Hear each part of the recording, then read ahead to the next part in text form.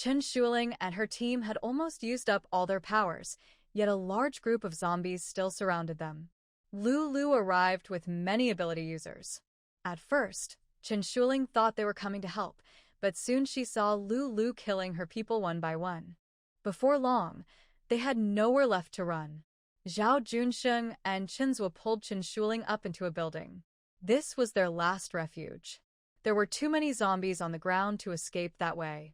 Not long after, Zhao Junsheng and Qinzhua lay motionless on the floor. Chen Shuling's mind went blank. She stared at Lu and asked, "Why?" Lu smiled. Why? "You've always been the precious princess. Whatever you wanted, your grandmother gave it to you without hesitation.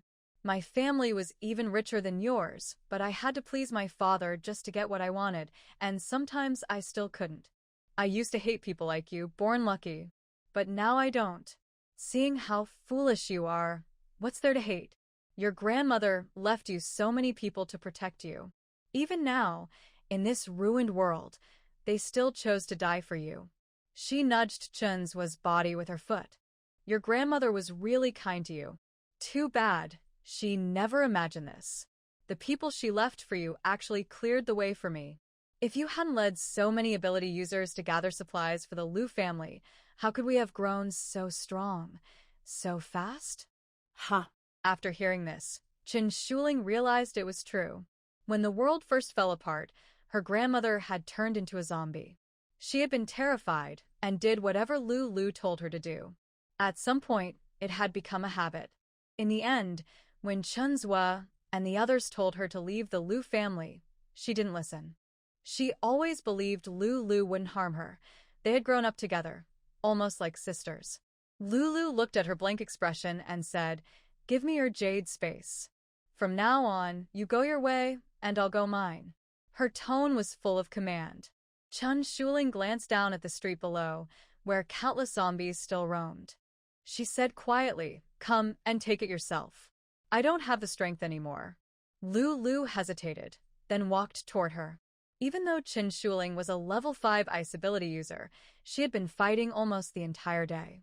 She was also a level 5 wind-type ability user, and she didn't trust anyone else to help her retrieve it. Just as Lu reached to remove the jade pendant from her neck, Chen Shuling used all her strength to hold Lu tightly and jumped off the building with her. Lu had always been on guard against Chen Shuling, afraid she might attack her heart or head with ice blades, but she never expected her to pull her down from the building. The more Lu struggled, the faster they fell. Chen Shuling's arms were locked tightly around her, and falling from the 9th floor was far too high, especially with so many zombies below. Suddenly, Chen Shuling opened her eyes and found herself lying on a wide, soft bed. Her phone was still ringing beside her. She was confused. Hadn't she used up all her power and jumped off the roof with Lu to be eaten by zombies? Puzzled, she looked around the room. It felt strangely familiar. After thinking for a moment, she realized this was the villa near her school before the apocalypse, her own room. The big bear pillow on the bed was the same one she used to hug every night before the world ended. Looking around at the familiar yet distant things, the large floor-to-ceiling window and the hanging chair she used to sit and sway in, she pinched her cheek hard. It hurt. Had she been reborn? She had read stories about rebirth, but she never thought it could happen to her. At that thought, hatred flashed in her eyes. For more than 10 years, she had treated her best friend with all her heart, never realizing that friend was a poisonous snake. That woman had caused the deaths of all her bodyguards and protectors, and in the end, even killed her. If she ever got the chance, she would take revenge. She would make that ungrateful person pay. In her previous life, the apocalypse began when dark gray rain suddenly fell. Most people who were caught in it turned into zombies, while a few gained special powers. Even those who didn't get wet sometimes changed. Some became zombies, others awakened abilities. The virus was in the air, spreading across the entire world. After the world fell apart, Zhao Junsheng and Qinzhua had both tried to persuade her to leave the Lu family. Unfortunately, Chen Shuling believed Lu's words. She thought that in the apocalypse, it didn't matter where she went. She never realized that while the Lu family's power grew, her own people were disappearing one by one. In the end, she accidentally discovered her spatial ability and told Lulu about it.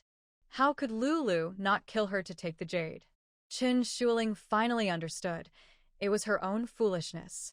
Her phone was still ringing beside her.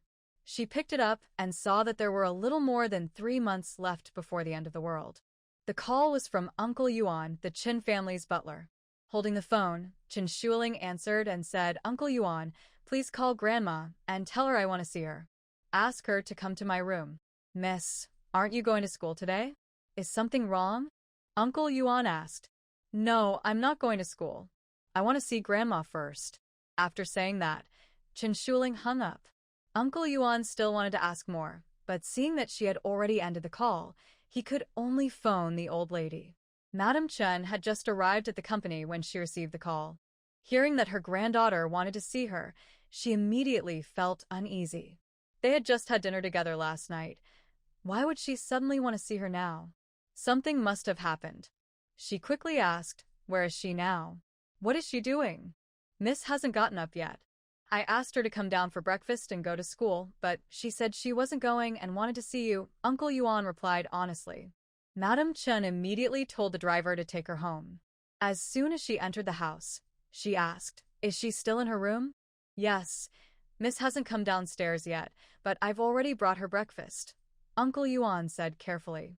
The young lady was the family's only treasure, and he dared not be careless. Madame Chen hurried upstairs. Just as Qin Shuling finished breakfast, she saw her grandmother rush into the room. The moment Madame Chen saw her beloved granddaughter, she quickly went over, held her hands, and looked her over from head to toe. Only after confirming she was fine did she finally relax. Tears welled up in Qin Shuling's eyes. In this world, the one who loved and cared for her the most was still her grandmother. Seeing her cry, Madame Chen's heart ached. "Silly girl, don't cry. Tell Grandma what's wrong. Whatever it is, Grandma is here for you." Hearing those words, Qin Shuling cried even harder. She wished she could stay in her grandmother's arms forever. In her previous life, when the end of the world came, her grandmother had been among the first to turn into one of the infected. Seeing her granddaughter cry harder and harder, Madame Chen grew even more anxious. Everything was fine yesterday, but after just one night, could it be that something happened to her granddaughter last night? "Who upset you? Tell Grandma, all right?" Old Mr. Yuan also spoke up. "Miss, please don't cry. Tell the madam what happened. She will stand up for you." He had entered the room with the old lady and saw the young miss crying in her grandmother's arms. He was confused. She had been perfectly fine when she went to bed last night. She was the only heir of the Qin family, and the entire family's resources were devoted to her. No one could bear to see her suffer even a little. Qin Shuling slowly calmed down and turned to look at Mr. Yuan. In her previous life, he and his family had lost their lives because of her. Now she still felt guilty and didn't know how to face him. She decided to talk to her grandmother first. Softly, she said, "Mr. Yuan, please step outside," and close the door. "I want to talk to Grandma alone." "All right," Mr. Yuan replied and quietly left, closing the door behind him. Qin Shuling held her grandmother's hand and sat on the bed. "Grandma, if I tell you something, will you believe me?" The old lady immediately said, "Of course. You're my only family. If I don't believe you, who else would I believe?" Qin Shuling wanted to cry again, but she forced herself to stay calm. She didn't even know where to begin. Seeing her silence, the old lady asked gently, "Silly girl, don't you trust Grandma? If you really don't want to talk, I won't force you. As long as it doesn't hurt you, Grandma will respect your choice. But if it does hurt you, you mustn't hide it from me, understand?" Qin Shuling shook her head. "Grandma, it's not that I don't trust you. I just don't know how to explain." The old lady noticed her granddaughter was still in her pajamas, so she told her to lie down. She lay beside her and pulled the blanket over both of them. "It's all right, take your time. Grandma has plenty of time to stay with you. It's been a while since we slept together. Let's rest for a bit first."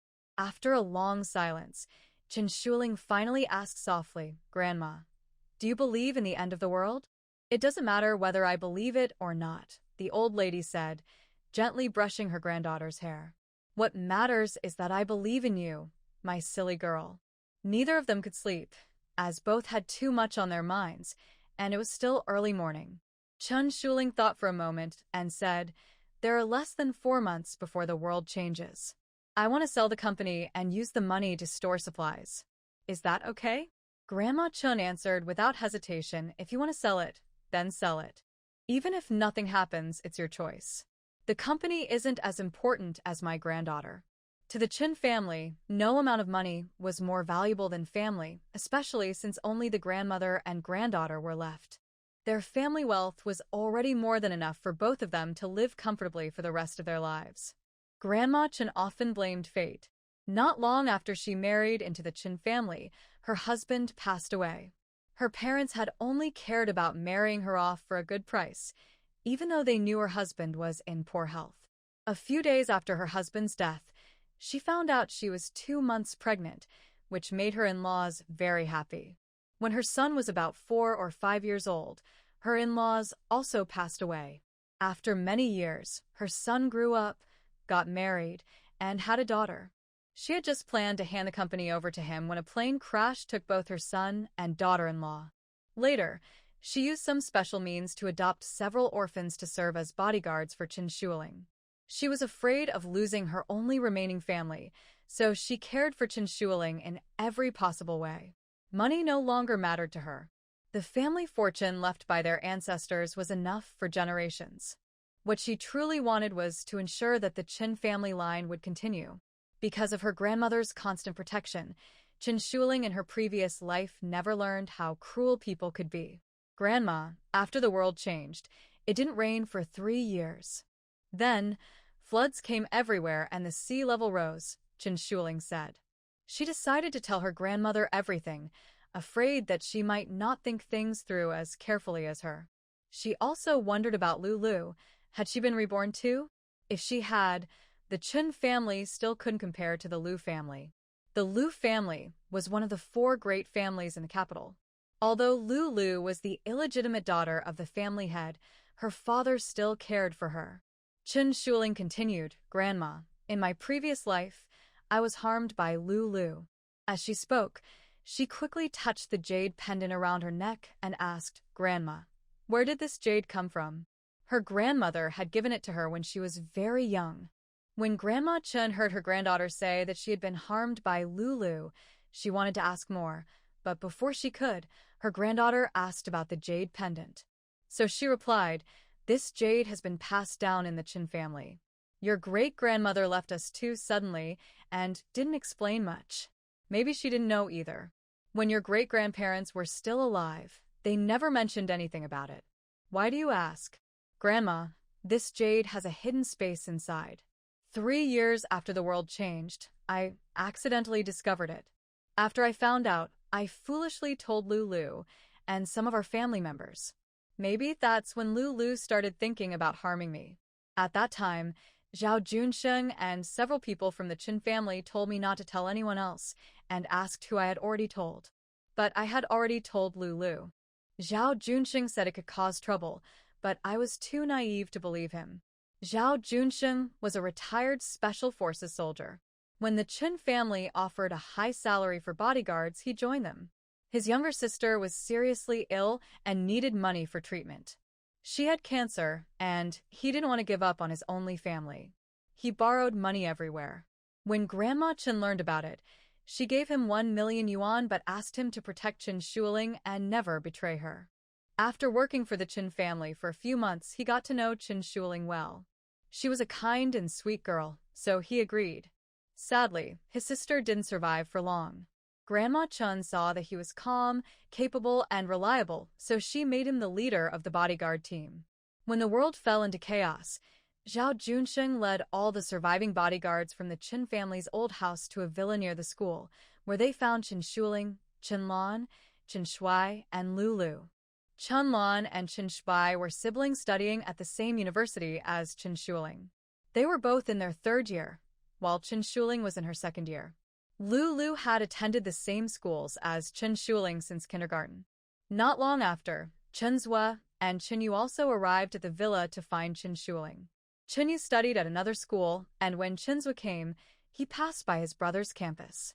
The two brothers had practiced martial arts since childhood, so dealing with low-level zombies was not a problem for them. They hid in the villa for a week. One after another, they started to develop fevers and awaken special powers. Chen Shuling gained the power of ice, while Zhao Junsheng awakened the power of lightning. Chenhua had the power of metal. Chenyu had water. Chenlan had both space and wind, and Chen Shui had earth. Among the bodyguards, 67 also awakened different powers, while 59 did not. After 11 days, another apocalyptic rain came, and more people awakened new powers. Lu also gained the power of wind after the second apocalyptic rain. Because of Lu, Chen Shuling led the remaining 100 or so members of the Qin family to join the Lu family. During the first 2 or 3 years after the apocalypse began, power struggles were fierce. In the end, out of more than 100 people, only a few stayed by Chen Shuling's side: Zhao Junsheng, Chenhua, Chenlan, Chen Yi, Chen Wu, Chen Lu, Chen Jiu, Huang Qingjie, Lin Ping'an, and Ma Mingyang. After hearing her granddaughter's story, the old Madame Chen deeply regretted everything. She had only wanted to find loyal and kind people to protect her granddaughter. With the wealth left by their ancestors, her granddaughter could have lived a peaceful life if she had the right people by her side. But she hadn't expected that no matter how good the conditions were, without wisdom, everything could still be lost, and all her efforts ended up helping others instead. The space jade was such a precious treasure, yet her granddaughter had told others about it. She hadn't realized how dangerous people's hearts could be. Even though those around her were carefully chosen, they still couldn't protect her life. Gently touching her granddaughter's head, the old lady said with concern, "Now that you know the Lu family isn't trustworthy, don't have any more contact with them. I'll find a way to handle the rest. But remember, my dear, never trust anyone too much. Always leave yourself some room to protect your own safety. You must always be cautious." "Grandma, do you think if I was reborn, Lu might have been reborn too?" Chen Shuling asked worriedly. The Lu family's power was far greater than the Qin family's. "It's possible," the old lady said, frowning. "Our Qin family can't compare to the Lu family right now. If that girl had also been reborn, her granddaughter could still be in danger. For now, the apocalypse hasn't started yet, so they can't harm us. I'll find someone to take care of the company first. You should rest for now." After speaking, she got out of bed. Chen Shuling wanted to help, but she didn't know what to do. She knew nothing about the company, and before, whenever she went there, it was just for fun. "Then I'll go buy some supplies," Chen Shuling said as she stood up. She couldn't help with company matters, but she could at least handle shopping for materials. "You'd better not go out now. I'm afraid the Lu family might come to take things," Grandma Chen said, gently pressing her granddaughter back onto the bed. "Oh, right, Grandma. I haven't activated the space yet," Chen Shuling said quickly. Grandma Chen stopped walking and watched her granddaughter look for something. Chen Shuling found a fruit knife and ran to her grandmother. She took off the jade pendant and handed both the knife and the jade to her. "Grandma, you just need to drop some blood on the jade. You should do it. I'm afraid I might not be able to keep it safe." The jade looked like a peace amulet, but without a hole in the middle. Both sides were smooth, about the size of a thumb, and it was set in a gold frame as a necklace. It looked like an ordinary piece of jade. "Silly girl, you should keep this space yourself. Just don't tell anyone about it. People can be dangerous, and having something valuable can bring trouble. Remember these words always, understand?" Grandma Chen still looked worried. In her previous life, she hadn't been there. She must have died. If she were to die again in this life, could this silly girl escape the Lu family's harm? Chen Shuling thought for a moment and didn't argue. She could keep it herself. After all, she had survived almost 4 years in her previous life. Although she had been a bit foolish and trusted the wrong people, she still knew something about the end times and the zombies. Just as she was about to act, Grandma Chen stopped her. "Silly girl, don't do that yet. The knife hasn't been disinfected. It was just a fruit knife, and Grandma Chen didn't dare let her granddaughter use it like that." "Okay, I'll get some disinfectant, Chen Shuling said. She turned to leave with the knife and the jade pendant, but tripped over a doll under the bed and fell forward. The fruit knife in her hand accidentally pierced her chest. Lingia. Grandma Chen cried out in shock and rushed to help her.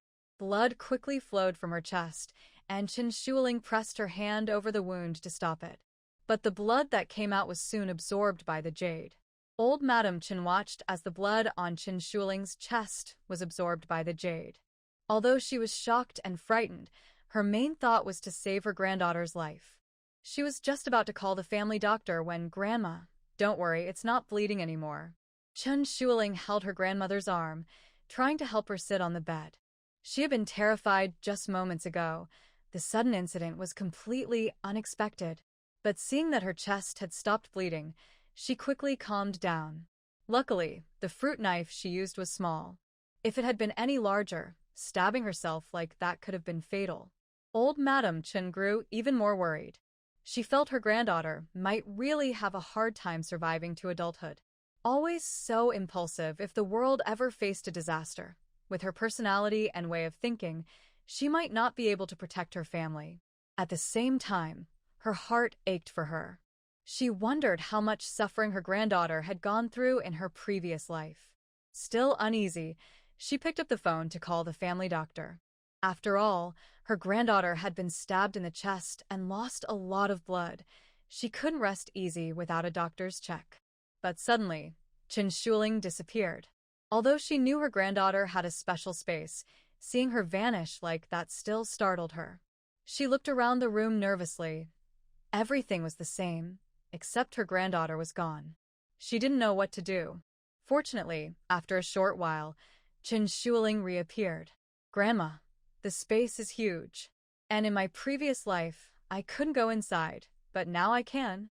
Before old Madam Chen could respond, Chen Shuling continued, "Grandma, let me take you in to have a look." She reached for her grandmother's hand. Since she could enter now, maybe her grandmother could too. She had just been thinking how great it would be if she could go inside, and then she actually did. In her previous life, she couldn't enter the space, which was why she had been harmed by Lulu. "All right," old Madam Chen agreed. After all she had been through, her heart was still strong. Seeing her grandmother agree, Chen Shuling held her hand, and together they disappeared from the room. Once inside the space, old Madam Chen saw a distant mountain and, about 100 meters away, a river flowing gently. "Grandma, shall we look around?" It was only Chen Shuling's second time entering. The first time, she had left quickly, afraid her grandmother would worry. "All right," old Madam Chen replied, her eyes full of curiosity about this mysterious place. As they walked, they looked around. The ground was black in some places and yellow in others, with a few small patches of grass here and there. After a while, they reached a small river about 20 or 30 meters wide. There seemed to be white mist at both ends of the river. Chen Shuling wanted to see what was beyond the mountain. When they were still about 200 meters away from the mountain, they saw a spring giving off warm steam. Chen Shuling walked over and touched the water. It wasn't cold or hot, so why was there steam rising from it? The wound on her chest had stopped bleeding, but it was still there. Standing near the spring made it feel a little tingly. She decided to use some of the water to clean the wound, and before long, it completely healed. Watching the wound slowly close, Chen Shuling jumped with joy. "Grandma, this must be a magical spring." She had read about such things in novels, but she never imagined she would experience it herself. Oh. Grandma Chen didn't know what a magical spring was, but seeing her granddaughter's wound heal, she knew the water was special. "Why don't we drink a little?" Chen Shuling thought that if this really was a magical spring, maybe it could help her grandmother live longer.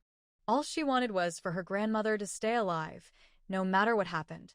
"All right, I'll drink first," Grandma Chen said, scooping up some water with her hands. Chen Shuling also bent down to drink, but Grandma quickly stopped her. "Wait a bit. Let me try it first. If it's fine, then you can drink." "It's okay, Grandma." In stories, water that can heal wounds is usually safe. "We'll just drink a little," Chen Shuling said. She couldn't help but wonder why things were different from her previous life. Last time, she couldn't even enter this place, and there was no magical spring. Could it be because she used blood from her hand before, and this time it was from her chest? She couldn't figure it out, so she stopped thinking about it. After drinking some water, they both stopped. A while later, Grandma Chen began to feel stomach pain, so Chen Shuling quickly helped her out of the space and to the bathroom. She went to the bathroom in the next room herself. Half an hour later, they both came out and returned to the space together. They looked around for a long time. The edges were covered in white mist, and they still didn't know what it was. Chen Shuling still wanted to walk to the edge of the white mist to see what it really was. Grandma Chen said, "Forget it. We can check it out later when we have time. For now, let's go out and get things ready. We're not only facing the end of the world, but also the Lu family. If Lu has also been reborn, she'll definitely come to fight for this treasure." "Oh no, Grandma, my jade pendant is gone." She suddenly realized that the pendant she had been holding was missing. How could it be gone? We're still inside the space. Grandma Chen started searching her granddaughter, worried about losing such a precious item. Chen Shuling also looked around but couldn't find it. Just as she was about to go out and search, she accidentally noticed a small mark on the wound near her chest. It looked exactly like her jade pendant. "Grandma, don't look for it anymore. It's inside my body now." She pointed at the mark to show her grandmother. "It's merged with me. No one can take it away now." "Silly girl, don't be too happy yet. If someone hurts you, they could still take it," Grandma Chen said cautiously. "Oh," Chen Shuling replied softly, then took her grandmother's hand and left the space. Once outside, she felt a bit dizzy. "Grandma, you go get things ready. I'll rest for a while." It was her first time using the space like this, and bringing someone in and out had drained her energy. But Grandma Chen held her hand and said, "Let's go back to the old house to rest. It might not be safe here." This villa had been bought for Chen Shuling's convenience while studying, as it was close to her school, so she usually stayed here during school days. Although she felt dizzy, Chen Shuling followed her grandmother out of the room. Grandma Chen quickly called Chen Yuan, Chen Zhua, Zhao Junsheng, and Chen Yi, telling them to return to the old house immediately. She also told Zhao Junsheng and Chen Yi to call back all the bodyguards, including those still in training. When they reached downstairs, they saw Uncle Yuan waiting for them. Grandma Chen said, "Uncle Yuan, dismiss all the cleaners we hired. After you finish taking care of things here, go back to the old house right away." "All right," Uncle Yuan replied without asking why. He could tell something serious had happened. Miss Chen was acting very differently today. Yuan Bo's father was adopted by the old master of the Qin family during a time of war and famine. Because of this, Yuan Bo's father was deeply grateful to the old master, Chen Shuling's great-grandfather, for saving his life and taking him in. Their family originally had a different surname, but later changed it to Chen. When Yuan Bo's father passed away, he told his sons, Chen Yuanbo and Chen Yuanen, to always remember the Qin family's kindness and never betray them. Now, Yuan Bo's wife, Wen Liping, still manages the household for the Qin family. His younger brother and sister-in-law, Amy, helped the old madam of the Qin family run the company. After Chen Shuling's father died unexpectedly, Yuan Bo stayed home to take care of her. Yuan Bo's two sons both work hard. Chen Zhua, the elder one, works in the Qin family's company. He's 26 and still single. The younger one, Chen Yu, is a college junior. His brother's twins, Chen Lan and Chen Shuai, are both 22 and also in college. Their whole family is completely loyal and obedient to the Qin family. When they returned to the old house, Chen Shuling went straight to her room to rest, not wanting to trouble her grandmother. The old madam went to her study. After hearing what Chen Shuling said, she realized that the people she had raised had not betrayed the Qin family. So she decided not to hide anything, except for the secret of the space.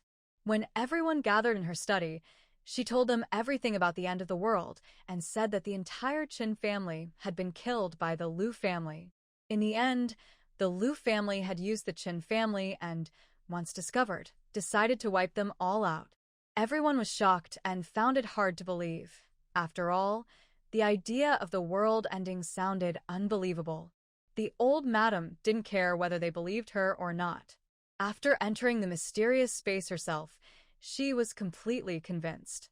She gave her orders. Yuan and sell the company as quickly as possible.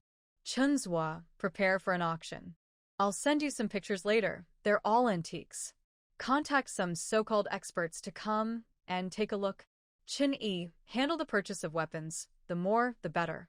Zhao Junsheng, focus on protecting Linger. I'm worried about the Lu family, so recall all our people. Yuan Bo, take Shin Air and the others to buy supplies and call Chen Lan and the rest back home. They don't need to attend school anymore. Remember, when the world ends, grayish-brown rain will fall. Anyone touched by it will turn into a zombie, though a few may gain special powers. Some people who didn't get caught in the rain also turned into zombies, and some awakened special powers, since the virus was already in the air. You must not tell anyone about this, not even the Chen family. Grandma Chen ordered several people in a row. Yes, ma'am. Everyone answered immediately. Whether they believed it or not didn't matter. If the old lady gave an order, they had to follow it. Go now, she said, sending them off without giving them any time to process such shocking news. Then Grandma Chen called Chin-san, asking him to keep an eye on Lulu. Meanwhile, Lulu kept calling Chen Shuling. When she opened her eyes, she found herself in her own apartment. She sat there for a long time before realizing she had been reborn. She tried calling Chen Shuling, but her phone was turned off. In her previous life, on this same day, they had been studying together at school. She rushed to the school, but didn't see Chen Shuling. When she asked the teacher, the homeroom teacher told her that Chen Shuling had dropped out. Lulu immediately guessed that Chen Shuling might have been reborn too. Otherwise, how could things change so much? In her past life, Chen Shuling had been at school today, but now she had suddenly quit. This could only mean she remembered the past as well. Now, without Chen Shuling, Lulu couldn't get the jade pendant. What should she do? She had no choice but to go back and talk to her father, hoping he would believe her. If he believed her, she might still have a chance to get the jade space back. If not, what could she do? In her past life, she had tried to harm Chen Shuling, and this time, Chen Shuling would never let her go. She took out her phone and called her father. After a few rings, he answered, Xiaolu, what is it? Dad, I have something important to tell you. Do you have time now? She asked carefully. She knew he might not want to see her. After all, she was only his illegitimate daughter. I'm at the company right now. If it's something important, just say it over the phone, Lu Chongqun replied. Dad, it's really important. It's about the safety and future of our whole family. Please believe me. I have no reason to lie to you. You raised me. I'm your daughter. I would never dare to deceive you. Lulu tried to persuade him. From his tone, it seemed he didn't want to meet her, but this was something she couldn't explain over the phone. What is it? Is it really that serious? He asked. Then come to the company. Lu Chongqun hung up the phone, thinking his daughter probably needed money again. The Lu family was powerful and wealthy. No one would dare to touch them. Even if one of the other 3 major families wanted to, it wouldn't be easy. Still, he was curious about what his daughter wanted to say, especially since she sounded so serious. When Lulu arrived at the company, her father's secretary was already waiting for her by the elevator. The secretary led her to Lu Chongqun's office door. Lulu had never been to her father's office before. As an illegitimate daughter, she wasn't allowed to come without his permission. She knocked on the door, and a voice from inside said, Come in. Dad. Lulu greeted softly as she walked up to his desk, standing still and not daring to look around.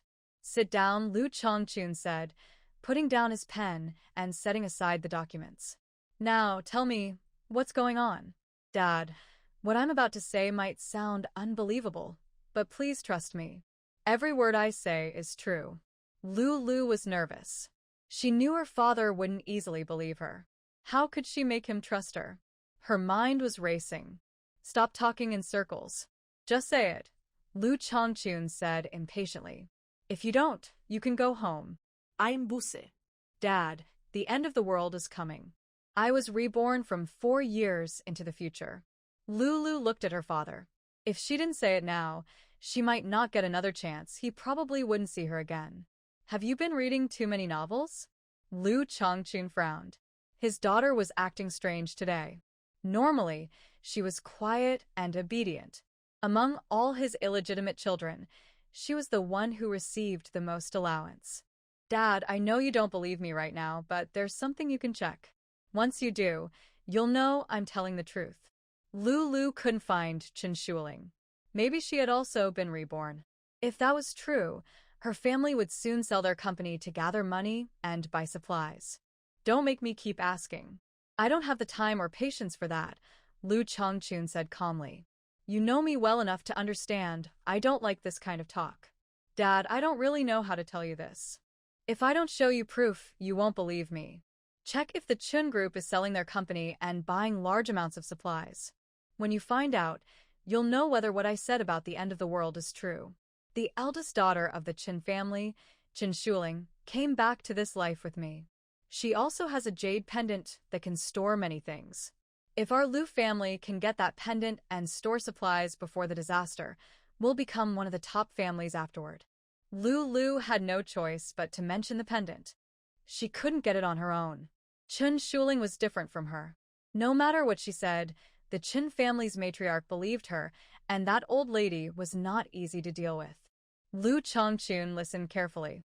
The Chen family in the capital wasn't small, though not as powerful as theirs. Still, it was an old family with a long history. He asked, "How did the end of the world happen?" "I don't know. In my previous life, no one knew why it suddenly began. It started with grayish-brown rain that carried a virus. Most people who got caught in the rain turned into zombies, but some gained special powers. Those who didn't get wet might stay normal, but not always." Lu sighed in relief. Her father's questions meant he was starting to believe her. "All right, I'll give you 20 million first. Use it to buy what you need. I'll look into the Chin family before making further plans," Lu Changchun said. He wanted to see if his daughter was telling the truth. If she was, they needed to prepare carefully. Otherwise, it would be troublesome. He asked again, how long until the end of the world? Of course, he didn't fully believe her. Giving her 20 million was fine. If she was wrong, it would just be her allowance for the next few years. Less than 4 months, Dad. After it starts, it won't rain for 3 years.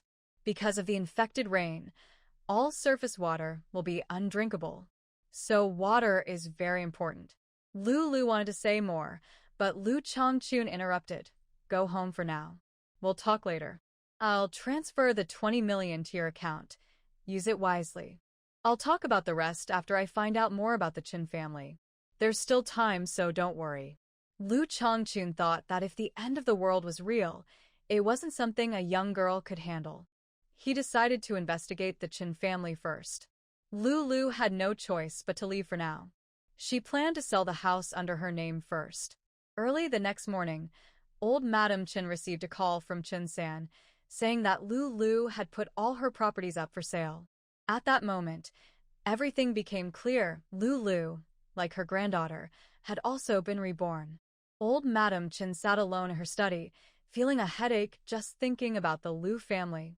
In the capital, there were 4 major families: the Li family, the Bai family, the Qian family, and finally the Lu family. Although the Lu family ranked last among the 4, the Chin family still couldn't compare. The Chin family had some wealth, but compared to the Lu family, the difference was huge. Thinking that she might still die in the future, she wondered how she could protect her granddaughter's life. Forget it. She couldn't afford to offend the Lu family. She needed to find someone she could rely on. Her silly granddaughter was already old enough to marry. She picked up her phone and made a call. "Old Li, how have you been feeling lately?" A cheerful voice answered. "Good. Very good. What made you think of calling this old man today?" "We've been friends for decades, so I'll get straight to the point. My granddaughter is old enough to marry," old Madam Chin said directly. "No way. You're really willing to let her marry? I thought you treasured that girl more than your own heart." He remembered how, when they were young, he had once wanted to pursue her. But she had said she needed to protect her son, and later, her granddaughter.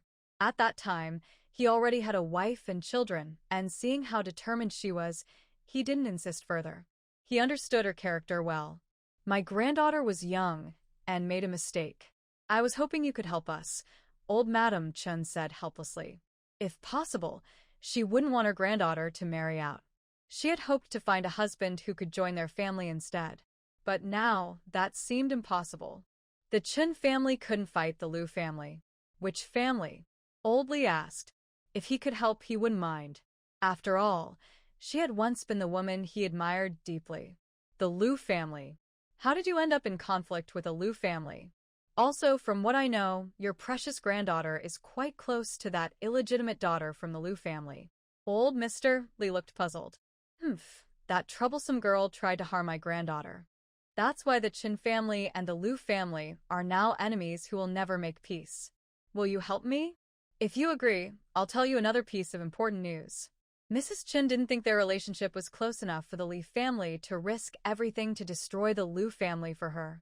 After all, they were both among the 4 great families, and any conflict between them would cause losses on both sides. So she planned to use information about the coming disaster as a bargaining chip. What is it? Tell me, said old Mr. Li calmly. My only request is that you protect my granddaughter and let her live a safe, healthy, and free life. If you can't promise that, I won't tell you anything. We're both business people, so let's be clear from the start, said Mrs. Chen. What do you want? Asked old Mr. Li. I want my granddaughter to marry one of your grandsons, someone she likes. And your family must swear never to break this promise. If they have children, one of them must carry the Chin family name. Mrs. Chin still didn't want her granddaughter to marry outside the family, but she had no other choice now. What kind of matter would make you go this far? Old Mr. Li asked, growing more curious. If you agree, we'll meet and talk in person. If not, I'll find another way, said Mrs. Chen. All right, let's meet and discuss it then. Old Mr. Li knew her granddaughter was very beautiful, and since he had many grandsons, he thought there was nothing to lose. Then you must call back all your unmarried grandsons. I don't want my granddaughter to be treated unfairly. Mrs. Chin knew the Li family had many grandsons, so she wanted her granddaughter to choose the one she liked best. That's no problem. I promise you, as long as I'm alive, your granddaughter will never suffer in my family. He thought to himself that although he hadn't gotten what he wanted in the past, letting his grandson marry the Chin family's granddaughter would make up for it. They agreed to meet in 2 days instead of a week. Mrs. Chen said the sooner, the better. It would be good for both families to get the news early. When Chen Shuling woke up the next morning, her head no longer felt dizzy. She guessed it was because she had used too much mental energy while taking her grandmother into the special space. When she went downstairs, she didn't see her grandmother or Uncle Yuan. Usually, Uncle Yuan would be around whenever she came down, but after asking a maid who was cleaning nearby, she learned that her grandmother was still in the study and Uncle Yuan had gone out early. After breakfast, she went to the study to find her grandmother. There were still some things left unsaid from yesterday. Grandma, you're awake? Have you eaten? Come, sit down. Old Mrs. Chen patted the stool beside her, motioning for her to sit. Eva eaten. What about you, Grandma? Chen Shuling sat down next to her. I've eaten too. You shouldn't go out these next few days. In a couple of days, I'll take you to meet someone. She needed to tell her this in advance. Why do I have to meet someone? Chen Shuling was stunned. The world was about to fall into chaos, and her grandmother still wanted her to think about marriage? Silly girl, listen to me. I would never harm you. I just want you to live well no matter what happens. As long as her granddaughter married into the Li family, the Liu family wouldn't dare to act recklessly. Don't worry, Grandma. After everything that happened before, I've grown up. I won't trust people so easily anymore, and I'll live well. Chen Shuling didn't really want to get married. She just wanted to stay with her grandmother. Besides, she was no longer as weak as before. The world was about to change, and getting married so suddenly, without feelings or trust, didn't seem right. No, right now. Marriage is your only way to survive. I found out that Lulu, just like you, has also come back from the past. She's already put all her properties up for sale. With the Chun family's current strength, we can't fight the Liu family. Once the world falls into chaos and there are no laws, it'll be even easier for them to harm us. So I have to find you a stronger protector, someone who can keep you safe. Old Mrs. Chen patiently explained to her granddaughter. Oh, All right, Grandma. I'll do as you say. Since Lu had also returned from the past, Shuling didn't argue anymore. In her previous life, so many people had died because of her. This time, she wanted to protect them instead.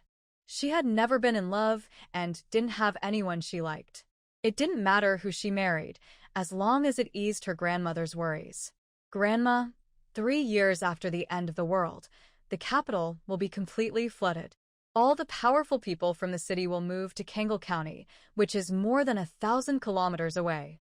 Kangle County is the highest area within several thousand kilometers, not counting the mountains. The mountains are too dangerous because of the mutated plants and animals. Kangle County is high, large, and not very crowded. Grandma, should we buy a house there first? Otherwise, land there will become very expensive, and we might not be able to buy one later. I'll remember that. I have some things here. Put them into your storage space first.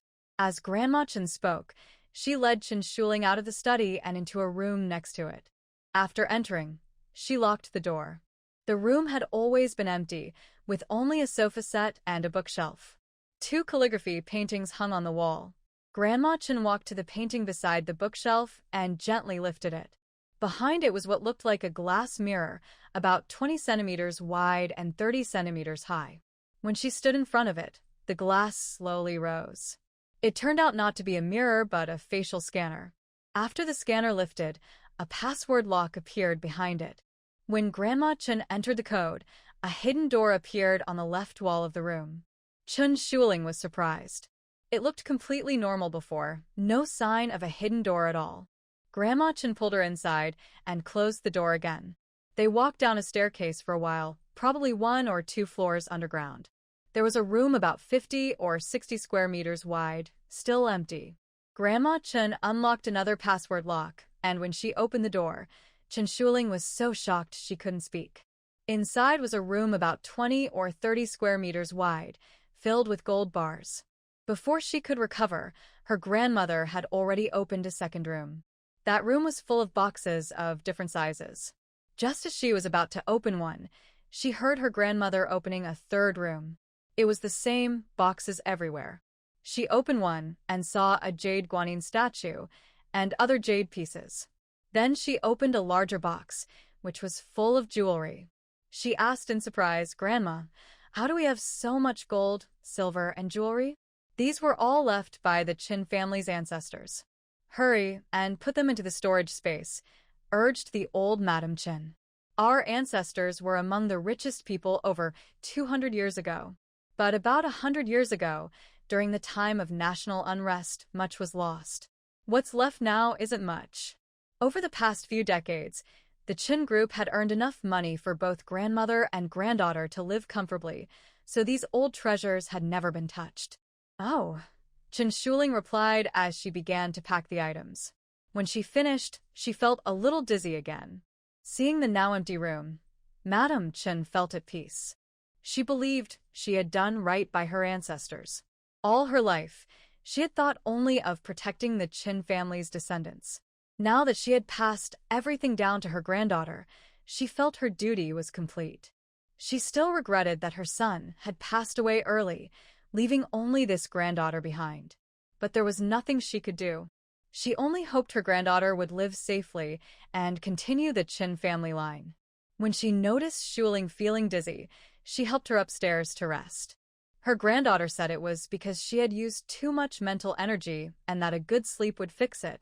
After watching her fall asleep, Madam Qin went to the study and called Qin Wu, instructing him to buy the highest land in Kangle County, buy as much as possible.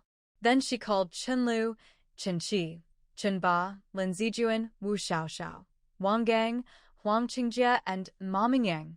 These people were all orphans she had raised herself. In their previous lives, they had risked everything to protect her granddaughter. She trusted them completely. When they arrived at the study, she said, "What you need to do now is buy building materials, get movable steel houses, the strongest kind, earthquake-proof and well-insulated. Do you know what the end of the world means? If not, look it up online. I'll give you 500 million yuan to start. Buy the best materials, and as much as you can. I'll send more money later. Once you've bought everything, deliver it all to Kingle County. Understand? Madam, is there really going to be an apocalypse? How do you know? Huang Qingjie asked. How I know isn't important. You'll understand later. Just do as I say. Madam Chen had once told Chen Zue and the others that Chen Shuling had been reborn, but now she saw no need to mention it again. She didn't want too many people to know her granddaughter's secret. Yes, they all stood up. I'll transfer the money to Wang Gang's account first. If you need any, go to him for it. Also, follow his plan for buying materials. Understood? Wang Gang was more experienced and steady than the others, so he was chosen to manage the purchase of building materials to keep things organized. Understood, they replied, and left. When Chen Shuling woke up and went downstairs for lunch, she still hadn't seen her grandmother. She asked a maid and learned that her grandmother had been in the study all morning. After a while, Chen Shuling went to the study and saw that her grandmother wasn't alone. Mr. Yuan, Zhao Junsheng, and a man she didn't recognize were also there. Grandma, have you eaten yet? We just did. What about you? Her grandmother gestured for her to sit beside her. The three men stood up and greeted Chen Shuling. I just ate too. And this is? She asked curiously. At such an important time, her grandmother wouldn't usually meet with someone unimportant. Oh, Miss Chen, my name is Ma Ningfei. I'm a private investigator, the man said with a small smile as he stood up again. Ningfei, no need to be so formal. Sit down. Linger, you can call him Uncle Ma. You can trust him, said the old lady. Yes, Mississippi. The madam once saved my life, so I would never betray the Chen family. Over 40 years ago, Ma Ningfei had been a homeless orphan who survived by stealing. One day, while stealing from a wealthy household, he accidentally witnessed a murder. Startled, he made a noise and was discovered. The killers chased him, and he fled in panic, eventually hiding in the Chen family's home. Instead of turning him in, the old madam hid him for 2 months and later sent him to City B, giving him money to study. He never forgot her kindness. Over the years, whenever he heard of anyone plotting against the Chen family, he would immediately inform the old madam. Linga, I asked him here to keep an eye on the Lu family, said the old lady, then turned to Ma Ningfei. You can go now. Ma Ningfei stood, nodded to both of them, and left the room. Grandma, we should still treat him with some kindness in the future, Chen Shuling said. Why? Do you think he'll betray us someday?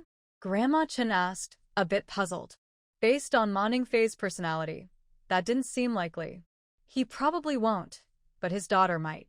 In my previous life, he helped us a few times, but he didn't live long. He died less than a year after the world changed.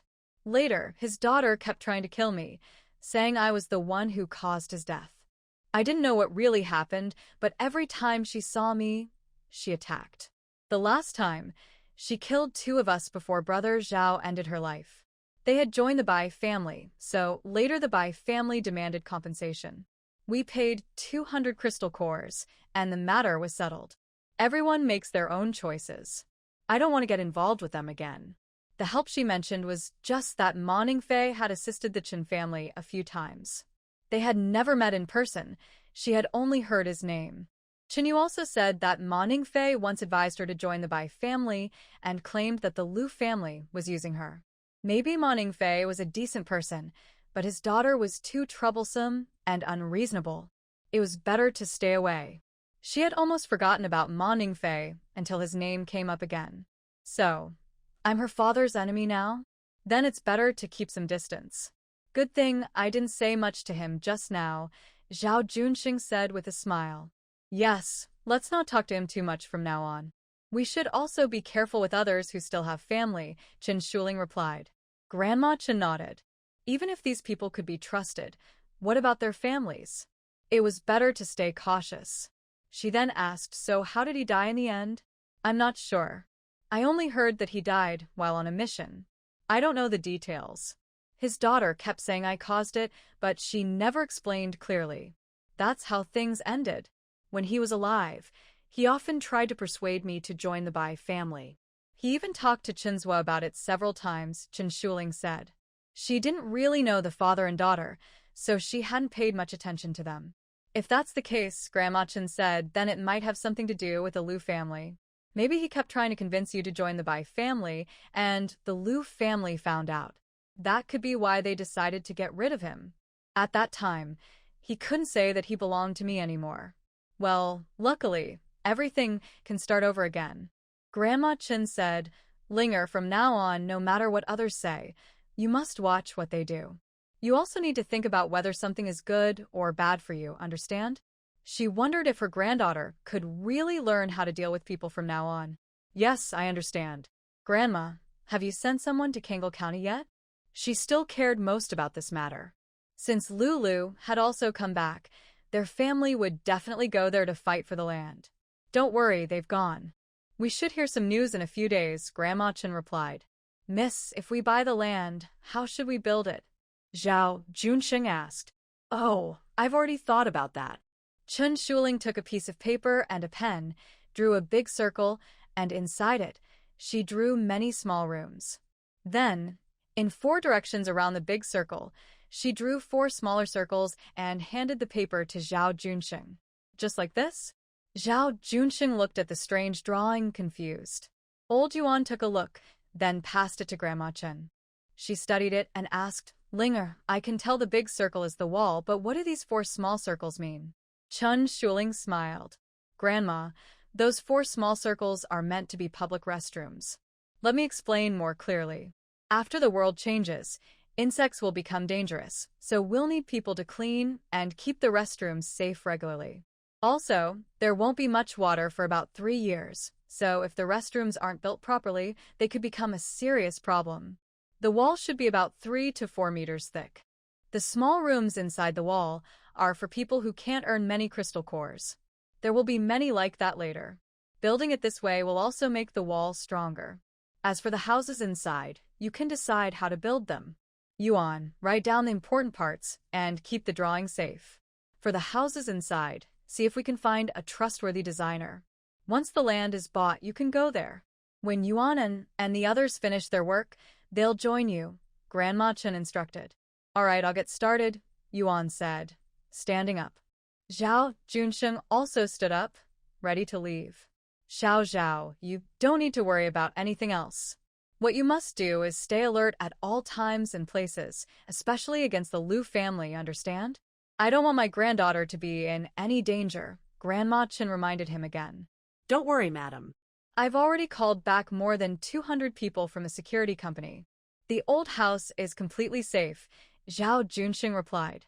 He wasn't sure if the Liu family would really come after the young lady as the old lady feared, but it was better to be cautious. After they left, Chen Shuling pulled Grandma Chen into the space again. As soon as they entered, they noticed something different. Why does it look different from before? Grandma Chen asked in surprise. The space looked much larger now. Before, they could see a white mist in the distance, but now it stretched endlessly. When I woke up, I already felt something had changed, so after breakfast, I came to find you to check it out together, Chen Shuling said with a smile. Grandma, since we have time, let's explore a bit. All right, Grandma Chen agreed happily, seeing how much bigger the space had become. Let's first check this spiritual spring. I felt much better after drinking that water. Yes, and let's also see if the things we stored are still there. When she had stored the items, she placed them near the spring. Now, with the space so different, she wasn't sure if they were still in the same place. Right? At first the space seemed to be only about a couple thousand acres, but now we can't even see the end. Let's go. Grandma Chen was delighted by how vast the space had become. It took them quite a while to reach the spring. I can't go any farther, Grandma.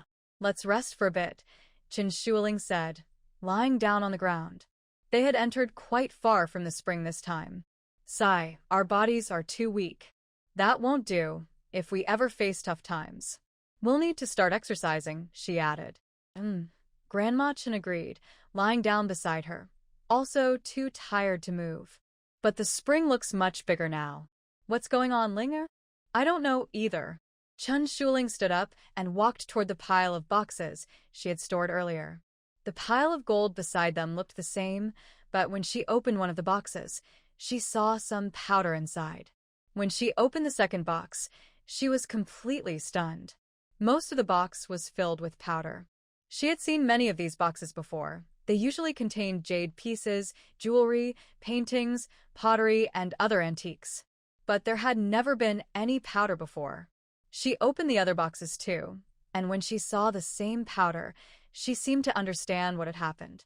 Old Madam Chin noticed her expression and quickly came over. Huh. "Where's the jade guanyin statue?" she asked, starting to look for it. "Grandma, no need to look. I think I know why the space has become larger."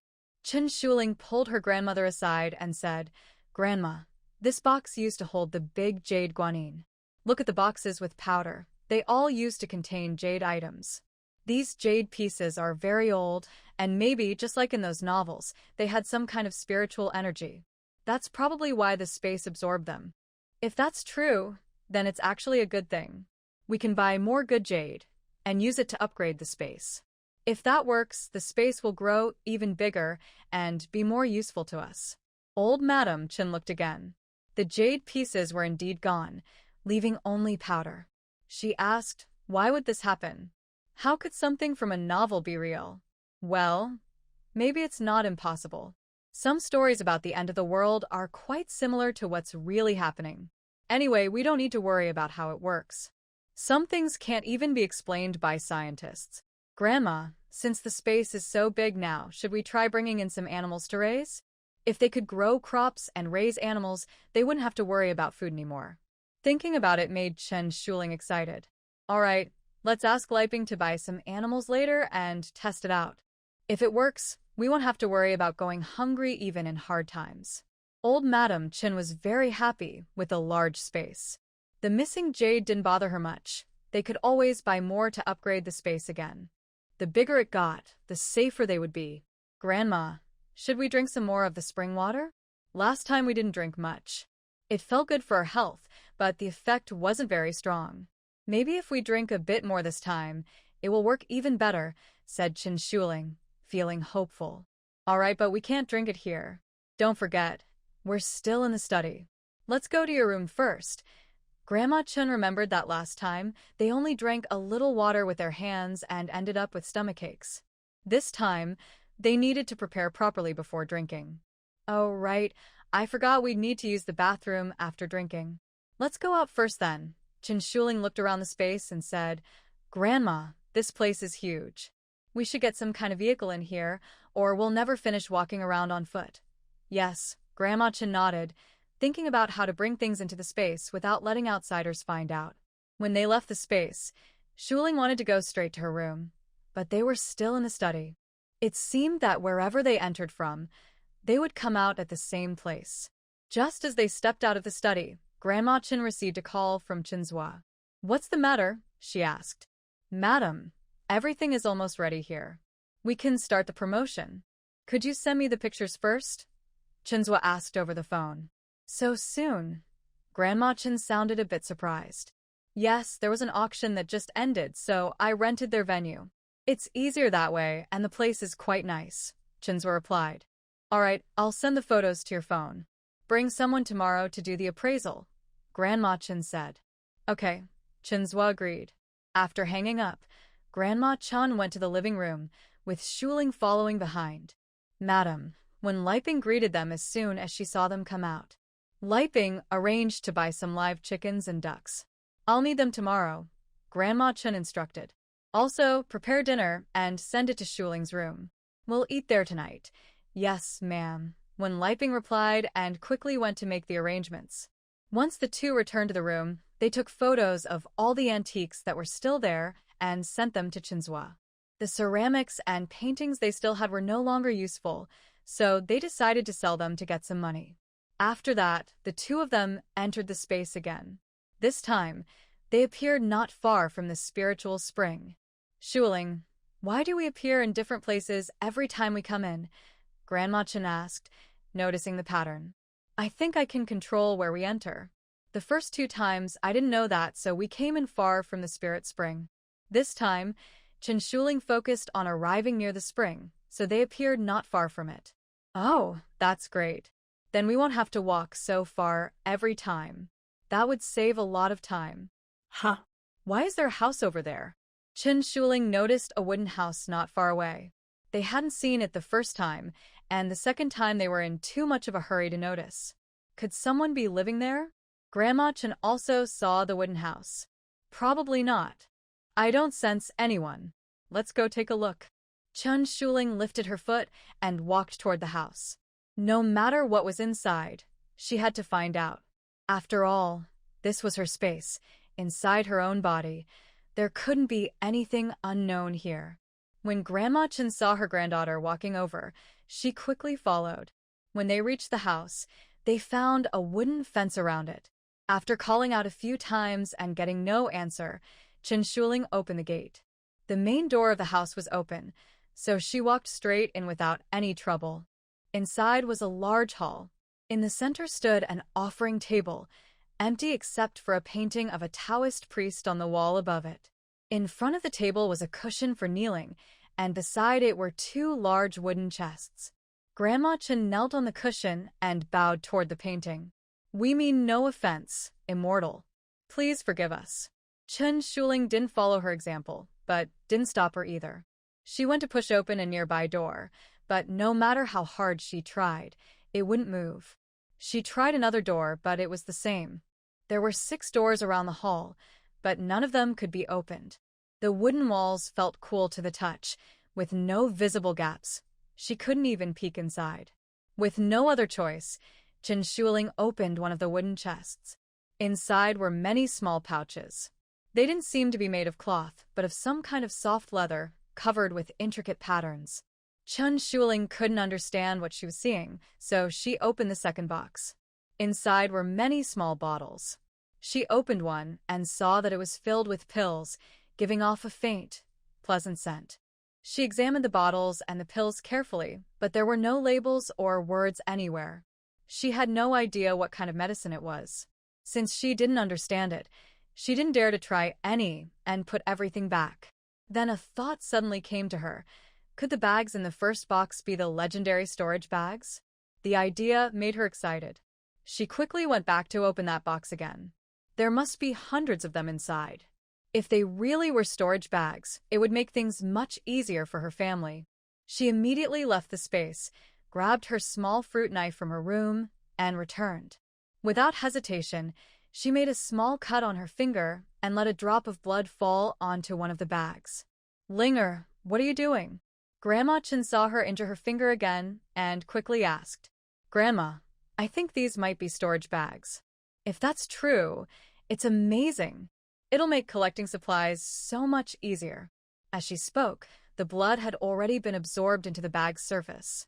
She focused her mind on the bag, and to her surprise, she could see a large space inside. Grandma, it really is a storage bag, and the space inside is quite big. Chen Shuling handed the small knife to her grandmother. Quick, Grandma, try it like I did. Drop a bit of blood on it and focus your mind. You'll see the space inside. Following her granddaughter's instructions, Grandma Chen made a small cut on her hand. Her skin was thin, and she worried there wouldn't be enough blood, but soon the bag absorbed it. When she focused her mind, she saw that the space inside was about 4 or 500 square meters wide. I can't believe something so small can hold such a huge space. Grandma, with these storage bags, it'll be so much easier for us to store supplies. Chen Shuling excitedly opened the box and found that it was full of the same kind of bags. They must all be storage bags. But don't take these things out carelessly, or we'll be in even greater danger. Especially, we can't let the Liu family find out. Just thinking about the Liu family gave Grandma Chen a headache. All right, Grandma, let's go drink some spiritual spring water first. As long as we recover our health, we won't have to fear anything. Before the apocalypse, many members of the Qin family had awakened special abilities, and all of them were loyal. Now that they had such valuable items, if they could also gather some weapons, they wouldn't have to worry about the Liu family anymore. The grandmother and granddaughter drank quite a bit of the spiritual spring water and spent a long time cleansing their bodies. Afterward, they both felt much lighter and more comfortable. After dinner, Chen Shuling went to sleep.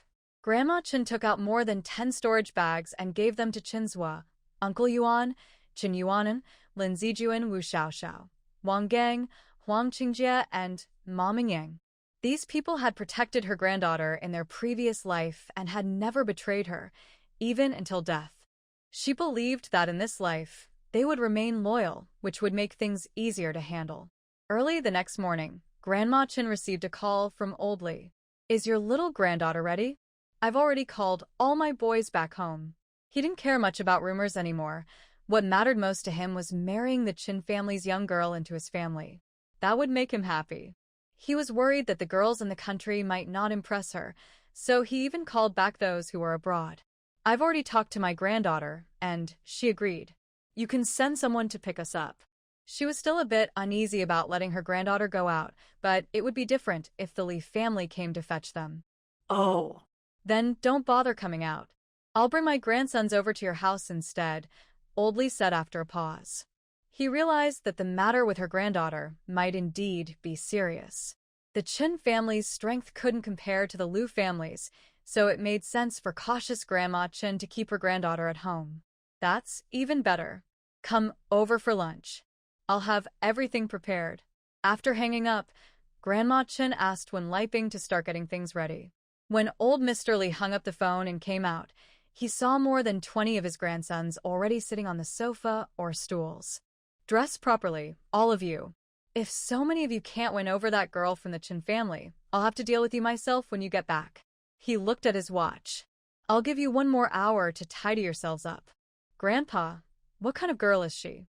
Why do all 20 of us have to go meet her together?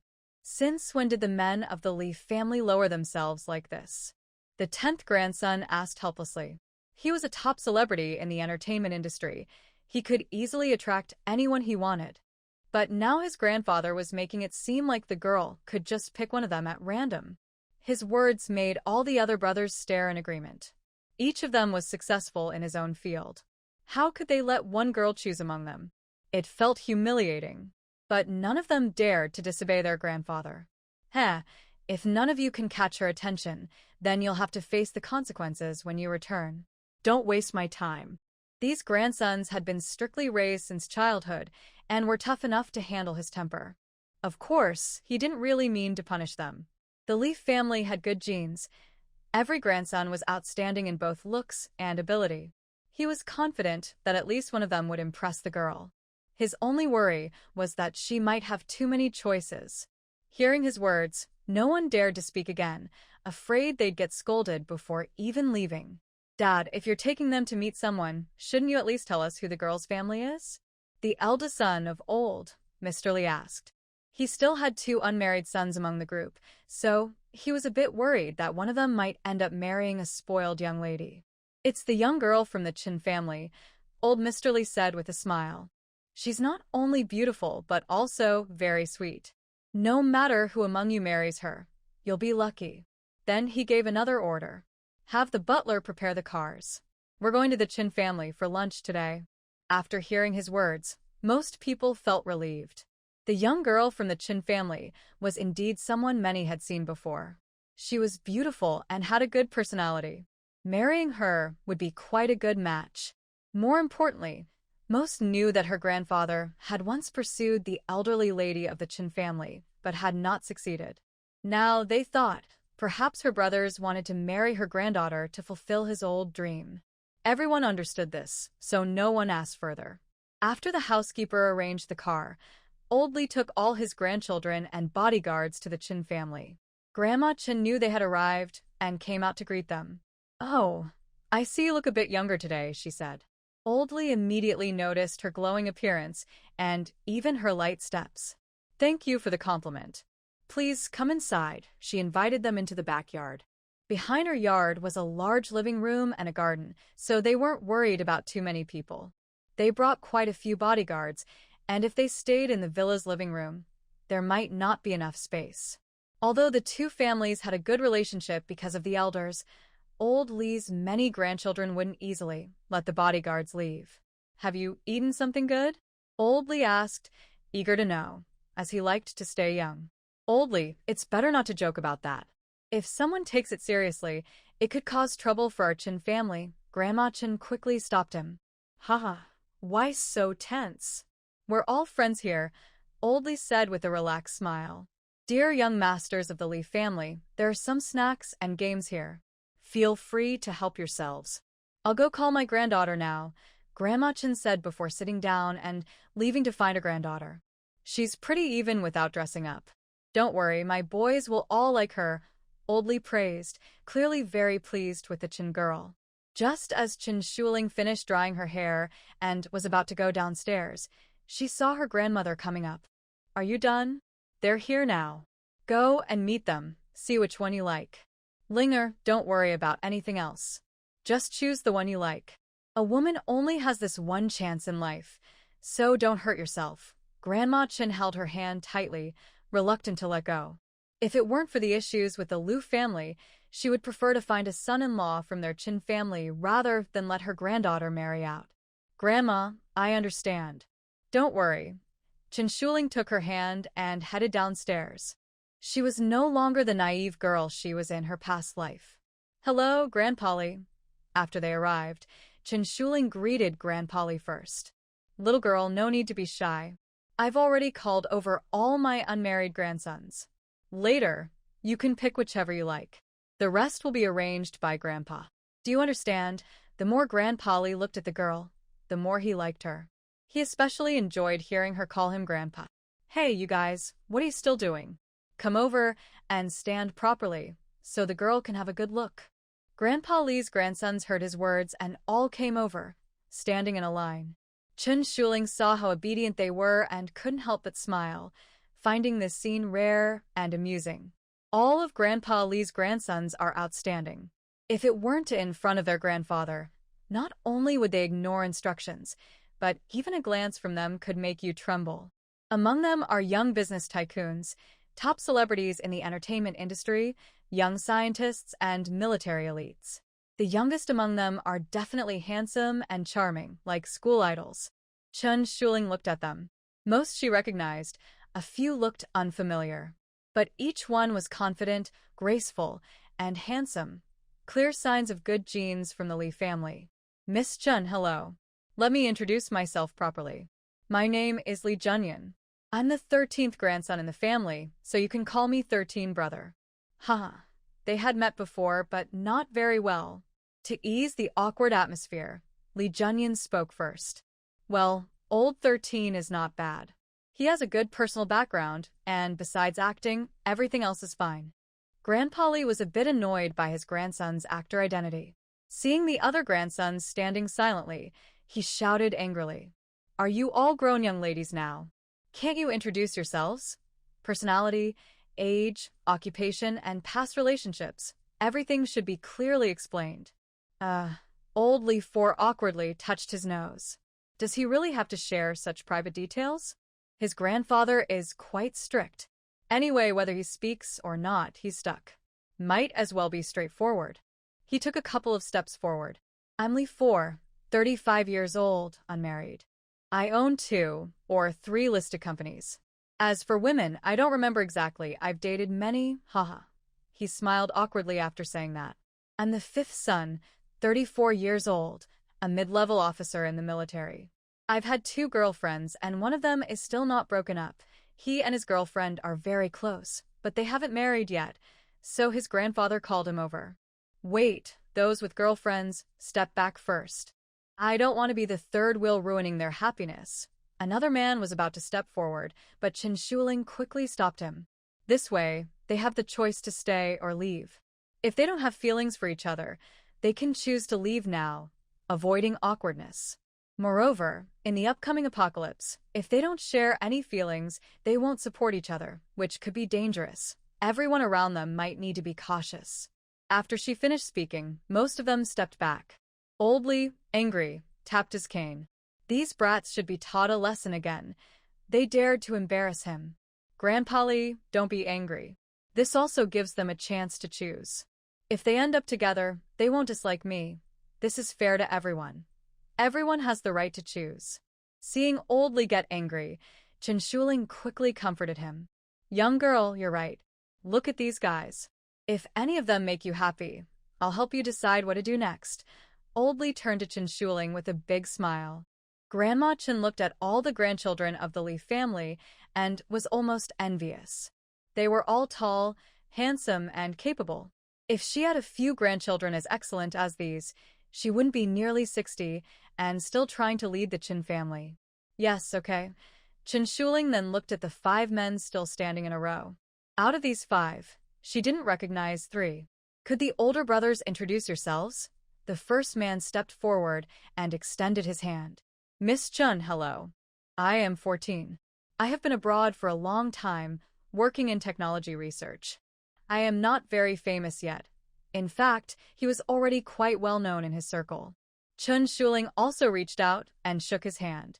Hello. She didn't know how to introduce herself and simply greeted him awkwardly. Compared to the Lee family members, she felt she was far behind and didn't know how to introduce herself properly. Miss Chun, there's no need to be nervous. No matter what, we are still family in the future, haha. He smiled and stepped back. Chen Shuling then looked at the second man.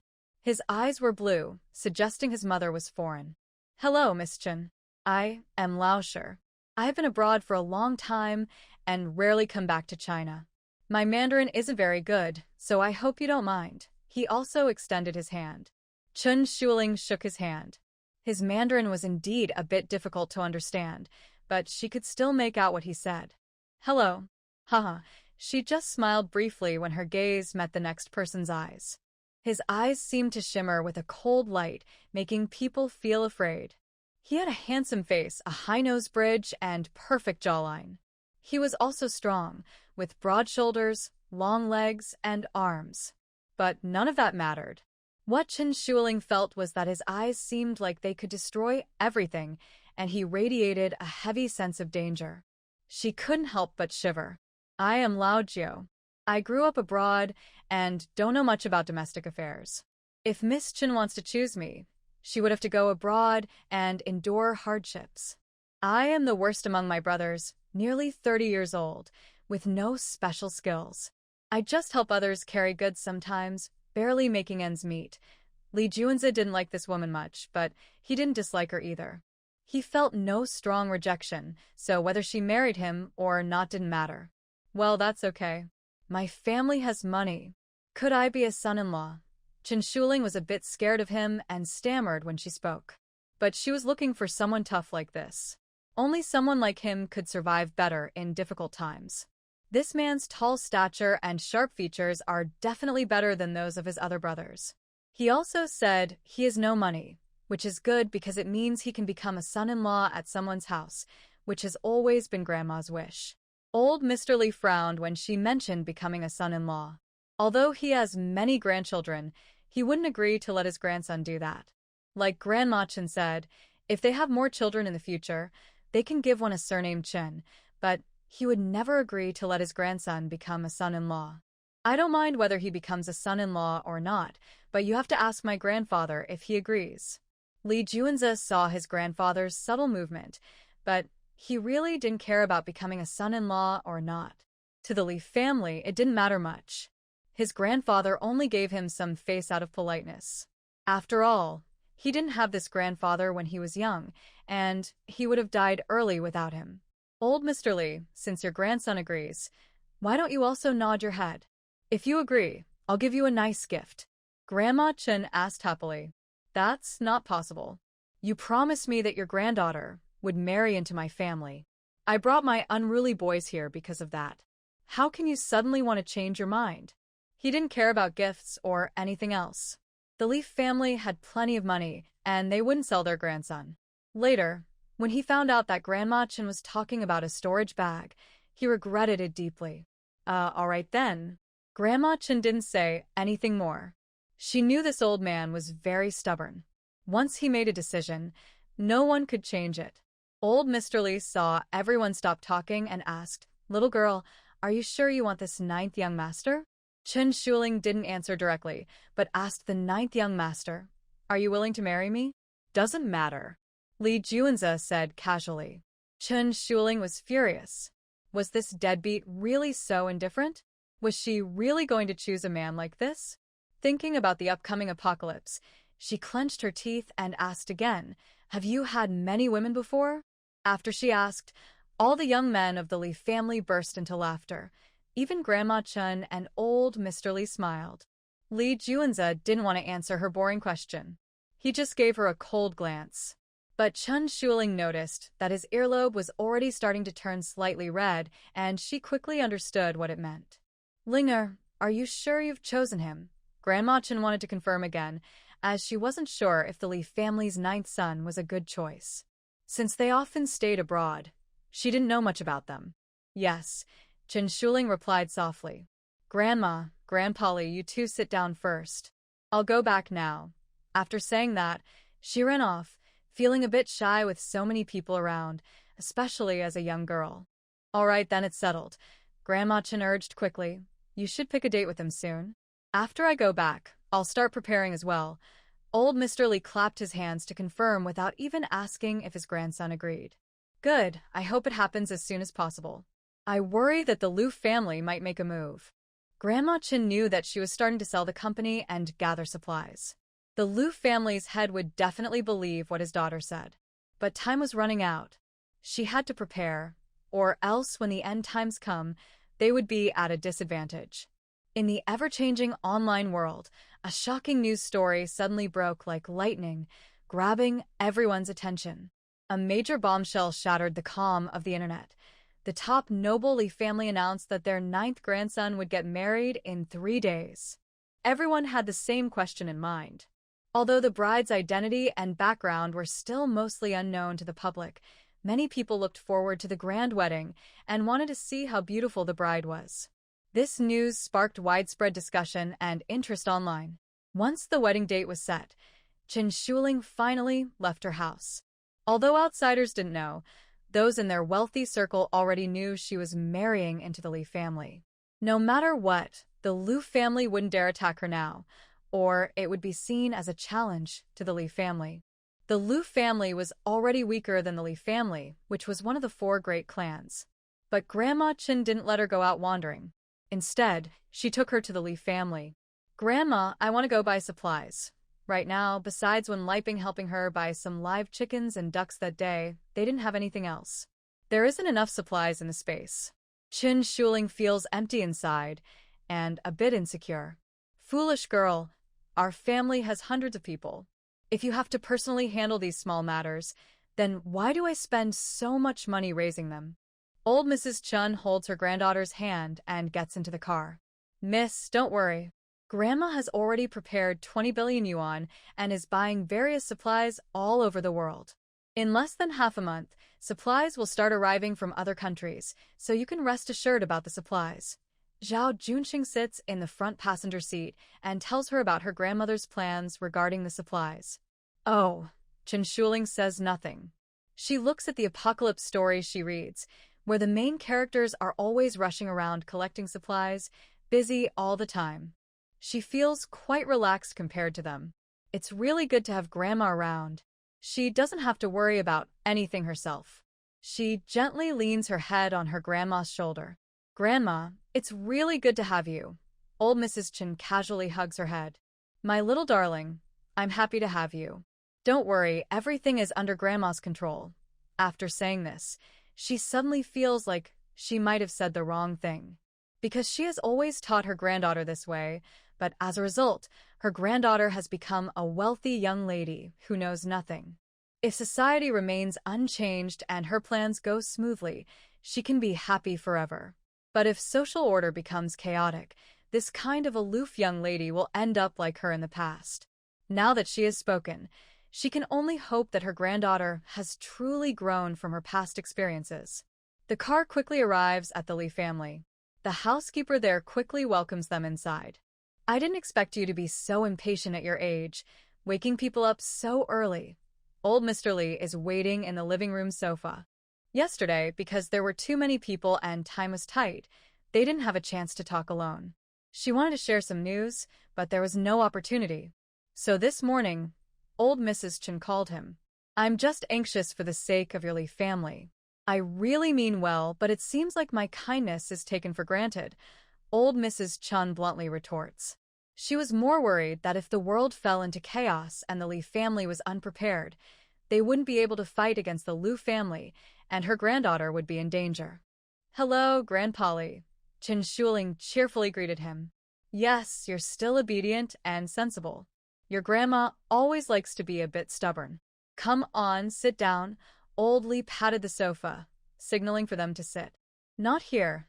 Let's go somewhere we can talk comfortably," said the old lady Chen, not sitting down herself. She wanted to tell old Lee the matter quickly and see how he would handle it. "Haha, all right then, let's go to my study." Just then, he saw his 9th son come downstairs. "I told you to come earlier and stop dawdling, acting like a man, huh?" Old Lee tapped his grandson's leg with his cane. Lee Juanza didn't dodge. "Grandpa, I just took a shower. I wanted to see your beloved granddaughter, and I was just more satisfied." "That's more like it. Quickly take her around our house. Also, you can't go against her wishes. If you make her unhappy, I'll deal with you according to family rules." After saying that, Old Lee took Old Lady Chen to the study. "Let's go, Miss Chen. Feel free to look around. I don't know this house very well anyway." Lee Juanza spoke calmly and then turned to leave. He's 30 years old, but has never been close to women. Even if he has female subordinates, they all treat him with respect. He doesn't know how to do anything to make this woman happy. Of course, he wasn't doing this because he was afraid of his grandfather or because he liked the woman. It didn't matter to him either way. "Hey, you're walking so fast. Are you sure you want to go shopping with me?" Before Chen Shuling could stand up, she saw him turn and walk away. Lee Juanza looked back at her, still standing by the sofa. "Can't you move your legs? Won't you come along?" The woman was really quite strange. Seeing him leave, didn't she realize she should follow? Is Miss Chen a bit silly? "No, big brother, you're too fast. I haven't even reacted yet, and you're already far ahead. Don't you like me? Are you deliberately trying to leave me behind?" Chen Shuling said as she walked over to look at him. Although his gaze was a bit intimidating, she was at least someone who had come back from the apocalypse 4 years ago. "Since that day I saw his ears turn red, I started to think he wasn't so scary after all. Moreover, with Grandpa Lee watching over him, he wouldn't dare hurt me.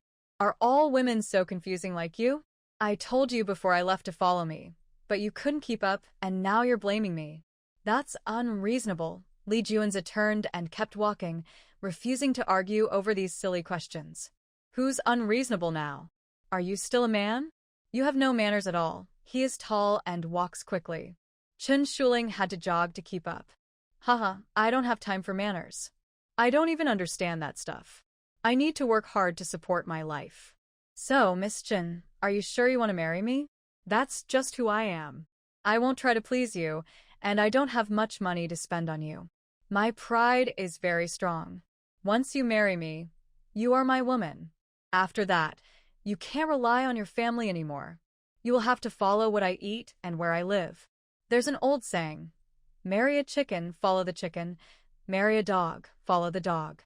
I'm not a chicken or a dog, but I am definitely not the kind of rich second-generation kid you think I am. The wealth and status of the Lee family don't matter much to me. I'm just an illegitimate child, and I have no right to inherit anything from the Lee family." He was telling the truth about this. Although the Lee family gives a good monthly allowance to their descendants, illegitimate children and daughters have no inheritance rights. "Then, if the world changes and society becomes chaotic, will you protect me?" Chen Shuling felt that all these things he said didn't matter. What mattered was whether he would abandon her and their grandson when it was really critical. "I'm a man. Of course, I won't abandon my woman. But there's one exception. I absolutely cannot be threatened with my life." His meaning was clear. If his life is threatened, the woman can be left behind. Chen Shuling was so angry she laughed. In the end-of-the-world scenario, not just every day, but every moment, people's lives are constantly under threat. "You are just a jerk, a scumbag." She angrily kicked him and then turned to leave, not wanting to talk to him anymore, or she might get too angry.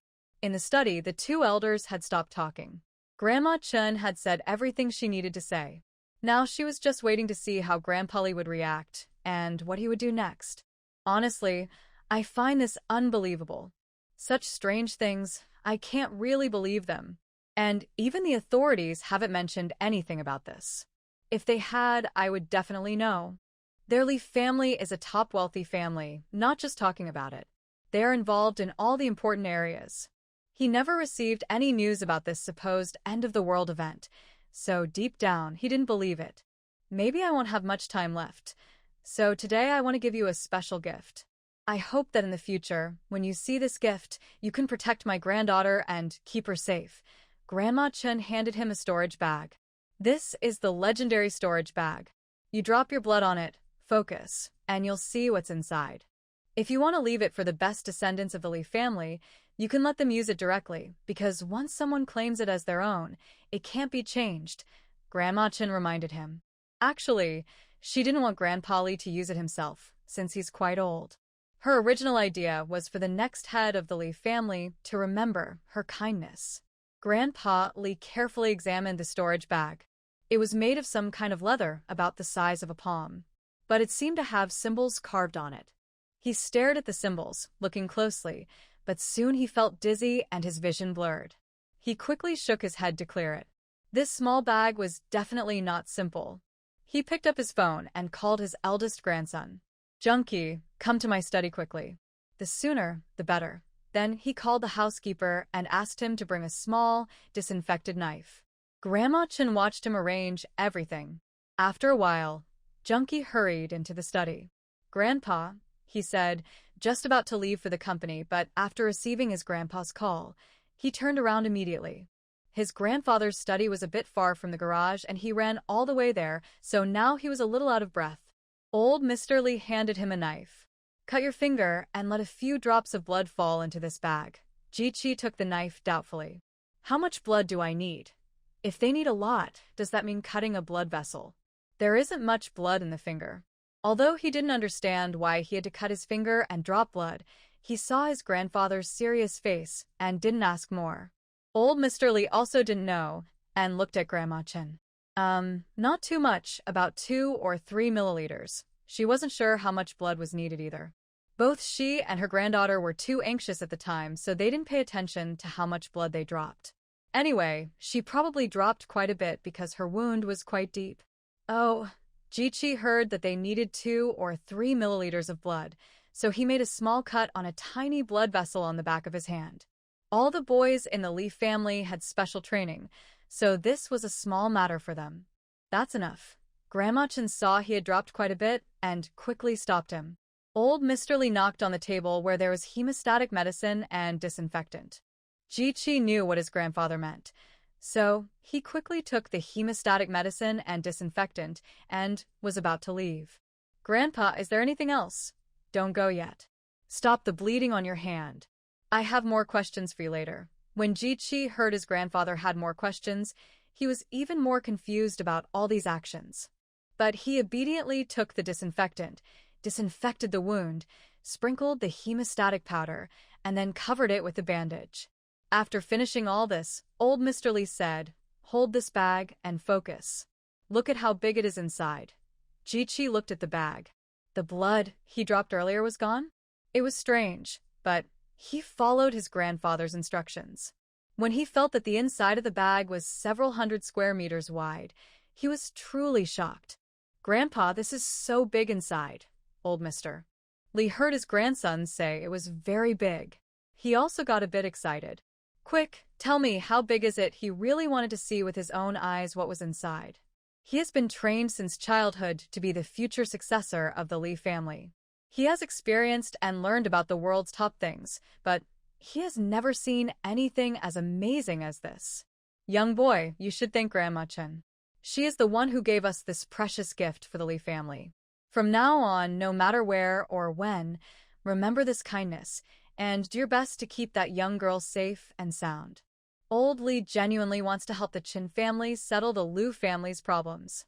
He hopes to scare Liu away with marriage, but more than that, he wants that young girl to live freely and without worries. "Thank you, Grandma Chen. I will remember this kindness. I promise that my younger sister-in-law will never suffer in our Lee family. Lee Junkie is the future family heir."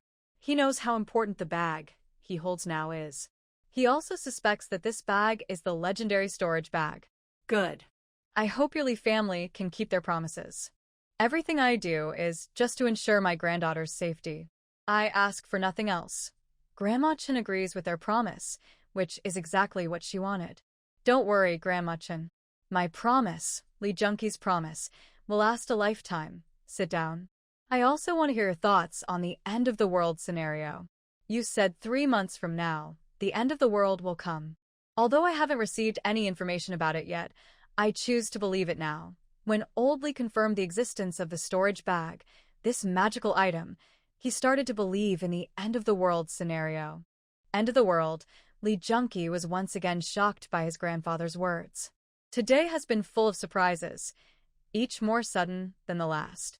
He even felt like checking his own heart. He sensed another world. The appearance of the storage bag and the mention of the end of the world hit him all at once.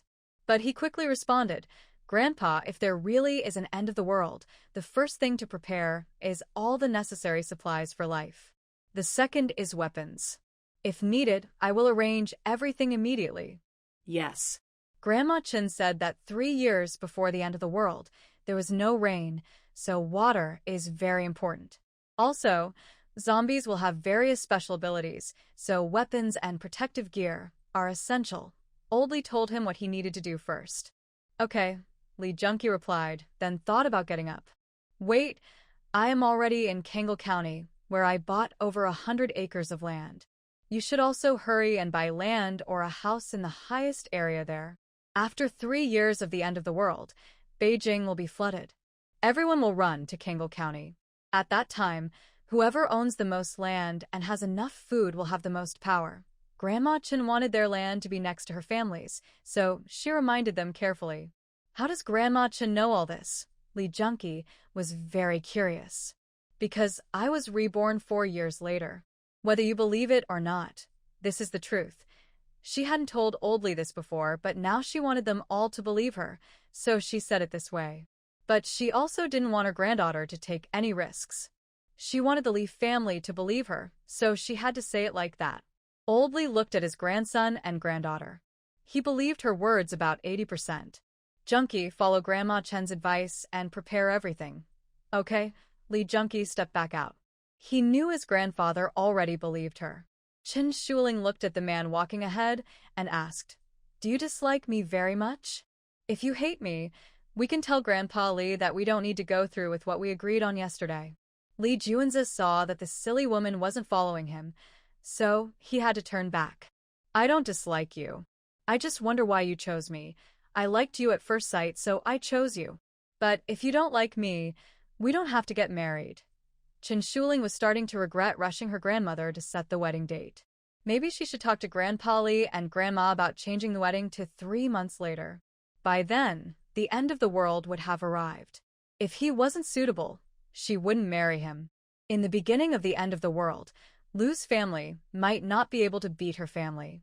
I don't mind, as long as my grandpa agrees. After spending half a day together, Lee Juanza still felt women were too troublesome. If he didn't have to marry, that would be better. Hearing this, Chen Shuling got even angrier and turned around to leave. Lee Juanza watched her walk back, and he could only follow. Women are really troublesome. She asked questions he answered, and she still got angry. When they returned to the living room, Old Lee and Grandma Chen were already sitting there. Grandma, I want to change the wedding date to 4 months later. Chen Shuling went straight to her and sat down, gently holding her grandmother's hand and shaking it. No, once it's set, it can't be changed easily. Grandma Chen wanted her granddaughter to marry into the Lee family quickly. Everyone knew her granddaughter was part of the Lee family, which would be safer during tough times. She looked at Lee Juanza again. Did you two argue? They had just come in one after the other. If they don't get along, she could replace him right now, even if it costs a little more. No, Lee Juanza simply said 2 words. There was no need for him to argue with such a woman. Then it must be you upset her. What did I tell you just now? Old Lee looked at his grandson. It seemed this grandson was still as stubborn as when he was a child. He needed to be taught a lesson so he would understand that stubbornness isn't good. Oh, Lee Juanza felt he had already been polite to her. If she were one of his female subordinates, so stupid and weak. he would have kicked her out long ago. But he didn't want to argue with this old man. Not only because he was his grandfather, but also because he had saved him when he was young. He didn't want to go against him now. Little girl, don't be upset. Tomorrow, I'll let him take you shopping and he will make you happy. Okay, then it's decided. I'll take her back first, Grandma Chen said. All right, Old Lee didn't keep them any longer. Time was tight now, and the entire Chen family depended on Grandma Chen. She would be busier. Why are you still standing there? Go send off your wife, Old Lee said, tapping his grandson's leg with his cane.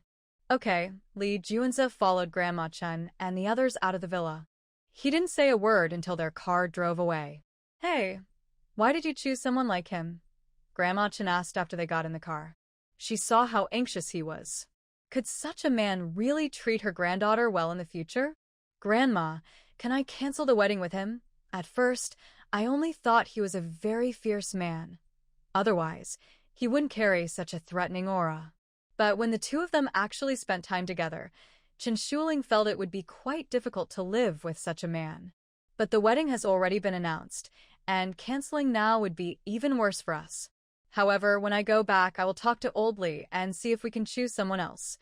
Old Madame Chun is now at a loss. She feels sorry for her granddaughter, but she also knows a little about Old Lee. He has already given enough face by letting his grandson choose her granddaughter. He probably values his descendants more than himself and protects them even more. Kneel. In the ancestral hall of the Li family, Old Lee struck Li Juanza's leg with a stick again. Li Juanza could only helplessly kneel on the mat.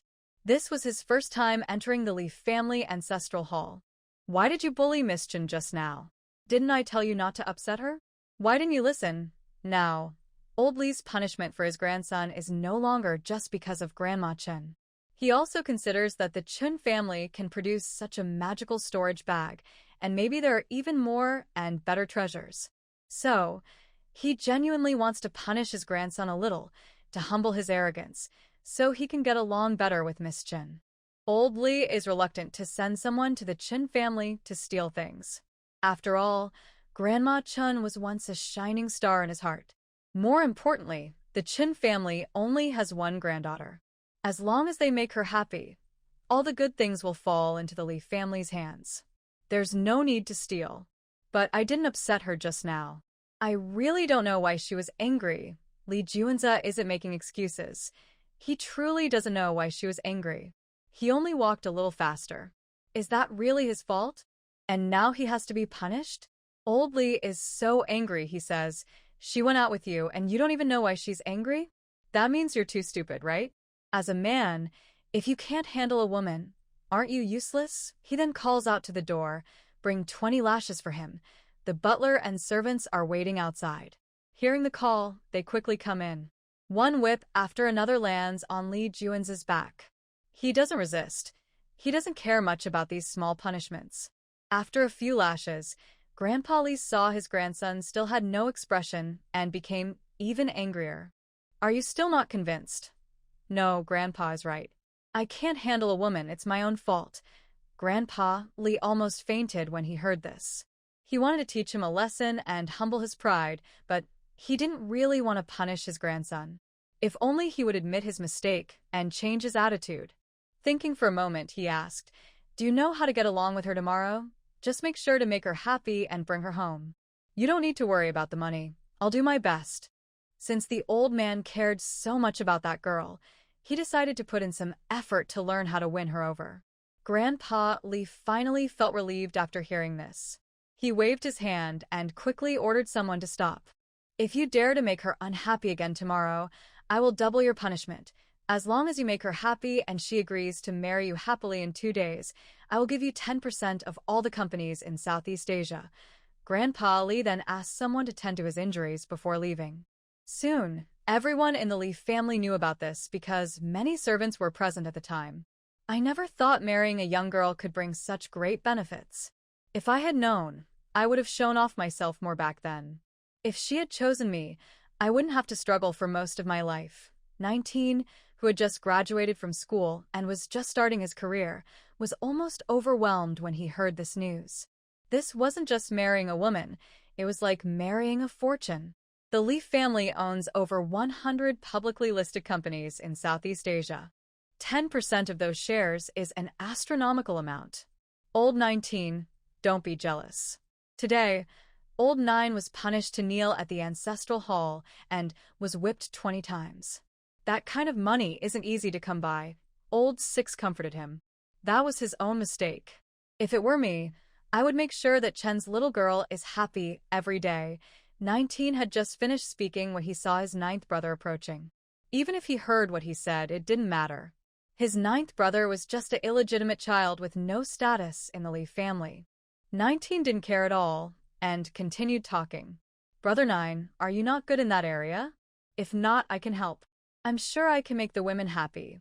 Li Junza ignored him and sat down at the dining table. He rarely came back to the Li family's main house, but he knew that many of his so-called brothers looked down on him. 19, are you dreaming? Do you know how much 10% of Southeast Asia's shares are worth? 18 teased him. Yes, I know. That's why I'm willing to sell my body for that money, and my body is definitely worth that much. Because I can make that little girl from the Chin family happy, haha.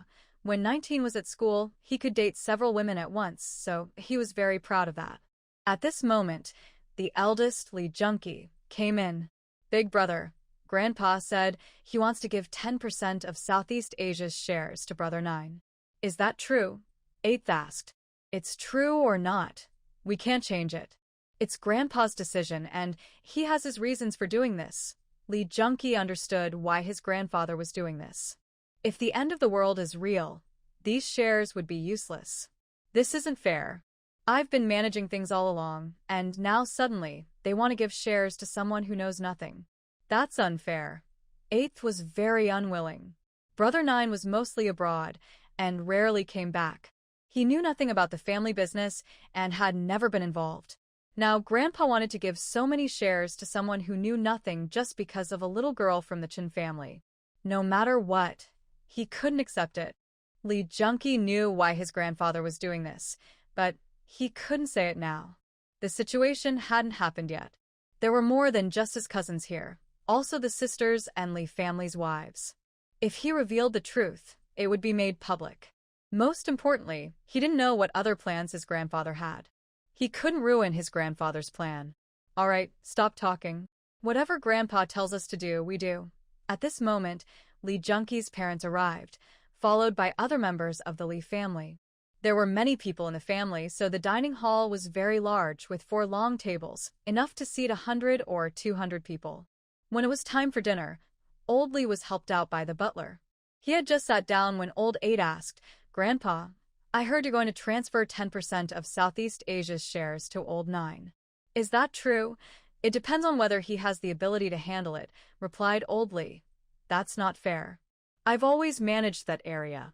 Now suddenly giving shares to someone with no experience. What's the reason? Many things in this world are not fair. Old 8. Are you sure you're not regressing in life? Old Li thought this grandson needed some proper guidance. Old 8 was left speechless. But his father, seeing his son's achievements being taken away, stood up angrily. Dad, according to our family rules, illegitimate children are like common children and have no right to inherit. Giving him shares isn't right. Yes, if a common child can inherit, then my own daughter should too. Old Li's 3rd daughter also stood up. She actually hoped this was true, so she could get a share of the family wealth. No, the rules left by our ancestors can't be changed by Dad, she said. Li Junki's mother quickly added. The entire Li family belonged to her son in the future, so she couldn't let these married-out daughters and common children share the inheritance. If they opened this door, how much would be left for her son? Oh. So, what do you all want to do? Old Li looked at his sons, daughters, and daughters-in-law. I think we are in a new era and society. Everyone should be equal. Our daughters should have the right to inherit too. We didn't come from stones after all. So, Dad, I don't ask for much, just 10%, like Old 9. Old Li looked at his daughter without speaking. Suddenly, he shot her. The bullet went through her hair, and the tall vase behind her shattered. Her first reaction was to touch her head with both hands. No blood was seen, and she was so frightened she sat down on a stool. Everyone was shocked by his action, and at this moment, no one dared to speak. Someone throw Miss Third out. Remove all her positions in the company. Transfer all the money in her bank account to the family account. Except for the house she lives in, sell everything else. Yes, a few assistants immediately went out to carry out the old man's orders. A few bodyguards quickly arrived to take Miss Third away. No, Dad, I was wrong. Dad, please forgive me this time. I beg you, Dad. I was wrong. This was when she truly realized her mistake. Although her father was old, he still had enough strength to control the entire Lee family. She shouldn't have provoked him. Her mother, seeing her daughter being punished, also hurriedly said, "Old Master, the daughter knows she was wrong. Please forgive her this time." Old Master Lee only gave her a cold look and she immediately shut up. She was just a concubine, with little say in family matters. Anyone who dares oppose me again, this vase will be their head. If you feel wronged by being part of my Lee family, I'll give you a chance to find a better place. His daughter had long deserved punishment, but he thought about his age and decided to be lenient as long as they didn't go too far. But his foolish daughter was never satisfied. She kept causing trouble at the company. She lacked the strength, but still wanted to hold a position in the Lee family. She was also quite foolish. Just yesterday, she had killed one of old Master Lee's subordinates. He had really wanted to shoot her then. But since she was his own daughter, he softened his heart. He had 3 daughters, 11 sons, and over 30 grandchildren and grandchildren. But he was over 70 years old now. Whether it was his children or grandchildren, he hoped they would all be well. If the end of the world was real, he would think even more about the future generations. Grandpa, don't be angry. They will understand your good intentions in time. Seeing that Grandpa was really angry, Lee Junkie quickly went over to comfort him. Yes, Junkie, Grandpa is old. From now on, the Lee family will depend on you. Your father also couldn't support the Lee family alone. I hope you won't let me down. No matter when or where, you must prioritize the big picture. When faced with difficult choices, sacrifice the small for the big. Old Mr. Lee looked at the dozens of younger family members in the room and felt a bit tired. He had spent so much effort raising these grandchildren, but the results were mixed. Now, just for money, he was willing to ignore brotherly bonds. If chaos came in the future, would they stay united? Sigh. At this moment, the butler came in holding his phone. Master, there's a call from Grandma Chin. Hello, old Mr. Lee, I want to discuss something with you. What is it? My granddaughter and your 9th young master might not get along. Can we change her? Before she finished, Mr. Lee interrupted. No, we can't. Their marriage has already been announced. This is not a game. Let them meet again tomorrow. My 9th young master will make your little girl happy. After saying that, Mr. Lee hung up the phone. Young 9th, if you dare to make her angry again tomorrow, I will punish you with 200 lashes and give you a bucket of salt water. I don't care what you're thinking or what you're doing outside, but in this family, you must listen to me. If you disagree, you can leave immediately. From now on, you are no longer part of the Lee family. Do you understand? Yes, Lee Juanza didn't mind being punished or being kicked out of the family. But he really didn't want to see this old man get so angry that he would die. So he obediently replied.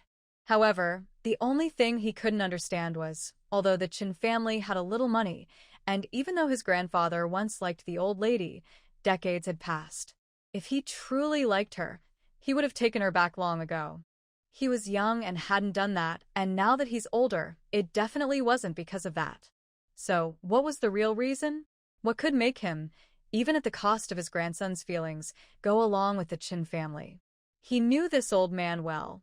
He valued his descendants deeply. Otherwise, he wouldn't have personally gone to a foreign country to bring himself back. Thinking of this, Lee Juanza was sure that there must be some important deal between his grandfather and Grandma Chin. And this deal definitely involved the entire Lee family. Otherwise, he wouldn't do this. Old Mr. Lee looked at his grandson, who responded indifferently, and he was annoyed again. He stood up and left, not wanting to see these unworthy things anymore. Grandpa, Lee Junkie saw his grandfather about to leave without eating and felt a bit worried. It's okay, I'll go upstairs to eat. I don't want to see these messy things.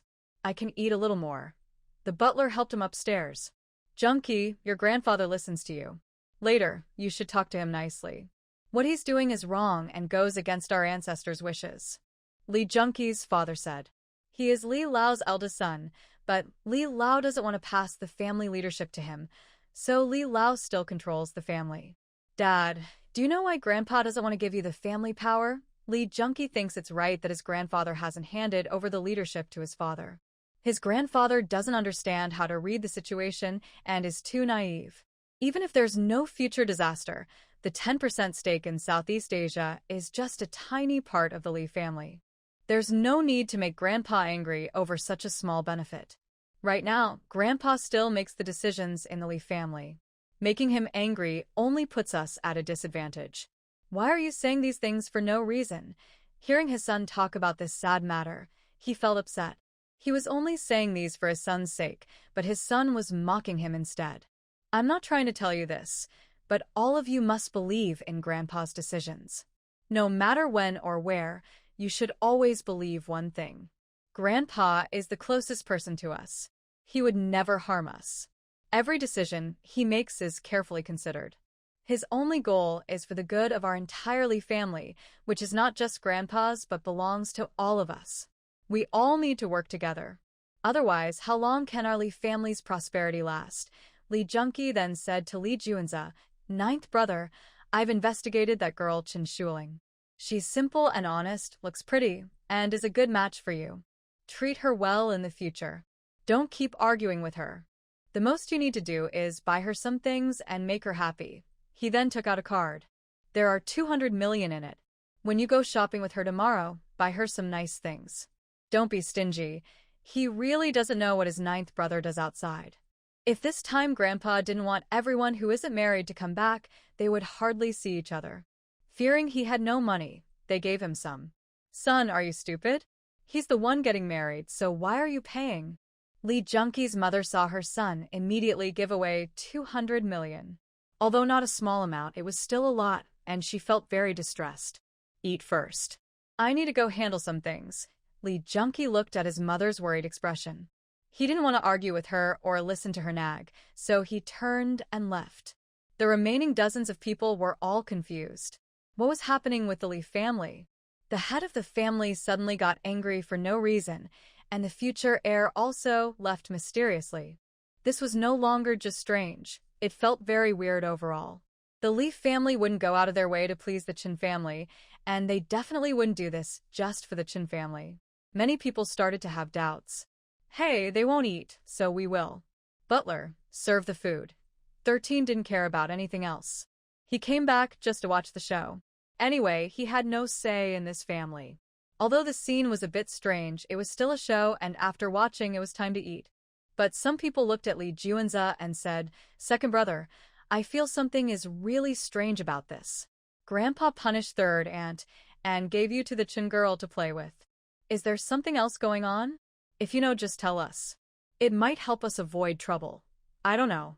I'm not familiar with the people and affairs here, Li Juanza said, not eating anymore and leaving directly.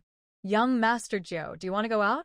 I'll arrange a car for you. The butler saw him heading for the door and hurried to arrange a car. No need. I'll just take a walk and come back, Li Juanza replied. As he stepped out of the Li family estate, someone drove up to pick him up. Big brother. The car was just a regular Land Rover. Inside were top wealthy people. Such cars were usually used by nannies shopping or family members who weren't favored, so no one paid attention to it.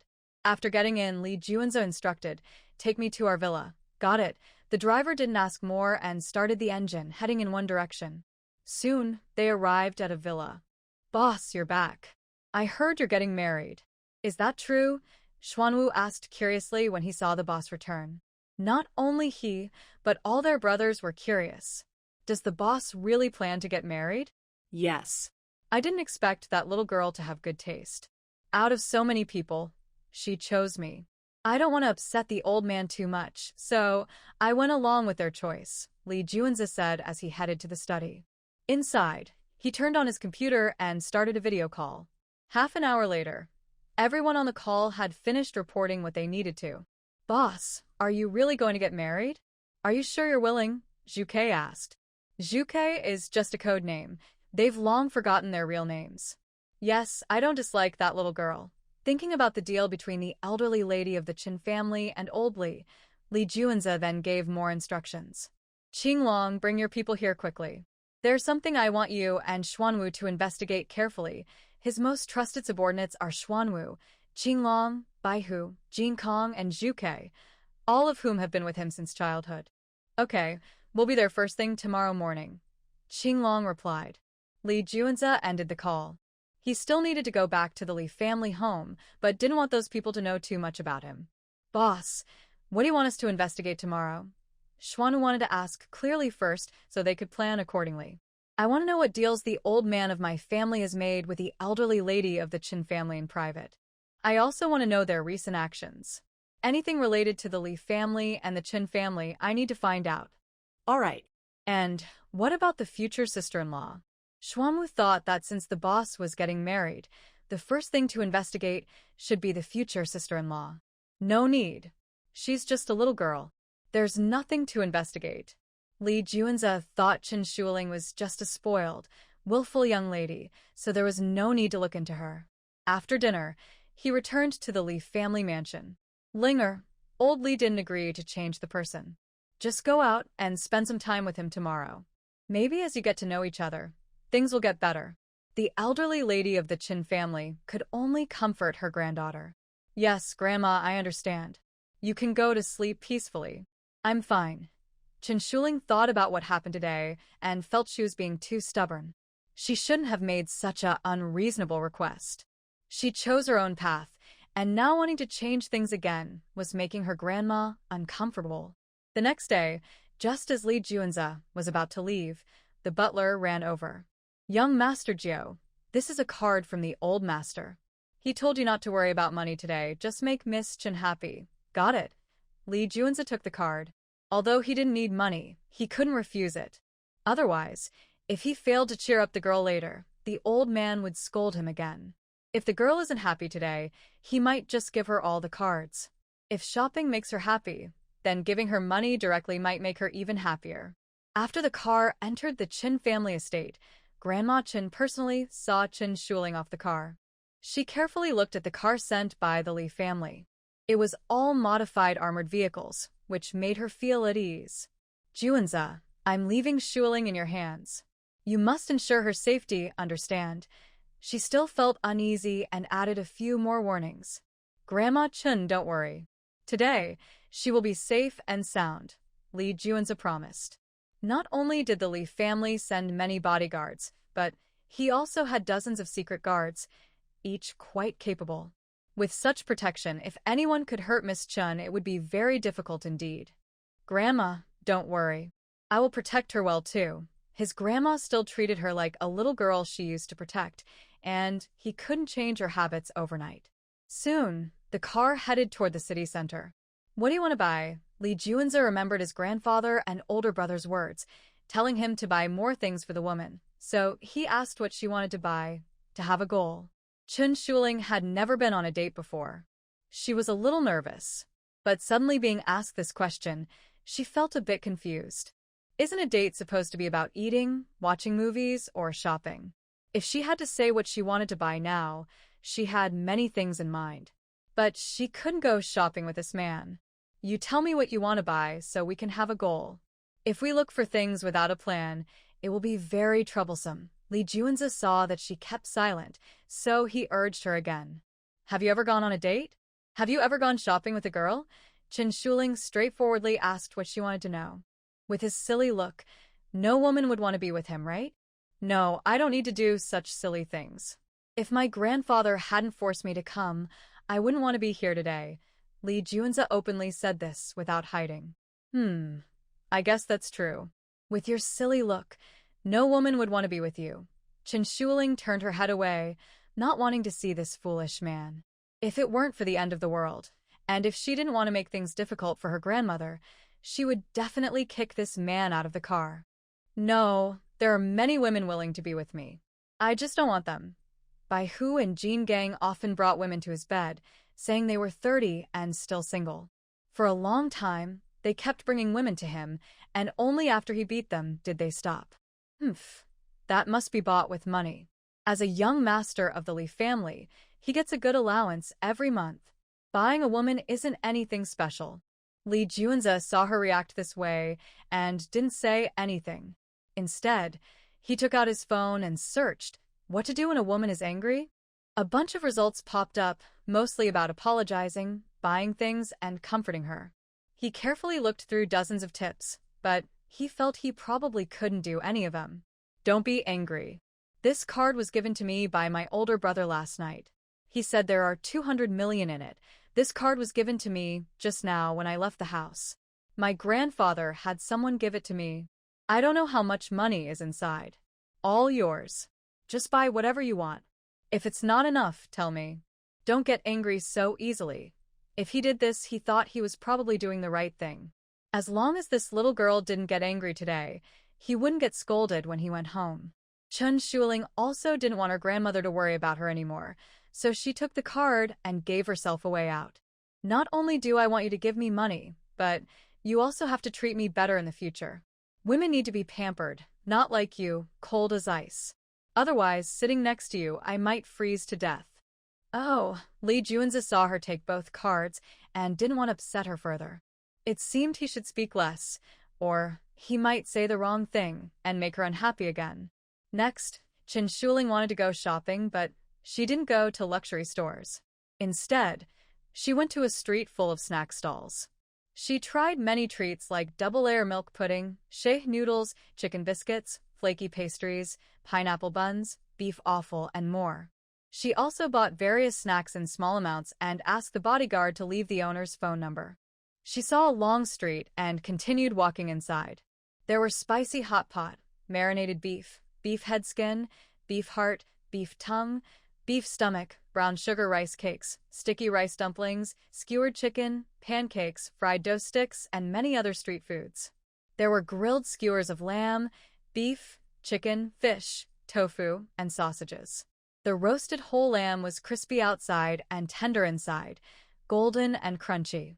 She also ordered roasted chicken wings, fish, shrimp, and vegetables like grilled chives, eggplant, and corn. She said to the shop owner, "I want 10,000 portions of these. Tomorrow, come to my house and make them for me, okay?" She had said this many times before whenever she enjoyed delicious food, always paying afterward. Although her space couldn't keep food fresh, her storage bag could preserve it perfectly, so the food stayed fresh no matter how long it was stored or taken out. The shop owner agreed, yes, as long as you pay. They just wanted to earn money and didn't mind where they worked. She told him, "I don't need you to bring any ingredients. Just write down what you need and I'll prepare it. Then you can help me make 10,000 portions. How much will that cost?" They preferred to use their own good ingredients because they were concerned about cleanliness. She asked, "Okay, but wait a moment. I'll go calculate the cost. As long as they make enough money to be worth it, these things are not a problem," and the boss nodded in agreement. Okay. After a short while, the boss calculated the price and told Chun Shuling, who immediately paid the bill. This shop was already one of the last few on the snack street, but she didn't mind and continued walking to the next shop ahead.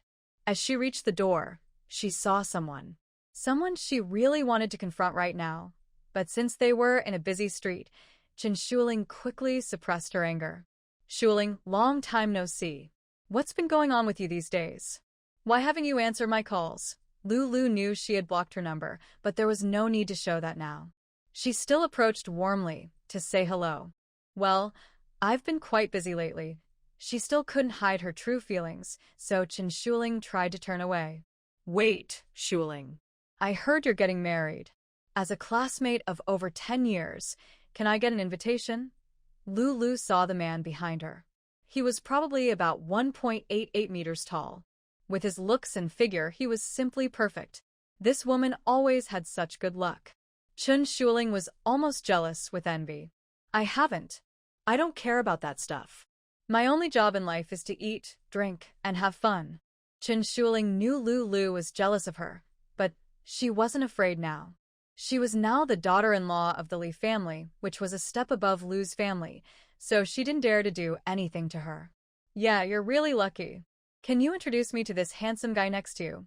Lu finished speaking before Chen Shuling could reply, then turned to Li Juanza and said, "Hello, my name is Lulu. I'm from the Lu family in Beijing." Li Juanza looked at her outstretched hand and touched his brow. He didn't like shaking hands with women.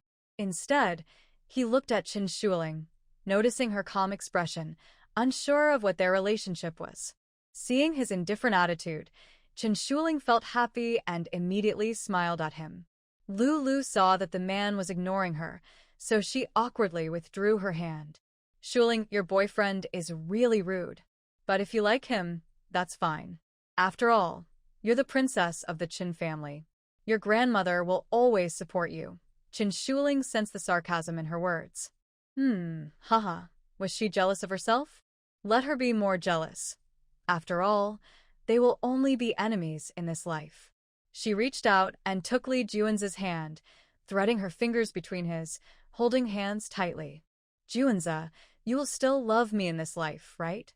she asked on purpose, knowing that with Grandpa Li here, this man wouldn't say no. "Yes, as long as you're happy." Li Juanza also thought that as long as this little woman was happy, his old man would be less angry with him.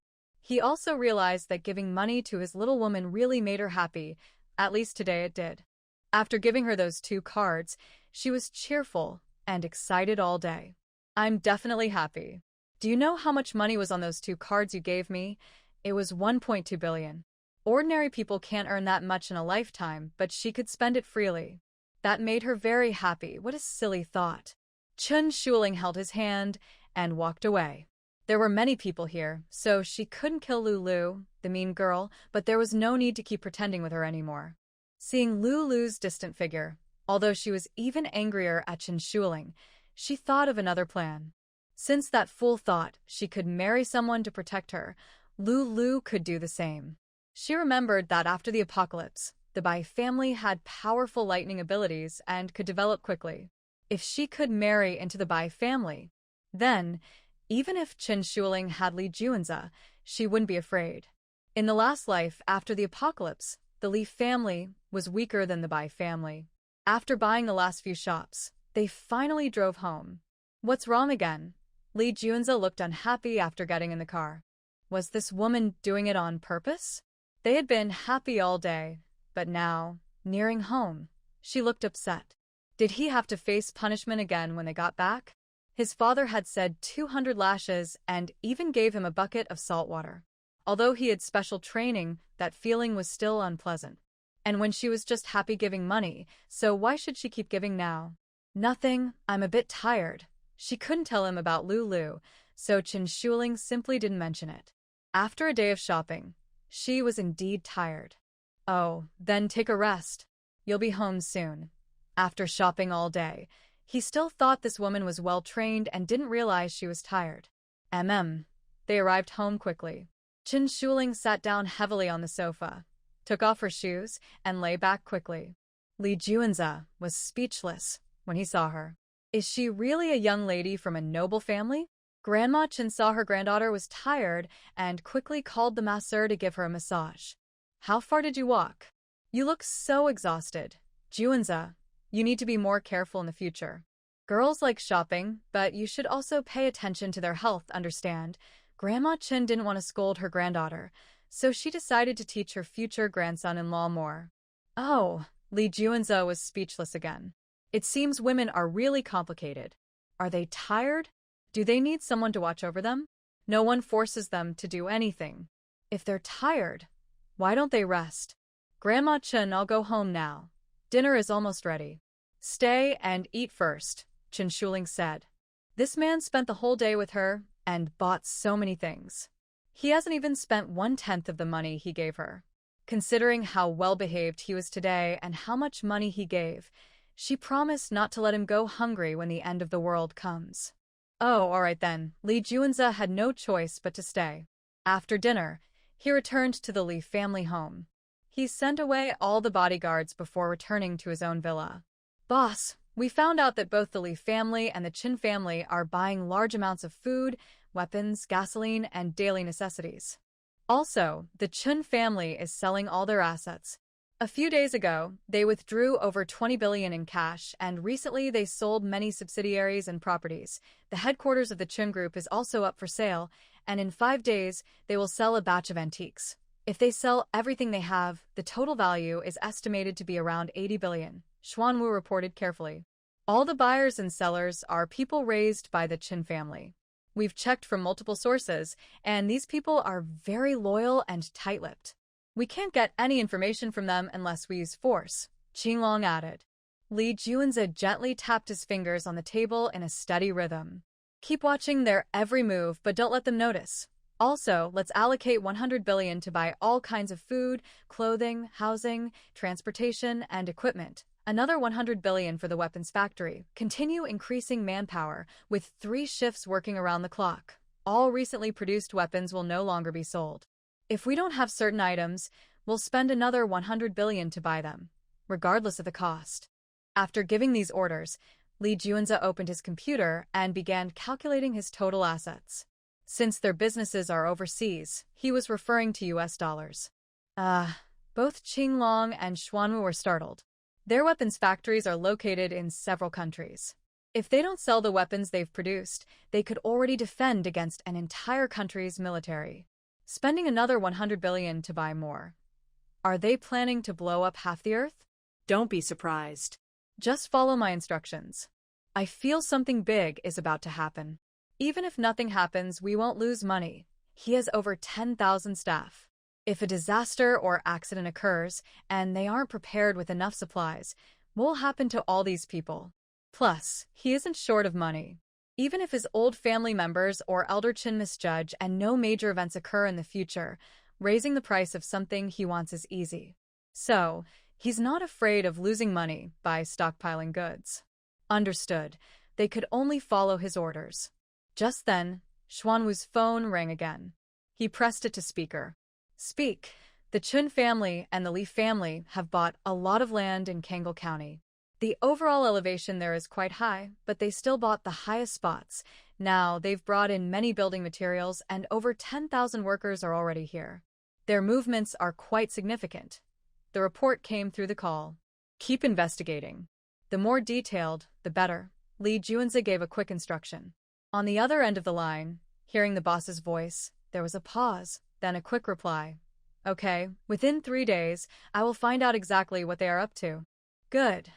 Li Juanze pressed a button and hung up the phone. Qinglong, go over there immediately. Surround the largest piece of land near their location, enough to hold all our brothers. Use any method you need. The bigger, the better. Build according to their plans, and make sure our land has underground tunnels connecting to both of their properties. Qinglong hesitated. Although the Qin family is a small clan, their members have been raised from a young age and are tough to deal with. The Li family is even more powerful, one of the top noble families in the country. No one dares to betray them. Thinking about connecting tunnels with both families without them knowing, his mind was racing quickly. Is it difficult? Li Juanze looked at him coldly. No. I will complete the task. Qinglong quickly straightened up and lowered his head. No matter how hard it is, he believed he could handle it better than their boss. Li Juanze ignored them and stood up to return to the Li family's old house. Soon, the old man would come looking for him. Sure enough, not long after he returned, the butler came to find him. Young Master Jiu, the old master wants you in his study. Okay, I understand. Li Juanze headed toward the study. Grandpa, did that little girl make you upset today? No, don't worry, Grandpa. I know how to make her happy now. Just giving her some money makes her happy. It's easy to please her. If I give her a little money, I don't mind. Good. My grandson is growing up. As long as you make her happy, you won't lose out. Trust Grandpa. I won't hurt you, you know. Old Li was pleased to hear the change in his tone. He was happy because he believed that if he could make that little girl happy, he could soon learn all the secrets of the Qin family. Thinking about this, he felt very happy. Yes, Grandpa. Li Juanze responded politely. Do you have plans to go out tomorrow? Old Li asked. No. Miss Chen was tired from shopping today.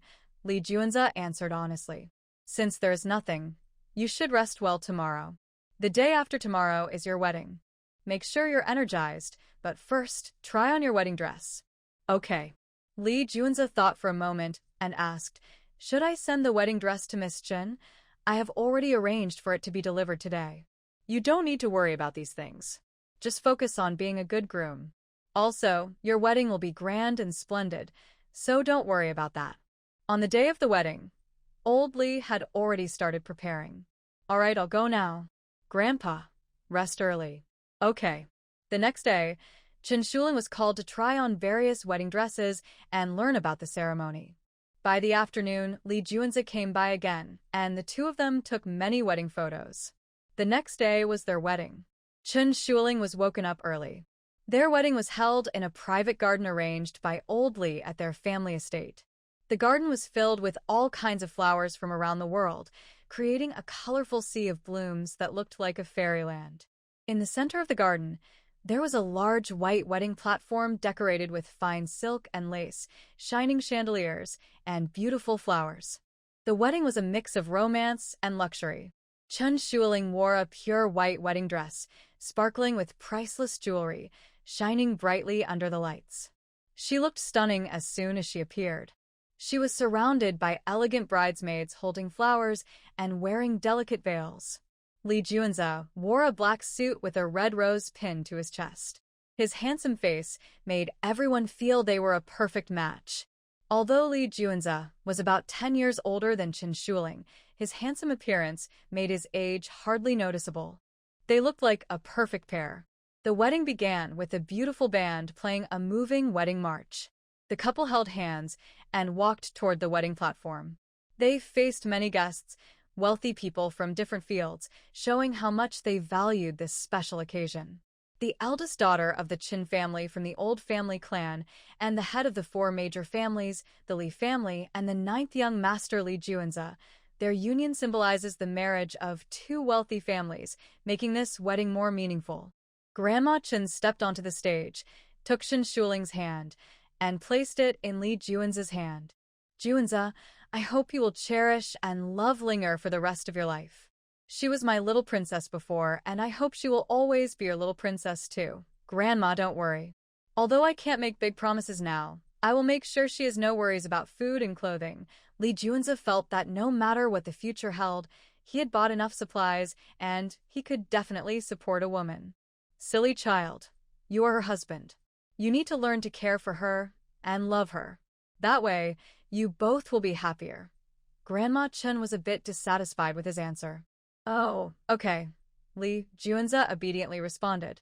Old Mr. Lee quickly came over, worried that his grandson might cause trouble. Junza, Linger is a spoiled little princess. You can't bully her, understand? Grandpa, I understand. From now on, I will treat her like a little princess. Lee Junza smiled and said, secretly wanting to figure out what these 2 elders were up to. Soon it was time for them to exchange rings. The officiant asked, Mr. Lee Junza, do you agree to marry Miss Chen Shuling as your wife? No matter if she is sick or healthy, rich or poor, will you love, care for, and respect her until your last breath? Hearing these words, Lee Junza hesitated for a moment. He looked at Chen Shuling for a long time before softly saying 3 words, I do. If he was going to spend his life with this little woman, as long as she behaved herself, he could accept it. He didn't dislike her. The officiant repeated the same question. Chen Shuling didn't think too much and agreed right away. At this point, she saw no way back. Finally, after all the procedures were completed, Chen Shuling was taken to their room. Then came the grand wedding banquet.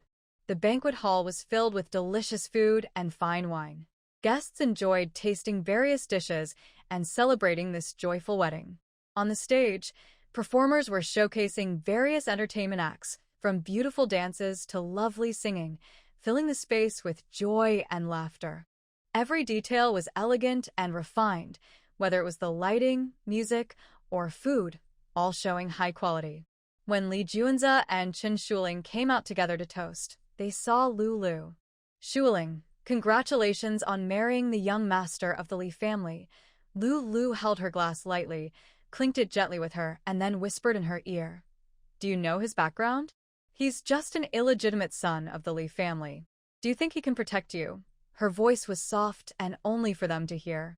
"Husband, she says you can't protect me." Chen Shuling knew she wasn't as clever as Lulu, or she might have been tricked in her past life. So she didn't want to say much, worried Lulu might reveal her secrets, and instead pulled Li Juanza over. "Sir, do you know a lot about me?" Li Juanza sensed something was going on between these two young women. He remembered they had met once before during shopping. "No, I don't know the young master. I only know Shuling well. We've been close since kindergarten, never apart. If you want to know anything about her, you can ask me." Lulu smiled at him. Oh. "Are you planning to betray your friend?" Li Juanza asked curiously. "No, husband. She's not my friend," Chen Shuling quickly clarified, worried he might misunderstand. "Shuling, that's not very kind. We used to be the best friends. Now that she married into a wealthy family, she even refused to recognize me. That's not good." Chen Shuling didn't know how to answer her, so she tightened her grip on Li Juanza's hand. "Words like that aren't fair. Even if you were close before, if you ever betrayed her or had bad intentions, it's right for my wife not to trust you." Seeing Chen Shuling nervous, Li Juanza quickly responded to protect her. "Let's talk about this later. Honey, let's go. We'll continue." Li Juanza took her by the hand, and they moved on. Lulu watched their backs and silently wondered if she could kill these two people first in the end-of-the-world scenario. However, since her father already believed her about the apocalypse and was talking to the Bai family about her marriage, she felt more at ease.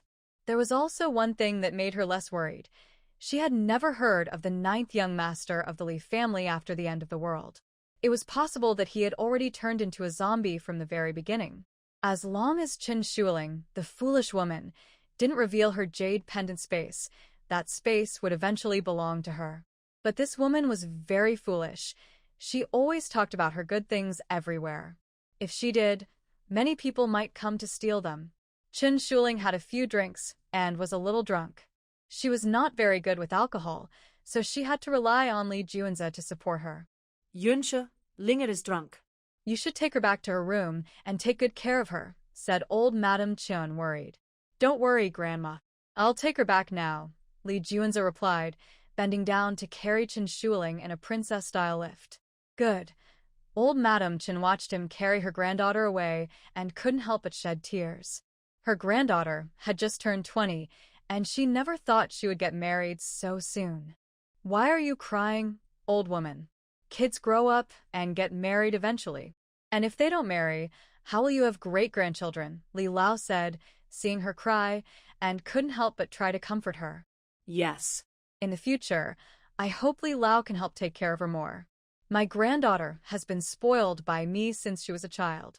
If she does anything wrong in the future, I hope Li Lao and the Li family will forgive her," said old Madame Chen, bowing to everyone in the Li family.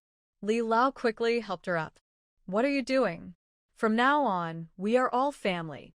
Don't say such distant words, and don't act so formal." Seeing the woman he once liked do this for his granddaughter, he felt a bit heartbroken. After all, as he got older, he couldn't help but worry more about his descendants. He seemed to understand this feeling. The others in the Li family also felt complicated when they saw her. They initially thought their grandfather wanted the 9th young master to marry her granddaughter, paying such a high price, and many of them felt unconvinced. Now, seeing an elderly person willing to do so much for their granddaughter, everyone feels a bit moved and sympathetic. "Grandma Chun, don't worry. From now on, Sister Jiao at the Li family will be treated just like family and no one will bully her," Li Junki said confidently. All right, I trust the Li family. I'll go back now, no need for anyone to see me off. You all can go ahead with your work." Grandma Chen waved her hand and turned to leave. But as she turned, she suddenly closed her eyes and fainted. Chen Yuan quickly caught her in his arms. "Grandma Chen," someone called softly. Old Li exclaimed in alarm and quickly ordered, "Dr. Luo, come quickly." Dr. Luo, their family's personal doctor, was already present because there were many people today. After checking her pulse, he said, "Old Lady Li is fine. She's just worried and stressed. She needs to rest peacefully for a while, and she'll be fine. Old Lady Li, since our grandma is fine, I'll take her home now." Thank you, Li family, for your kindness, Chen Yuan said. He was about to carry her and leave, but remembered something else. Our Chen family has left 10 bodyguards for our young lady. We hope the Li family can arrange things properly, he added. No problem, you can rest assured, Li Junki replied. Thank you very much. Chen Yuan carried Grandma Chen, and the Chen family members left first. The 10 female bodyguards stayed behind. Hello, old lady Li. Hello, young master Li. The team leader, Wei Yi, and the other bodyguards greeted them. Please tell us your names. We'll be working together often, so it's good to know how to call you, Li Junki said. My name is Wei Yi, and I am the team leader. This is Ningxia, Lu Chun, Zhang Ke, Wu Xiaoxiao, Chen Xiang, Chen Shizhou, Chen Shilu, Chen Shiwu, Chen Shiwu, and Chen Shirsi. From now on, we will only stay close to our young lady, Wei Yi explained. The young men of the Li family couldn't help but feel a bit jealous when they saw these brave and beautiful female bodyguards. All right, I'll arrange for you to rest now. Tonight is the wedding night of Brother Jiao and Sister Jiao. No one should disturb them. Li Junki ordered his assistant to take the team away. Li Juanza carried Chen Shuling back to the room. Seeing her heavily made-up face, he simply placed her into the bathtub. Chen Shuling was already asleep. She wasn't very drunk, but she was completely unaware of her surroundings. It's better when you're not wearing makeup. When you're made up, I can't see your silly face. Being a little silly is actually cute, so I still like your adorable, silly look. Li Juanza poured a lot of makeup remover onto her face and roughly helped clean her face with his hand. Her clothes and pants got wet, so he simply took off all her clothing. Since they would be married soon, being honest and open was inevitable. After cleaning her face, he helped wash her body. As he did, his feelings and thoughts started to change. The sensations from his hands felt different. He had disliked women since he was young because his mother never truly loved him. She only had him to try to get more money from his father. Later, she gambled more and asked for more money. His father got angry and stopped giving her any money. Finally, his mother sold him to a group of assassins in a foreign country when he was just 5 years old. He was kept there for 3 years. During that time, he learned how to dissect bodies and kill, and he became ruthless to survive. He was rescued by his grandfather after 3 years. Since childhood, he had disliked women, and many women had died at his hands. At first, when he took off Chen Shuling's clothes, he didn't think much of it. He had seen many women's bodies and wasn't interested. But as he washed every part of her body, he felt something different. He was no longer dealing with a corpse but with a soft, warm woman. His own body started to react. Li Juanza stood up and took off his own clothes. Little woman, if you can be my woman in this life, it's your good fortune. After they both finished washing, he carried Chen Shuling to the bed. Some unknown time later, Chen Shuling woke up in pain. What are you doing? Go away, I hurt. Without hesitation, she tried to push the man away. Li Juanza was in a good mood, so he simply grabbed her hands and covered her mouth. Chen Shuling could only stare in pain. Until Li Juanza was satisfied and finished, he let go of her. You jerk, how dare you bully me? Boo-hoo. Chen Shuling finally could speak, and she kept hitting him with her hands. Stop crying and making trouble. This is normal for a married couple. Li Juanza sat up easily, took a cigarette from the bedside table and lit it. He was very happy with what just happened. This little woman was now his. You still want to smoke? Throw it away. I don't want to smell secondhand smoke. Seeing him go to smoke, Chen Shuling was about to break down. This mean man hurt her, and he didn't say a kind word. He just went on smoking by himself. She started to think that this man didn't like her, and their marriage was just a game. She only needed to use the Li family's reputation to scare the Lu family. And their Chen family had also given the Li family a lot of benefits. It was a fair deal. But she didn't expect this jerk to be serious. And his attitude was very bad. Li Juanza heard her crying and making trouble, so he simply put out the cigarette. The feeling of being a man earlier still lingered, so he wanted more. He turned over and again covered her mouth, silencing her. No matter how Chen Shuling struggled, her strength was too small. After half an hour, Li Juanze reluctantly let her go. Chen Shuling didn't dare to keep crying and making trouble. She endured the pain in her body and slowly got out of bed to get her clothes and pants. "What are you trying to do? You better listen and stay in bed, or you'll regret it later," Li Juanze warned her as she slowly got out of bed. Tonight was their wedding night. How could he let her go out? "I want to go home. You have no right to stop me." Chen Shuling looked around but didn't see her clothes. She headed toward the bathroom. "Really? But I think you want to change places. Why aren't you satisfied on the bed?"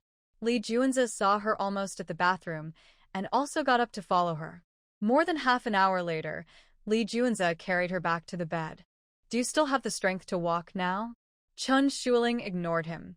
Her eyes were swollen from crying, her throat was hoarse, and her whole body felt like it was falling apart. She just wanted to close her eyes and rest. "From now on, you must be obedient and listen carefully. If not, this will be your result. Do you understand?" Li Juanze spoke while helping her cover the blanket and gently supporting her head on the pillow. "Yes, as long as you behave, you can sleep well." He didn't continue smoking but lay down to sleep with his silly woman. Soon, Chen Shuling fell asleep. Li Juanze quietly sat up and took out a small glass bottle from the hidden compartment of the bedside table. He opened the lid and placed it under Chen Shuling's nose. He silently counted to 10 in his mind, then quickly closed the bottle. This was a new type of hallucinogenic drug developed by his research team, using a lot of effort and resources. No one else could buy it, as only a few bottles existed worldwide. This drug could make a person reveal all their secrets without awareness, and they wouldn't remember it afterward. "Chen Shuling, tell me, why did your Chen family sell all their assets? Because in 3 months, the apocalypse will arrive." Chen Shuling had no awareness and could only follow orders, speaking what she was told. "How do you know the apocalypse is coming?" Li Juanze asked again. "Because I am reborn 4 years into the future." Hearing this, Li Juanze was very surprised inside. He didn't expect she would have such an incredible experience. Then he quickly asked, "What kind of apocalypse is it?" "In 3 months, there will be a rain with a virus and many zombies will appear. There will also be many bugs, mutated animals, and the mountains will be off-limits because all the trees have turned into mutated plants, along with many other natural disasters." Li Juanze remembered that she bought so many snacks that day. If she didn't have something suitable to store them in, they wouldn't last even 3 months. Curious, he asked, "What did you use to store the snacks you bought that day?" "Our Chin family has storage bags. Whatever is put inside will never spoil." When Chen Shuling said this, she hesitated for a moment. Li Juanze noticed her unusual behavior and quickly asked, "How many of these storage bags do you have? How many can you take out now?" "Give them all to me." Chen Shuling hesitated and shook her head but said nothing. Li Juanze became a bit anxious. Although the medicine was good, it had a time limit, so his tone grew more serious. "Listen to me. Take them all out." Chen Shuling reached under her pillow and handed him a handful of storage bags. "How do I use this?" Li Juanze looked at them briefly and asked again. "Drop blood on it, focus, and it will work. Once linked to a master, it can't be changed unless the owner dies." Chen Shuling finished speaking and unconsciously turned over. Li Juanze gently kissed her on the forehead, a little excited. "Sleep well, wife. When you wake up, I'll take you shopping." She liked buying food, so he planned to buy her plenty of snacks as a reward for being obedient. After she fell asleep again, Li Juanze took a small knife and without hesitation cut his hand. He was worried there wouldn't be enough blood, so he dripped a lot onto the storage bag. When he saw the bag slowly absorbing all his blood, he focused on examining it. Inside this tiny bag, there was an incredible space of 400 or 500 square meters. It was unbelievable, but he believed everything this foolish woman said. He never expected it to be the end of the world. Although he still had many questions, he knew the medicine couldn't be used repeatedly without side effects. This foolish woman was now his, and he wouldn't hurt her anymore. Li Juanze counted the storage bags. There were 42 in total. He stored all of them in a hidden compartment. He lay down, holding Chen Shuling in his arms, and kissed her on the forehead. Foolish woman, so naive. If you weren't with me, how would you survive? If someone else found you today, they would have eaten you until there was nothing left but bones. He couldn't bear to give her the medicine a second time. No matter her secrets, her health was more important. Although he married her with this plan in mind, he never intended to hurt her. Now that she has truly become her own woman, she will no longer hurt her. The next morning, Chen Shuling opened her eyes and saw Li Juanze still holding her. She immediately wanted to break free from his embrace. Li Juanze, feeling her restless movements and touches, became interested again. Without hesitation, he leaned in and kissed her. After more than half an hour, Li Juanze finally got off her. From now on, be obedient. You will suffer less. Chen Shuling looked at him with tears in her eyes. She wanted to return to the Chen family, but this man was a devil. She felt like she was about to die, her whole body so weak she couldn't even lift her hands. Seeing her pitiful look, Li Juanze got up and went to the bathroom. When he returned, he was dressed neatly. Do you want something to eat? I can get it for you. Chen Shuling didn't want to pay attention to him, but was afraid he might go crazy again. She said, No, I just want to rest now. How can you not eat? Lie down properly. I'll go get something for you. Li Juanze didn't ask what she wanted to eat. He simply went downstairs to get it. Chen Shuling saw him leave the room and quickly took her phone from the bedside table. Where are you now? Hurry and come to my room. Take me back to the Chen family. She almost shouted these words because her voice was hoarse and almost inaudible. Miss, what's wrong? We're coming to your room right away. Wei Yi, hearing the unusual sound in her voice, quickly gathered some people and rushed to their new house. Miss, how are you? Wei Yi saw her as soon as she entered. Her eyes were swollen, and she looked worried as she hurried to check on her. Don't, just go get some clothes for me to wear. We'll talk when we get back to the Chen family. She was completely naked now. She needed to put on clothes and go back to the Chen family first. Okay, Wei Yi quickly grabbed a suitable outfit from the wardrobe. Several people helped her put on her clothes and pants. Seeing the bruises and purple marks on her body, they couldn't help but feel heartbroken. They quickly helped her get dressed. They took her bag and supported her as they all went downstairs. In the first-floor dining room, everyone who didn't return last night from the Li family was having breakfast together. Li Juanze, just about to go upstairs with breakfast, saw them coming down. Where are you taking her? She is not feeling well. Why don't you let her stay in bed? Li Juanze doesn't know Wei Yi and the others well, but since they can come and go freely in this house, they must be from the Li or Chen family. But no matter who they are, they shouldn't be bringing that foolish woman downstairs right now. This made him a little angry, and his voice grew louder. The people at the Li family table also looked over. Old Li saw that Chen Shuling was being supported by two people and immediately came over. Linger, what's wrong? Grandpa Li, I want to go back to the Chen family. I miss Grandma. Chen Shuling spoke hoarsely, and her tears started to fall. Her eyes were already swollen, and she looked very pitiful. Don't cry. Are you hurt? Hurry, call a doctor quickly. Old Li quickly asked someone to call a doctor. No, I want to go back to the Chen family. We're leaving. Chen Shuling ordered Wei Yi and the others to take her away. Li Juanze threw the breakfast on the nearby table and stepped in front of them. You can't go anywhere today. Stay in your room and rest. Later, I will have a doctor come to check on you. No, I must go back to the Chen family. We're leaving. Chen Shuling insisted on leaving, or she might be hurt badly by that crazy person. Wei Yi asked Ning Xia and Lu Chun to support the young lady, then took the others to block Li Juanze. Li Juanze was not polite. He tried to push Wei Yi away. Wei Yi dodged his hand and immediately pulled out a gun, pointing it at him. It's better if you don't make a move, sir. I might accidentally hurt you. Haha, with your skills, you can't hurt me. Li Juanze quickly turned and moved to a different spot, skillfully avoiding her gun. He also kicked her hand, holding the gun. Wei Yi retracted her hand and hit his leg. In that moment, Li Juanze moved close to her. Wei Yi blocked his strike with her hands, then used his force to step back again. Li Juanze advanced again, attacking quickly like lightning, making it hard to see clearly. The hoodie-wearing person was about to draw a gun when Lee Junza kicked her hand, causing her to withdraw it in pain. But she didn't give up. Quickly, she attacked Lee Junza's face with her other hand. Lee Junza didn't expect this move. He quickly pulled back his hand to block her punch. In that moment, Lee Junza moved closer to her. They were so close that they could almost feel each other's breath. She threw a punch again and quickly stepped back, her eyes showing caution. She aimed her gun at him once more. Lee Junza was not afraid. Even if she fired now, he believed he could dodge it. Her finger was on the trigger, ready to shoot at any moment. But she couldn't shoot now because this man was her lady's protector. "Sir, what do you mean?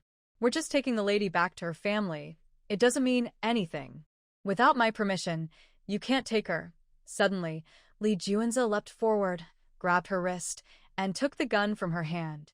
The fight became even more intense. In the end, Lee Junza held her wrist tightly. No matter how she struggled, she couldn't break free. She didn't expect that this man's strength was much greater than she thought. Zhang Ke, Wu Xiaoxiao, Chen Xiang, Chen Jiu, Chen Shirlu, Chen Shiwu, and Chen Shirsi saw their captain being restrained and rushed in to help. Old Li saw so many people rushing forward and worried about his grandson getting hurt, so he quickly stopped them. "Everyone stop. Someone separate them all." He waved his hand dismissively, signaling his bodyguards to come over. Suddenly, more than 100 bodyguards appeared around him, and they separated everyone. The other members of the Li family were stunned. They didn't expect Lee Junza, the illegitimate son, to be so strong. Although all the boys in the Li family trained in martial arts, it was clear that this illegitimate son was even better. Most importantly, the female bodyguards from the Chen family also had good skills. But it seemed their grandfather was angry. "Lee Junza, what are you trying to do?" Old Li wanted to punish his grandson to make Chen Shuling feel better. "I didn't do anything, Grandpa. You asked me to marry her. Now that I have, she wants to run away. How can I show my face?"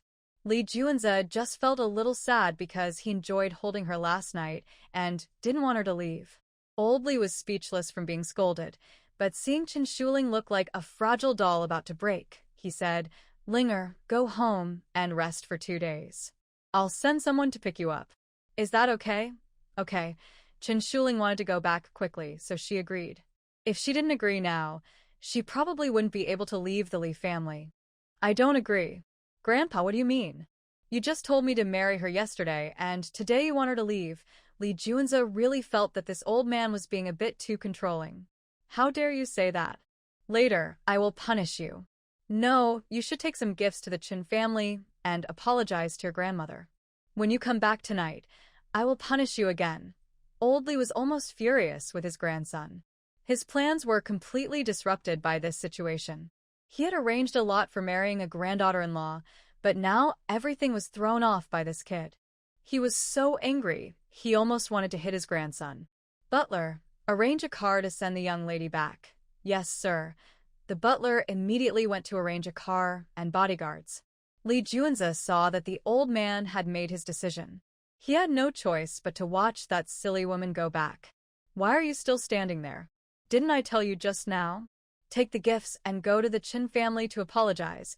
Old Li saw him standing still and shouted angrily. His grandson really couldn't do anything right and only caused trouble. He was so angry he felt dizzy. Li Junki saw his grandfather feeling dizzy and quickly went to help him. Lee Junza was about to help too, but just as his head was about to bump into his older brother's, he noticed something. Under his brother's shirt near his neck, was there a storage bag hidden? He only glanced and wasn't sure. Sigh, he thought, this grandson really can't do anything right and only causes trouble. Old Li thought about his plans but couldn't accept this outcome. "Grandpa, your health is more important than anything else. Let everything else take its natural course." Lee Junki patted his grandfather's back to help him breathe easier. Lee Junza took 2 steps closer to them. "But big brother, I didn't do anything wrong. Grandpa told me to do it and I followed his instructions. Tell me, what exactly did I do wrong?" After saying that, He grabbed his older brother's clothes and pulled him forward. Lee Junki quickly brushed his hand away. Sorry, ninth brother. I'm not used to others touching my body. He hurriedly tidied up his clothes. Big brother, I have no other intention. I just wanted to complain. I didn't expect you to be so guarded against me. Anyway, we are still cousins. How could I harm you? Lee Junza had already seen clearly. Inside his brother's clothes was definitely a storage bag, and he recognized the runes on it. He had looked at it for a long time last night until he felt dizzy and couldn't look anymore. He didn't expect that Grandma Chun and their grandfather had such a deal. The old man had known about the storage bag all along. No wonder he was given 10% of the shares and had to coax that young woman. With the old man's personality, he probably had more tricks up his sleeve. Have you been craving women since your past life? You spent the whole night messing with her like that. What are you trying to do? Do you want to hurt her? Old Master Lee was so angry, he tapped his cane a few times. Just as he finished speaking, the housekeeper came down from upstairs holding a bedsheet. Young Master Jiao, do you want to keep this bedsheet? Many men tend to keep the rose petals from special occasions, so she didn't dare to just take it to wash. She came to ask first. Old Master Lee saw the bedsheet, pinched his brow, and thought, well, at least his grandson was a normal man. It's normal to want a few more times. He could only silently comfort himself in his heart. No wonder Brother Nine kept asking last night. It's still fresh from being stepped on. Which man can stand that? So, Grandpa, don't be angry. Old 13th joked with a smile, feeling a bit envious. In today's society, how many women still marry as virgins? Moreover, his grandfather had given him 10% of the shares. From any angle, marrying this woman was a good deal.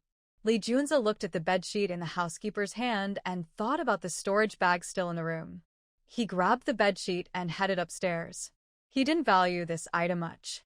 Of course, having his woman completely intact was even better. But he still had important matters to attend to. He fully believed what that foolish woman said last night. The potion was something he developed himself, so there was no problem with it. Now, he needed to plan the next steps. There are many things to arrange if he wants to survive in this world. Old Lee saw his grandson go upstairs and didn't want to scold him anymore. Butler, prepare some gifts and send them to the Chun family.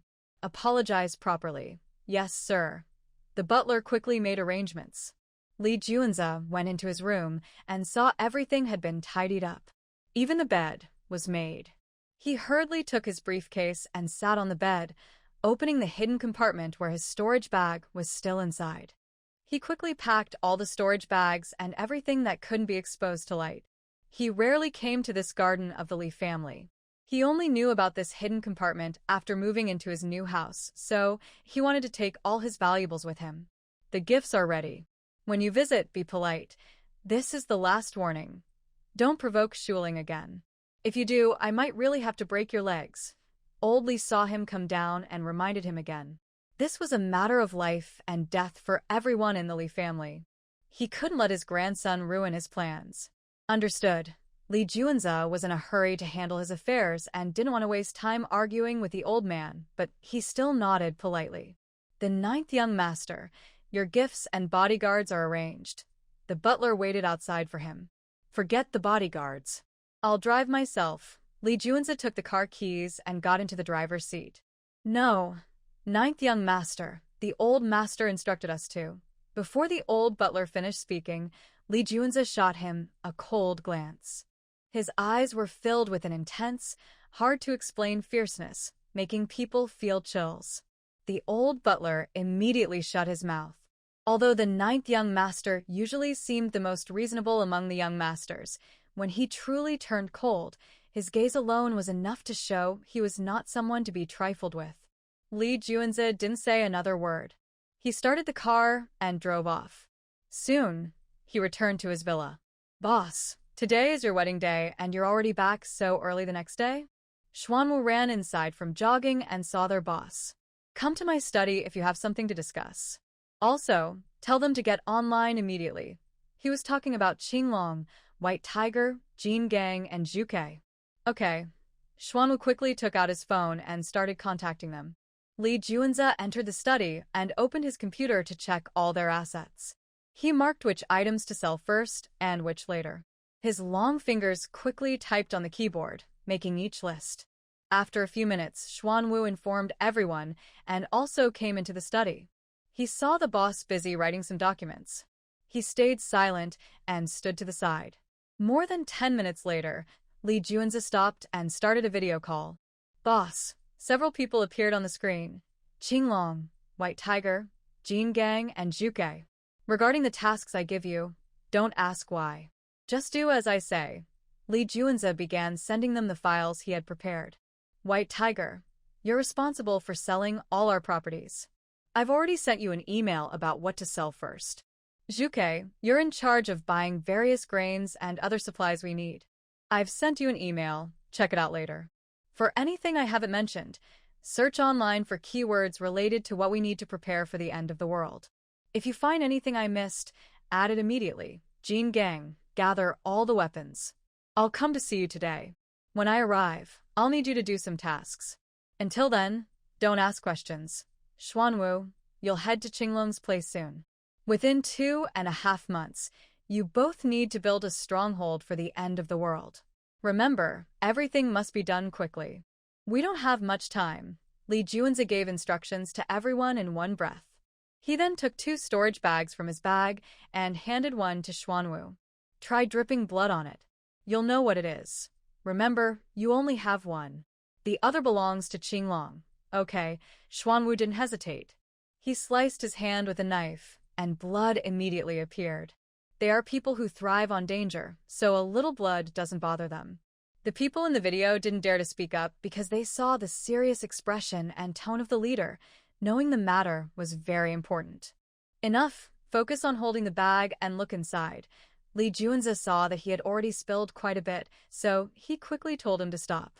Xuanwu picked up the bag and concentrated on looking inside. After glancing once, he quickly covered the bag against his chest. Xuanwu, what's your expression? Quickly tell me what's inside. Qinglong looked at him strangely, especially since there was another bag, his own, and he wanted to know what was inside. Boss, am I seeing things? I actually saw it was very wide and big inside. Xuanwu looked incredulous. You're not mistaken. That's the legendary storage bag. Don't be surprised anymore. Focus and get to work. Whether we can survive in 3 months depends on how capable we are now. Li Juanza kicked him to stop pretending. Got it. So, that means the boss is 100% sure the end of the world is real, right? Xuanwu asked. Yes. You all know what kind of potion we have. That's all for today. Follow the orders and your tasks. I have other things to do. Li Juanza ended the call directly. He still needed to go to the Qin family before leaving, or else when he returned, his little woman might have run away. Oh, Xuanwu, help me buy a plane ticket to the beautiful country, and then arrange a private jet to Jin Gang's place. Where are you going now, boss?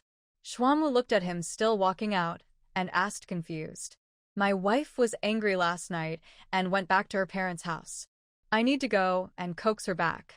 Even if I can't let her stay upset. Otherwise, the daughter I'll have won't be pretty. Li Juanza drove alone to the Qin family. Xuanwu watched the boss drive away, so he had to start making arrangements. He didn't expect that the boss was actually married. He thought the boss was just playing around, but now it was real. What about Zhuke? However, if the boss truly liked that girl, Zhuke could only give up. No one could change the boss's decision. Li Juanza drove his car to the Qin family villa. As soon as he entered the living room, he saw Grandma Qin coming down from upstairs.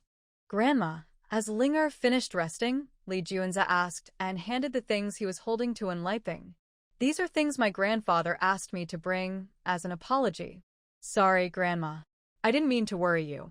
Come here and sit, she said, but her tone was not very friendly. Grandma Qin fainted yesterday and took several hours to wake up. After dealing with some matters, she slept for a few hours and her granddaughter came back.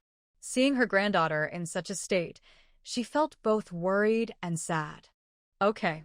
Li Juanza didn't mind her tone and sat down on the sofa. Juanza, let Linger stay at home for a while. Grandma Chen was also reluctant to oppose him. They had just gotten married, and he was young and impulsive. Okay, Grandma. I want to see her now. She is my wife now. I have some work to do, and I need to go back quickly, so I want to talk to her. Thinking about how the little woman felt in his arms last night, he still didn't want her to leave. But time was tight now. Plus, she probably needed a few days to rest, so it was best to leave her at the Chen family house for now. All right, let's go. I'll go upstairs with you. Grandma Chen was worried that the young man might act impulsively again. Her granddaughter couldn't handle much more now. Soon, the two of them went upstairs together. Wife, don't be angry. We are now husband and wife. Last night, I was a bit reckless. I'm sorry. Okay. Li Junzi approached the bed and quickly apologized in a very gentle tone. Chen Shuling didn't want to pay attention to him. She covered her head with the blanket. Last night, he showed her a little bit of tenderness, but he didn't hurt her badly. Li Junzi lifted the blanket from her head, gently adjusted her head, and kissed her on the forehead. Be good, wife. Don't be angry. I won't hurt you again. Please forgive me this time, okay? After saying this, Li Junzi's ears turned red. It was the first time he said such cheesy words. More importantly, Grandma Chen and the others were standing nearby. But to make this little girl happy, he had to say it. Last night, he tasted success and wanted to wait until she was better before showing affection again, so now he can only try to comfort her gently. Go away. I don't believe your lies. You're just deceiving me. Last night, when she begged for mercy, he didn't hold back. Thinking about it makes Chen Shuling very angry. Although her voice was hoarse from medication, she still sounded upset. Li Junzi didn't argue about this anymore. Anyway, they are now legally married, and his visit is just a formality. Darling, I need to go to a foreign country for a few days. There are some matters there, so I have to return for a few days. Take good care of yourself at home. Is there anything you want? When I come back, I'll bring it for you. Okay, I don't need your fake concern. If you're leaving, just go quickly. I don't want to see you. Chen Shuling once again turned her head to the side. All right, Linger, stop being angry. Junzi is here to apologize. In the future, if you have any problems, talk about them nicely. Don't just think about yourself. How can you be like a real couple if you do that? When Grandma Chen heard him say he was going abroad, she told her granddaughter not to cause trouble and not to give him a bad impression. What if he doesn't come back from abroad? Grandma, you're right. I will cherish Linga more from now on. Li Junzi gently turned Chen Shuling's head back, and this time, he kissed her on the lips. The feeling from last night still lingered in his mind. If Grandma Chen and others hadn't been there, he would have wanted even more. Rest well. I'm leaving now. Once a man tastes success, like water turning on a switch, it flows endlessly and naturally, without needing to learn how.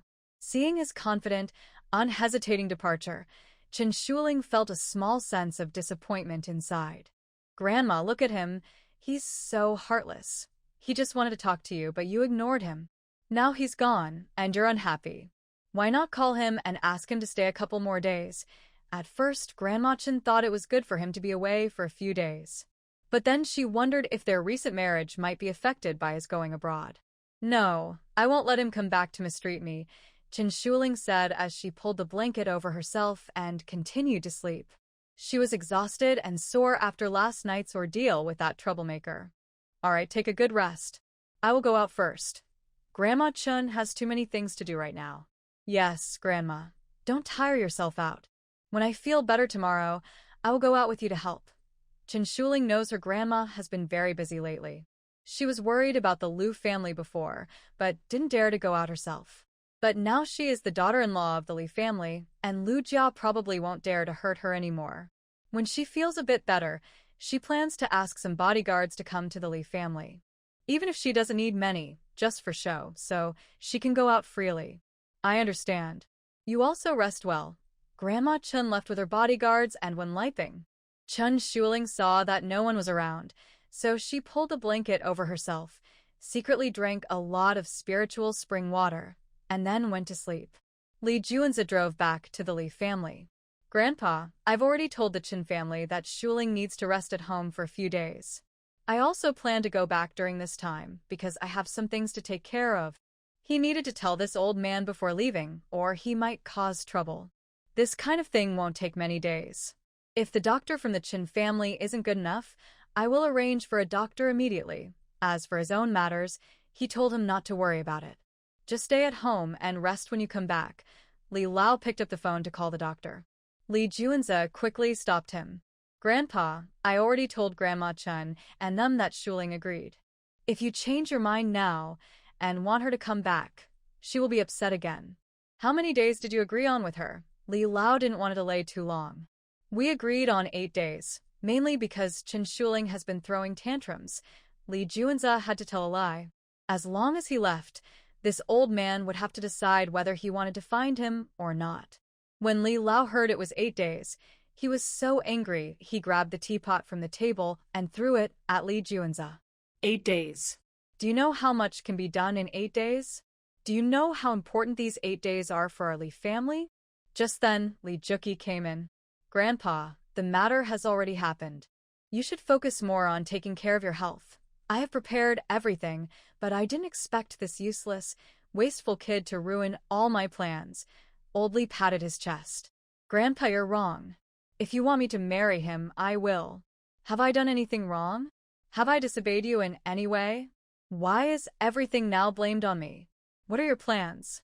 Or, what do you really want me to do? Li Juanza really doesn't know what his old grandfather has planned, but based on his behavior, it probably isn't good, at least not for Chen's girl. This is also part of his reason for agreeing to that young woman returning to the Chen family. Now she is his woman. Without his permission, even Grandpa can't hurt her. You are my grandson. No matter what plans or arrangements I have, I won't harm you. If I wanted to hurt you, I wouldn't have risked my life to save you back then. Old Li knows his grandson looks obedient on the outside, but he's not a simple person. Otherwise, he wouldn't have spent so many years not knowing what his grandson is really up to. I know Grandpa cares for me, but I've already done as you said. Yet, you keep blaming me. I don't understand. So I hope Grandpa can clearly tell me what's going on so I won't make mistakes next time. Li Juanza had to speak more politely. Actually, it's like this. Grandma Chen said the end of the world is coming soon. We've bought some supplies and prepared, but we're worried it might not be enough. If we need to move more money to prepare, it might affect the company. So we just want you to marry Chen Shuling and listen to her advice. If it's true, then we can relax and prepare openly. Li Junki revealed a little of the plan. Oh, I see. You should have told me earlier. I already knew about this. Chen Shuling told me last night. Li Juanza felt a bit embarrassed and continued. A real man shouldn't be so hesitant. Be decisive and straightforward. Just say it. Old Li directly ordered him. Yes, yes. When she begged me, she also swore it was true, Li Juanza said slowly, feeling shy. Do you believe what she said? Li Junki wanted to test his cousin's words. I believe what she said is true, so I want to go abroad and settle everything from before. Once it's done, I can come back without leaving again. Li Juanza hopes they will trust him and stop bothering his woman so they won't have to fight. After spending a night together, he now considers Chen Shuling his own woman. Then you must come back within a week. If you do anything to hurt me again, I won't forgive you. Old Li can only let him go reluctantly because he knows his grandson seems honest and obedient, but that's just the surface. Yes, I will try to return early. Grandpa, I'll go now. After Li Juanza leaves the study. Grandpa, do you think what he said is true? Li Junki asks. He doesn't know much about his cousin and can't be sure. 9 is not stupid. I think his words are somewhat trustworthy. Right now, you should handle some unimportant businesses. We already have enough funds from what we've gathered, so just use them for now. Old Li can only arrange things this way. He had planned that after his grandson's wedding, he would give the girl Chen Shuling some medicine, but unexpectedly, she ran back the very next day. Okay, but Grandpa, over the past 2 days, the Lu family has also been acting strange. They've started to withdraw their funds, Li Junki says. Yes, so we need to stock up quickly. The more people stockpile, the higher the prices will be. But that's not the most important thing. The most important is to get the weapons back. Now that the Lee family has storage bags, transporting weapons to the designated place isn't so difficult. Grandpa, don't worry. In a couple of days, our ship will reach the border, and I will go there myself. The only problem now is the warehouse, which isn't fully ready yet. Although I've urged them to speed up, I don't know if it will be finished by the time I bring the items over. If it's ready, we can gather more. Lee family has also sent many people to Kangle County. Go ahead and make arrangements. If the warehouse still doesn't have enough people, you can send some more. They're talking about the warehouse in Kangle County. Okay. Lee Junkie steps back to leave. Lee Juanza was already taken to the airport by the Lee family's driver. After dismissing the driver, he instructed Xuanwu to disable their surveillance cameras before boarding their private plane. Since Jean Gang was currently in the Golden Triangle, their private plane flew directly there. After sending the boss onto the plane, Xuanwu hurriedly led his team to Kangle County to meet with the Qinglong Society. The boss had only given them a week to build an underground warehouse, so their time was very limited. Lu Chongchun, head of the Lu family, had now discovered that the Chen family was collecting various supplies. The Li family was also frequently selling off some minor projects and subsidiaries. He decided to trust his daughter's words. Lulu had told him about Kangle County, so the Lu family sent a team there as well.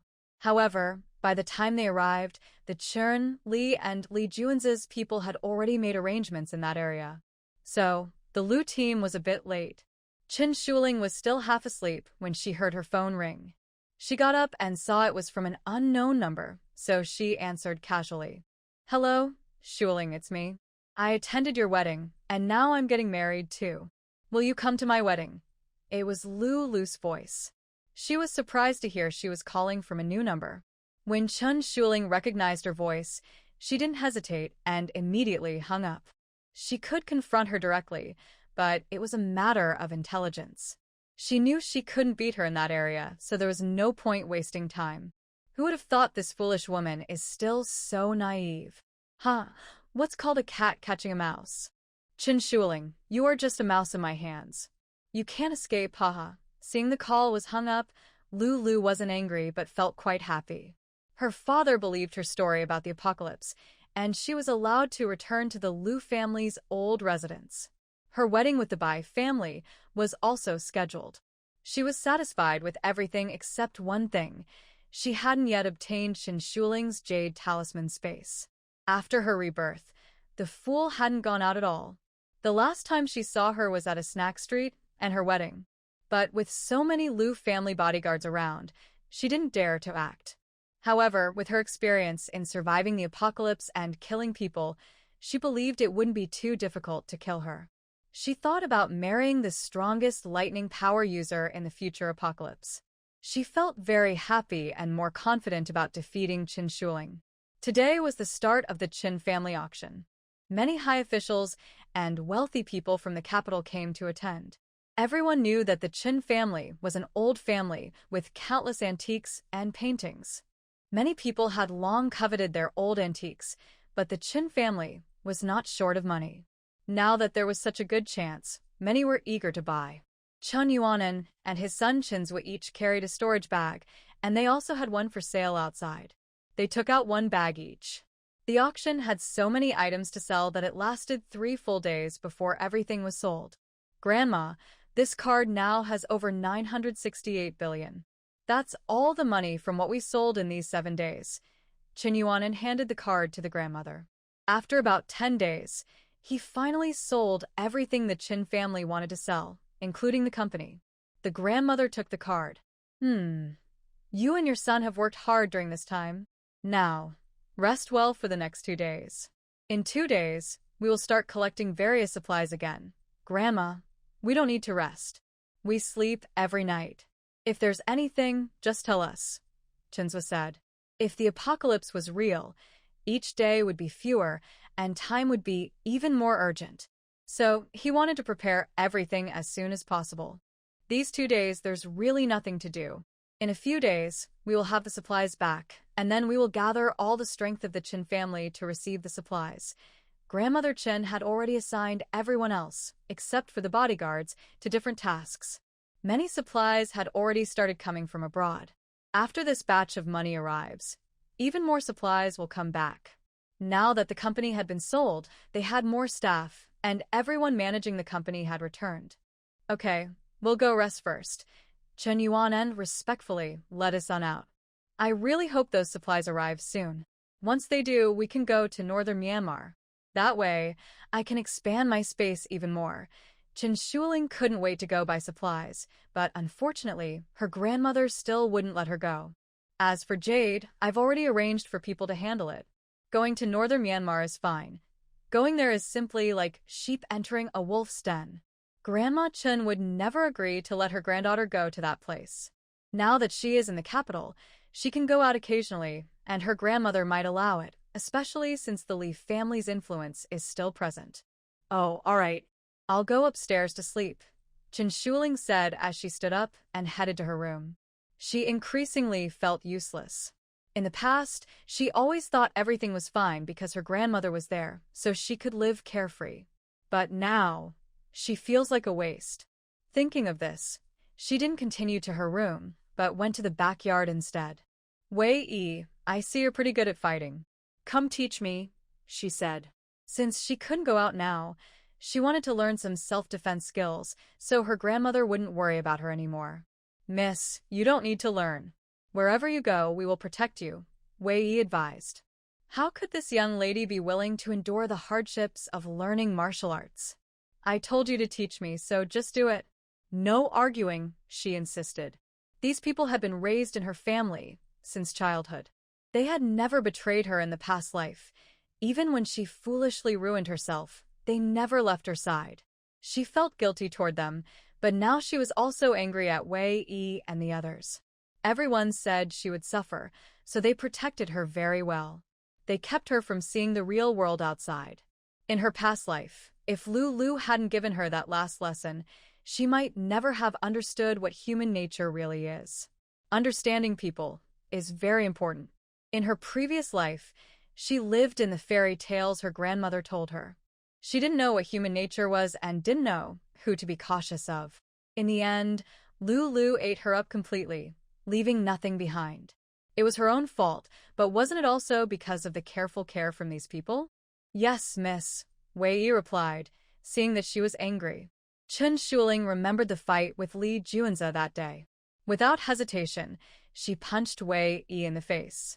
She deeply wanted to improve her skills because she knew that only by mastering self-defense could she truly stay safe. She wanted to show her grandmother her progress herself. She wanted her grandmother to know that she was no longer the young lady who needed protection. Wei Yi took several steps back, but still didn't dare to attack the young lady. Just by seeing her throw a punch, it was clear where she lacked. She said, "Young lady, your boxing skills are a bit weak. Your punches are too slow and lack strength, so you can't really hurt anyone." Chen Shuling knew her strength and speed were still not enough. To improve her skills, she needed someone to teach her and practice with her. Then, show me a demonstration of the boxing you've learned, Chen Shuling said. Wei Yi nodded slightly. She and Chen Shirsi stood in front of Chen Shuling and started practicing their moves. Chen Shuling carefully watched every move of Wei Yi and Shirsi. After a while, she said, "Maybe I should practice with Shirsi first." Chen Shuling saw that Shirsi was much weaker than Wei Yi. She didn't know much yet and wanted to try with someone weaker. "Okay, Shirsi, be careful and don't hurt the young lady," Wei Yi reminded her, warning her not to be reckless once they started fighting. "Got it."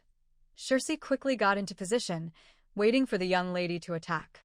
These girls were very young, brought back and raised by the old lady of the Chen family. Their only goal was to protect the young lady, so they naturally wouldn't hurt her.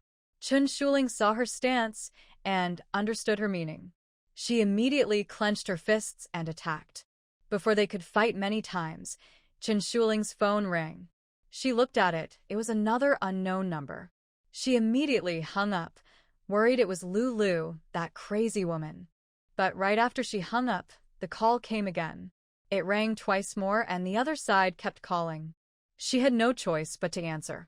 Who are you? Why do you keep calling me? Wow, wife, you're so fierce. You don't answer my calls and you're mad at me. It was Li Juan's voice. He had just finished organizing all the storage bags and handling some other matters, so he had a little time to call this little woman. He didn't expect her to be so good. She kept hanging up on him. I don't know, it's your call. I thought it was some crazy person. But you're pretty much the same as a crazy person. So, what's the matter? If there's nothing, I'll hang up. I'm busy right now. Chen Shuling didn't want to waste time with this crazy person. She decided to be brave and learn a little, just enough to build her confidence to keep going. What are you doing? Li Junza asked, noticing her anxious tone and feeling curious about her current activity. None of your business. Goodbye. Chen Shuling quickly hung up the phone. But she hadn't taken more than a few steps when it rang again.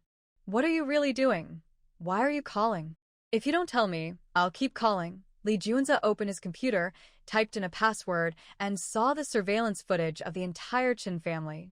Not wanting him to bother her further, she said, I'm practicing martial arts with my bodyguards. One day, I want to be able to fight you. Thinking about that night when he forced her to stay still, without any chance to resist, she felt furious and annoyed. Haha, you have quite a mouth.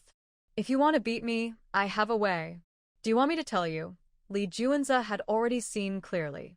His little woman was in the backyard with her female bodyguards, practicing martial arts. What way? Chen Shuling became interested. Any method that could help her control her opponent was fine. This method requires you to learn it with me. Others can't learn it. Li Junza remembered the feeling of their wedding night, which made his body react quickly. He had been thinking about his little woman these days, and he couldn't sleep at night.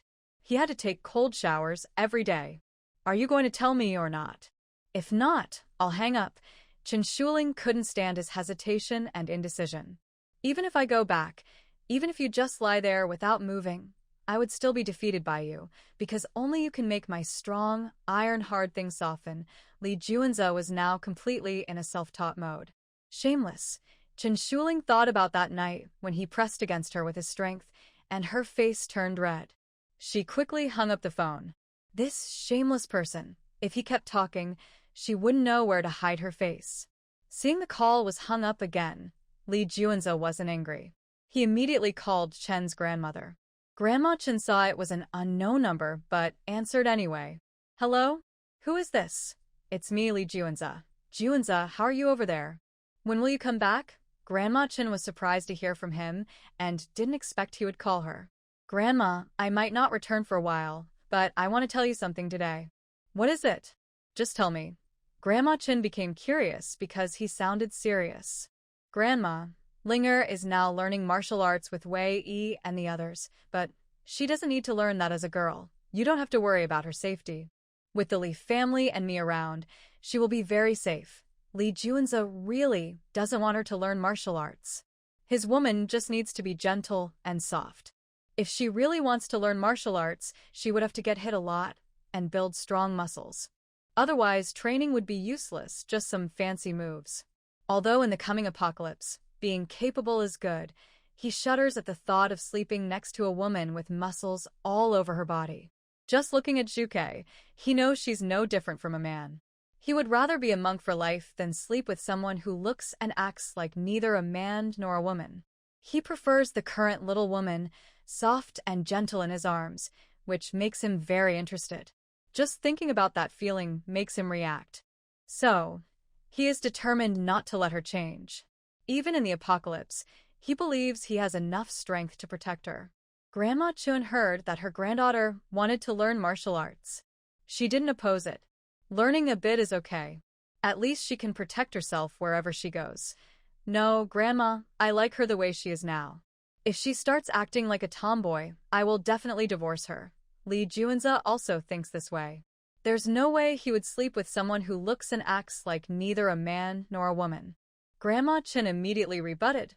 That's not right. Look at Wei Yi and the others. Their martial arts may not be the best, but they can hold their own. And in terms of appearance and figure, they are definitely outstanding. But to me, they look just like men. Grandma, I called you today to ask you to stop her. I might need another month before I go back. After a month, I will take responsibility for Linger's safety. But I hope she stays at home, eating, playing, and relaxing during this time. Even if she gains a little weight, it's okay. Lee Juan's tone became a bit more serious. Right now, he only cares about that young woman's body. He doesn't want her to change. If she does and he loses interest, that would be the biggest loss. There are many companies here that need to be sold, and many things require his personal signature, so he really can't leave. Otherwise, he would go back and keep that young woman from getting out of bed, so she wouldn't have time or energy to think about these things. But do you know there might be dangers in the future? What if you're not around to protect her? Grandma Chen couldn't understand why Lee Juanza was so stubborn about this. Isn't it good that his granddaughter has become a little stronger? Grandma, do you think doubting my ability is a little unfair? Moreover, now that she's married to me, she's my woman. Do you want me to have a good relationship with her or not? Lee Juanza still wanted to explain clearly. He firmly opposed this idea.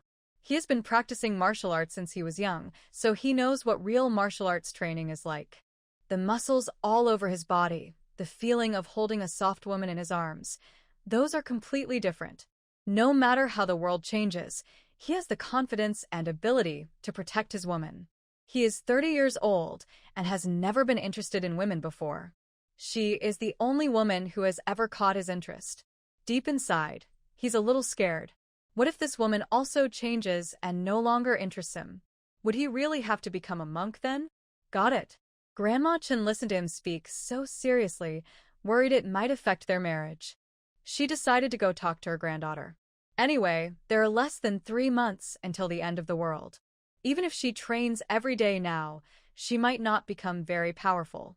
It's better to keep her heart focused on a man. When she has children in the future, the Lee family will do everything to protect her and her kids. After hanging up the phone, Grandma Chen quickly went to the backyard. Linger, look at you all sweaty. Go take a shower. No, Grandma, I just learned a move. I want to learn more, and I hope you'll agree. Chen Shuling really wants to become stronger. She holds her grandma's hand and keeps begging. You're such a silly girl. Grandma also hopes you'll become stronger, but now that you're married, the most important thing is to have children. Let's go home and take a nice bath. When Junza comes back, you'll have a baby. Grandma Chen pulls her into the house without waiting for her to respond. Grandma, with the end of the world coming, why have children? How can we take care of them? Chen Shuling remembers that no one has had children after the world ended. Grandma, I forgot to tell you something. There's nothing important now. It's more important to take a bath. Grandma Chen really wants her to have a baby soon, so she agrees to her grandson-in-law's request. No, Grandma. After the rain in the end of the world, no women are pregnant. So you need to tell others. If anyone wants to have children, they must get pregnant within a month or 2. Otherwise, it might be impossible to have children later. What? Grandma Chen is shocked and stops in her tracks. That means he needs to come back quickly. Before the end of the world, you all must have children. Otherwise, the Chen family might have no descendants. Soon, Grandma Chen pulls her into a room. Sit for a while. I'll ask someone to prepare a milk bath for you. Lee Juanza likes her granddaughter to be gentle and delicate. She can't make her granddaughter too strong or too smart. Instead, she wants her to peacefully conquer a man and make him her loyal partner. Grandma Chen arranges the best milk and extracts from various flower pollens. She personally mixes the ingredients, trying many times until she's satisfied. Grandma, what's in this milk? It smells so good. Chen Shuling used to take milk baths often, but this one smells especially fresh and natural, not harsh at all. Just enjoy the scent. Now go in. From today on, take a bath for 2 hours every day. Grandma Chen urges her to get into the bath. Even if I like something a lot, what's the use? It will be hard to enjoy it again in the future. Chen Shuling doesn't want to like anything right now. She's afraid that after the end of the world, she might lose everything, and that thought makes her unable to forget. Silly girl, as long as you like it, Grandma will prepare enough for you to use for a lifetime. Smell this one and see which scent you like. Grandma Chen took 2 more boxes, opened the lids, and let her granddaughter smell them. What are these? Chen Shuling saw that both bottles contained dark substances, but the smell was very nice. These are for caring for your hair. If you like both scents, I'll buy enough for you to use for a lifetime. She wants to create a unique scent for her granddaughter, one that no other woman can replace. Oh, both smell good. I'll keep some of each. One box has a floral scent and the other has a grassy scent, so she liked both. All right. Grandma Chen handed the floral-scented box to Wen Liping. This will take about an hour and a half. Please watch over the young lady here. Don't worry, Grandma. I'll make sure the young lady soaks for 2 hours, and I'll also take care of her hair, said Wen Liping, the housekeeper. She didn't need to do it herself. With helpers, she just needed to supervise. Grandma Chen left. Chen Shuling relaxed in the bathtub. The tub heats itself, so her water is always warm. The helpers were also taking care of her hair. Chen Shuling wanted to learn martial arts, but never succeeded. Instead, she spent several billion buying these products. Li Juanza, after a while, checked a video. He saw his little woman still soaking in the bath, with someone helping her with her hair. Looks like dealing with smart people makes things much easier. Grandma Chen is very clever and knows how to use her advantages. Thinking about this, Li Juanza wished he could fly back immediately. If she wanted to use this method to manipulate him, he wouldn't mind at all. Watching the scene of his little woman, he couldn't help but swallow hard. Baihu, tell them to lower the price of what we're about to sell by another 2 points. Li Juanza picked up his phone and called Baihu. He wanted to go back quickly, even if it meant losing some money.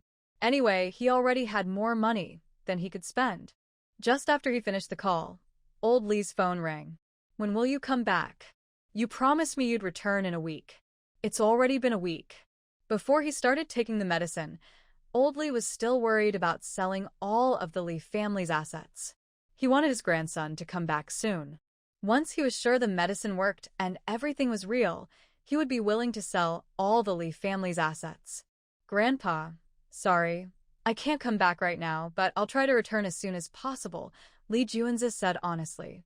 He was busy signing contracts every day and selling many companies. He really couldn't leave now. If he could, he would have flown back already. I don't care what you're doing. You must come back in the next 2 days.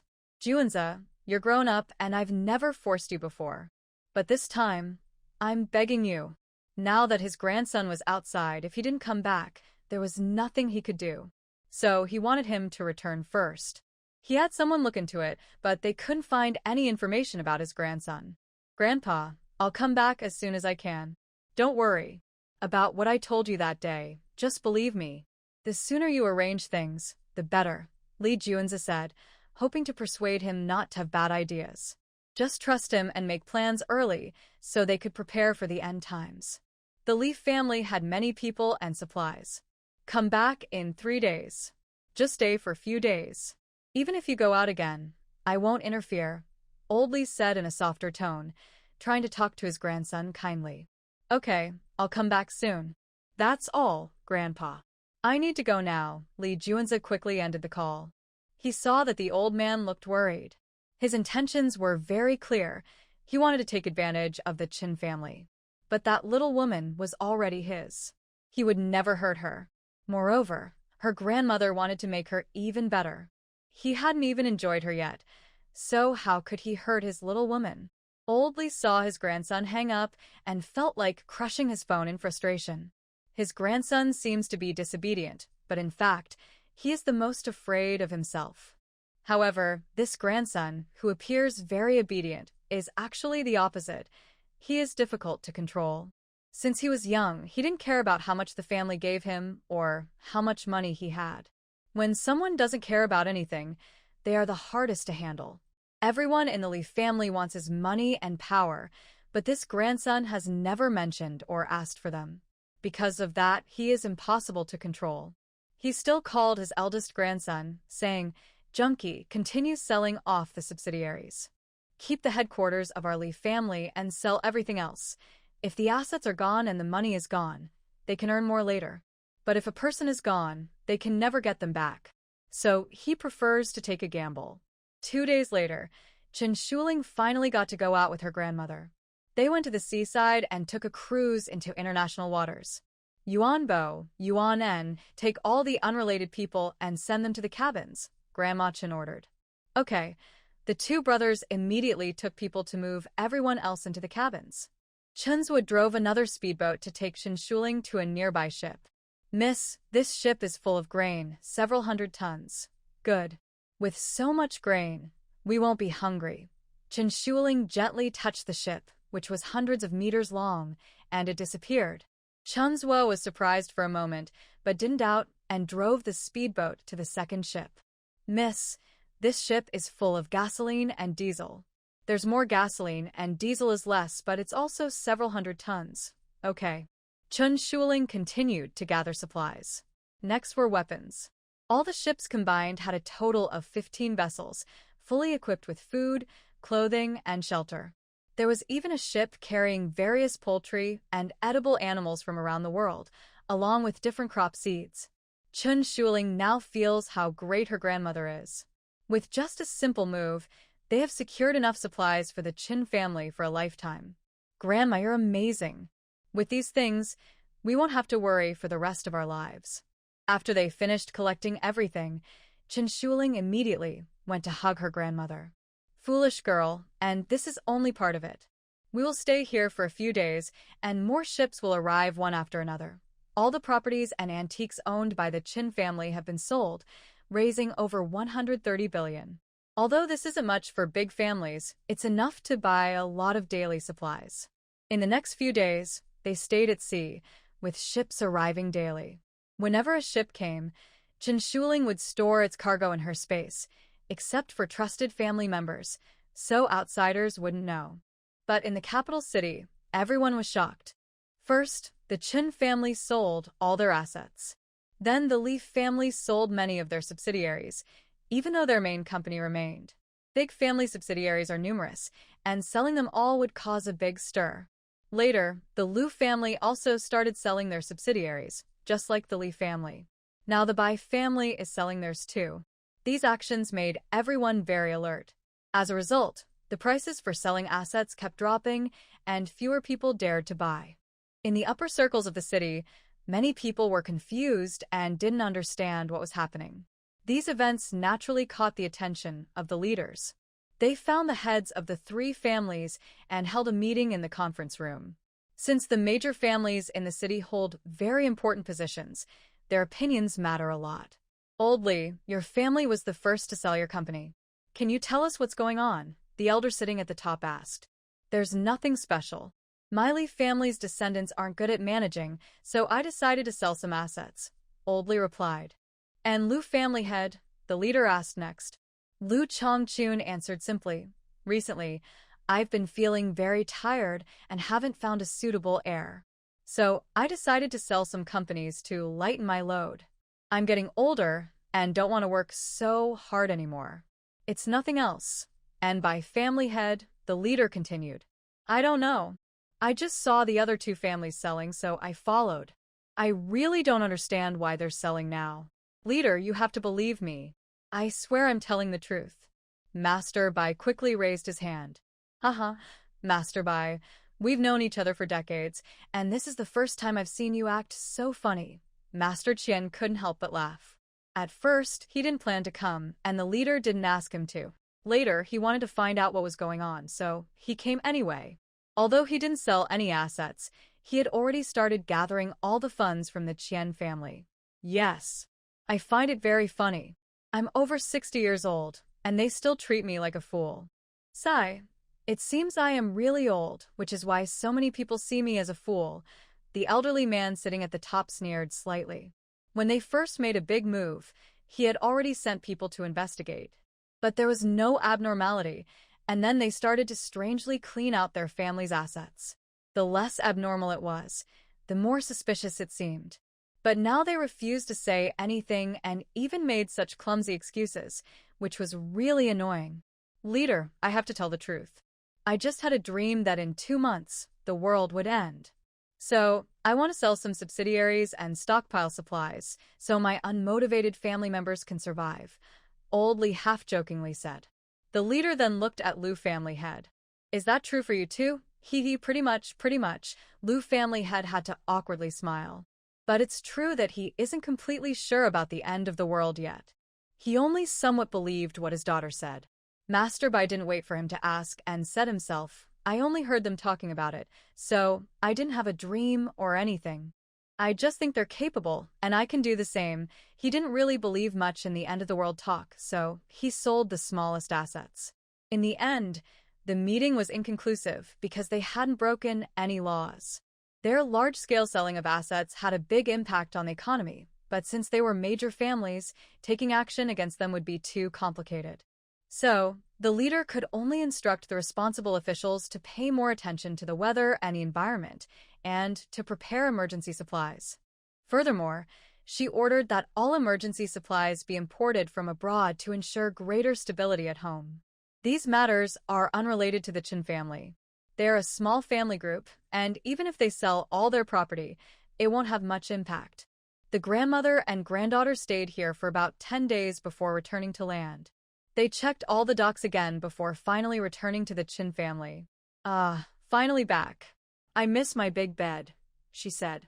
The first thing Chen Shuling did after returning was to lie down and roll around on her bed. Although she had access to very good food everywhere she went, she still preferred her own bed and blankets at home.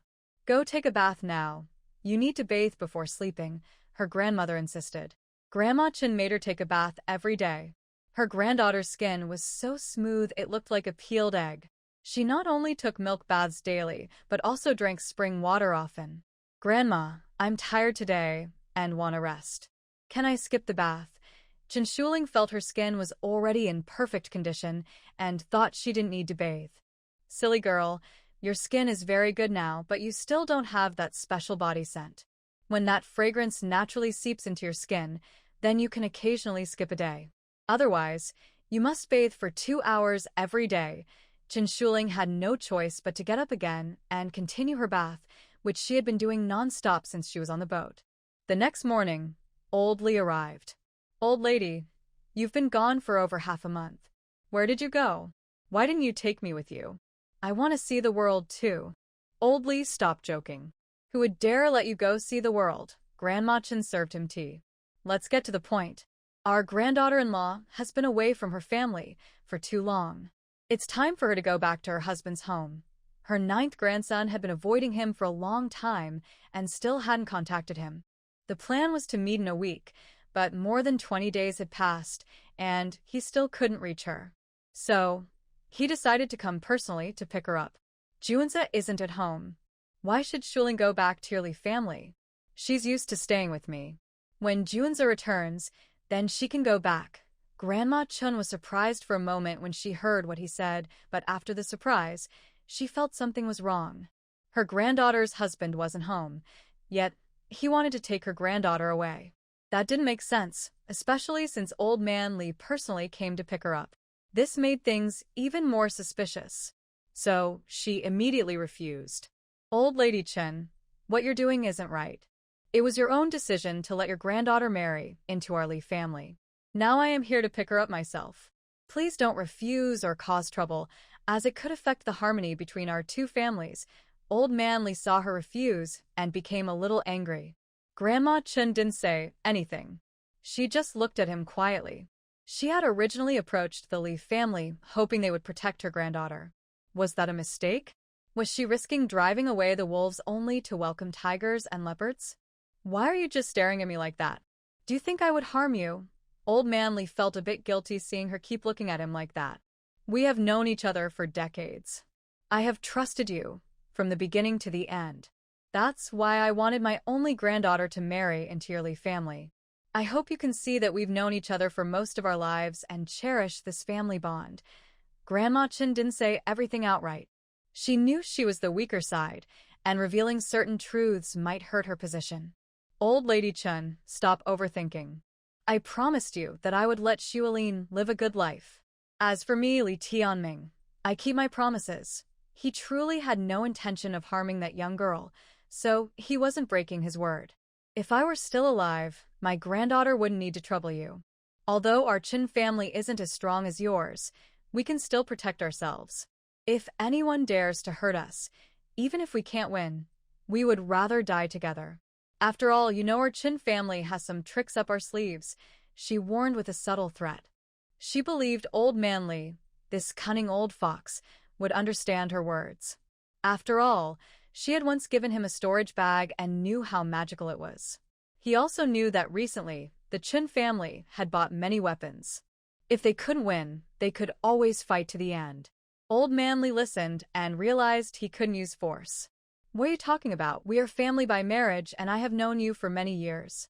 Don't you realize that? Let's not talk about these hurtful words anymore. Since you won't let her return to the Lee family, just let her stay happily in the Chen family. Grandma Chen saw that he no longer wanted to discuss this issue, so she stopped arguing and just kept a cautious mind. After chatting for a while, Old Lee finally left. Old Lee's visit to the Chen family was quickly known to Junzi Lee. He immediately checked the surveillance cameras and made a phone call. Grandma, is everything okay at home? Yes, everything is fine. Junzi, I want to ask you something. Will you answer honestly? Grandma Chen wanted to test his tone. Since he would be sharing a bed with her granddaughter, what if he had bad intentions? Grandma, just ask. Whatever I know, I will tell you honestly. Junzi Lee watched the video of the two elders talking, and guess what Grandma Chen wanted to ask? If Shuling is in danger, would you save her? If the Lee family's stance conflicts with ours, what would you choose? Grandma Chen asked without hesitation, wanting to hear his honest answer. Listening to his response, she might not fully trust him, but understanding him a little would help decide what to do next. Grandma, in this world, Shuling is the person I am closest to. She is the one I want to spend my life with and the one who will give me children. Junzi Lee knew he shouldn't say too much now, or she might start doubting him. She wasn't his naive little wife. But what he said was from his heart. Now that that little woman has captured his heart, she has become the most important person to him. It's good that you think like that. I hope you can come back soon. When will you have a child? Grandma Chen really hopes you can get pregnant quickly, not for the Lee family, but to have a child for the Chen family. Don't worry, Grandma. I've already taken care of everything. I should be home by tomorrow afternoon at the latest. He lowered the prices of everything he wanted to sell by 2 points, saving about 10 days. Now, everything has been cleared out. Recently, they have transported supplies several times, filling a warehouse with over 100,000 square boxes. Additionally, dozens of storage bags are still being used worldwide to bring supplies back. He has implanted tracking devices and bombs on all those people, so he is not worried about them betraying him. Okay, we'll wait for you. Grandma Chen felt relieved when she heard he was coming back. There are 2 months left, and she hopes her granddaughter will become pregnant during this time. Grandma, before I go back, it's best that you only trust your close friends. Be careful about who you talk to, even with food. Lee Junzi wanted to remind her not to trust the old man from his family too much. Got it. Grandma Chen was pleased to hear this and appreciated that he cared about her and her grandson. After hanging up, Lee Junzi arranged for a helicopter to go back, so he wouldn't need to handle everything himself. Grandma Chen, after the call, no longer fully trusted the Lee family, so she decided they should leave early for Kangle County. Yuan Bo, Yuan En, give the order. In 5 days, we will leave here. From now on, Kangle County is our home. They couldn't leave immediately because they still had hundreds of people, each with their own assets to manage.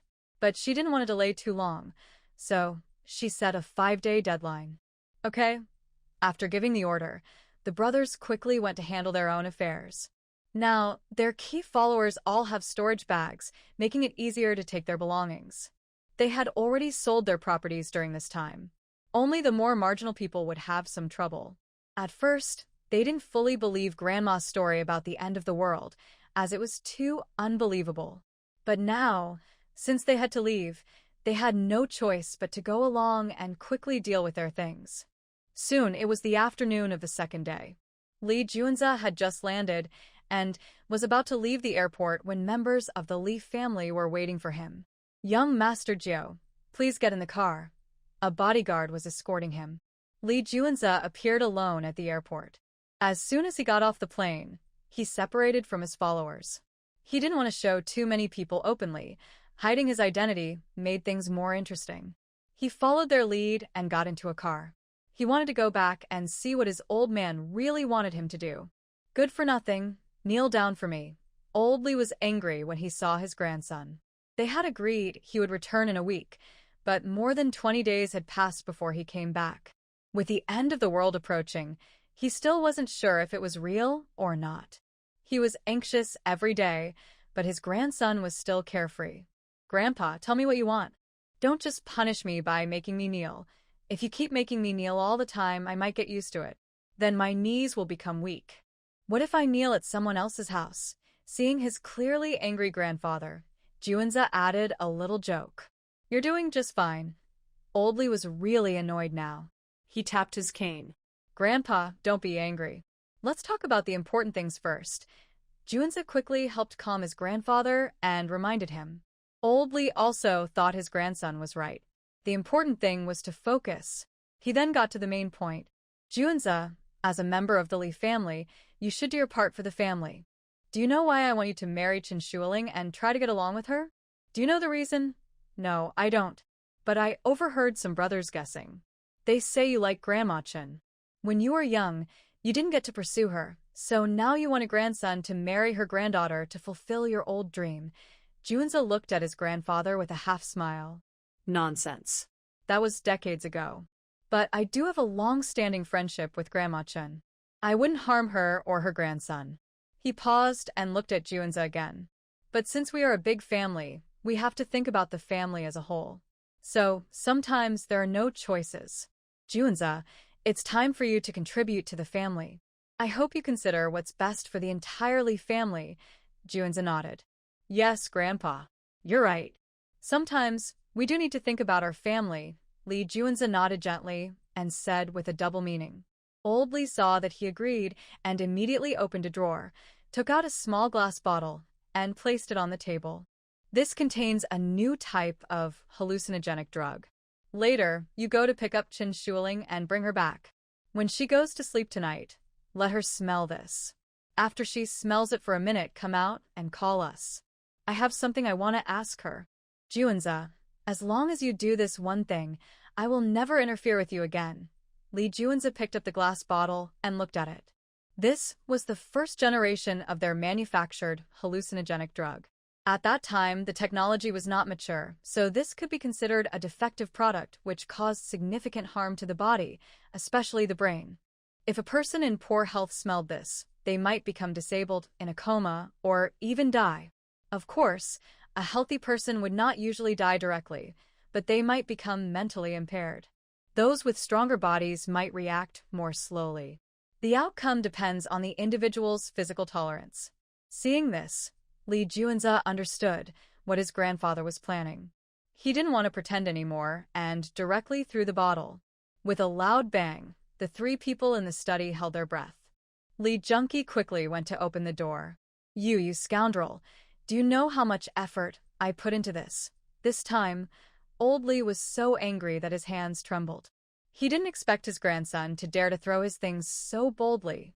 He always thought that even if he didn't want to do it, at least he would argue a few words with him. But he would never throw his things away like this. This item was very hard to buy. Even abroad, it could be bought again, but bringing it into the country was very difficult because it was a banned substance. "Grandpa, you're old. Please don't breathe this in. Don't speak for now. Just hold your breath. Let's go out first." Lee Junkie quickly told his grandfather not to speak for now because it was a gas, and now that it was shattered in the room, it was better to leave temporarily. Finally, the three of them left the place, and Old Lee, leaning on his cane, struck Lee Juinza. "Why did you have to smash what I worked so hard to get? Do you know how difficult it was for me to get this bottle?" Lee Juinza was hit with a cane, but didn't move. "Grandpa, do you realize how much harm this can do to the body? I know, Shuling was young and healthy back then. The most it would do is make reactions a bit slower, but it wouldn't cause any other problems. But do you understand that this concerns our entirely family? Right now, we have no proof that a doomsday will really happen. Our company's headquarters are not taking any action, but if a disaster does occur, the supplies we have now are far from enough. We need to find out how the Chin family knows about this possible doomsday. Just listening to them without medication, do you think I can believe everything they say? If we sell our Lee family's main company and there's no doomsday, our family will be finished. Old Lee now regrets revealing it too early. He wishes he had discussed it with his grandson first before showing it. Thinking about this now makes him very upset. This medicine isn't easy to get. You don't really believe them, do you? You're risking your wife's life. Grandpa, have you forgotten? Chen Shuling is my woman now. Li Junzi looked at his grandfather with a cold face. This old man is always so self-righteous. He was the one who arranged his marriage to that young woman, and now he wants him to hurt her. He also doesn't fully believe what he's saying. Grandma Chen gave them a storage bag, which is probably his real target. Unfortunately, the old man's plan backfired, and Li Junzi got ahead of him. And that young woman is now his. Without his permission, no one can hurt her. Junzi, you misunderstood Grandpa. Marrying her was genuine. And I promised Grandma Chen to keep her granddaughter safe for life. That's true, too. I had experts assess the medicine. It will only slow her reactions a little, not harm her health. You can still live a normal life in the future. It's a pity that this precious medicine was broken by you, Junzi. In the future, don't act impulsively. I'll have someone buy more. Just don't break it again. Now that the medicine is broken by his grandson, there's nothing more to do. It might be better to send someone out now to buy more supplies. The end of the world situation they mentioned is still 2 months away, so there should still be time. Grandpa, I advise you to give up on this. I won't let you use that medicine on my wife. Seeing how stubborn the old man was, Li Junzi straightforwardly explained. Spending so much money on these things is not as good as buying more supplies. If you don't trust others and also want to hurt people with their kindness, that's just a betrayal of kindness. Why can't you understand? I don't want to hurt her. I just want to confirm this matter. This is very important for our entire Li family. Are you really willing to abandon your family for a woman? Old Lee was very angry now, but he couldn't do much to his grandson. Punishing him with minor injuries didn't matter to him. Grandpa, do you realize you're being ungrateful? Grandma Chen told you about the end of the world situation, and now you're hurting her granddaughter. That's like a story of a farmer and a snake. Li Junzi wanted to say something harsher, but Old Lee suddenly threw a teacup at him. Shut up. I never wanted to harm their lives. Otherwise, why didn't I just give medicine to Grandma Chen? I only wanted to give medicine to Grandma Wu, because I know that medicine would be too hard on Grandma Wu's body. But Chen Shuling is different. She's young and healthy, so the medicine won't affect her much. Right now, there are only 2 people left in the Chen family. If the end really comes, our Li family is well prepared. No matter how hard it gets, we can support them. Even if we don't give her medicine, can a young girl survive in chaos? You don't trust me, but I risked my life to save you. When I was in my 60s, I led just a few hundred people to fight in a foreign country. I was willing to risk everything back then. And now, you think I'm heartless? Do I deserve this from my own grandson? He truly believed this. He knew he was old and didn't know how long he could live. So he involved his eldest grandson in everything, hoping he would understand the kindness of the Chen family and take better care of them in the future. But now, when his grandson called him ungrateful, he felt upset and didn't admit it. When Li Junzi heard the old man talk about how he had saved him before, he couldn't help but pinch his brow. Grandpa, to be honest, I have already given her medicine. They say the end of the world is real. If he didn't tell the old man the truth, he would keep bothering him endlessly, which was quite annoying. Worse, he couldn't do anything to him, not to mention hitting or scolding him. Even saying harsh words might make him so angry he could get very upset. So, it's better to just tell him the truth directly. Hearing this, Old Lee suddenly stood up. Li Junzi also looked at his cousin and asked, "How did you think of giving her medicine?" "What did she say?" Old Lee quickly asked. Li Junzi looked at both of them. "I'm not stupid. Can I see that there's some deal between you and the Chen family? Since you're using my marriage as part of the deal, there must be something going on. Since I'm involved, I should know what it is." As for what she said, the end of the world will happen in 2 months. Chen Shuling is reborn 4 years ago. She knows everything that happened during these 4 years. So, Grandpa, I advise you not to go after her. She is normal. At least, we can know what happened in these 4 years. That's really good for our Li family. No, that's not right. Grandma Chen said she is the one who was reborn 4 years ago. Now, how did she become Chen Shuling? Li Junqi asked with confusion. Do you think she would tell you the truth if she wants to protect her granddaughter? Li Juanza replied. Li Juanza didn't know, but they had talked about this before. It doesn't matter who was reborn first. What's important is... Old Li looked at his two grandsons and said, what's important is that they still have storage bags. I gave her medicine to find out if the Chen family has other good things. These magical items might not stay safe in their hands. If they give them to us, the Li family can make better use of them. He believed this matter was very important, and his two grandsons knew how to keep it secret. Li Juanza wanted to make sure the old man would not have any ideas about Chen Shuling. They would have to spend time together in the future, and if he wasn't careful, the old man might do something sneaky. It would be better to be honest and clear the air now. Just tell me your conditions. Old Li finally heard his grandson speak and agreed readily. From now on, you must not use any way or means to hurt my wife. If you agree to this, I will give you back a storage bag. If the Chen family really runs out of supplies, he could take one from himself and give it to them. Although his storage bags are already in use, he could just kill one person and take it back. Okay, but you need to find a way to see if they have other good things. Old Li finished and asked another question. Did you really give her medicine? Are you sure the end of the world is real? Don't worry, Grandpa. I really did use medicine, and it's better than yours. I used the 3rd generation, so you can rest assured and prepare. Li Juanza didn't want to hide this from them, especially since their land was so close now. If the Li family ran out of supplies, he would be dragged down by them. It was better to let them prepare early. Good, I believe you this time.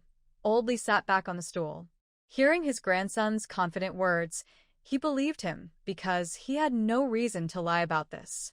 No matter what, he was part of the Li family. He trusted that his grandson wouldn't harm his own family.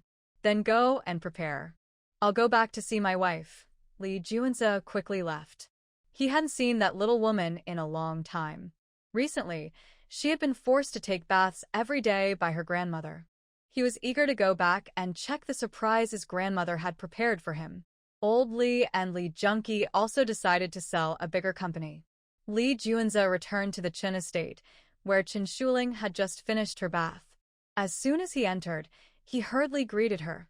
Grandma Linger, Juanza, you're back. Old Madam Chen was the first to see him. Chen Shuling glanced at him and then stopped looking. This man had made her suffer on her wedding night, and later he ran out and was gone for a long time. Yeah, I missed home, so I came back early. Li Juanza smiled and walked over to Chen Shuling. Seeing her shiny black hair, he gently lifted a strand and sniffed it. The hair smelled nice and felt smooth, which made him feel very comfortable. This hair smells so good. The scent is really nice. Shuling, buy more of the shampoo to use from now on. He also took a card out of his pocket and handed it to Grandma Chen. Grandma, I've earned some small money recently. I don't know what Shuling likes.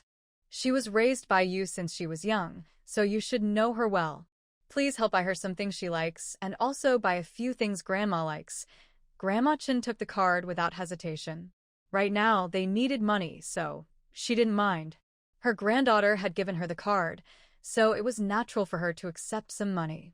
Okay, you just came back from abroad and need to rest. Rest well first. I'll come back in 2 hours to call you both for dinner. She only gave them 2 hours, not wanting this young man to bother her granddaughter again. Thank you, Grandma. Li Juanza thought giving her the card was the right choice. Right now, he really wanted to send everyone away and just keep the 2 of them. Then rest now. I'll go help Grandma. Chen Shuling also stood up to leave. She was still a little afraid of the man, especially after what happened on her wedding night. Li Juanza quickly hugged her. You should go out too. How can I rest alone? Grandma is also hoping we'll have children. No, it hurts too much. I don't want to. Chen Shuling tried to break free from his embrace. Don't be afraid. I didn't understand that night, but I've learned a lot since then. I won't hurt you again. Li Juanza gently lifted her onto the bed. Since he knew Grandma Chen wanted to make Chen Shuling more delicate and beautiful, he couldn't resist trying. He also learned some things about married life and had a whole night of experience, so he wouldn't be as clumsy as the first time. Initially, Chen Shuling resisted because she had a frightening experience that night, but gradually she gave up her resistance. Soon the two of them became deeply involved. After 2 hours, Grandma Chen came upstairs to call them. This time, Chen Shuling was not hurt. Instead, she had a pleasant experience. Seeing her granddaughter's rosy face, Grandma Chen finally relaxed. After dinner, she called Li Juanze to the study. Juanze, I want to know how your Li family plans to handle things. Since the last visit from Old Li, Grandma Chen has suspected that he might threaten the Chen family. Grandma, if possible, please give some storage bags to the Li family. I won't hide from you that my grandfather wants some of the things from the Chen family. But I promise you, I will never allow anyone to hurt my wife. Li Juanze knows that Chen Shuling is Grandma Chen's bottom line, but their goals are the same. He is now more satisfied with Chen Shuling than on their wedding night. Her delicate skin, soft and flawless, feels very good. Li Juanze is truly very happy now. He is beginning to enjoy being a man. He even has people buy the bath and hair care products Chen Shuling uses, wanting his little wife to stay beautiful and fragrant forever. So, he speaks more sincerely to Grandma Chen. When Grandma Chen hears him openly talk about the storage bags, she is momentarily surprised. Does Old Li also talk to his grandson about such things? Juanze, do you think your grandfather's words are trustworthy? I don't know if his words are reliable, but mine are. Grandma, you have raised Shuling very well, and I am very happy. We will have children soon, and by then, you will truly see me as family. I have always known that the person I am closest to in this world is my wife. Li Juanze wants to make himself clear, and also wants her to trust him. Since he and Chen Shuling truly became a couple, he has never wanted to harm her or her grandmother. Grandma Chen understands his meaning. She is pleased with her granddaughter and is willing to take a chance. She takes out 5 storage bags from the drawer and gives them to him. I believe in your grandfather this time, but he disappointed me before. I hope you won't disappoint me now. Don't worry, Grandma.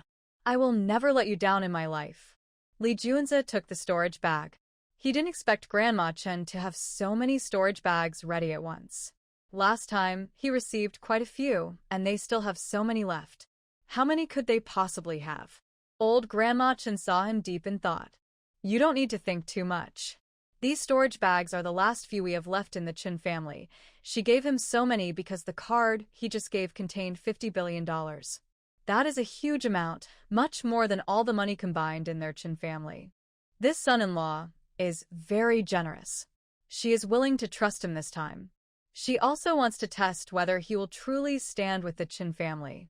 Grandma, I still say the same thing. You don't need to worry about me because Snowling and I are married. We sleep together every night.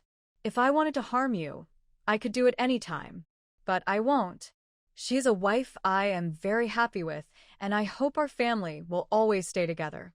As for the Li family, Old Li once saved my life. I am just repaying that kindness. After saying this, Li Juanze wanted to go back to his room to be with his wife. Talking more to Grandma wouldn't change her mind. She would believe him when she saw what he did in the future. But what he said is true. Besides the life-saving help from Old Li, he has no real family ties with his so-called parents. Grandma Chen saw him about to leave and quickly called out, "Wait, Juanze. Ling Er is still young. Please don't hurt her again, or she will be afraid of you." Hearing this, Li Juanze felt a bit embarrassed. He admits that their wedding night was a little too much on his part. Grandma, don't worry. I now know how to care for my wife. He has learned how to make his wife happy and himself satisfied, so that night they had a very happy time. In the morning, when Snowling opened her eyes, she saw the man sitting at the bedside, smiling foolishly at her. "What are you doing?"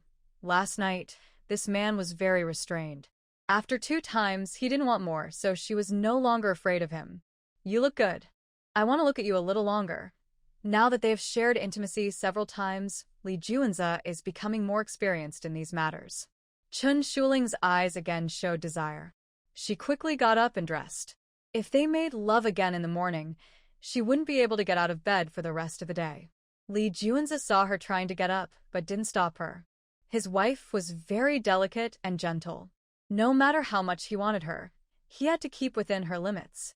Otherwise, he might hurt her again like last time. That silly woman would cause trouble, and it would be embarrassing. Darling, is there anything you want? Later, I can go shopping with you. Last time, he went with her to buy things from a snack street, and she was very happy. Good days like that didn't come often, so he wanted to spend more time with her and make her happy. Now, I don't need much else, but there's one thing I really want. My grandmother won't let me go. Chen Shuling thought about her space. Recently, her grandmother had given her a lot of jade, so her space had become a bit bigger. They had also collected many animals to keep inside, so naturally, the space was better if it was larger. Just tell me what you want. Even if your grandmother doesn't allow it, I will talk to her. I'll take you there. Li Juanza also got up, put on his clothes and pants, and hugged his little wife. I want a lot of jade, very good quality jade. Last time she told her grandmother she wanted to go to Myanmar, but her grandmother didn't agree. It's okay. I'll go back to the Li family later, and when I come over, I'll arrange for us to go there. Is that okay? Yes. Chen Shuling also hugged him back, happy to hear he was willing to take her. If I take you, shouldn't you give me a little reward? Li Juanza held this soft, fragrant woman, and he wanted more. Yes, tonight. Chen Shuling was very satisfied with last night, so she didn't refuse. Good. Li Juanza wanted to kiss her again. Chen Shuling remembered their wedding night and quickly said, but you have to be gentle like last night. Otherwise, I'll hurt, and I'm afraid of you. Okay. Just as they were about to kiss and move to the next step, there was a sudden knock on the door. Chen Shuling saw him with a tent-like bulge in his pants and smiled. She went out first. Miss, are you okay? The old lady wants you to come down for breakfast. When Liping looked around her and, seeing that the young lady was uninjured, finally relaxed. On their wedding night, the groom was very harsh with the bride. I've fine. Let's go down. Chen Shuling saw her worried look and felt a bit embarrassed. Last time, she was scared because of what happened, so she caused a fuss. Now, thinking back, she feels ashamed. When something like that gets known by everyone, it's embarrassing. But at that time, it was her first experience, and the man didn't care for her or comfort her, so she was scared. When they came downstairs, Grandma Chen saw her granddaughter's shy face and knew that the couple had a good night together. She felt relieved. Where's Juanza? Why isn't he coming down for breakfast? About him. Chen Shuling's face turned even redder when she thought about him just now sitting in the tent. She felt a little shy to answer. Grandma, he's an adult. You don't need to worry about him. Let's eat breakfast first. All right. Grandma Chen saw her granddaughter's reaction and didn't ask further. As long as they were happy, that was enough. Soon, Li Juanza also came down. He sat beside Chen Shuling at the table, and the servants quickly brought him food. Grandma, I want to take Linger to Myanmar. I'll take her there so you don't need to worry about her safety. I'll bring her back safe and sound. Grandma Chen thought about her granddaughter's need for a lot of jade, and she didn't refuse. But she wouldn't be at ease letting her granddaughter go alone. Let's go in a few days. We'll go together. In 4 days, we've already cleaned everything here. Okay, then in a few days, the 3 of us will go together. Li Juanza respects this grandmother very much, more than his own grandfather. She cares wholeheartedly for her granddaughter, without any other motives. His own grandfather, on the other hand, is full of schemes. Though there's some family affection, it's not much. So, he prefers to respect Grandma Chen.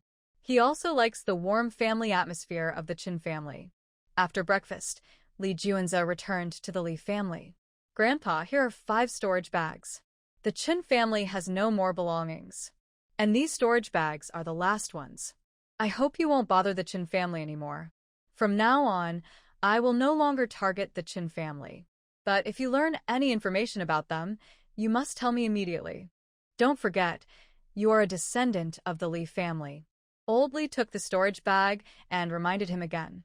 Don't worry, as long as you stop scheming against their family, I will tell you anything you need to know right away. Li Juanza didn't want to discuss this further. He went straight back to his villa, this time bringing Jean Gang along. Jean Gang, get ready and gather our best team. I plan to go to Myanmar with my wife. Don't worry, big brother. I will arrange everything and make sure you and your wife have a good time. Hearing that his older brother wanted to take his wife out, Jean Gang felt excited. He hadn't met her yet, but when he did, he would need to make a good impression. Why are you so excited? Seeing Jean Gang's eager face, Lee Junza kicked him. Foolish guy, does he not realize that his excitement might make him so angry he'd want to get rid of him? Big brother heard that his wife is very beautiful. Do you think she would like someone like us? Jean Gang's father is Chinese and his mother is black, so he is mixed race. He's darker than most Chinese people, but not fully black. Lee Junza punched him in the face. If you dare make my wife like you, I will make sure you never see the next sunrise. Why did I keep you around back then? He wondered why Jean Gang was still with him. Was he trying to steal his wife right in front of him? Why? Big brother? Jean Gang wanted to ask more, but his deputy quickly stopped him. Master, if you ask again, the big brother will get angry and might hurt you. You can't say you like her, or he'll get jealous. Although their boss is a bit simple, he's very strong. In their mercenary group, besides the big brother, he's the most powerful. Jean Gang didn't understand. Isn't his wife part of their family? Naturally, family members should love each other. But after hearing that the big brother might get angry, he didn't dare to ask anymore. Then what are you waiting for? Hurry up and gather everyone. We're going to Myanmar with the big brother. He has quite a few treasures.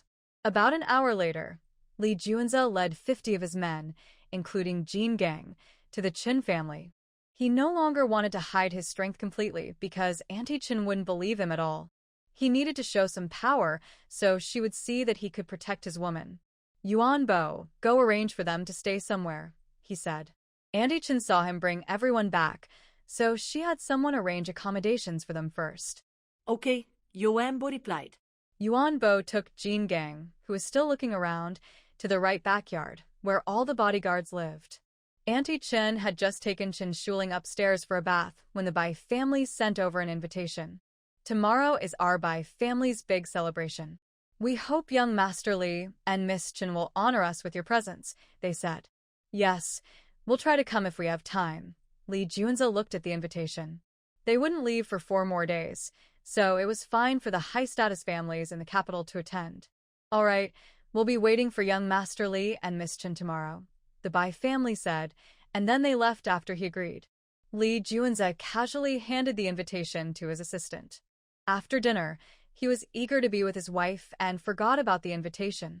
The next morning at breakfast, he remembered. Grandma, the Bai family sent an invitation yesterday. I accepted it. Later, I'll take Linger to visit. Yes, just be careful when you go, Auntie Chin said.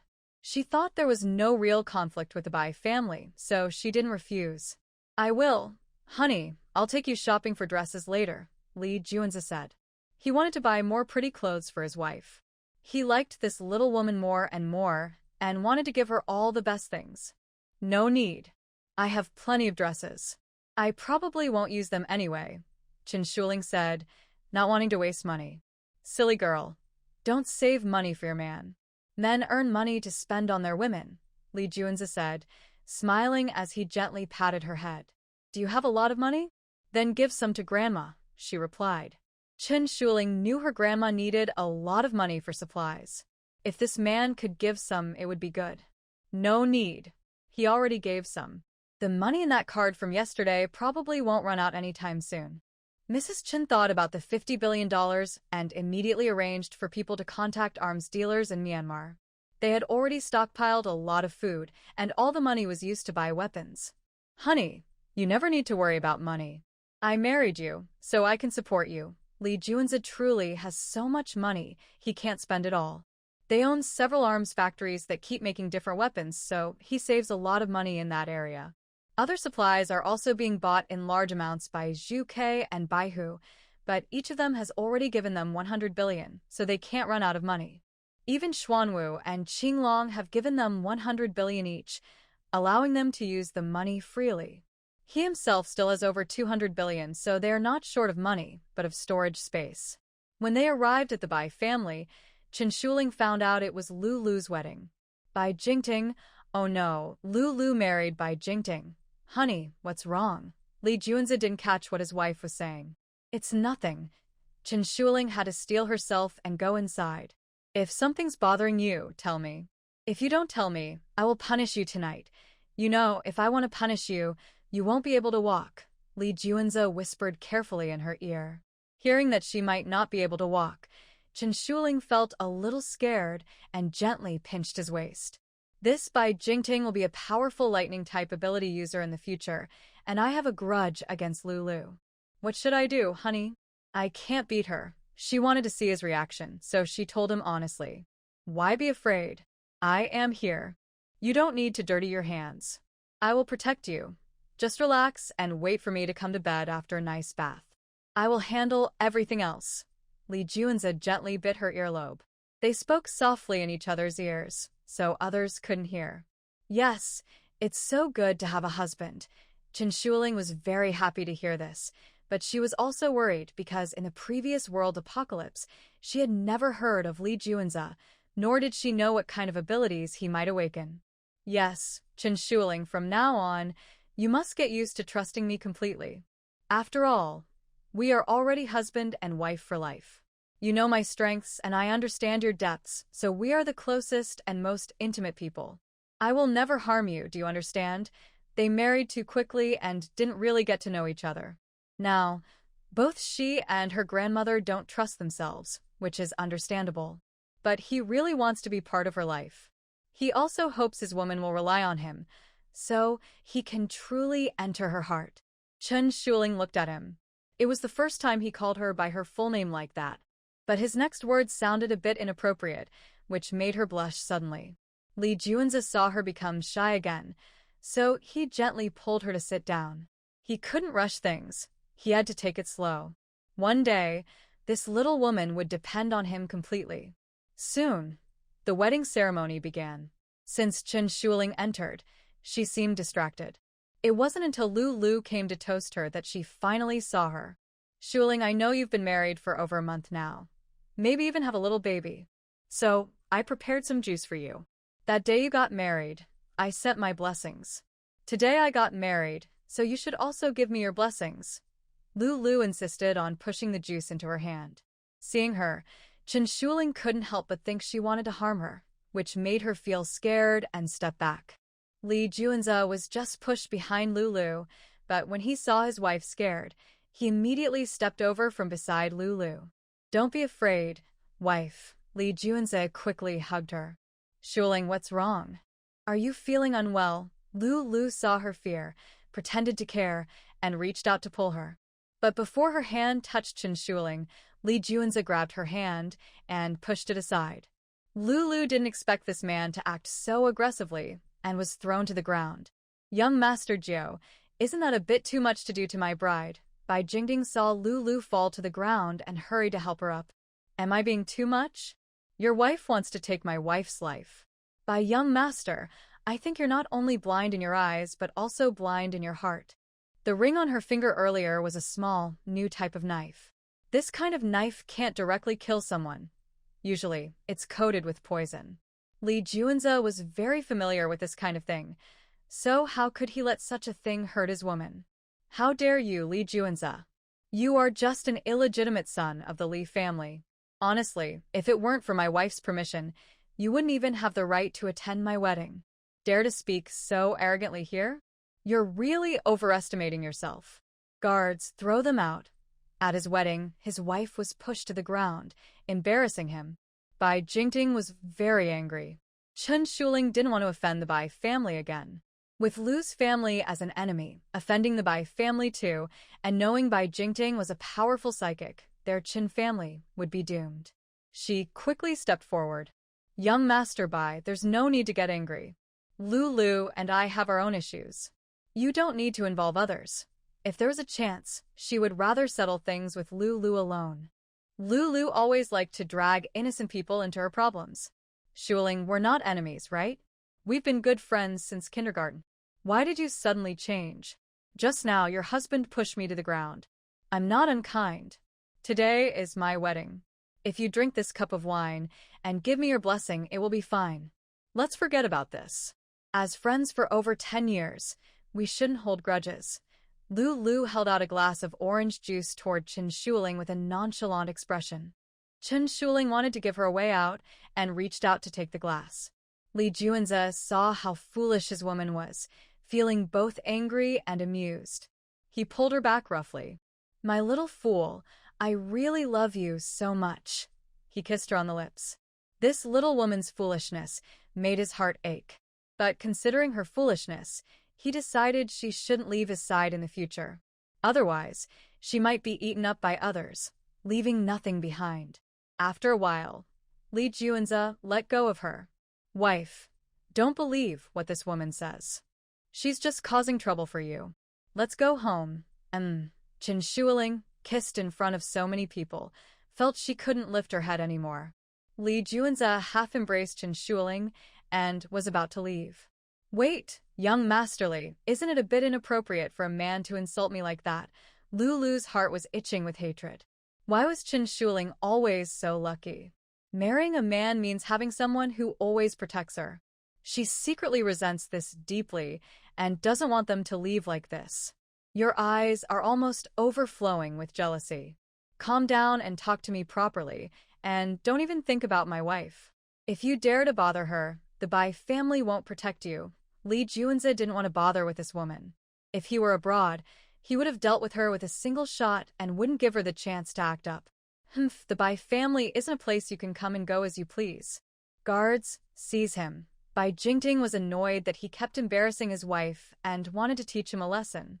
"Young Master Bai, do you think we Li family are easy to bully?" Li Junki also stepped forward. The heads of the families and future successors were seated at the main table, but they had overheard the commotion. "No, this has nothing to do with the Li family. We don't want to drag our two families' long-standing friendship into this. I just want to teach your younger brother a lesson today." Bai Jingting naturally didn't want to offend the entire Li family. Strained relations among the major families would be bad for everyone. "Young Master Bai, he's my brother," Li Junki said. He didn't want to offend the Bai or Lu families, but he wouldn't allow his brother to be bullied outside. He's just an illegitimate child. Even your uncle doesn't care about him. There's no need for you to interfere. Bai Jingting, as the future head of the Bai family, knew about these minor issues within the Li family. "There's no need for young Master Bai to worry. I'll handle my family's affairs myself." Li Junki still tried to stop him. With him here, the Bai bodyguards wouldn't dare step forward. "You're arguing back and forth. Have you asked me, the person involved? If I want to leave or stay, can you stop me?" Li Juanze was tired of their back and forth. He just wanted to take his wife home for some warmth and didn't see the point in wasting time here. Bai Jingting and Li Junki looked at him simultaneously. Bai Jingting thought they both might be fools. But Li Junki felt he was increasingly unable to understand his younger cousin. "Since you have nothing more to say, we will leave now. Also, I am owed the gift money I gave today. You must return it to me, or someday I will demand 10 times more in return," Li Juanze said to Bai Jingting. "Darn, he hasn't even eaten, and now he has to get his money back. It's not much, but he doesn't want to let someone like him take advantage." He had accepted the invitation earlier, not knowing that this woman didn't get along with his wife. If he had known, he wouldn't have come with a grand procession. "Funny, who cares about your gift money?" Bai Jingting waved his hand, telling someone to bring him his money. He didn't want to stop them anymore. With Li Junki, the future head of the Li family, here, he couldn't do much unless the two families fought. At that moment, Jin Gang and his men also arrived. "Why so slow?" Li Juanze asked. More people made it a bit harder. "Boss, are you and your wife okay?" Bai Jingting asked. Outside the Bai family, many bodyguards were arranged. Since the boss didn't allow them to fight, they had to use their fists, which naturally took more time. "Just them?" "Huh." Li Juanze looked at Bai Jingting and his wife with obvious disdain. "I'll hold your wife, or I worry you'll get tired," Li Juanze said, bending down to give a princess-style hug and lifting his little woman up. Wasn't that woman jealous of his wife? Well, let her be jealous enough. Lulu watched this man intentionally provoke, feeling very angry. But now, with the Leaf family's young master protecting them, they couldn't do anything. "Young Masterly, did you see your brother? He has no manners," Bai Jingting understood his look, but there was nothing he could do now. He would deal with him after the young master Li left. Today is Bai young master's wedding. I wish you and your wife harmony and many children. Please enjoy yourselves, Li Junqi said politely, not continuing the conversation, and quickly left with his people. He spared his cousin's face. If he stayed longer, it might cause a rift between the brothers. This would also make others think his cousin was easy to bully, which was like subtly stepping on him. Even if he didn't want to be enemies with the Bai family, he couldn't let his cousin be looked down upon. Most importantly, he always felt that his cousin was not an ordinary person, definitely not as casual as he appeared. Although I don't know how powerful he is definitely not an ordinary person. Otherwise, a few days ago, his grandfather searched everywhere but couldn't find any trace of him. Bai Jingting saw him about to leave, but didn't try to stop him. Anyway, now the Bai family is engaged to the Lu family, so he's not worried about the Li family. Li Juanze, you shouldn't have been so impulsive just now. It's better if we don't offend Bai Jingting. Chen Shuling thought about how this man was very strong among the ability users after the end of the world. She felt worried. Does she have to be killed by Lu again in her life? Honey, do you know how pandas usually die? Li Juanze suddenly asked something strange. Nobody knows? That's a national treasure. Who would dare to hurt it? Chen Shuling casually answered. Yeah, it's a national treasure. No one dares to do anything to it, but it's stupid. I think it probably kills itself by being too foolish. Li Juanze still smiled faintly. How is that possible? Pandas are very smart. Chen Shuling thinks pandas are both clever and cute, and she really likes that kind of animal. Sister-in-law, I understand what Big Brother means now. He's talking about you. He says you're too stupid and will die from it someday. Jean Gang, sitting in the passenger seat, suddenly spoke wisely. He thinks Big Brother loves sister-in-law very much, so he sees her as a national treasure. Huh. Chen Shuling saw Li Juanze still smiling lightly, and it seemed she was beginning to understand what he meant. How dare you call me stupid? Just wait. I'll slap you to death. She immediately reached out to pinch his waist. My wife isn't stupid. My wife is the smartest. Wherever I go, I'll take you with me. It's best if I hang you on my belt. Li Juanze still smiled and didn't stop her from pinching his waist. I'm not stupid. I just want our family to live well. Chen Shuling didn't continue pinching him. Instead, she wrapped her arms around his waist. Having this man with her made her feel a little safer. Silly girl, you should trust that your man can protect you. When you chose me, wasn't it because you wanted me to protect you? Why don't you trust me now? Li Juanze looked at the little woman in his arms, as pure as a blank sheet of paper. He was a bit afraid to tell her his true identity, worried it might scare her. But the more innocent and sweet she was, the more he liked her. Chen Shuling's innocence and kindness were like sunlight, brightening Li Juanze's heart and making him want to protect her even more. Why did you come back so early? Grandma Chen was about to eat when she saw them return, feeling a little surprised. Auntie, today is Lulu's wedding, and she married Bai Jingting. Sigh. Chen Shuling sighed softly and sat down at the table to eat. Oh. Grandma Chen could tell from her expression that the woman Lulu married was probably not ordinary, which made her worry even more for her granddaughter. Grandma, don't worry. No matter what happened before, things will be different now, because I am here.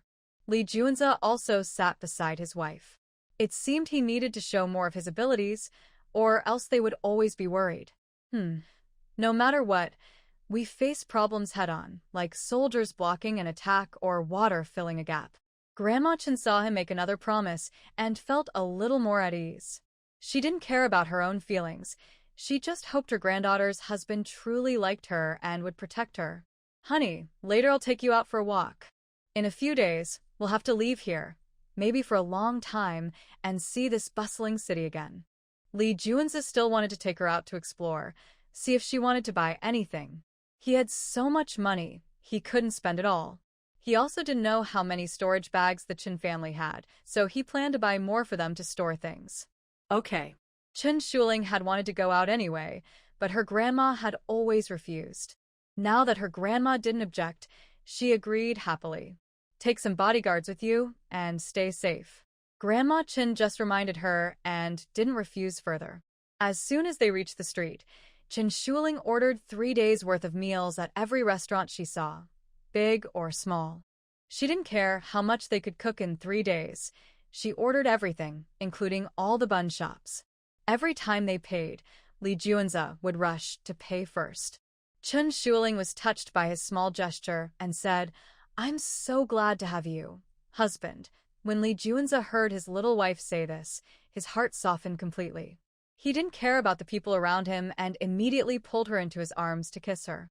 Chen Shuling felt that he wanted more and quickly pushed him away. "I still need to go shopping." Li Juanze gradually suppressed his desire and spoke in a slightly hoarse voice. "Okay, in these 3 days, buy all the shops in Jingcheng. I can pay for everything. As long as my wife is happy." This little woman really almost drives him crazy. Just a simple sentence can stir his deepest feelings. Li Juanze felt like he was being completely controlled by this little woman, and he was happy to be under her influence. He was even thinking about how clever Grandma Chen was, knowing her granddaughter was naive and sweet, so she used her biggest advantage. And he was indeed completely captivated by her. "Really? Do you have a lot of money?" Chen Shuling asked. She thought he didn't have much money because the Li family said he was an illegitimate child. Over the years, his parents rarely appeared. Besides a generous monthly allowance, she didn't think he had any other money, so she didn't dare ask him for money. "Silly girl, your man's money is endless. Spend as much as you want," Li Juanze said, looking at her big, bright eyes. He couldn't help but pat her head. "Wow, that's great. I want to go to those fancy restaurants. The food there is quite different." Chen Shuling immediately pulled him into the car and started searching on her phone for high-end restaurants in Jingcheng. She wanted as many as possible. They quickly went to the nearest one. "Call your manager out." As soon as they entered, a waiter came to serve them, but Chen Shuling wanted a large order, so she directly asked to speak with the manager. "Hello, Miss Chen. How can I assist you?" The manager quickly arrived. In such a high-end restaurant, they naturally knew ladies of her status. "We want to order food for 3 days. How much can you prepare in that time?" Chen Shuling asked straightforwardly, not wanting to waste time. They have different customer numbers each day, so there is no fixed amount. "We will do as much as we can, but we must ensure quality," Chen Shuling said. The manager was momentarily confused. "I'll give you an advance of 10 million yuan. Do as much as you can, just make sure the quality is good." "Is that okay?" Li Juanze said simply. "No problem. We guarantee the quality." The manager quickly agreed. 10 million yuan in 3 days is quite a good achievement. Li Juanze transferred them 1 million yuan directly. "Remember, this is just the deposit. The more, the better. I will add more money later." "Okay. But how do we order from the menu?" they asked. They didn't look at the menu and paid directly. The manager had never encountered such customers before. "We want all the dishes on your menu, but don't forget to include rice," Li Juanze said, taking a photo of their menu. After everything was settled, Chen Shuling pulled Li Juanze out, and they went to the next restaurant. They visited 3 places in a row. Each time, Li Juanze was the one talking and paying. As Chen Shuling was about to lead him to the next place, she said, "My silly little one, if we keep running from one place to another like this, we won't get very far." Li Juanze held her back. "What should we do? There are many restaurants and hotels here in the capital. Let's hurry so we don't waste time. Maybe we can visit more places." Chen Shuling looked at him standing still and feeling a bit anxious, so she tried to pull him into the car. "Honey, give me a kiss, and I promise today I will book all the restaurants and hotels in the capital for you. And for the next 3 days, you just stay at home and relax." "Really?" Chen Shuling was a bit skeptical. "This is the capital, a big place with countless high-end restaurants and hotels. Try me. See if I can do it," Li Juanze said. Seeing that his wife didn't believe him, he wasn't angry. Instead, he gently patted her head affectionately. "Can we maybe leave it for now and kiss later when we get back?" Chen Shuling felt a little shy because of the many people nearby. Li Juanze looked at the shy little woman and didn't want to make things difficult for her. "Okay," he said. He waved to Jean Gang and the others. Jean Gang and a few others hurried over. Boss! Young master! The people behind them glanced at Jean Gang. Since the boss had said so, they knew not to call him boss, outside or in front of the lady, but Jean Gang was straightforward and called him that anyway. Long Gu, take your team and book all the restaurants and taverns in the capital city. Whether they are fancy or simple, book them all. Let them do as much as they can in 3 days. Prepare rice and pack the food to deliver to the Chen residence. Li Juanza pointed to one of them. Long Gu was in charge of their online tech. Yes, young master. Long Gu immediately went to give orders. Li Juanza transferred $300 million into his account. In 3 days, they wouldn't be able to spend all that money. If converted into Chinese currency, it would be over 20 billion. But right now, he had plenty of money. Let's go, wife. We don't need to visit those restaurants and taverns anymore. Think again, do you want to buy anything else? Li Juanza then took his little woman into the car. Huh? Is that enough? Chen Shuling was still a bit confused. Was it really just done? Silly girl, I have so many people to support. Why would I need to buy more? Seeing her look so naive, Li Juanza couldn't help but pat her head. Oh, Chen Shuling obediently responded, because her grandmother often said that. She seemed to understand now. Where are we going now? Do you want to buy anything else? After getting in the car, Li Juanza asked again. He was eager for his little woman to buy more things. That way, they could save more, and everything would be stored at the Chen family. This would also help reduce his stress. He had so much money that he didn't know where to put it all. In the past few days, he felt the Chen family had enough storage space. Stockpiling in this way was the best option, especially since they kept receiving new supplies every day. Let's go find some snacks now. No matter how good your internet is, you can't find these. They're not sold online. My grandma has already stocked up on clothes and household items, so now Chen Shuling doesn't know what to stock up on, only thinking about food. Okay, Li Juanza still agrees easily. Seeing how quickly he agrees, Chen Shuling feels curious. What makes her even more curious is that she bought so many things, and this man doesn't ask a single question. Why are you looking at me like that? Do you miss me? Li Juanza notices her staring at him and knows what she's thinking. Don't you think it's strange that I bought so much? Chen Shuling straightforwardly asks her doubt. When Li Juanza hears her question, he can't help but laugh. She only reacts after buying so much and then asks this question. Because you're my wife. No matter what I buy, as long as you're happy, that's enough. I don't ask because I trust you. Although this little woman is a bit silly and adorable, if she had a son with the same intelligence, it would really be a headache. It seems he needs to work harder to give his future son more guidance, at least to prevent harm to their family. Oh. Chen Shuling feels happy when she hears this. She leans in and kisses his face. Anyway, they're in the car now. Since he doesn't ask, she doesn't need to make excuses. This feels really good. Suddenly, her wife kisses him. Li Juanza happily holds her and doesn't want to let go. After a while, Chen Shuling slowly pulls back. This man no longer uses force like the first time, and she is increasingly satisfied with him. From now on, you must always treat me this well.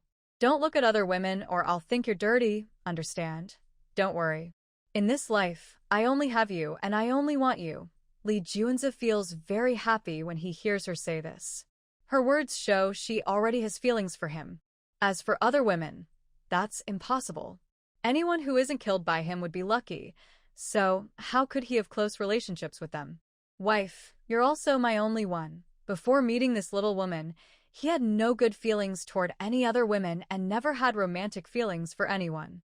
So, their wedding night was also his first time.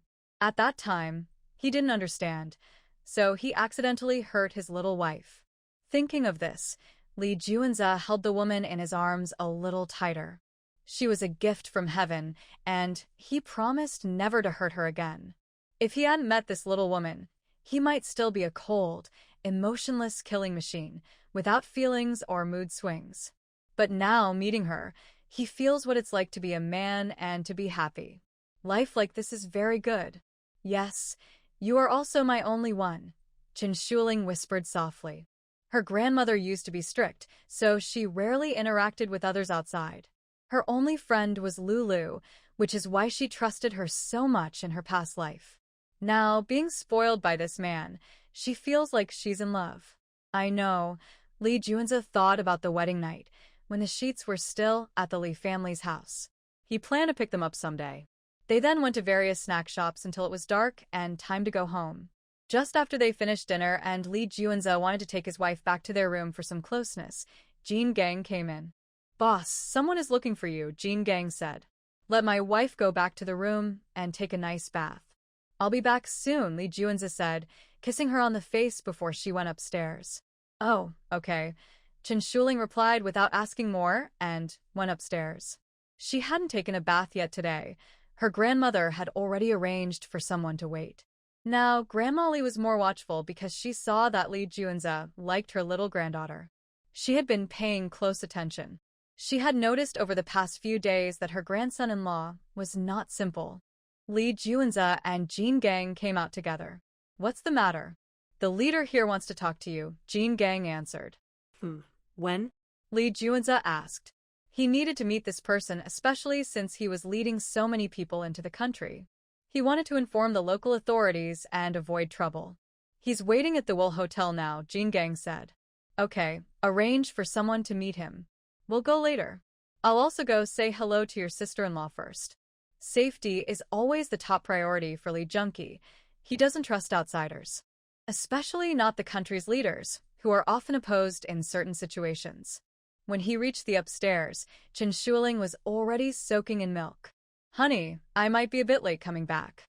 After I take a good bath, I'll sleep well. Don't go out wandering, okay?" He was going to meet that person, but the outcome was uncertain, so he didn't want his wife to go out alone. "Now it's dark outside, so I definitely won't go out again. You can go ahead and do your work." Chen Shuling didn't think much and just felt it was normal for him to go out for something. "Okay." Lee Junza reached out and touched her forehead. Her hair was being cared for, and her whole body was in milk, so he could only touch her forehead. In a short time, Jean Gang had arranged dozens of cars from other places. Inside, hundreds of people were wearing new bulletproof vests that looked like normal clothes. The first 5 cars were identical, but Lee Junza sat in the third one. The car drove straight to the entrance of the Weil Hotel. The people from the first and second cars got out and went ahead, and only then did Lee Junza get out. Once inside, the entire Weil Hotel was empty except for the leaders and Lee Junza's team. There was only one table in the lobby, with an elderly man in his late 50s sitting there. Behind him stood many others, all in military uniforms with guns. Lee Junza walked directly toward him. "Old Joe, you're in such a good mood today. Would you like to meet the young man?" He didn't hesitate and sat down directly opposite him. "Honestly, I don't really want to see you, and I don't want you to enter this country. I just want my country and people to be safe and peaceful." Old Joe spoke honestly. Although this man rarely appeared in public and most people didn't know his true identity, the top leaders did know a little about him. They just didn't expect him to openly enter this country. "Haha, Old Joe, you've gone too far. I'm a good person now. I also want my wife and children to live peacefully and happily in this country." Lee Junza smiled helplessly. Since this old man has now identified his identity and address, he should know about his wife and the Lee family, so there is no need for him to deny it. "If possible, I hope you can leave here quickly. Since you are a descendant of the Lee family, you are also one of us in China. We probably don't want anything unsafe happening to our country, and, Old Joe, since I stepped into this country, I haven't let my men kill anyone here. That already shows my respect for you. Now my wife is here. I can't leave. But don't worry, we will leave for other places soon. And you also don't need to be so nervous. Although rumors say I am a fierce dragon, I am actually very kind. Usually, if others don't provoke me, everyone will live happily. But if someone dares to offend me, well, I can handle billions of people." Lee Junza didn't wait for Old Joe to finish speaking and directly interrupted him. "He can do whatever he wants. No one can stop him. So far, he hasn't killed anyone on this land, which is already showing respect. He doesn't want this old man to push his luck anymore. Now, wherever he goes, He has to consider his wife's mood. If you dare to cause trouble here, we will just execute you. The guards behind old Zhou took out their guns and aimed at Li Juanze. Wow, kid, you have some guts. Jin Gang immediately shot at his hand. Daring to point a gun at his boss is basically asking for death. But the boss had given orders not to kill anyone here, so he shot at his hand instead. Everyone stay calm. Old Zhou quickly told them to stop. If the two sides started fighting here, the consequences would be too serious. Li Juanze, considering my good relationship with your grandfather, you must control yourself. After all, this is your homeland too. Although he heard some threatening words just now, old Zhou held back. The rumor of a fierce dragon internationally is that he's a madman, and no one knows how powerful he really is. In any case, he has advanced weapons, many men, mostly mercenaries and assassins. They are more daring than regular special forces. With weapons and manpower, he's a crazy person no normal person would dare to provoke. Their organization is very secretive, and ordinary people cannot find any information about them. If it weren't for the fight at the Bai family's place that day, old Zhou wouldn't have known that the terrifying dragon was from the Li family. Old Zhou, you don't need to be wary of me. As I said before, don't come looking for trouble with me. We can stay out of each other's way. I respect your rules here, but I can't leave. My wife really likes it here. Soon, we will go to Myanmar. Since we are all Chinese, I advise you to stock up on supplies early. Telling them to stock up on supplies won't help much. If they can find out who he is, they would know that he has collected a lot of daily necessities in the capital these days. So, he simply told them to avoid future trouble. Li Juanze then took out two thin, metal-like pieces from his pocket and placed them on the table. I have one more good thing to give you, but you probably won't have much time to study it. It's a new type of bomb, more powerful than your grenades. After saying that, Li Juanze stood up and left with his people. It was already generous of him to clarify that they wouldn't interfere with each other anymore. If they kept bothering him, he wouldn't be polite. He would make sure they all had a hard time in the future. The guards saw him leave and quickly helped old Zhou to his feet. The two bombs on the table were dangerous, and they dared not stay any longer. Old Zhou understood what he meant. They wouldn't interfere with each other anymore, and he would respect the laws of this country. He wouldn't kill anyone here. Knowing this, there was no need to say more. Have someone bring those two bombs here, so we can study them carefully. Maybe we can improve our technology. Old Zhou was reluctant to part with the bombs. Don't worry, I will arrange for someone to get them. The guards still insisted on escorting old Zhou away first.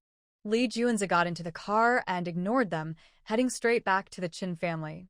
He had already arranged for over 70,000 people to enter this country, so he was confident that old Zhou wouldn't make any further moves. Especially now that he had those storage bags, he had also brought in quite a few weapons. When he returned to the Qin family, Qin Shuling was already asleep. After taking a shower, Li Juanze could only hold his wife and fall asleep. Over the next 2 or 3 days, they stayed at home preparing various meals. Grandma Qin didn't hide anything and directly packed all the food into storage bags. On the 4th day, instead of flying, they all drove directly to Kangal County because the Qin family had many people to send there. Husband, where did you get this RV? It's so beautiful. Qin Shuling and the others had also used RVs before, all modified, but this one was a 2-story RV that looked very luxurious. Since we're going so far, I can't let my wife be uncomfortable. They prepared only 4 of these luxurious 2-story RVs, but hundreds of single-story RVs were also ready. Of course, each vehicle was specially modified for safety. Qin Shuling looked around. The first floor had 2 rooms, the second floor had 1 room, and there was a large sofa. Everything they needed was inside. Nice, you can even take a bath on this car. Of course. I want to make my wife feel comfortable and enjoy every day. Li Juanze watched the little woman running around happily and couldn't help but feel happy. A group of hundreds of vehicles set off together toward Kangal County. Although they had many cars, all of Li Juanze's vehicles were specially modified. Grandma Chen's cars were the same, but the others drove their own cars, so the models were different. Still, they didn't attract much attention on the road. Some people, like Zhou Lao and others, were a bit confused, but after learning what they were doing in Kangle County, they quickly arranged to secure land there. Chen Shuling leaned against the window, looking at the scenery outside, while Li Juanza helped her comb her hair. "Husband, stop playing with my hair. Look outside. The scenery is really beautiful. Maybe we won't see it again in the future." Li Juanza glanced outside and saw a herd of cattle below the highway, with a bull lying on a cow. "Darling, do you want me to look at that?" "No need. I can let you experience it." He suddenly became interested and hugged his little woman into his arms. "I was asking you to look at the distant scenery, not at the cows over there." Chen Shuling really wanted to poke this bad man's eyes. The car was so tall and fast, and the scenery everywhere was beautiful, but he kept staring at something inappropriate. "But honey, I'm not interested in the outside view. I only care about the scenery inside here." Li Juanza reached his hand inside her clothes. This little woman was so tempting, he could never get enough of her. "Shameless. We're in the car, and there are windows everywhere. You're so rude, and I care about my own dignity." Chen Shuling immediately pulled his hand away. "It's okay. I prepared for this long ago." Li Juanza pressed a button on the remote, and all the glass windows resealed with barriers, including the stairs coming from below. Honey, look now. "Isn't it just the two of us here? Stop joking, open it quickly. I want to see the outside scenery." "This is the first time I've done this." Chen Shuling tried to grab the remote from him. "Honey, doing this up here is definitely more comfortable than at home. Come on, let's try it." Li Juanza tossed the remote onto the sofa and directly carried his little woman into the room. Chen Shuling initially wanted to resist, but she soon gave up. This man was improving so quickly in this area. In just a few days, he knew how to find her soft spots. They traveled all day and night to Kangle County. Now, Kangle County was no longer the same as before. It used to be just a small town, but now with the Chen, Li, Lu, and Bai families plus the country, many lands had been claimed here. Many outsiders came to work, so it was crowded everywhere. There are so many people, it will be troublesome in the future. Chen Shuling thought about how many people might turn into zombies in the end times. Now, with so many people here, it seemed things were different from before. "Don't worry. No matter what trouble comes, my husband is here. All problems will be solved." Li Juanza took her hand and kept walking inside. "That's true. When trouble comes, we face it head-on." Chen Shuling stopped thinking about other things. She was no longer alone. Her grandmother was here, and she had this man. She looked at the man beside her, wondering if he would leave her when the end of the world came. But whether he would leave or not, the Chin family wouldn't rely on anyone now. They bought many weapons and should be able to protect themselves. If it turned out, like in her past life, that she was the only one left, she would hand over all the people to Qinzhua and Zhao Junsheng. At least they wouldn't hurt her and were smarter than her, so they wouldn't be tricked by others. Soon, they arrived at the place where the Qin family bought land. Although it was almost noon, many people were still working inside. "Madam, miss, you're here. The temporary houses inside are ready for you." Wang Gang and a few managers quickly came out to greet them. "No, we want to look around first," Chen Shuling said, wanting to see if anything was missing. "Oh, okay," Wang Gang began to explain. "Miss, this door is 4 meters wide. We made 3 doors. The first door is made of aerospace aluminum alloy. The second door is bulletproof glass. The third door is also aerospace aluminum alloy, but thicker, so even the most advanced guns can't break through. We made 4 doors in total, 1 for each direction, north, south, east, and west.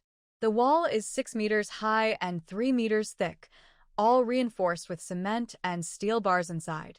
Even bombs can't break it. Inside, the ground is also reinforced with steel and cement, about 1 meter thick. No part touches the soil directly. Yes, all this is very well done," Chen Shuling said, satisfied with the explanation. They continued walking inside. Inside the wall are 2-story buildings connected to the wall itself. "Is the wall fully finished?" Chen Shuling asked, also pleased with the connected buildings. "Not yet, but it's almost done. In at most half a month, everything will be as complete as this place," Wang Gang replied. Over 10,000 people are taking turns working here, but now, many are busy buying cement, steel, and stones. The only good thing is that they bought some stone and cement factories when they first arrived. However, the supply of steel bars is now a bit limited. Also, suddenly many people have come here, making transportation difficult, which has delayed their progress. Half a month is enough to finish everything. There's no need to rush. Seeing the large crowd outside, Chen Shuling understood the situation. As they moved further inside, they saw countless small and large houses built, with roofs covering the spaces between them. Even if it rains, they won't get wet inside. In just over a month, they've achieved a lot, which is quite impressive. They arranged housing for Old Lady Chen and Chen Shuling in the center area. A 3-story building has been completed there, and many people are inside decorating. At the back, there are several large prefabricated warehouse buildings. Chen Shuling took a look inside. "Miss, all the materials stored here are for these portable prefabricated houses," Wang Gang explained. "It's not enough yet. We need to stock more of this material, especially the best quality ones." Thinking about future disasters after the end of the world, Chen Shuling wondered if these cement houses could last. So, they need to stock more of these portable house materials. "Okay, I'll arrange for that immediately," Wang Gang quickly agreed. Li Juanza also silently remembered this. With more than a month before the predicted disaster, even if they import materials from abroad, there's still enough time. They didn't go for lunch until after 1 p.m., which families are buying land here now? Chen Shuling wanted to know. "Right now, 5 areas are fenced off and all are heavily building," Wang Gang replied. "Which 5 families? Who is closest to us?" Chen Shuling wanted to be clear about this. She didn't want to be too close to the Liu family. The closest is the Li family. There's another one, but I don't know who they are. I only know their leaders are called Green Dragon and Black Tortoise. Their names are quite strange, and the people don't seem to be from our Chinese culture. Not only did he send people to investigate, but the entire Qin family's influence couldn't uncover who was behind these groups. So, Wang Gang had no way to find out. Find a way to spend a little more money to gather information, but try not to offend anyone. Chen Shuling felt a bit uneasy. Could it be that someone else has also been reborn like her? "Miss, we've done our best. I also told Uncle Yuanen about this. Half a month ago, he started investigating, but so far there's no clue, and they've surrounded over 10 villages. Some people in those villages are starting to complain. We heard they paid a lot of money and no government officials are involved. The matter has just been left unresolved." Wang Gang felt that every family here seemed more powerful than the Qin family. Their territory was also larger. Especially the family next door, they dared to surround over 10 villages. They are not simple in terms of money or power. If we really can't find out anything, there's no need to push. Just stay alert, keep your distance, and avoid offending anyone. Old Madam Chen knew that if even Uncle Yuanen couldn't find out who the other side was, it meant their strength was above the Qin family. And they openly surrounded over 10 villages, with no government interference. Such people are best not to make enemies of. "Honey, this fish tastes pretty good. Eat more." Li Juanza quickly added a piece of fish to his wife's plate. He wasn't sure if he should tell her that it was his base. What would happen if he did? What about the other families? Chen Shuling took the fish and asked again. "There's also the Liu family and the Bai family. They are about 10 kilometers away from us. But recently, another force appeared. We heard it's the government's doing. They've surrounded the entire Kangle County. We're all inside their encirclement. The government plans to surround them all, and no one can resist." "Oh, no need to worry about that. Just focus on ourselves." Chen Shuling knew that after the apocalypse, the government might not even be able to take care of itself. That would be a time of big upheaval for everyone. For now, being surrounded by them actually adds an extra layer of protection outside. That's not a bad thing. At night, after Chen Shuling fell asleep, Li Juanzi sneaked out. "Boss." Jean Long drove the car and took him to their own base. All the buildings are similar to those of the Chun family, including the design. Some materials are better than theirs, many imported from abroad. "Boss, are you satisfied?" Qing Long and Xuanwu asked. "How much longer until everything is finished?" "Time is running out," Li Juanza has never experienced the end of the world, so he doesn't know if this setup is good, but he trusts his wife. Right now, he just wants the work to be done quickly. This way, they will have more storage and can hold more supplies. We are working as fast as we can, but our area is too big. It will take at least a month to finish, Qing Long replied. Mainly because some troublemakers delayed them for a few days. They gave them 2 million, wanted 5 million, then asked for 10 million. In the end, they arrested everyone and locked them in the basement. If we don't have enough workers, bring in 10,000 more from other places. No matter what, it must be finished within a month. Li Juanza thought about bringing so many people, which means more food storage. They already filled 5 warehouses, but he felt it still wasn't enough. Longu, gather all your men and buy 200 billion worth of supplies as quickly as possible. Transport everything to Myanmar. I will send people there to set up. But first, order the same meals and water resources at all the restaurants in the capital. His wife has good treasures, so let her stock up more supplies. If they can't finish eating them all, they can leave some for his silly son. He was overthinking this because, 10 years later, his silly son would stand opposite him and say, "Silly dad, I don't need your supplies." Yes, Longu immediately agreed. Also, we don't have enough materials for the activity shelters. We need to stock more. If your money isn't enough, sell a weapons factory or a laboratory. Anyway, the end of the world that his wife talked about is getting closer. If it really happens, keeping those won't help. If there is no end of the world event, he still has dozens of weapons factories and can start over. Right now, he has sold almost everything except the weapons factories and research labs. Boss, we can't spend all the money we have now. You've given us so much, plus our own funds, and we still can't use it all. We've bought all the supplies we need, and the whole world seems eager to sell us more. Jin Gang, Xian Wu, and the others smiled. Since the boss started selling all his assets, they also began selling their private property. Their net worth is in the billions, so they are rich enough to buy anything. But the supplies they bought are just too much to store. All right, go make arrangements. I'm going back now.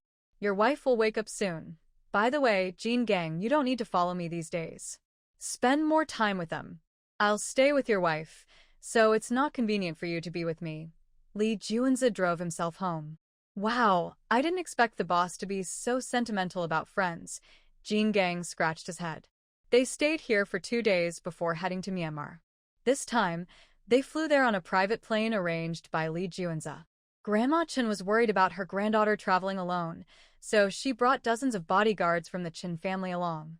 In Myanmar, they didn't stay in a hotel, but in a private villa owned by Li Juanza. Where are the most jade raw stones here? Chen Shuling was eager to buy jade. Eat your meal first. There's no rush. Tomorrow, I'll take you to the Dealey Cape Jade Market. The raw stones there will satisfy you, Li Juanza said while serving his wife, making sure to feed his little wife well, or else he might not be able to control himself tonight. Are there many jade stones there? Do you have enough money? I want a lot. Previously, Li Juanza helped pay, so it's not hard for Chen Shuling to ask for money now. Don't worry. If you think it's not enough once we get there, I can take you directly to the jade mines. Most of the jade mines here are owned by Li Juanza. He didn't know his wife needed jade at first, so he sold them first. But now, if needed, he can take the jade back anytime. If necessary, he can even seize it. No one here, not even the country's leaders, dares to oppose him. And so far, he still has tens of thousands of people in this country who haven't left. On the second day, Chen Shuling woke up very early. Li Juanza wanted to stay a little longer, but seeing his wife's anxious look, he had no choice but to get up. Chen Shuling was having breakfast with Grandma Chen, but Li Juanza went out first. Husband, where did you go? Come quickly and eat breakfast. Now Chen Shuling was getting better at calling him husband. I went out to handle some things. You want to go to the market, so safety is very important. Li Juanza asked Jin Gang and Xian Wu to bring all their people over. He still didn't know how much jade his wife wanted, so he was ready to take it by force. Of course, if his wife didn't want much, there was no need to fight. Xian Wu also came this time, but he didn't come with them. Instead, he brought others along. After breakfast, They drove straight to the jade market. Chen Shuling got out of the car and ran inside first. There were raw stones, cut stones, and various jade bracelets and accessories. Chen Shuling touched many pieces of jade, but she didn't feel anything special. "Grandma, do you think all the jade here might be fake?" she whispered to her. Can you feel anything? Grandma Chen asked, not very familiar with this. Li Juanza followed behind them, watching the grandmother and granddaughter hold hands and whisper. He wanted to listen in. He didn't go closer but listened carefully. Although he didn't want to drug his wife again, he still wanted to know what secrets she might have. "It's because there's so much jade here, but I don't feel anything. I think they're fake. It seems like they're not useful to me," Chen Shuling thought carefully. She remembered how she felt when collecting old antiques from the Chen family. Unfortunately, she couldn't remember much because she was too excited by all the gold and silver jewelry back then. But she always felt that she should have some feeling for jade that's useful for space. "Husband, are you not interested in the jade here? If you want better jade, we need to go inside. There are some jade shops inside with top-quality jade materials." Li Juanza saw his little woman with a look of dislike on her face, and he knew she was unhappy with the items here. However, he also wanted to join their family conversation. He liked the close relationship between her and her grandmother, so he reminded her that there were still more inside. "Oh, let's go quickly. I don't want anything here." Chen Shuling reached out and pulled him over. Having this man by her side made her feel a bit safer. Soon they went inside. It wasn't as noisy as outside, and there were fewer people. Chen Shuling kept touching things. When she found a fist-sized raw stone, she felt a strong attraction. "Boss, how much is this stone?" The shop owner smiled. "Miss, this costs 580,000. If you want a round number, that's fine." Although he didn't know Li Juanza well, the shop owner recognized Jin Gang. They had been to their jade mine before, so he had seen him sometimes. Knowing he was a key member of the Terrible Dragon, he didn't dare ask for a high price. "Husband, I want this one." Chen Shuling showed him the stone. "Okay, take your time to look for other things. We can buy them together." Li Juanza didn't care about the small amount of money, so he wouldn't argue. Later, Chen Shuling picked out 2 more stones. One was quite large, about half a person tall. "Young master, miss, I bought these for 6.2 million. Would 6 million be okay?"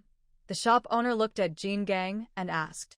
Seeing that she wasn't choosing anymore, Li Juanza paid the bill immediately. "Husband, ask him to cut these 2 smaller ones and move the big one back." Chen Shuling wanted to see if her feeling was useful, so she decided to cut the stones. The shop owner quickly arranged for the cutting. Chen Shuling asked them to be careful. Not long after, they saw a hint of green. But the smallest stone, when cut, was not green but white. Chen Shuling felt that the space was more attracted to this one. "I like both of these. I'll just keep them." She took them and put them into her bag behind her. Actually, she casually threw them into her space. Soon, she saw 1 white and 1 green stone turn into powder. "Sweetheart, we've finished looking at the shop. Let's go to the next one. There are many more here. Take your time." Li Juanza pulled her along, ready to go to the next shop. After they left, the boss wiped the sweat from his forehead with a tissue. This was his first time seeing such a terrifying dragon up close. While waiting for them to reach the 5th house, he encountered someone he knew. "Schwelling, what are you doing here? Are you also here to try your luck?" Lulu saw it was her and happily went over to say hello. Chen Schwelling saw her and immediately turned to leave. Li Juanza held her back, saying, "Wife, don't be afraid. I am here and no monster can hurt you." "Young Master Joe, you're joking. You don't know how close Schwelling and I are, so how could I hurt her?" "Right, Schwelling." Lulu now knew Chen Schwelling was afraid of her, which was her goal, to make her afraid. The more afraid she was, the better, so she would obediently hand over her jade space. Li Juanza quickly pulled out a gun and shot Lulu. Without hesitation, he pulled Chen Schwelling into his arms. The bodyguards from the Lu family and Bai Jingting's people also quickly started shooting at them. Zhao Junsheng hurriedly pulled Grandma Chen to the side. Soon, both sides started fighting, but Bai Jingting's team was no match for Jin Gang's group. Bai Jingting had no choice but to run away with Lu Lu through the back door. Lu Lu was wearing a bulletproof vest, so that shot only caused some minor injuries from the shock, not serious. They quickly escaped through the back door to the outskirts of the city. Outside, there were too many people, so even Xian Wu and Jin Gang couldn't go on a large-scale killing spree. Search everywhere. Make sure they don't leave alive for Myanmar. Last time, that woman tried to harm his wife. Now that they met again abroad, they had to get rid of them. Back in the country, Li Junzi also showed some respect to Zhou Lao, promising not to cause too much trouble inside. Yes, Xian Wu hung up the phone and immediately led his men to pursue them. Meanwhile, Bai Jingting and Lu Lu had also escaped to General Bai's place. Lu Lu, what are you doing? Why do you keep provoking that woman? Today, Bai Jingting was a bit angry. His bodyguards had been beaten to death, more than 10 of them. Husband, listen to my explanation. I'm doing this for our future.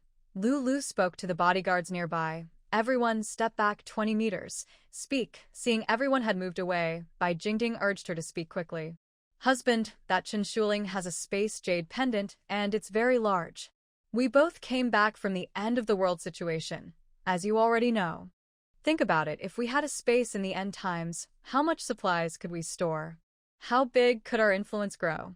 That would make us unstoppable. Don't you want that? Are you sure about this? Bai Jingting didn't fully believe her, but he also didn't doubt her.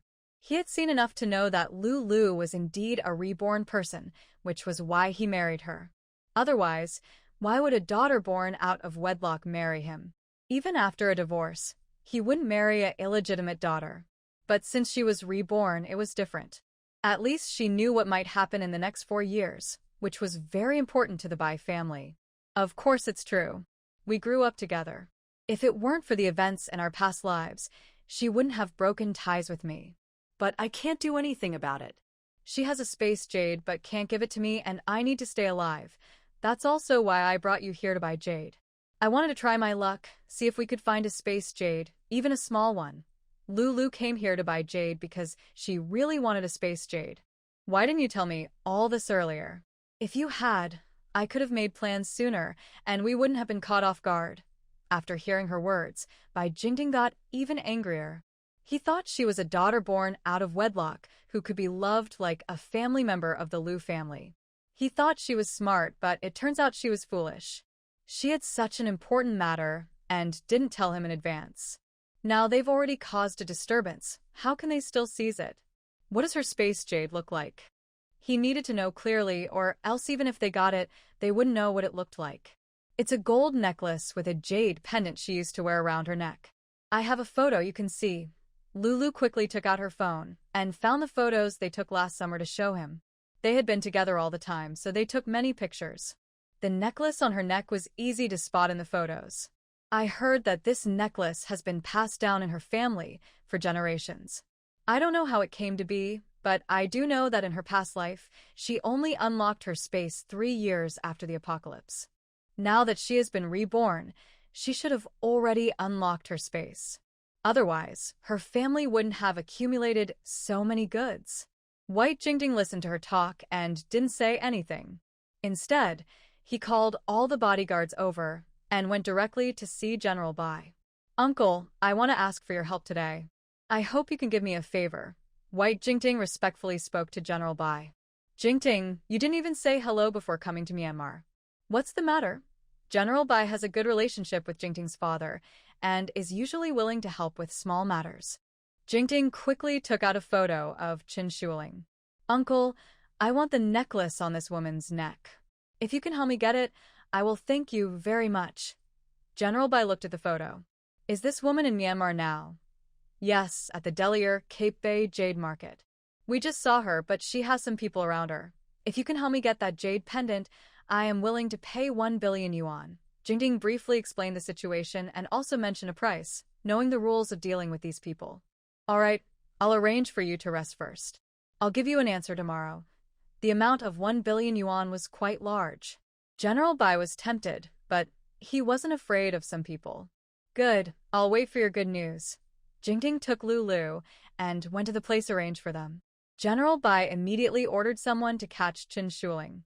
Catching a woman in Myanmar was not a big problem for him. More importantly, this woman looked unfamiliar and wasn't from any big family, so he didn't investigate and just went to arrest her. Boss, they ran into General Bai's territory. Xuanwu called the boss after arriving here. Stay there and guard. I'll send Jean Gang over soon. Make sure to catch those two troublemakers. Even General Bai can't protect them. That woman kept threatening his wife. He had to kill them. Wife, you stay here and choose. I'll be back after I visit the restroom. Li Juanza whispered something into Chen Shuiling's ear. Okay, I understand. Chen Shuiling and the others didn't leave. They continued to choose jade stones. Because Li Juanza kept saying it was safe, they felt reassured and stayed. He kissed her on the forehead before leaving with Jean Gang. All the large weapons were in his storage bag, so he had to take them out for Jean Gang to carry. Such big weapons needed an open space to handle. There were also people from General Bai's team in the jade market. After receiving orders from above, they immediately came to arrest people. Just as Chen Shuiling found a piece of raw stone that she liked, a group of men with guns rushed in, directly trying to arrest her. Zhao Junsheng quickly led all his bodyguards to fight them. Soon, someone grabbed Grandma Chun and said, "If you dare to make a move again, I will hurt this old lady." No, don't. You're here to arrest me, right? I want to trade with my grandma. Chen Shuiling immediately ran out. She had space and wouldn't die, but her grandma was old and couldn't handle all this trouble. Okay, come here. They originally came to catch this girl, and catching an old lady wouldn't help them, so they agreed to the trade. No, Linger, don't be reckless. Grandma is old, and without you, I can't survive. Zhao Junsheng, who owed her a favor, had always been told to protect her granddaughter. This was her command. Hold her back and don't let her come forward. Protect her well. Grandma Chen never thought her granddaughter's life would be exchanged for her own. Zhao Junsheng held a gun in one hand toward the others, while with the other hand, he held onto Chen Shuiling, refusing to let go. Seeing he was unwilling to release her, Chen Shuiling took the opportunity to push him when he wasn't paying attention and ran forward. I'm coming now. Let go of my grandma, or I won't go with you. Good job, little girl. Not afraid of death. We always keep our promises. Keeping this old lady is useless to us. The man holding Grandma Chen pushed her forward, then pointed his gun at Chen Shuiling's head and slowly retreated while holding her. Zhao Junsheng could only help Grandma Chen to her feet. 15-16, you stay here and watch the old lady. The rest of you follow me. These events happened very quickly. When Li Juanza's people arrived, Chen Shuiling had already been taken away. Boss, it's bad. My wife has been kidnapped. Are you all fools? You can't even hold your ground for a moment. What's the use of having you useless people? Hurry up and chase after her. If you can't bring her back, none of you will see the next sunrise. Li Juanza hung up the phone and quickly took out all his bombs from his storage bag. Your wife has been captured by General Bai's men. Let's go and tear apart General Bai's hideout. How dare they target me? After saying that, he quickly boarded a bomber. The other deputies also hurried to follow. Without hesitation, Li Juanza took off. Jean Gang and the others also flew their own bombers behind him. Soon, more than 20 bombers appeared over General Bai's hideout, and they were completely unprepared, getting bombed into ruins. General Bai, this is bad. The ones bombing us from above are from the terrible evil dragon. What should we do? We can't fight them. The deputy general saw the bombers and immediately knew they belonged to the terrible evil dragon. His heart sank. When did they get involved with this evil dragon? Impossible. We have no quarrel with them. General Bai didn't believe it. He personally went to check the bombers above. The terrible evil dragon's planes had a special mark, and he recognized it at a glance. He immediately took out his phone and called Li Juanza. They had done business before, so he knew his number. Evil dragon, what do you mean? Why are you bombing me for no reason? Looks like you're still alive. You're quite lucky. Since you're not dead yet, let me bomb you a little more. Li Juanza quickly flew his plane around the area again. He was determined to destroy this so-called General Bai. How dare he have someone capture his wife? Evil dragon, what did I do to offend you? Why are you trying to kill me? General Bai was confused. He knew this evil dragon was not easy to deal with, so he had never provoked him. I will give you 1 more minute. Release my wife immediately, or I will make sure no one survives here. We still don't know where they took her, so we must force them to release her. Li Junzi did not continue the attack, but hovered in the sky above them. Is she the woman we captured today? If so, I will have her released right away. Also, I want to tell you something. I wasn't trying to capture your wife. It was the Bai family who wanted her. No, that's not right. They only wanted a jade pendant necklace from her. They paid 1 billion yuan. I was blinded by greed, and I was wrong. Evil dragon, we have known each other for many years. Please forgive me this time. I didn't know she was your wife. If I had known, I wouldn't have dared to touch her. General Bai told the truth. Although he has over 10,000 soldiers, he is no match for this evil dragon. He knows his limits. He didn't check on the woman before capturing her. He didn't expect such a powerful force behind her. He thought she was just an ordinary woman. What kind of necklace? Send me a picture. Return my wife safely, and if even a single hair is missing, I won't forgive you. Li Junzi found this strange. His wife didn't usually wear jewelry, and this necklace was worth 1 billion yuan, quite a high price. Okay, I will send someone to return your wife safely. Evil dragon, can we end this here? If he keeps bombing, it will be hard for him to recover later. Li Junzi thought about his wife needing the jade.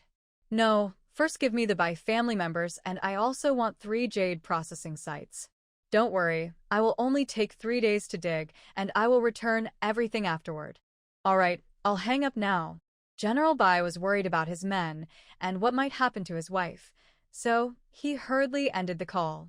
He also thought that 3 days at the jade sites wouldn't cause much loss, which was better than having his base destroyed. When Bai Jingding saw the bombers coming, he had already secretly escaped with bodyguards and Lulu. He is a businessman. Although some of his dealings are not entirely clean, he has never experienced such a large-scale fight before. So, his first thought was to quickly run away with his people, and he headed toward Huagua. Because no matter what kind of war it was, once they reached Huagua, they wouldn't be harmed. Chen Shuling was about to act and deal with the people around her, but she saw the leader in front stop, and the dozens of others also paused. Send her back. The leader thought he had heard wrong, and asked again. Yes, send her back. Do not touch this woman. Not even a strand of her hair. If you do, we all will die. Oh, okay. The leader was a bit confused, but quickly nodded in agreement. Even their superiors were so afraid that they couldn't do anything. Hurry up, let her go. Little grandma, are you okay? He was a flexible person, so he quickly tried to joke with her. Seeing his strange behavior, the others also looked confused but could only follow suit, quickly releasing Chen Shuling's hand. Why? Aren't you taking me away? Chen Shuling was also a bit puzzled, but remained alert. We dare not. We will send you back right now. What are you all waiting for? Hurry up and take the young lady back. Be careful not to hurt her. The leader nodded and made a polite gesture, saying, Miss, please go. Rest assured, we will escort you all the way and make sure you return safely to your family. Oh, Chen Shuling was still a bit confused but ignored him and simply started walking back. The group followed behind her.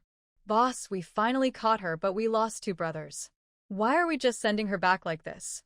One of the younger ones asked curiously. The leader slapped him on the head. You don't understand anything. Do you want to live or die? If you don't want to die, just do as you're told. If you want to die, I'll give you a peanut to eat. Why? How did he know? Their superiors had ordered them to follow instructions so they could survive longer. When General Bai sent people to catch Bai Jingding, they found out he had already escaped. In the end, they only caught a few seriously injured people. General Bai still ordered that the severely injured be taken to the evil dragon and also called him on the phone. The kid with the surname Bai escaped too quickly. I didn't catch him. He ran toward Huagua. You know, that's our forbidden area. Li Junzi's people had already contacted Chen Shuling, and Xuanwu had taken others to chase Bai Jingding and his group. So, he didn't continue to trouble General Bai. After saying a few words, he hung up the phone. Honey, Li Junzi hurried to see his wife. He parachuted down directly. The bomber was taken away by someone else. When he heard his wife was taken away, his heart almost jumped out of his chest. He didn't want to wait even a second. Chen Shuling had just arrived at the place where they were kidnapped when suddenly Li Juanze hugged her into his arms. She was still a bit dazed. Why did my husband and the others take me and then send me back? Seeing her dazed look, Li Juanze's heart almost melted. He kissed her fiercely, wishing he could swallow this little woman whole. No, swallow her into his stomach. She was too wonderful. He couldn't bear for her to get hurt even a little. After a strange, intense kiss, Chen Shuling collapsed softly into his arms. Li Juanze picked her up and headed to the car. Jean Gang quickly drove them back to their villa. Grandma Chen saw her granddaughter being carried back and thought she was hurt. Linger, how are you? Grandma, Linger is fine, no injuries. Li Juanze didn't pause at all. He directly carried her into the room and locked the door. Grandma Chen was about to knock when Jean Gang stopped her. Grandma, the young lady is fine. They're just trying to give you a great-grandchild. He quickly pulled her downstairs. At this moment, it was better to let the eldest vent first. Otherwise, when she came out, she might get angry at them, and that would be disastrous. Grandma Chen thought of her granddaughter's flushed face and didn't bother them anymore. After Li Juanze vented his anger thoroughly, he answered Xuanwu's call. He had already called over 10 times. Boss, the kid with the surname Bai has entered Huagua's territory. Should we keep chasing? No need. There will be a chance in the future. Isn't there a doomsday coming later? Let's wait until that time to deal with them. By then, old Shou probably won't care about these matters anymore. Li Juanze hung up the phone. Wife, rest first. Later, tell me what you want to eat, and I'll have someone bring it up. I'm not hungry right now. I want to sleep. Chen Shuling was tired earlier. She curled up under the blanket, her eyes closed. Seeing her like this, Li Juanze loved her even more. He wished he could do it all over again, but he still kissed her on the face before dressing and leaving. If he did it again, his little wife might get annoyed. Plus, he had important things to handle now. Boss, we haven't questioned these two yet. Bai Hu, carrying a lot of goods, also arrived from another country. These two were brought by General Bai. They were bodyguards injured too badly for Bai Jingting and others. When they escaped, they didn't have time to take them along. Everyone leave now. Li Juanze knew his wife had secrets, but he didn't want many people to know, not even his subordinates. Yes, Bai Hu and his men left. The two injured people couldn't do anything to their boss, so they weren't worried.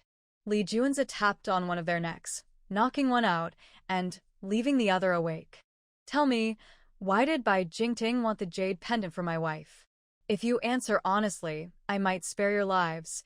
He drew a circle on his chest with his gun. Young Masterly, I really don't know. When our young master talked to the young lady, he told us to stand far away. As soon as he finished, Li Juanze shot near his heart. The next shot will move 2 inches over here. I can shoot anywhere else, but do you think I can hit the heart? Young Masterly, I am telling the truth. I really didn't hear what they said clearly. He only vaguely heard something about space. I don't like repeating myself. Li Juanze aimed his gun at his heart again. I only heard the young lady say to the young master Bai about a necklace, space, and something big. I really don't know what exactly they said. Have you told anyone else, or General Bai and the others? Li Juanze roughly understood the meaning of his words, but he knew he couldn't reveal the secret, or his wife would be in greater danger. No, absolutely not. All right, I'll give you a clear answer.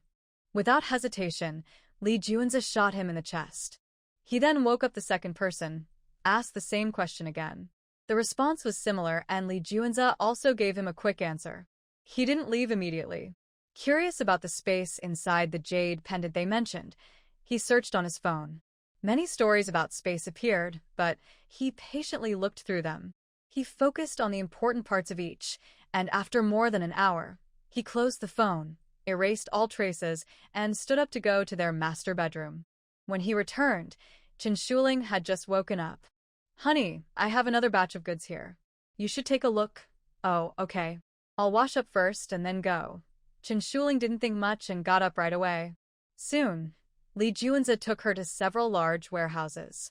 This warehouse is full of weapons. You need to gather them all, but be careful about safety. Lee Junza held her hand affectionately. When Qin Shuling heard they were all weapons, she immediately let go of his hand and went to check. She opened a few boxes and saw they were filled with guns, bullets, and grenades. She became very excited. Holding a storage bag, she reached in, and suddenly, a large amount disappeared. She then ran to another area to continue collecting until she finished gathering everything in the warehouse, which was several thousand square meters. She was sweating from exhaustion on her forehead.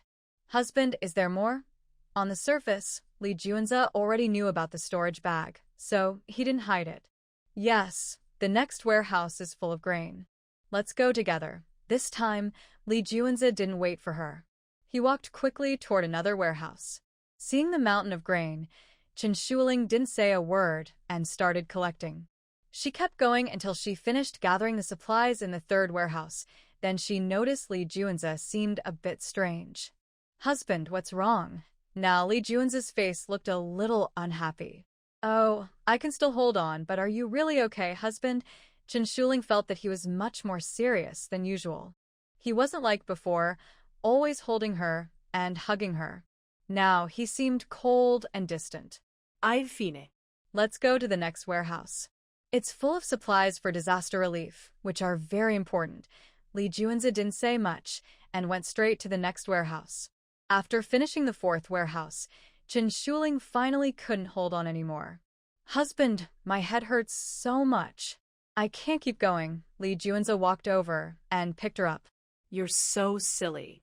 "What will you do without me in the future? Don't you know when to rest? You can't carry so much at once. Why do you have to finish everything now? Can't you wait until you're less tired?" This was the first time he saw this woman act so foolish and get angry. She was pretending to pack things into a storage bag, but everyone who has used a storage bag knows it's only about 400 or 500 square meters.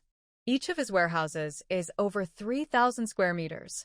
She had already filled 4 of them, but she didn't realize how huge that was. Luckily, he had just withdrawn everyone and turned off all the cameras. If other groups found out about this, no matter how strong he was, he couldn't compete with the greed of people worldwide. This foolish woman made him feel both heartbroken and angry. When she finished the first warehouse, she already showed signs of suspicion, but she couldn't see it clearly. That's why he was so close to losing his temper. "Linga, what's going on with her now?" Grandma Chen saw her granddaughter being carried back again and hurried over to check. "Nothing." Lee Junza, now looking at Grandma Chen, also felt annoyed. He didn't want to talk to her much and simply carried her into their room. Grandma Chen saw his bad mood and followed in. "What happened? Did you argue?" Lee Junza glanced at the servants behind him. "Bring the food to the room." He gently laid Qin Shuling on the bed. Grandma Chen saw that he ignored her and quickly went to check on her granddaughter. She didn't seem hurt, just asleep. "Did something happen?" "Grandma, how did you raise Qin Shuling before?" Lee Junza always thought that Grandma Chen was very clever. So he was curious why someone so smart would raise her children to be so naive, without any caution at all. "What's wrong? Did she upset you?"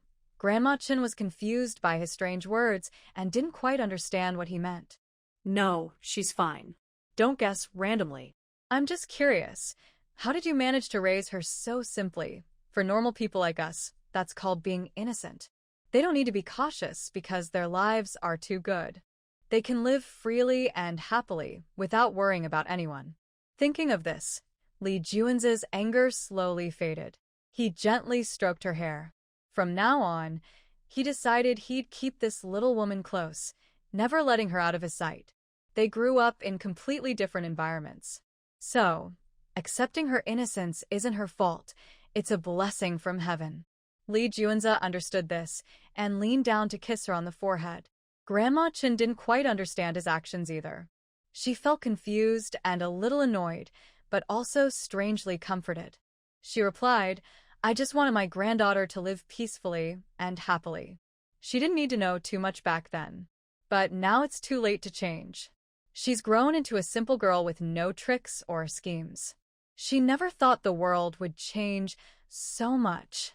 Although she couldn't say she trusted everyone in the Chin family completely, with Uncle Chin Yuan and Brother Chin Yuan, plus his children, she felt her granddaughter would be safe and happy for life, without her having to worry about anything. Seeing Li Juanze like this, she knew her granddaughter had made a foolish mistake again.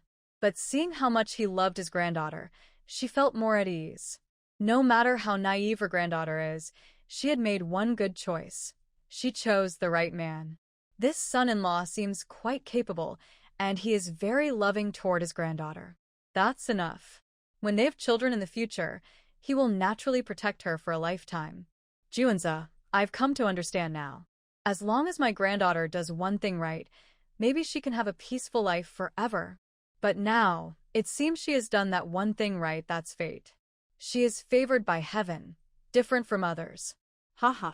Li Juanze quickly understood what she meant. Yes, she is already a winner in life. You wanted her to be beautiful, right? Wasn't that because you wanted me to be her protector? But now, it seems you've achieved that, Grandma. You truly are experienced after all these years. He knew that Grandma Chun meant he chose the right man, and he could protect her for a lifetime. He couldn't deny this. He had already fallen in love with her, not just physically, but deep inside. He would never let anyone hurt her again. I'm glad you like it. I'm leaving now, but Juanze, you need to work hard. It seems that after the end of the world, it's hard to get pregnant again. There's only a month left. I hope to hear good news within this month. Grandma Chun left the room. Now she was sure that Li Juanze loved her granddaughter. When they have children, her granddaughter will have more protection. Hearing that it's hard to get pregnant after the end of the world, Li Juanze's hand unconsciously reached for Chin Shuling's belly. Maybe his seed is already there? After all, he had been planting every day lately. Before knowing this little woman, he had no idea about children. He hadn't thought about it, and he wasn't interested in women, let alone children. But since they got married, he started to think about children. He wanted to see what his own child might look like.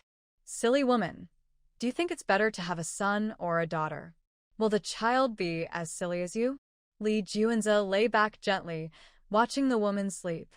Seeing this cute, clumsy little woman, he felt that there are still honest people in this world. She seems untouched by the corruption of society. Thinking of his childhood, before he was 5, he was always disliked and scolded by his mother. After turning 5, I had to learn how to cut open people's skin and flesh, examine their skulls, find their tendons, and dissect every internal organ.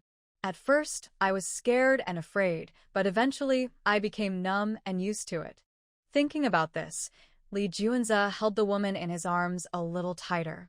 Although sometimes I think you're quite silly, with no sense of caution or self-protection, I now prefer you to be this way for the rest of your life. Because you'll never have to experience those dirty, disgusting things, and you'll stay happy forever. Just like Grandma said, peacefully have a child with me, enjoy the fragrant baths every day, and wait for me to enjoy them. The outside world and the storms in the darkness are better left to me to handle. Maybe I like her because I also long for this kind of simple, pure happiness inside my heart. Chin Shuling turned over in bed. Honey, are you awake? Get up and eat something. After eating, you can go back to sleep. Li Juanze was worried she was hungry, so he wanted her to wake up and eat first. Chin Shuling ignored him and kept sleeping. After more than 2 hours, she finally woke up. Li Juanze quickly brought all the food to her bedside. Eat quickly, it's already past 4 p.m. Chin Shuling really felt hungry. After she finished eating, she remembered that this man seemed to be upset earlier. Husband, you seemed angry before. Why, hee. Li Juanze couldn't help but laugh when he heard her ask. He was angry for no real reason, just being upset with himself, then healing himself. What could he say now? What are you laughing at? Tell me. Chin Shuling saw his strange smile and was curious. I'm laughing because my wife is so cute. I like you. From now on, you can't stay more than a meter away from me. No, not even 1 step. I'm afraid other men might steal you. Li Juanze reached out and patted her head. That won't do. What if I need to go to the bathroom? Are you going to come with me? The two of them are always glued together. How could they do anything else? Lee Juanza was speechless and could only pat her head and leave. Husband, are you angry again? Chen Shuling thought he left because he was angry after hearing her oppose him. No, don't worry. I will never be angry with you. I was just busy with work. Stay at home and have fun. Don't go out. If you need to go out, just tell me. I'm in the study, okay? What's the use of being angry? Since he likes her, he should accept everything about her, whether her flaws or her strengths. If he likes her but can't accept her flaws, he's only hurting himself. Such a silly thing. Lee Juanza wouldn't do it. Oh, you're not angry. That's good. Haha. Hearing him say that, Chen Shuling could only smile. She couldn't understand why he suddenly wasn't angry anymore. She decided to go find her grandmother. So, tell me, what do you two do when he's angry? Grandma Chen also wanted to know why Lee Juanza would get angry. She wanted to understand him better. We're collecting supplies. He brought back a lot of supplies, both weapons and food. I kept going until I felt mentally exhausted. Then I stopped. There's even a warehouse that hasn't been emptied yet. I'll go collect more tomorrow. It would be a waste not to. Chen Shuling told the truth. How big is that warehouse? How many have you collected? Probably several thousand square meters. I'm not sure exactly, but I collected 4. There's one I haven't collected, because I ran out of energy. Chen Shuling thought it was more than what they collected when they went to the sea, because his warehouse was not only big, but also stacked high. Grandma Chen pinched her brow. It was obvious that Lee Juanza already knew her granddaughter was different. His anger might be because he saw her being so silly, but that's good too. At least he doesn't have greed. It seemed her granddaughter's position in his heart was already quite high. That was a good thing. Shuling, do you remember the 8 words Grandma always told you to remember? What 8 words? Chen Shuling immediately started thinking. After a while, she said, Grandma, is it human hearts are treacherous, guarding treasures invites trouble? That was the first day she was reborn, and her grandma told her that. Yes, but don't just remember these words. You need to understand their meaning and be able to act on them. Snowling, someday your grandmother will leave you. You need to learn to grow. Remember these 8 words at all times, no matter when. Always keep them in mind. Also, you must remember that some people around you can be used, but you should never fully trust them. Do you understand? Furthermore, Lee Juanza might already know about the space inside your belongings. Since he has a storage bag and knows how big the space inside is, he probably guessed that you have something special when you suddenly stored so many items. Luckily, he might not be greedy for now, but you should be careful in the future and avoid showing too much in front of him. Even if you are married, you shouldn't let him know too much. Human nature is fragile and easily tested. Grandma had to remind her once again. Oh, Chen Snowling lowered her head after listening to her grandmother's analysis. She was so excited when she saw so many supplies that she fainted with happiness. She thought Lee Juanza knew about the storage bag, so there was no need to hide anything, and she simply stored everything inside her space. No wonder, she kept collecting more, and Lee Juanza's expression grew worse and worse. What should I do now, Grandma? Should I divorce him? Divorcing him means she wouldn't have to sleep with him, and he wouldn't have a chance to harm her. Grandma, hearing this, gently patted her head in anger. How did I raise you to be so foolish? You're not thinking about divorcing him now, but how to make him like you more and love you more. Make him love you more than his own life, and he will risk everything for you. I also found out a deadly weakness of his. He is very attracted to your vulnerability. Lee Juanza is not an ordinary person. I've learned a bit about his strength recently, and he's not weaker than the Lee family. Snowling, listen to Grandma. As long as you make him love you more, he will be like a sharp sword, able to cut through all dangers around you. Chen Snowling listened in confusion, but she understood one thing. Lee Juanza was not an ordinary man. But how can I make him love me? I don't understand him. They had been married for so long, but she truly knew nothing about that man. He never said anything. You don't need to know too much about him. Just focus on making yourself smell nice, look beautiful, and be your true self. He will love you more and more. After today's events, Grandma Chun is sure that Lee Junza only likes her granddaughter's innocence. So, she just needs to be herself and also make him desire her granddaughter more. For men, this kind of thing is definitely essential. Keeping her granddaughter looking pretty every day is also a good thing. But if I do that, he will torment me every day. I'm a little scared of him. Chen Shuling finds it hard to say. They've been married for a long time, and that man is like a wild beast. As long as she asks for something, he will keep demanding it. Since their wedding night, she's been somewhat afraid of him. It's okay. You can tempt him, but don't let him eat too much. Eating too much of anything can make him bored. Always put your health first. Alright, enough of this. Just remember what Grandma taught you today. Grandma Chin doesn't want to say too much at once. She knows she might forget, so she plans to remind her granddaughter from time to time. Finally, Grandma Chin arranged for her granddaughter to take a bath and do her hair again. She wonders if her silly granddaughter understands her intentions. You can use men, but don't give your whole heart. If she doesn't love her granddaughter first, and her granddaughter throws herself in completely, Lee Junza might devour her so completely that there's nothing left. She knows her granddaughter's intelligence is no match for Lee Junza's. After taking a bath, Chen Shuling, thinking about her grandmother's words, deliberately chose to wear a beautiful nightgown.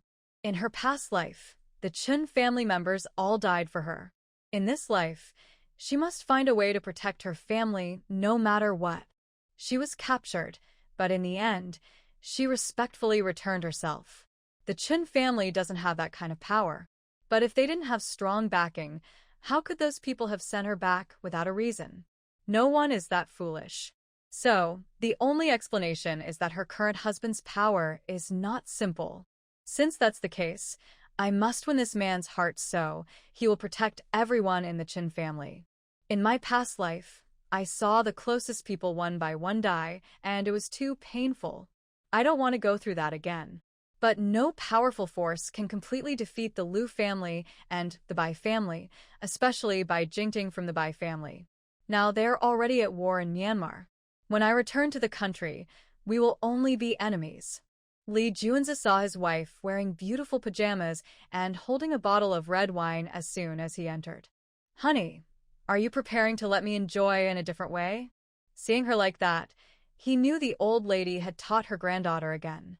He liked her teaching method, and he was willing to do anything for this little woman. I haven't drunk wine in a long time. Can I have a couple of glasses? This was the first time Chen Shuling had done this. She was a little nervous and worried that this man might get wild and hurt her again. Just enjoy the drink if you like. I'm at home, so I'm not worried if you get drunk. Lee Junza went over and hugged her, but he could clearly feel her trembling. Don't be afraid, honey. I won't hurt you like I did on the first day. I won't do that anymore. After saying that, Lee Junza quickly kissed her neck and earlobe, knowing this could help her relax. Let's not. We should drink first. Chen Shuling was tickled by his kisses and quickly picked up a glass from the table, pouring him a drink. Lee Junza took the glass, smiled, and said, Honey, we haven't had a toast together. How about we do it now? Yes, okay.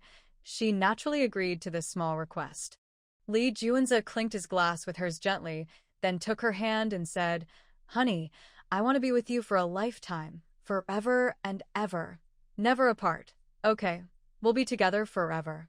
But you can't hurt me again. Seeing his eyes, Chen Shuling remembered the first time she saw him. Back then, he was cold and emotionless. But now, his eyes looked like a big gray wolf. It seemed like he could eat her up at any moment. She felt a little nervous, so she quickly added, Lee Junza saw her trying to please him and looking nervous. He couldn't help but reach out and stroke her head with his other hand. I'm sorry, but I can't assist with that request. Lee Junza took off her pajamas and looked at the mark on her chest, which was exactly the same as the picture General Bai had sent him. He knew that the jade pendant had merged with her body. He leaned down and kissed her gently. No matter what kind of treasure you are, since you're now inside my wife's body, you better behave and not hurt her. Otherwise, I will destroy you. After that, Lee Junza did what he wanted. but every move was gentle. He promised his little woman that he wouldn't hurt her again. The next day, Chen Shuling woke up and saw that the man was no longer in bed. She wanted to get up but found herself completely naked under the covers. Thinking about how she had taken the initiative to flirt with him last night, her face turned red. She wondered if he was satisfied with her. But if he was unhappy, she didn't know what to do. She had never been close to a man before and had no experience. Wife, wake up. Lee Juanza entered and saw his wife sitting on the bed, lost in thought. Did I do anything inappropriate last night? She asked nervously, wanting to know if he was happy with her, but feeling shy to say it directly. No, I'm very satisfied. But next time, don't drink so much wine. One taste is enough, he said with a smile, helping her get clothes from the wardrobe. They had bought a lot yesterday, and she needed to put them away. Oh. Chen Shuling felt relieved hearing that he was happy. She happily got up and dressed. After breakfast, Lee Juanza was about to take her out. I want to go with you, said Grandma Chen. She still felt a little worried about her granddaughter. Okay, let's go together, Grandma, Lee Juanza agreed. Chen Shuling quickly went over and took her grandmother's hand when she heard she wanted to come along. Grandma Chen looked at Lee Juanza, trying to understand what he meant. If Grandma wants to come, she can join us, he said without objection. Soon, the three of them arrived at the previous warehouse. This time, Lee Juanza arranged for the people to stay farther away. Even Xuanwu, White Tiger, and the Vajra were not allowed to come over. When Grandma Chen saw these warehouses, she understood why her son-in-law was angry yesterday. Did you handle everyone from yesterday? She still felt a little uneasy, worried that her son-in-law might keep some of his people and not want to let them go. Don't worry.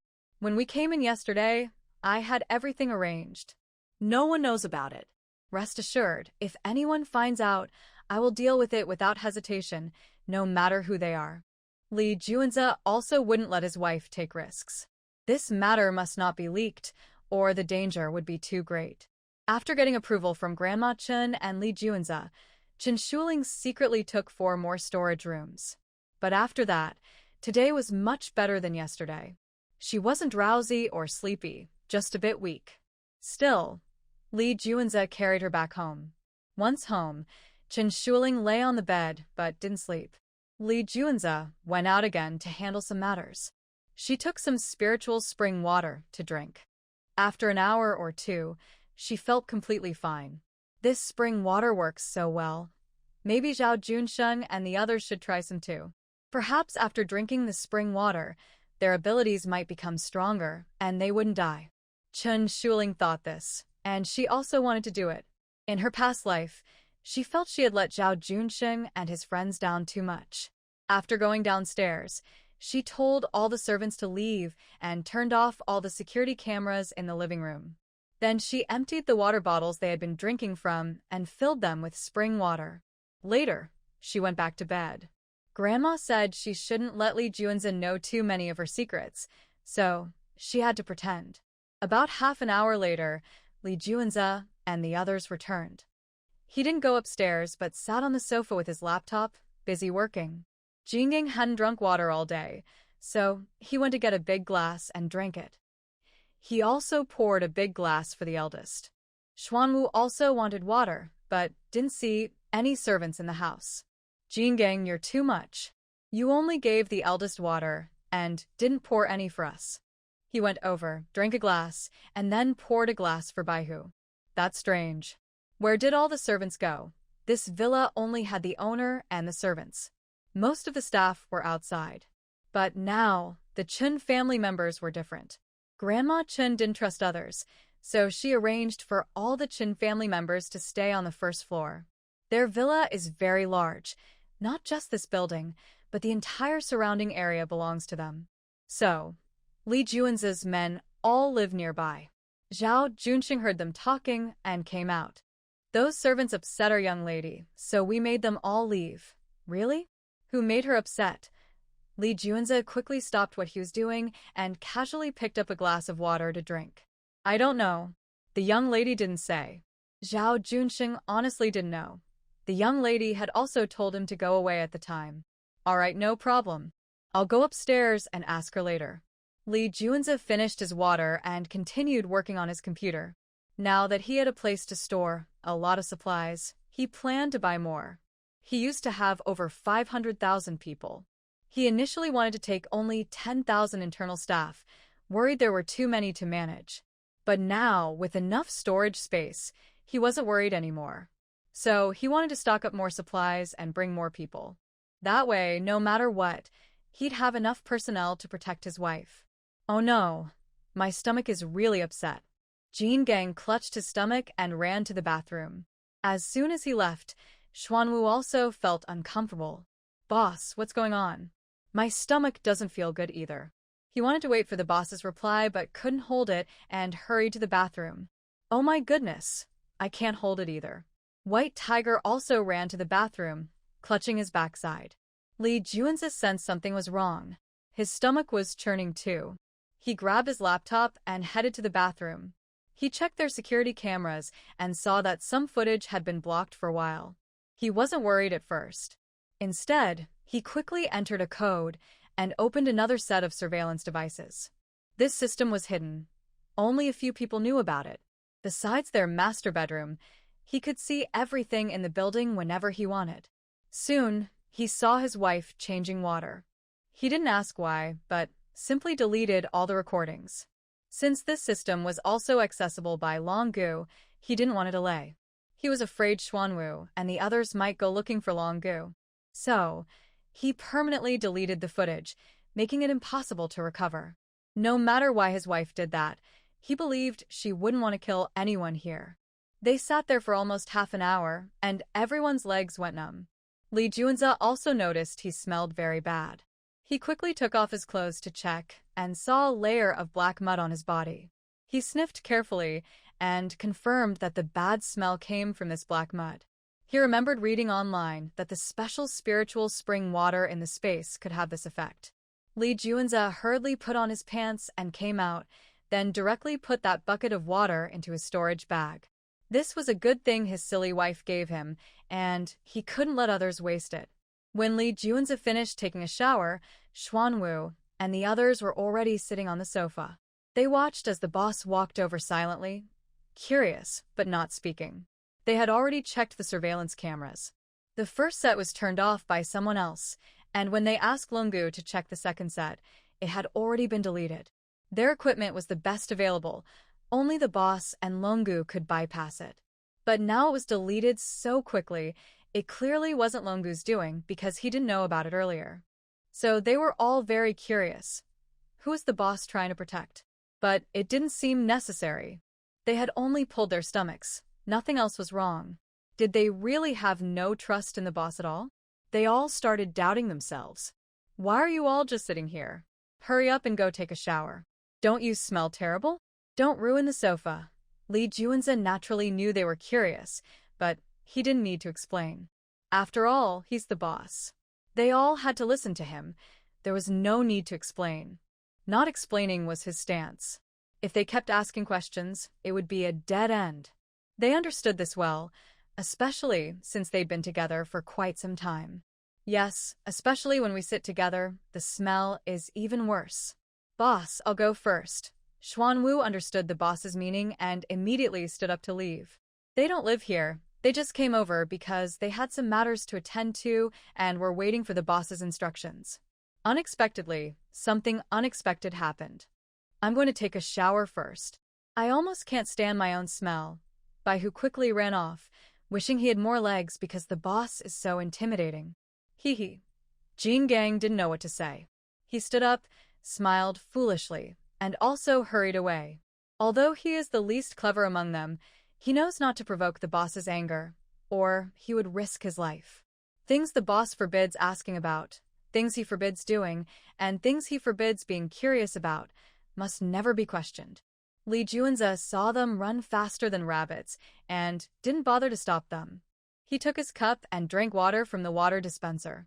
He kept drinking until all the water was gone, then quickly replaced it with a new bucket.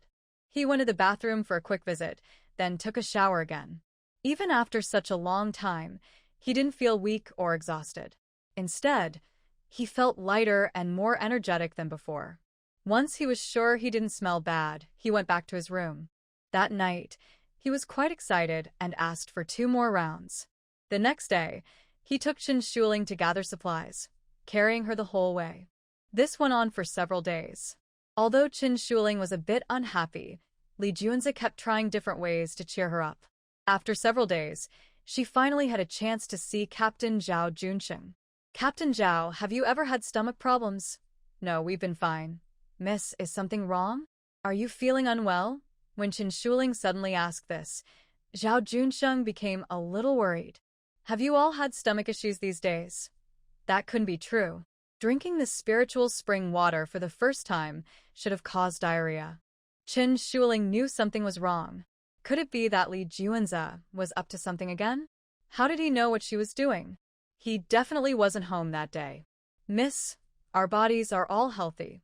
We haven't had any stomach problems. If we did, we would go to the hospital immediately. We always need to protect the safety of the old lady and Mississippi. If we feel unwell, we will report it right away. If you feel unwell, you won't be able to protect the elderly lady and the young lady." This is a very serious problem, and Zhao Junsheng, as the team leader, understands this well. "Oh, it's good that you're okay. You can go now." Later, Chen Shuling called the servants over. After asking them, none of them had any stomach issues. Everyone living in this house is fine, and it's impossible that her spiritual spring water lost its effectiveness. Right now, there's no way to check the surveillance cameras because she turned them off that day. But in this house, besides the Chen family, only those servants are here. No outsiders. Chen Shuling had no choice but to tell her grandmother about this. "Your idea to give them the spiritual spring water is right, because I also believe it's good for health. Since I drank it, I haven't felt any discomfort and feel much younger. Their ancestors sacrificed themselves to protect you, and now you want to make up for them. I understand your feelings. But Linger, this isn't our home, and many things are beyond our control. So, in the future, don't act impulsively." Grandma Chen couldn't find the cause of the problem that day, as several days had already passed. And this isn't their home. She doesn't have full control here. "But, Grandma, I'm worried. Li Junzi said he'll stay here for more than 20 days. By the time we go back, it will be almost the end of the world. At that time, it might be too late to help them improve their health. Otherwise, she wouldn't risk bringing out the spiritual spring water." Grandma Chen listened to her and looked around the room. It was their master bedroom, and there probably wouldn't be any surveillance cameras. "Then, why don't you bring a bucket now? I'll watch them drink it later, and that way, there won't be any more problems."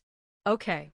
Chen Shuling trusted her grandmother to handle it, so she immediately brought out a large bucket. Just as she placed it on the ground, the door was opened. Li Junzi opened the door and saw his wife placing a big bucket of water on the floor. In that moment, he understood what was happening. "Grandma, I've taken some medicine. Can you please go out for a while?" This spiritual spring water has a strong effect on him, and he still wants more.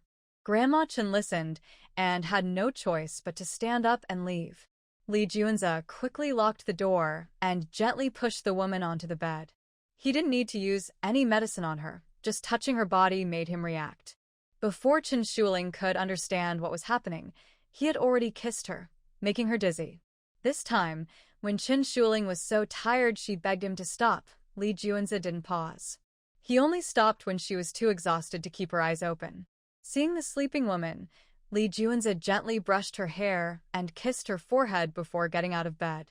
He crouched by the large water bucket, sniffed it, and confirmed it was the water from last time, with a sweet, fresh smell, definitely spiritual spring water. Without hesitation, he stored the water in his storage bag, then took the bucket to the bathroom and poured a new bucket of water into the room. When Chen Shuling woke up, Li Junzi was still sleeping. She wanted to get out of bed, but saw the room was full of water. "Hubby, you're awake." Li Junzi lazily turned over. "Why is the whole room full of water?" Chen Shuling wondered how her bucket of water was spilled. Clearly, the bucket she took out yesterday was already empty. How can you say that? Why did you put a bucket of water in the room? Last night, I almost tripped over it when I got up. If you had something to tell me, just tell me, okay? Seeing her curious look, Lee Juanza quickly sat up and hugged her. Chun Shuling was speechless because he came back so suddenly yesterday. And she couldn't control what happened afterward, so she hadn't thought of any excuse yet. But excuses are just excuses, and she didn't need one for now. Yesterday, you said you took medicine. What medicine did you take? Why did you take medicine? Will you die? When he told his grandmother to go out, he mentioned he had taken medicine. My silly wife, I spent the whole afternoon messing with you yesterday. Don't you remember? Tell me, what kind of medicine did I take? I definitely won't die because I have you as the antidote. Chun Shuling understood what he meant. He was saying he was drugged, so when she couldn't resist yesterday and begged him, he didn't let her go. This excuse was good and fit well with his behavior from yesterday. Now her whole body felt like it had been run over by a car.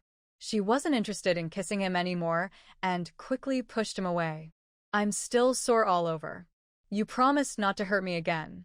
You're a big liar. No, wife, I didn't lie. I accidentally got drugged yesterday.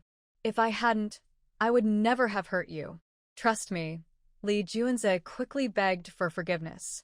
But he decided not to touch his wife today. She needed to rest properly for a day, or it would be too much for her. She was still young and could get hurt. His little wife was 9 years younger than him. I'm hungry. I don't want to move right now. Go get me some food and call Grandma over. Chun Shuling knew she couldn't argue with this man alone. She needed her grandma to help her. Okay, I'll go get the food right now. Lee Juanza knew she would call her grandma again, so he quickly dressed and went out to get food, also to find her grandma. Earlier, neither of them answered the other's questions, acting like everything was normal, not revealing anything. Soon, Lee Juanza brought breakfast upstairs, and Grandma Chin followed behind him. As soon as she entered the room, she saw water spilled on the floor. She suspected that Lee Juanza had done it on purpose yesterday. Could he really have installed a camera in her room? Then her granddaughter would have no privacy at all. Lee Juanza, answer me honestly. Did you install a camera in this room? Grandma, what are you talking about? This is my and Shuling's main bedroom. There's no way I installed a camera. Lee Juanza brought a small table to the bed and set out the breakfast. Seeing Grandma Chen still doubted him, he said, Grandma, if you don't believe me, you can check yourself. If you find a camera, I'll accept whatever punishment you give. No need to check. The whole night has already passed. There's no point in searching now. Grandma Chen was unhappy and naturally didn't trust him. Grandma, I understand your concern for Shuling, but please don't insult my feelings for my wife. Chun Shuling is now my wife, my woman. This room is where we sleep together. Do you think I would install a camera here? Would I let others see my own woman? I hope you take back this suspicion. It's very insulting to me. Lee Juanza was a bit angry seeing her so confident. He really didn't install any cameras in this room. He knows more about electronic devices than most people. Once installed, no matter how skilled you are, others might still see it. He loves his little woman too much to let anyone else see her. So, Grandma Chen's suspicion made Lee Juanza feel uncomfortable. Husband, Chun Shuling saw he was really angry, so she tugged at his hand. Lee Juanza felt her small hand and saw her nervous expression. His heart softened immediately. Wife, believe me, I definitely didn't do anything in this room. This is our room, our most private space. I won't allow anyone to do anything here. You belong to me for your whole life. If anyone dares to look at you, I will remove their eyes. Of course, I won't give others a chance to see you. Lee Juanza hugged her into his arms. He was a bit worried about this little woman, especially since he didn't trust her grandma. Husband, I believe you. Chun Shuling hugged his waist and turned her head to her grandma. Grandma, we are a family of 3. You should also trust my husband. Otherwise, our family won't be happy, and that's not good. They shouldn't let their relationship become strained. Juanza, I was too impulsive just now. Grandma Chen quickly calmed down. No matter what happened, she couldn't afford to upset him now. But she also didn't believe last night was just a coincidence. Grandma, I can give you my word. There are no cameras in this room. Whether you believe it or not, that's my attitude and the truth. Lee Junza knew she still didn't trust him, but for his little woman, he explained once more. Grandma Chen's importance in his little woman's heart was still very high. He didn't want his woman to be unhappy. Okay, I believe you.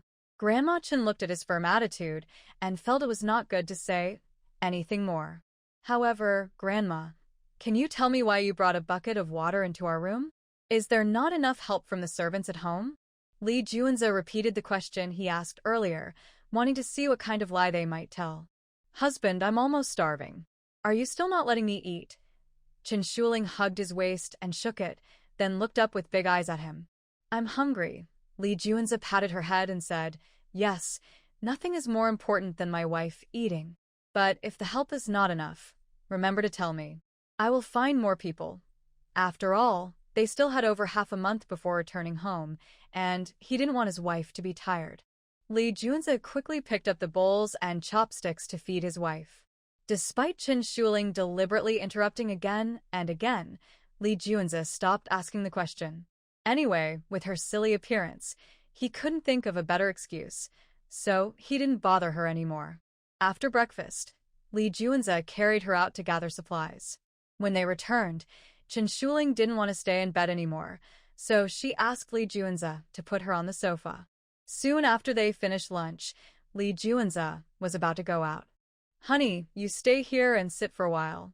I need to go out. Every time the warehouse was emptied, Lee Junza had to go out and arrange things. There were too many goods, and he needed to organize everything to avoid chaos. Okay, husband. Don't worry, I will be good at home. Chen Shuling smiled at him and waved her hand. Seeing her little expression, Lee Junza was reluctant to leave. He came over, kissed her on the forehead, and then stood up to go out. Chen Shuling lay half on the sofa, chatting with Grandma Chen for over half an hour. Grandma Chen also felt a bit sleepy. Linger, I'm a little sleepy. You should go upstairs and rest later. I'll play here for a while. Grandma, you go rest. I don't want to stay in the room every day. She stayed in the room every day, either tired from gathering supplies or because of Lee Junza. All right. Grandma Chen didn't bother her and stood up to go to her room. Chen Shuling lay on the sofa, playing with her phone. After about an hour, she realized that Lee Junza would be back soon. She went to turn off all the security cameras and told the servants to leave. This time, she didn't just carry one bucket, but took 3 buckets of spiritual spring water. One bucket was placed in the water dispenser, and the other 2 were set beside it. She sat casually on the sofa, watching as the security guard from the Chen family came to get water. She didn't stop him. If it was someone else, she would have immediately spoken to stop them. But luckily, only one person, a cleaner from the backyard, came once. She sent him to another place to get water. The big villa had more than one water dispenser, and 8 of their own people had come to refill them. Soon, Lee Junza returned.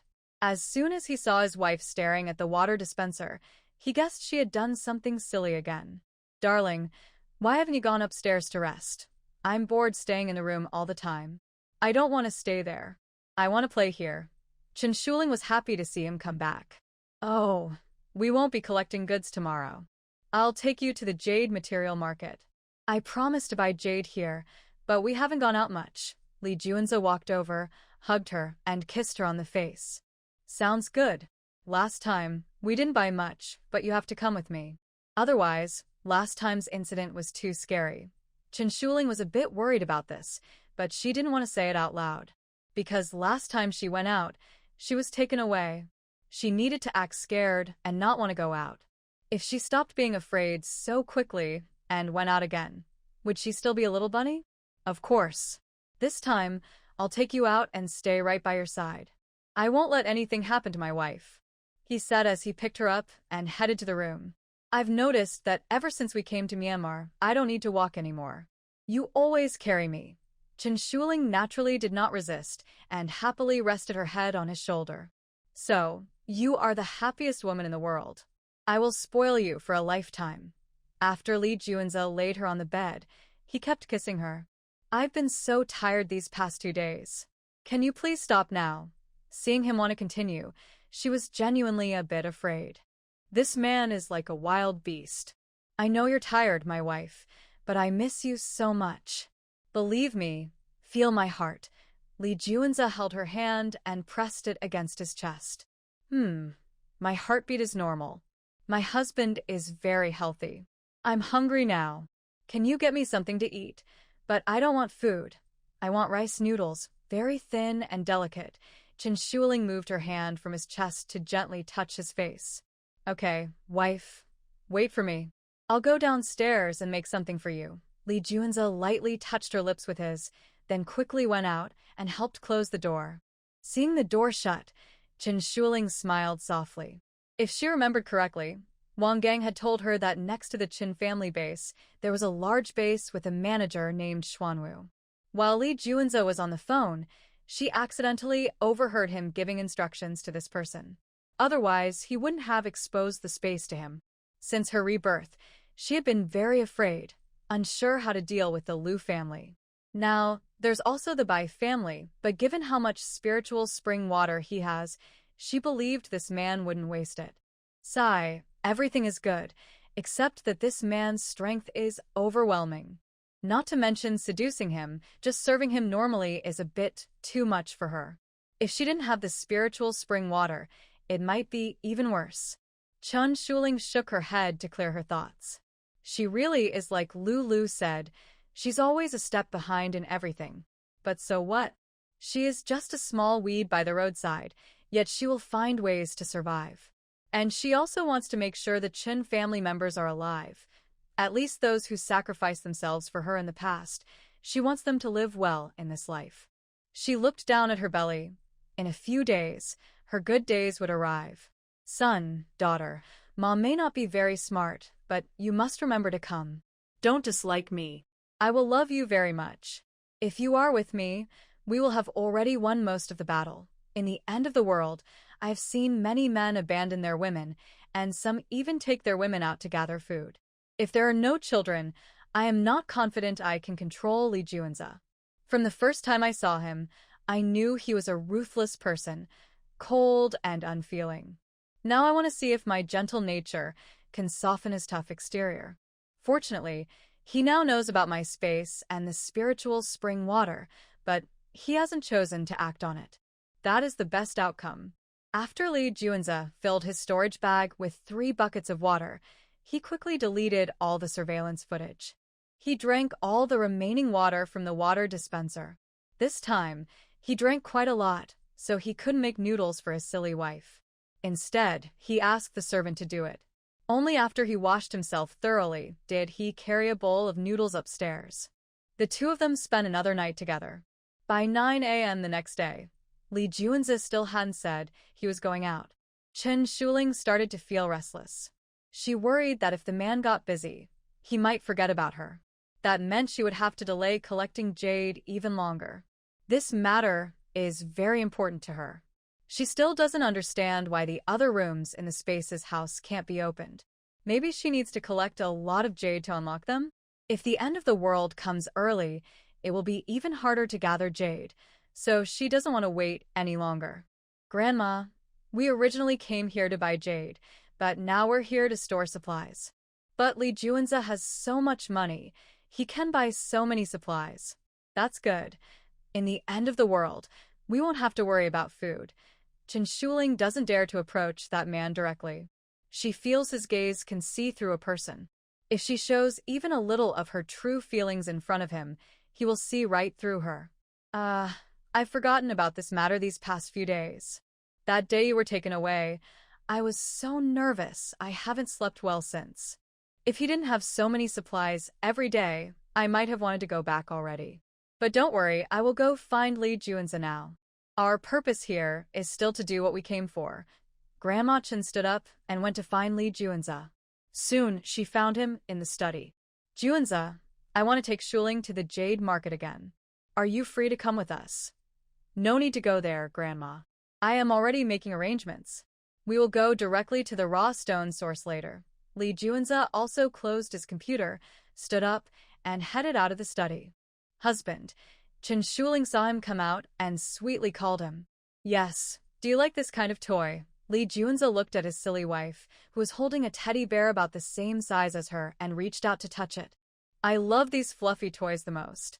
When Grandma wasn't here before, they kept me company. You can feel it. It's soft and fuzzy. Chen Shuling took his hand and touched the teddy bear, saying, Isn't it very soft and smooth? Yes, very soft, but not as comfortable as my wife. Lee Junza touched the toy briefly, then quickly reached to touch her face. Her small face was tender and white, making it impossible for him to get enough of her. Chen Shuling also hugged his waist and buried her head in his chest. Husband, I want more of these comfortable toys. Can you help me buy some? Grandma always keeps me from going out, so I can't choose. Could you buy a few different kinds for me? Okay, but tonight I also want to. Lee Junza deliberately stretched out the ending. Chen Shuling immediately understood what he meant. Her face turned red, and she didn't speak. Instead, she nudged her head against his chest. Lee Junza held her head and gently stroked her hair. Just as they were about to get lost in their love, Grandma Chen knocked and entered the room. Grandma. Chen Shuling quickly pushed him away. Lee Junza was pushed back 2 steps, but still held her long hair in his hand. He sighed inwardly. This grandma is so disruptive. Can't she let them have a little more time together? Soon, his little bunny was about to be eaten up. The moment was lost, and Lee Junza had no choice but to suppress his desire. Wife, I told you yesterday I would take you to the raw stone source. Let's go now. I've already arranged everything. He had already spoken with General Bai. They planned to visit 3 raw stone sources over 3 days. Since General Bai couldn't refuse, he had to agree. Okay, but will it cost a lot of money? Will we have enough? Chen Shuling looked worried about their finances, her face showing concern as she looked at Lee Junza, who seemed a bit troubled. Fool, your husband's money is endless and unlimited. Don't worry about that. Lee Junza took a few steps forward and gently touched her hair. It seemed his silly wife hadn't noticed his unusual behavior yet.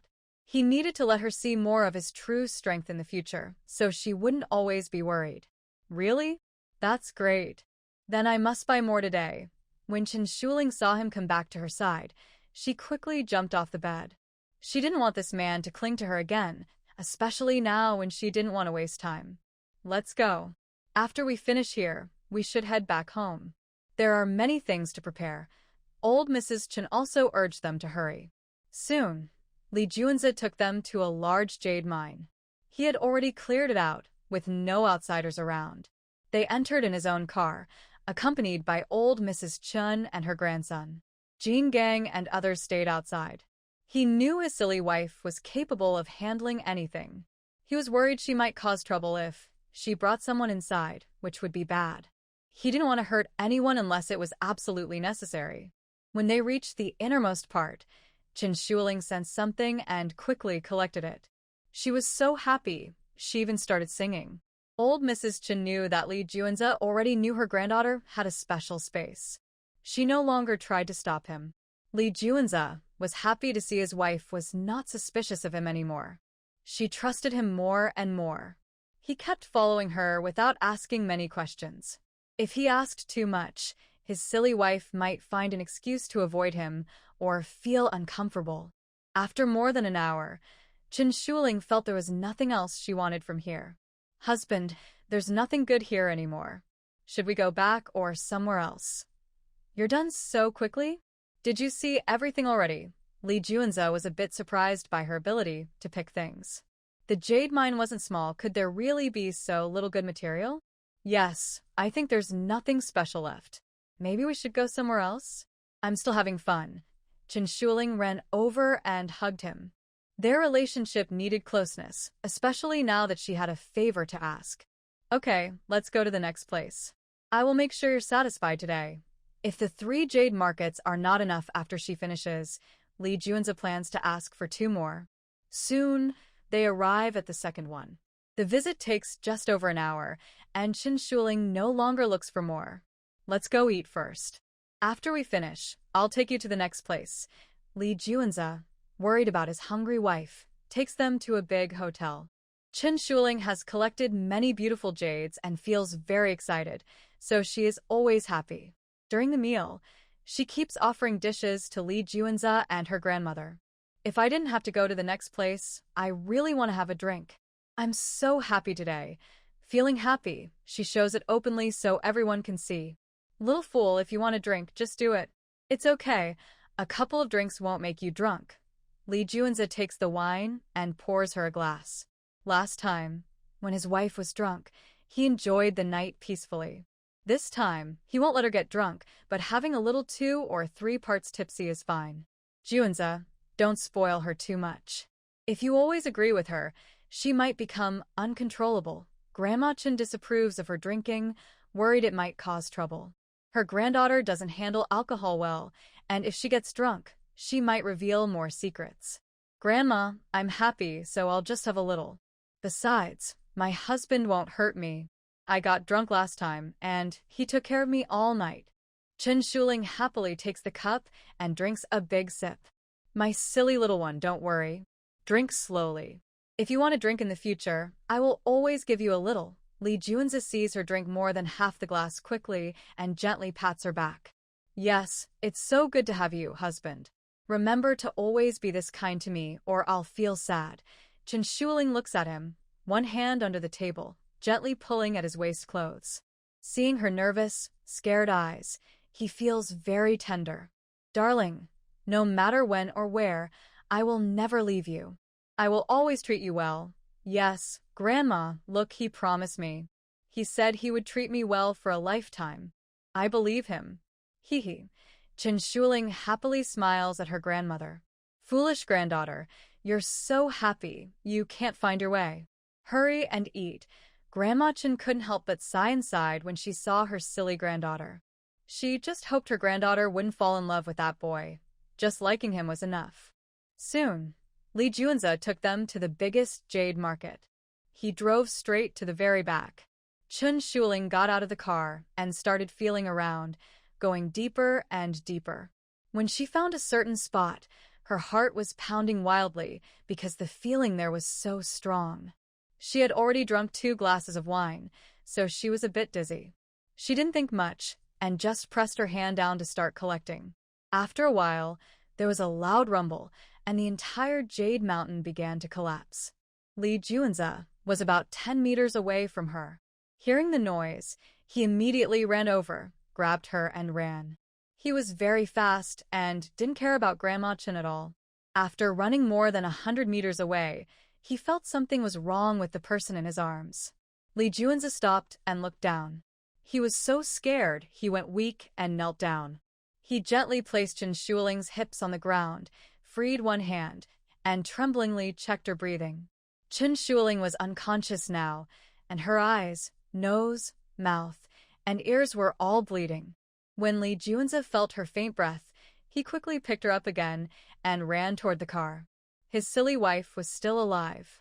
As long as she was breathing, he believed he could save her. Jean Gang and the others heard the loud noise inside and rushed in. Boss, what's going on inside? Stop talking nonsense. Hurry and start the car, arrange for a hospital, and send some people in to find Grandma. Li Juanza didn't want to waste a second. If he lost this little woman now, how could he live in the future? He had just begun to taste what it meant to be a real man, to learn how to love a woman. He didn't want to lose his happiness like this. Xuanwu quickly pointed a few people to find Grandma, then jumped into the driver's seat. Jean Gang also quickly got into the second car, and Bai Hu immediately took out his phone to arrange for a hospital. In the car, Li Juanza had a moment to gently wipe the blood from Chen Shuling's mouth, eyes, nose, and around her face, though his hands trembled. Then he kept pressing his forehead against Chen Shuling's, feeling her warmth. He was full of regret now. He knew this woman was very foolish, so why did he always go along with her and indulge her? Deep inside, he made a firm decision. Once she recovered, even if she cried and made a fuss, he would never let her take such risks again. He couldn't bear the consequences of her recklessness. Even if the world ended, he wouldn't be afraid. His only fear was losing this silly woman. The car was moving fast, and soon they arrived at the hospital. All the doctors were ready. Lee Junza quickly carried her onto the stretcher. She's still breathing and has a pulse. If you dare let her lose anything, I will make sure you don't see the next sunrise. Not just you, your families too. A dozen doctors hurried to check her, but one scaredy cat doctor knelt down in fear. Lee Junza shot him in the head instantly. Hurry up. If my wife lives, your family lives. If she dies, your whole family dies. The other doctors no longer dared to be afraid. They quickly pushed Chen Shuling into the emergency room. Time passed minute by minute. Lee Junza kept walking back and forth, his mind restless. He kept thinking about how his silly wife was bleeding from her nose and mouth. He couldn't understand why this was happening. After more than 10 minutes, he couldn't hold it anymore. Just as he was about to push the door open, Jin Gang and Xian Wu quickly held him back. Boss, going in will only delay the doctor's rescue of your wife. I've already arranged for our experts to come, Xian Wu said as he held him back. Lee Junza was so anxious he punched the wall. Instantly, his hand was covered in blood. Everyone held their breath, afraid to make a sound. Only Xian Wu took some hemostatic medicine and dabbed it on his hand, but he didn't dare to do much. Fortunately, soon a doctor came out. Lee Junza immediately rushed over and grabbed him. How is my wife? Is she okay?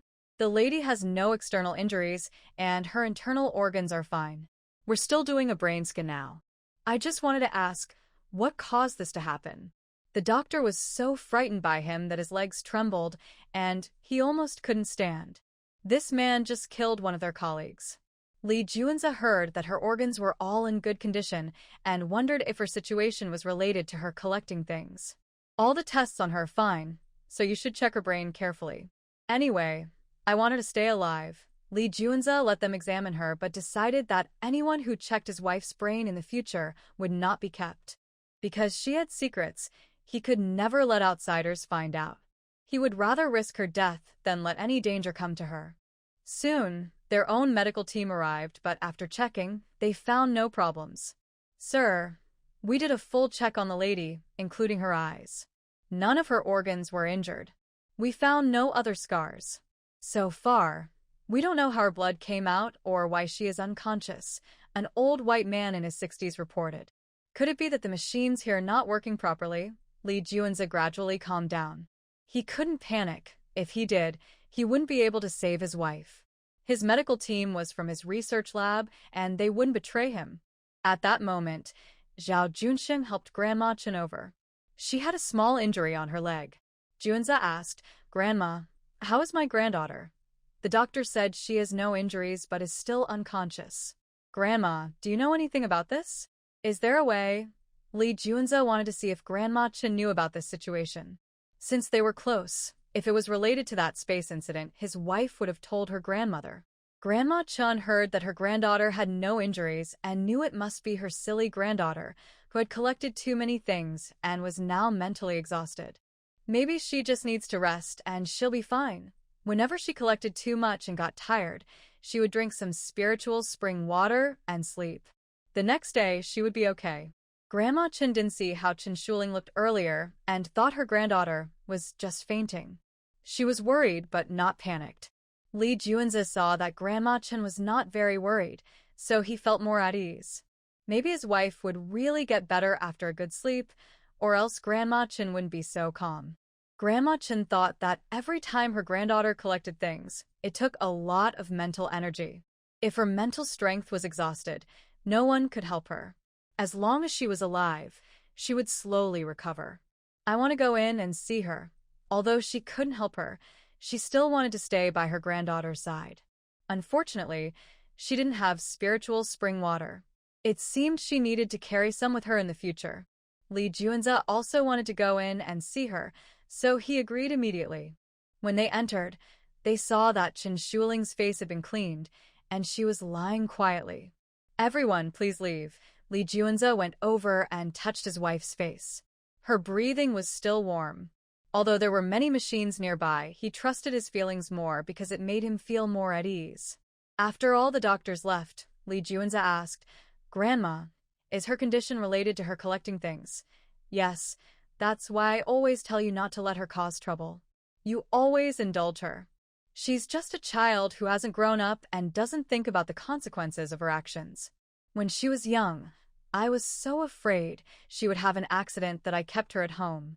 Until she started school, she rarely interacted with outsiders, except for Lulu, that little troublemaker.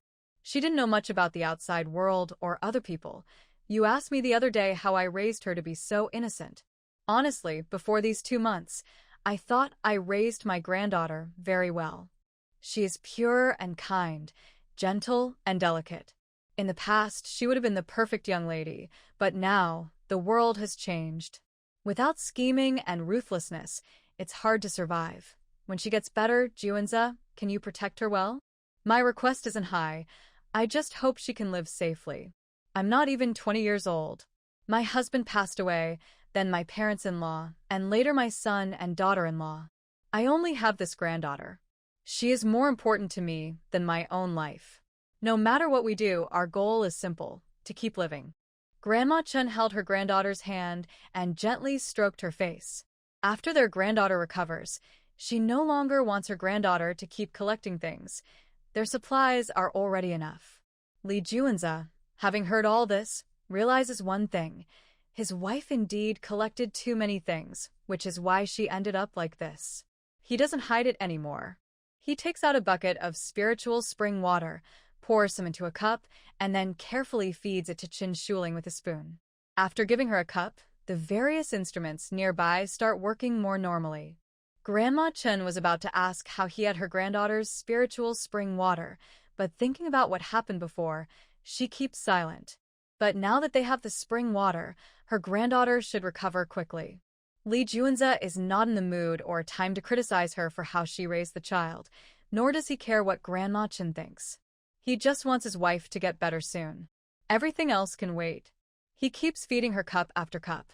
By the time he reaches the 4th cup, Qin Shuling no longer drinks. Her face is no longer pale, and her breathing is even, as if she's sleeping. Li Juanza finally relaxes, but he still presses his forehead gently against hers. Wife, wake up soon. I bought you lots of soft dolls and toys. They're top quality, softer to touch than your teddy bear. They stay like this, watching over her until the next morning. Then Li Juanza begins feeding her more spiritual spring water. Qin Shuling can't hold it anymore and opens her eyes. She says, "Husband, I don't want to drink water anymore. I need to go to the bathroom." She had been conscious since yesterday afternoon but hadn't woken up. Fortunately, this man kept giving her spiritual spring water. It seems that giving him so much of it earlier accidentally saved her. Seeing that his wife finally woke up, Li Juanza quickly puts down the cup and tries to kiss her, but when he hears she needs to go to the bathroom, he lifts her up. "Okay, wife, I missed you." His silly wife has finally woken up. From now on, he won't let her do such risky things again. Yesterday, he was so scared his heart almost jumped out of his chest. Grandma Chen, hearing the noise, also wakes up and quickly gets out of bed. Lingar, lingar. "Grandma, I'm fine now." Qin Shuling still feels weak all over, but after she gets to the bathroom, she pushes Li Juanza out.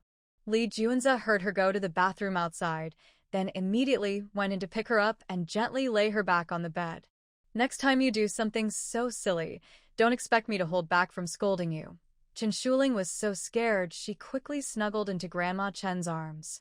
When Li Juanza saw the little woman leave his embrace, he felt empty inside.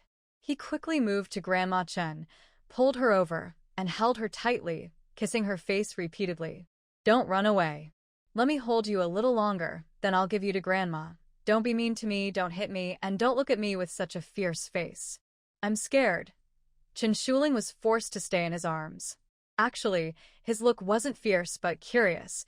So much curiosity that Qin Shuling didn't dare to meet his eyes. "Okay, I'll do as you say, but next time, don't scare me like that." After kissing her face again, Li Juanza let her go. "Good wife, lie down and rest well. I'll go out for a while and come back soon." Qin Shuling nodded obediently. Only then did Li Juanza leave. "Bai Hu, deal with all the doctors from yesterday. Xuanwu, bring all our medical team from yesterday to the base. No contact with outsiders. Those people were gathered from all over the world, and losing them was a big blow. Now, the research labs at their base were almost ready. Let them stay inside and wait. Shuling, what happened to you yesterday? Grandma Chen, seeing her granddaughter recovered, wanted to know what had happened. Why did the mountains suddenly collapse? Why was her granddaughter still unconscious? I don't know. Grandma, how did I faint yesterday? And how did I get back? Chen Shuling sat on the bed, hugging her grandma's waist, curious. It was Li Juanza who carried you back. I had twisted my leg. Shuling, don't do such dangerous things again. Nothing is more important than your life. When the mountain collapsed, Grandma Chen was the first to run toward her granddaughter.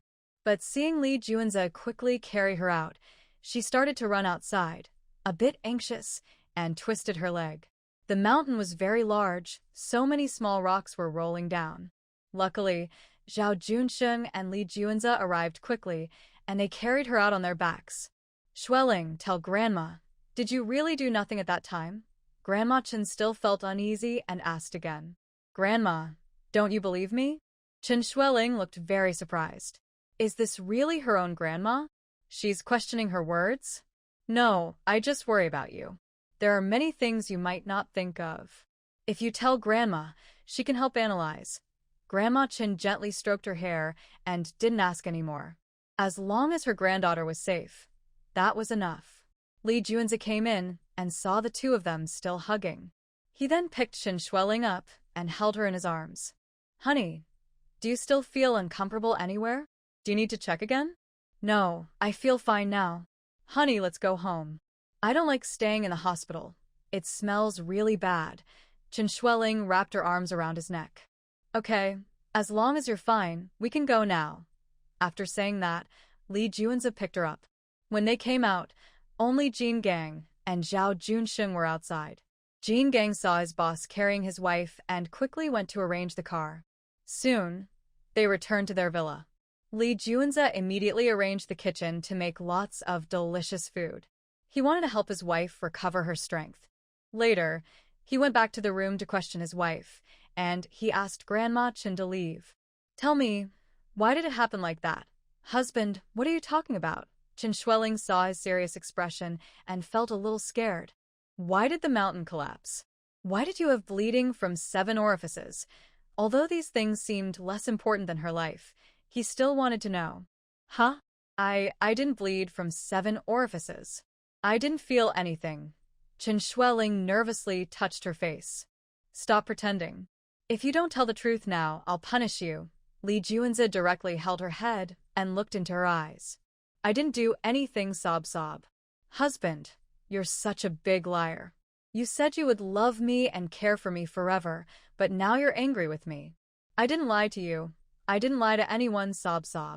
Chen Shuling quickly started to cry with sadness.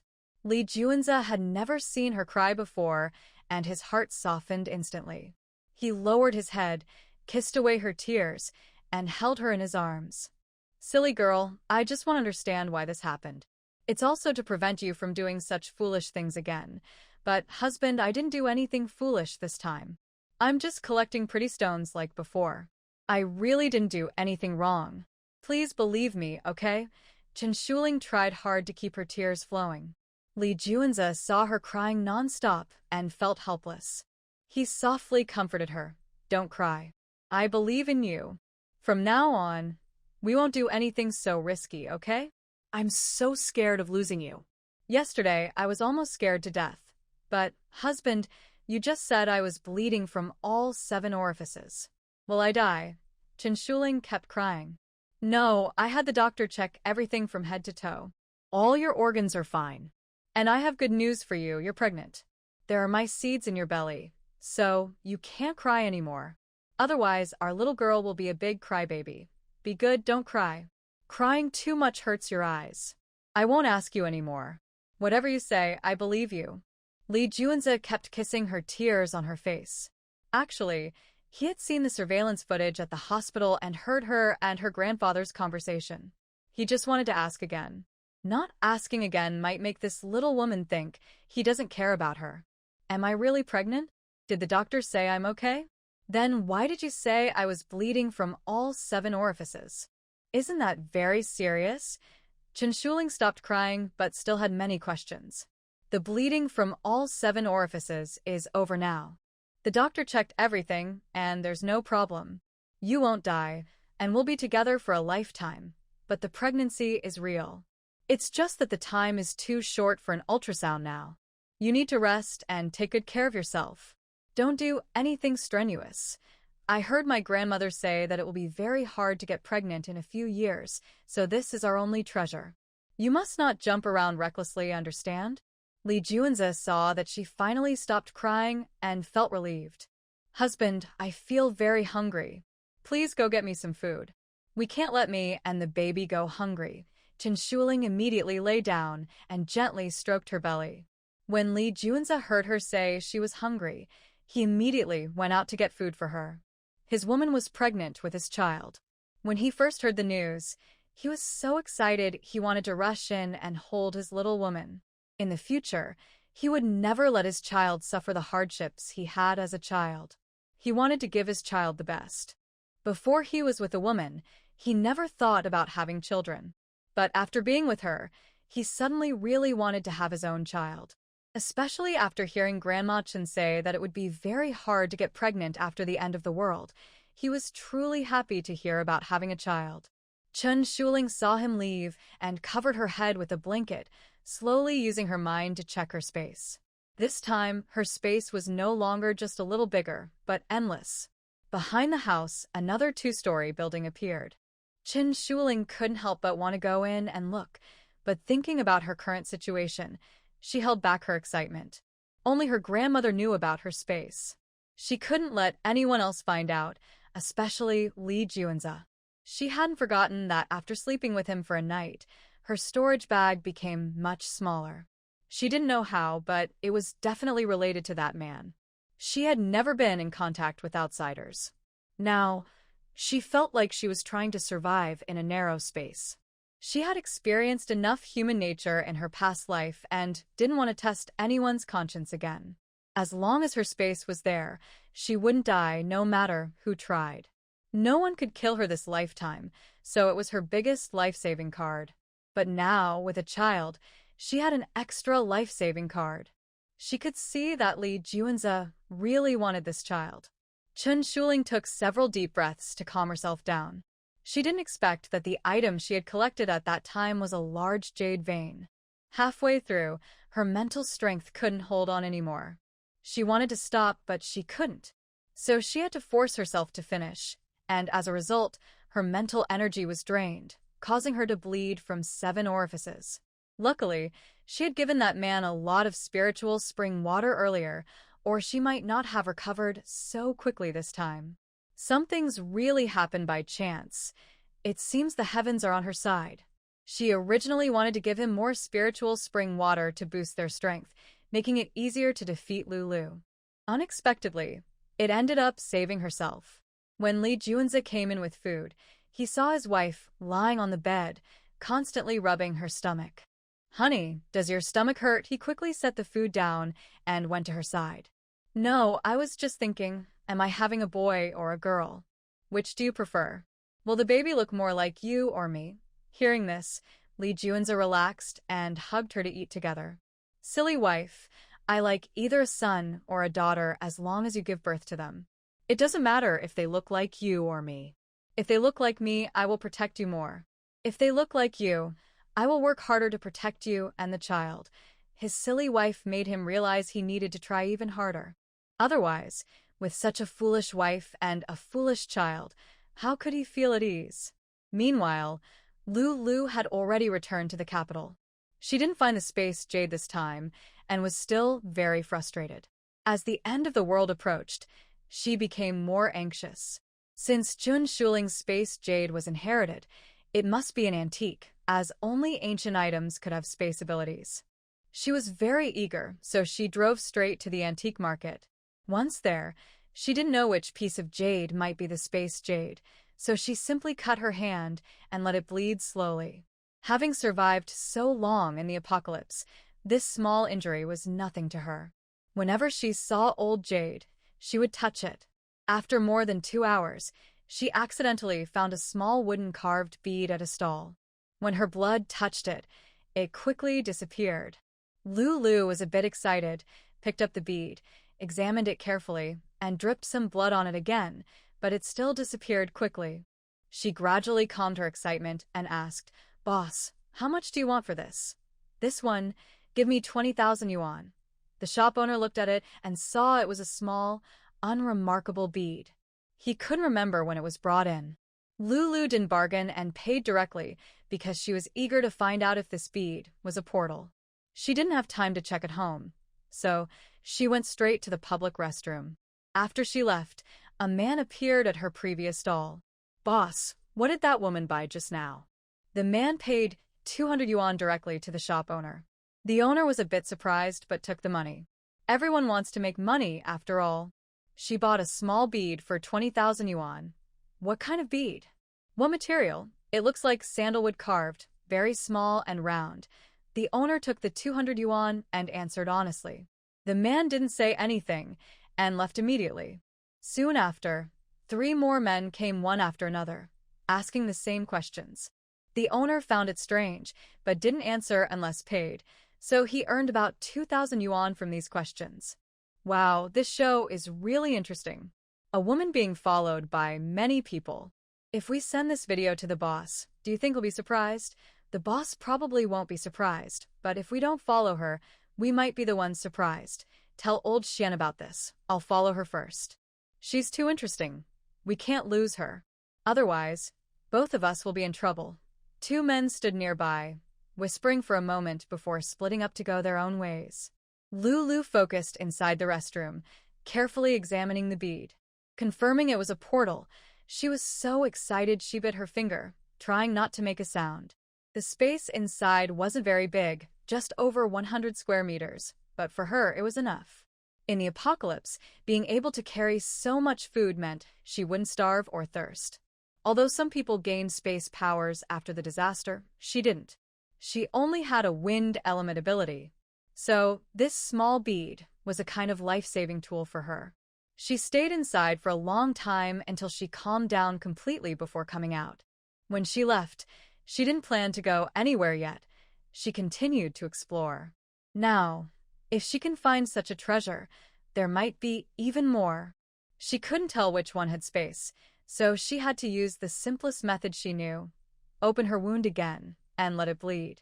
They walked into a large antique shop, touching many items, but none of them drew her blood. "Miss, your hand is bleeding. Would you like us to give you some bandages?" The clerk saw her bleeding hand and noticed she was still touching things, so she tried to stop her. After all, these are antiques. If they get damaged or dirty, ordinary people can't afford to replace them. "It's just a small wound, don't worry. If I get it dirty, I can wipe it off. If I can't, I'll buy it. Don't worry, I have money." Just when Lulu was about to give up, she saw a beautiful pendant in a display case. It was a small white jade bead wrapped in a gold border. The style was simple but very pleasing to look at. "Miss, can I see that necklace?" "Sure." The clerk didn't hesitate and took out the necklace for her. These valuable items are kept in glass cases. Lulu really liked this necklace. Instead of immediately trying to get blood on it, she put it around her neck first. She looked in the mirror. It was indeed very beautiful. "How much is this necklace?" 8 million. The clerk gave a quick answer without hesitation. Lulu thought it was a bit expensive. Although she wasn't short of money now, she didn't want to spend so much on something she could only look at but not use. She tried to take it off her neck, but her blood accidentally got on the jade. Soon, the jade absorbed all the blood. Lulu's heart started pounding again. But this time, she didn't buy it immediately. Instead, she looked at several other items. Among them was another necklace very similar to the one she had just seen, about 80% alike. After paying, she put on the necklace that hadn't been stained with blood. She also spent another 1 or 2 million on some miscellaneous items. After leaving the antique market and getting into her car, she slowly examined the necklace she had just bought. This time, when she saw it, she was even more excited than before because the space inside was as big as a basketball court. She didn't dare to show her excitement in the car and didn't stay long. Instead, she started the engine and drove home. After dinner with Bai Jingting, Lulu took a shower and went to bed as usual. "Honey, did you buy anything nice today?" Bai Jingting heard his subordinate report and saw her expression, which showed she wasn't planning to tell him. So he had to ask himself. This woman has many secrets, and the sooner he knows them, the better. He couldn't wait. "Is there anything good you can share with me? After all, I've protected you many times. If it weren't for me, you wouldn't have been able to return from Myanmar." Hearing this, Lulu knew he had sent someone to follow her again today. "You promised not to send people to follow me, but you didn't keep your word. Honey, it's just because I worry about your safety. We are dealing with the Lee family, and you could be in danger any time you go out." Bai Jingting didn't want to argue with her, so he gently reminded her. "Hubby, I want 2 billion yuan in funds. Is that okay?" Lulu didn't want to pursue the issue of him sending people after her anymore. Asking more wouldn't change their relationship or other things, so she decided not to dwell on it. "Why do you need so much money?" Bai Jingting was also stockpiling supplies and needed a lot of funds. 2 billion yuan wasn't small, but it wasn't a little either. "Husband, I just want to see how much I really mean to you. You wouldn't be unwilling to give me that, would you?" Although everyone knew about their exchanges, Lulu now needed a large amount of money. She now had a place to store supplies, so naturally, she needed more funds. "Okay, but you have to tell me everything about today." When this woman spoke, he didn't hold back. If he didn't get the information from her, he wouldn't know what she was up to. Having dealt with her for so long, Bai Jingting understood her very well. "Send the money to me, and not only will I tell you about the good things today, but I will also give you a priceless gift." That small bead seemed to be lost, and since this man had sent someone to follow her, he already knew what she did today. So she could only send out a small one to save a larger one. More importantly, she didn't have much money. Now that she had a big storage space, she needed more funds to stock enough supplies. Okay. Soon, Bai Jingting transferred 2 billion yuan into her account. Lulu saw the money arrive and took out the small bead. "Husband, this small bead is a space bead. Do you want to try dripping blood to see if it works?" She still felt a bit sad about giving away this small bead, but she knew she had to be more careful in the future. This reckless man is someone who doesn't keep his promises. He had promised not to follow her anymore, but today he couldn't hold back and did it again. Really? Bai Jingting was hearing Lulu talk about the space speed for the first time. He started to doubt it. But later, he saw that many things from the Qin family had disappeared, so he began to believe. He was very curious and wanted it too. Now that he could get such a magical thing, he felt excited. "I'm not lying to you. Just try dripping blood and you'll see." Lulu wasn't afraid that Bai Jingting would hurt her anymore because she had been reborn 4 years after the apocalypse. During these 4 years, he wouldn't kill her. Someone who knows there will be danger in the future, but isn't sure what kind, wouldn't risk killing her now. Moreover, she wasn't just anyone. She had her father collecting supplies, and was also looking for people everywhere. And the people she found were all those who could have a place in the future apocalypse. So, once the apocalypse arrives and her team awakens their special powers, she isn't afraid of anyone. The only thing she lacked was a place to stockpile supplies and money. Now, she had both. Bai Jingting quickly dripped blood onto the bead. At first, there was no reaction, but as he kept adding more blood, almost covering the entire bead, it slowly started to absorb. "Husband, focus and carefully look inside this bead." After the beads completely absorbed his blood, Lulu taught him how to use them. Bai Jingting followed her instructions and started to use the beads. When he saw that the inside could hold over 100 square units, he was truly surprised. "Can this really hold things? Just try it and you'll see." Bai Jingting indeed took the beads around to store things. He checked everything he could reach in the room, then quickly took them out again. He spent a long time feeling excited. Lulu didn't stop him. She went to sleep early because she needed to wake up early tomorrow to organize her plans and gather supplies. Now that she had 2 billion, she could easily ask her father for that amount in exchange tomorrow. With so many supplies, She had enough to support her future, and the people she brought along wouldn't be useless. Lee Junza lay on the bed, his hand gently stroking his wife's belly. His wife wasn't feeling well and was pregnant, so he couldn't do much. He could only touch her gently. "Husband, you're so free? Don't you need to go out and work?" Chen Shuling looked at him staying at home all day with her. Before, he would go out for a few hours each day. But today, he stayed close by and kept touching her belly. "Nothing is more important than my wife and child. Are you feeling better now?" They were almost finished buying everything they needed. All the supplies were arranged, so they weren't very busy. Lee Junza really didn't want to leave this woman and their baby. He had just learned that his seed was starting to grow, and he wanted to spend more time with the baby. "Oh, husband, you're so good to me." Chen Shuling kissed his face. Since she was pregnant now, she couldn't do much, so she wanted to give him some other sweet moments. "Silly woman, don't tease me, or I might not be able to hold back later." Lee Junza said this, but he didn't move. Just then, his phone rang. He looked at it but didn't answer. "Stay lying down, wife. I need to go out for a bit." "Okay." Chen Shuling obediently agreed and lay back down. Lee Junza got up, took his phone, and went out. Chen Shuling angrily tugged at the blanket. That jerk was still on guard against her. His phone just rang, and it was from Xuanwu. She only glanced at it and saw the name. Lee Junza just entered the study when his phone rang again. "What's the matter?" "Boss, Lulu bought a lot of things today at the antique shop. More importantly, she cut her finger and kept bleeding on various jade and old objects. According to an informant, she bought a small bead, went into the bathroom, and came out still excited. That bead isn't simple." Xuanwu kept talking on the phone. "Find a way to catch that woman.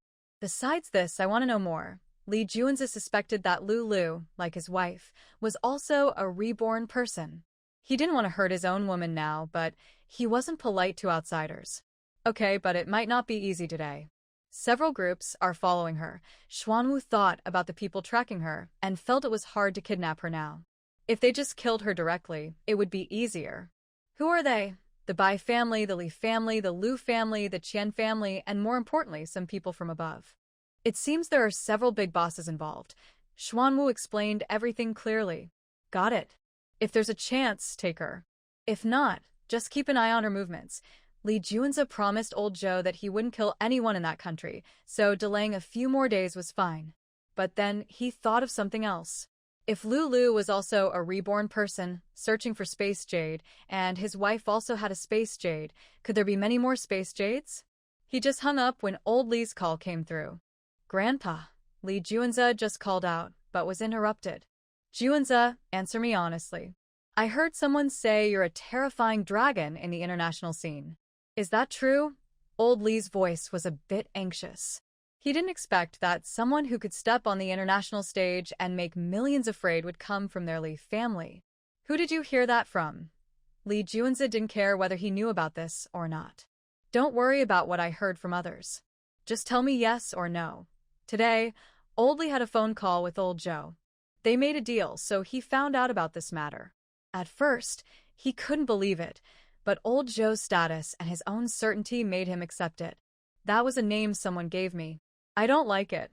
"Grandpa, do you have anything else to say?" Lee Junza basically admitted it. He didn't care if old Lee knew about this, and since they would be together at the base eventually, he would find out sooner or later. Yes. "Is the young girl from the Lu family, like Shuling, also reborn after the end of the world? Do you know about this too?" His grandson was actually a terrifying dragon and involved in this matter, so he must know more than he does. Old Lee remembered that he personally sent Chen's girl to his grandson. "Maybe. Since you're my grandson, I'll tell you another thing. Today, Lulu went to the antique market to look for a space jade. You can try too, just drop some blood on it. If it absorbs, it's a good item. Also, the small bead she bought today might be a space seed. But that's just my guess. It hasn't been confirmed yet." Lee Junza knew that his grandfather had also sent someone today, but he didn't know if he was aware of this particular matter. So he wanted to remind him. "Got it, Junza.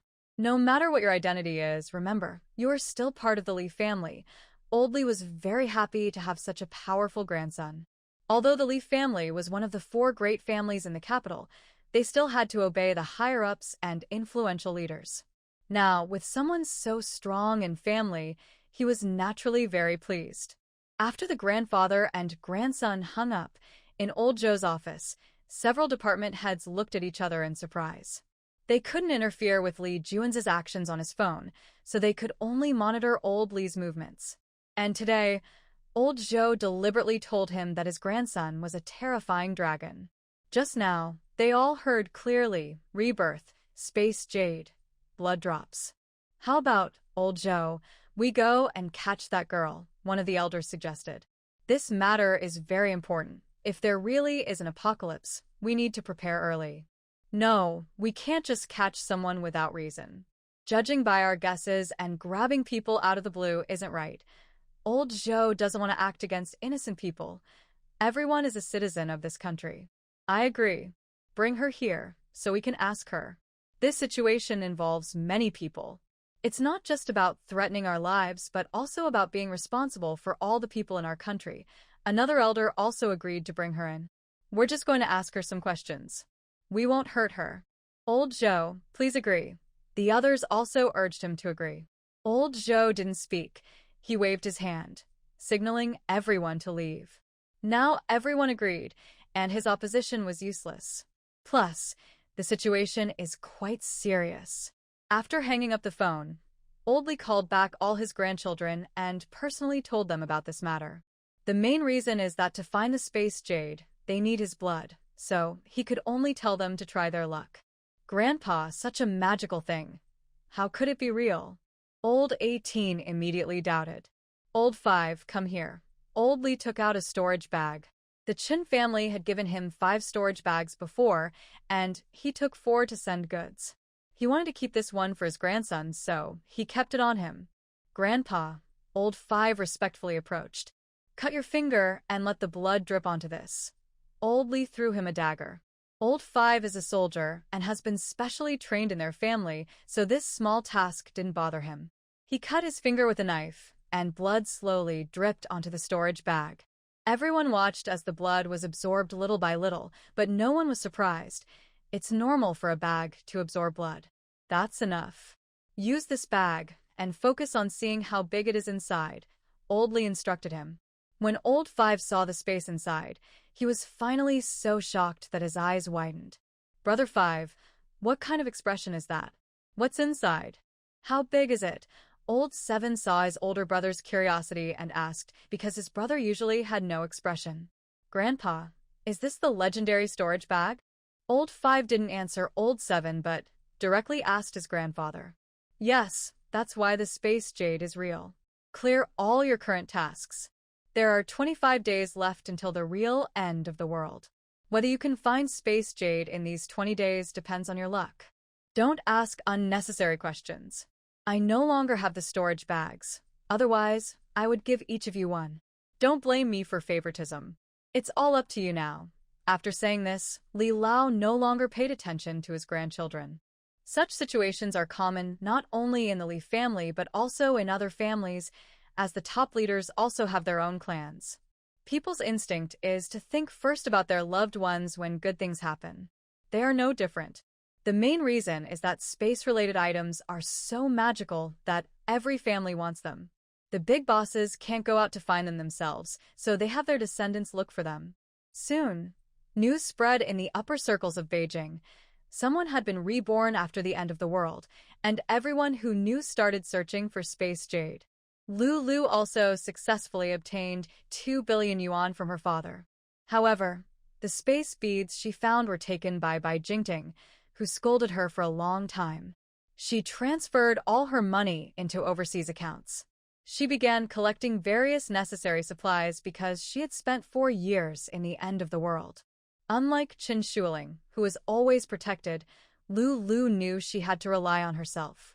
She understood what was needed in the end of the world, and all her purchased supplies were very important, given her limited funds of less than 5 billion. But after her experience being followed last time, she didn't hide this time. Instead, she brought a large group of bodyguards. That night, Li Juanza drew 400 milliliters of blood and had someone take it to search for various antiques. He knew everything happening in Beijing's upper circles. They look for him in the capital city, but he searches all over the world. Others can't do it, but he can. Now he has enough supplies and keeps recruiting useful people. Anyone who can help find valuable old antiques will be promoted within the Evil Dragon organization. This organization is highly sought after abroad. Although it's risky, the benefits are great. Many former mercenaries are eager to join. A few days pass like this. Grandma Chen asked Chen Shuling to gather supplies. This time, they didn't collect any food, only weapons, RVs, and some insecticides. Grandma, your house is so beautiful. Chen Shuling liked the various RVs. They looked special, not ordinary. These RVs are specially made. Even if you turn them over, they won't rot or break. Grandma Chen also touched the vehicles. Grandma, where did you get so much money? With so many weapons and good vehicles, it's not a small amount of money. The Chen family had already stored a lot of supplies before. Li Juanza gave it to me. Last time he returned from abroad, he gave me a card with $50 billion. Now it's all turned into these weapons and items. They already have enough food, and her granddaughter's space can grow crops and raise animals, so it's good to have more self-defense weapons. Oh. Chen Shuling stopped asking and started collecting. Her mental strength was much stronger now, but she still worked for almost a day. Before they finished, Li Juanza angrily came over and hugged her. If you dare to get so tired again, I won't let you go out anymore. The weapons, vehicles, and insecticides they bought were mostly sold cheaply by him to Grandma Chen. Husband, don't be angry. I'm fine. Seeing him angry, Chen Shuling wanted to comfort him, so she kept kissing his face. You just got better and are pregnant again. Even if you act spoiled, it's no use. Li Juanza saw she was really fine but still carried her back. That night, Xuanwu kept calling the eldest. What's the matter? Li Juanza was holding his wife, sleeping comfortably. His phone kept ringing like it was urgent. He answered impatiently. Boss, I have good news. There is a jade ring and a string of Buddhist prayer beads that have absorbed your blood. Xuanwu's voice was a bit louder. He has a storage bag and knows that items that can absorb blood are usually valuable, so he was quite excited. I'll come over right away. Li Juanza heard about this and quickly gently put down the person in his arms, then got up from the bed. After he left, Chen Shuling opened her eyes. Could it be that he also found a space to store things? If that's true, it would be great. The more people who have space, the safer they are. In this world, many people are greedy and powerful. Whether it's using brains or strength, she can't compete. Reducing risks is the best. When Li Juanza arrived at Xuanwu's place, he saw the room filled with all kinds of old antiques. The space was over 100 square meters, and it was completely packed. Boss, look, it's this jade ring and this string of prayer beads. Jean Gang excitedly ran over to him. Li Juanza took a look. Besides some carved marks, there was nothing special about them. Just a small jade ring. He used his mental power to check. Inside the jade ring, the area was about several 10,000 square meters. Seeing this size, his heart started pounding. He wondered how big his wife's space was. Soon, he calmed down and continued to examine the prayer beads. There were 16 beads, forming a bracelet. They were carved with many symbols. Li Juanza looked at them but couldn't understand, and he felt a little dizzy. So, he directly used his mental power to check. Each bead was an independent space, and each one probably had several 10,000 square meters. This was the first time Li Juanza had obtained such valuable items, and he couldn't help feeling excited. But he was not an ordinary person, so he quickly calmed down. Xuanwu, Baihu, Jean Gang, over the next 2 days, you should go find similar items yourselves. Whoever finds something, keep it for yourselves and also tell Qinglong and Zhuke. But I only give you 2 days. After that, we will start going out to gather supplies. These people had been with them for many years. Even if they found good things, they couldn't keep everything to themselves, as that would disappoint everyone. Li Juanza decided to fly around the world himself, because it would save a lot of time. This time, he was collecting things himself, so he didn't mind others knowing about his space. At breakfast, Lee Junza wanted Grandma Chen to go back first. He needed to go out to gather supplies and couldn't take her along. Although the bodyguards from the Chen family were loyal, they were not as strong as his own people. That's fine. We don't have much to do anyway, but I also need to take Shuling back first. Grandma Chen didn't want to be separated from her granddaughter. No, she is now my wife, so she must come with me. Don't worry, Grandma. With me here, she won't get hurt. Lee Junza never thought about being separated from his wife. At first, he didn't want to reveal his identity too much, but now they had guessed some things, so he no longer wanted to hide his power. But, no buts. My decision won't change. Grandma, you should know she is now my woman, and I have the right to decide for her. Plus, she is pregnant with my child.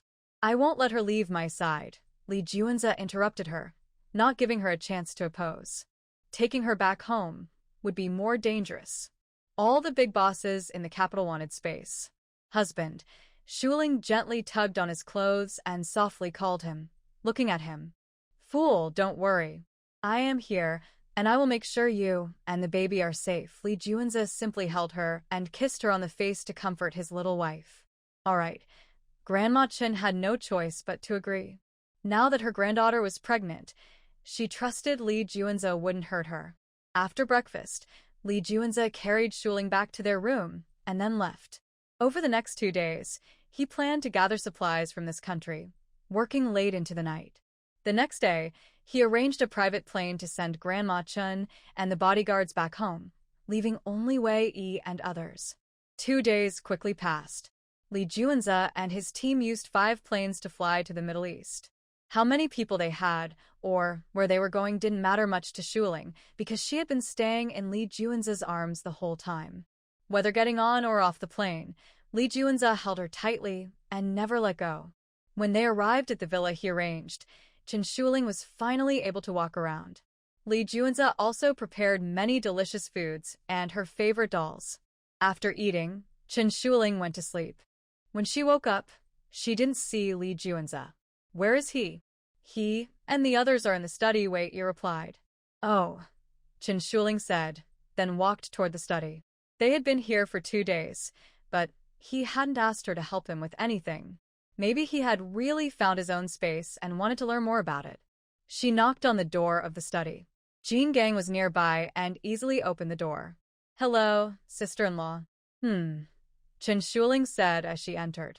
She saw Lee Junza sitting inside, with 6 people standing in front of him, 5 men and 1 woman. Wife, come here, Lee Junza called out when he saw her. Hubby, Chen Shuling smiled and went over to sit beside him. I woke up and didn't see you. I'm scared in this unfamiliar place. Silly girl, don't be afraid. The place I arranged for you is completely safe. Lee Junza patted her head and then said to the others, Introduce yourselves to my wife. Okay, said Xianwu, stepping forward and bowing slightly to Chen Shuling. Hello, sister-in-law. My name is Xianwu. I help my older brother manage some chores. If you need anything, just tell me, he said. Xianwu was a true Chinese man, about 1.8 meters tall, with an ordinary appearance but not bad. Hello, sister-in-law. I am Qinglong. I will follow your instructions in the future, said Qinglong, also stepping forward and bowing. He was also a genuine Chinese man. Hello, sister-in-law. My name is Bai Hu. I've been with the older brother for many years. If you need anything, just ask, Bai Hu said, bowing as well. He was a true Chinese man with a square face, thick eyebrows, and big eyes, looking a bit fierce. Haha, hello, sister-in-law. Let me introduce myself properly. My name is Jean Gang, he said casually, as he had often been around Lee Junza. Hello, sister-in-law. I am Long Gu, another person said. The dragon bone was held upright as it bowed forward politely. Its appearance looked like a Chinese person, but in fact, it was unclear which country it was from. Hello, sister-in-law. My name is Zhu Ke. We have been growing up with Zhe Ge since childhood, supporting each other along the way. Of course, we also respect Zhe Ge very much. Whatever he says, we follow his orders. Zhuke took a step forward and smiled. Zhuke, you look very beautiful. Chen Shuling looked at her blue eyes and high nose bridge, sincerely complimenting her. Yes, many people say that about me. My father is Caucasian and my mother is Chinese. I have combined their best features, so I am very beautiful. But sister-in-law is also very pretty. The only flaw is that she is a bit weak. I heard you're pregnant now, so you must take good care of yourself. We must ensure our little prince is born safe and sound. Zhuke still smiled as she spoke. It's okay. Even if I am a bit weak, my husband is here. He will protect me. Chen Shuling smiled and threw herself into Li Juan's arms. Honey, isn't that right? Li Juanza casually hugged her back. Yes, just eat well, sleep well, and take good care of the baby. Seeing them embrace, Zhu Chua's fingers trembled slightly, but she still kept smiling. Yes, honey, are you done with your work? I want to go out for a walk. Chen Shuling pouted and clung to Li Juan's neck. Tell me what you want, and I'll buy it for you. If you don't know what you want, you can also look online. If you see something you like, just tell me. You're pregnant now, so it's better not to go out too much.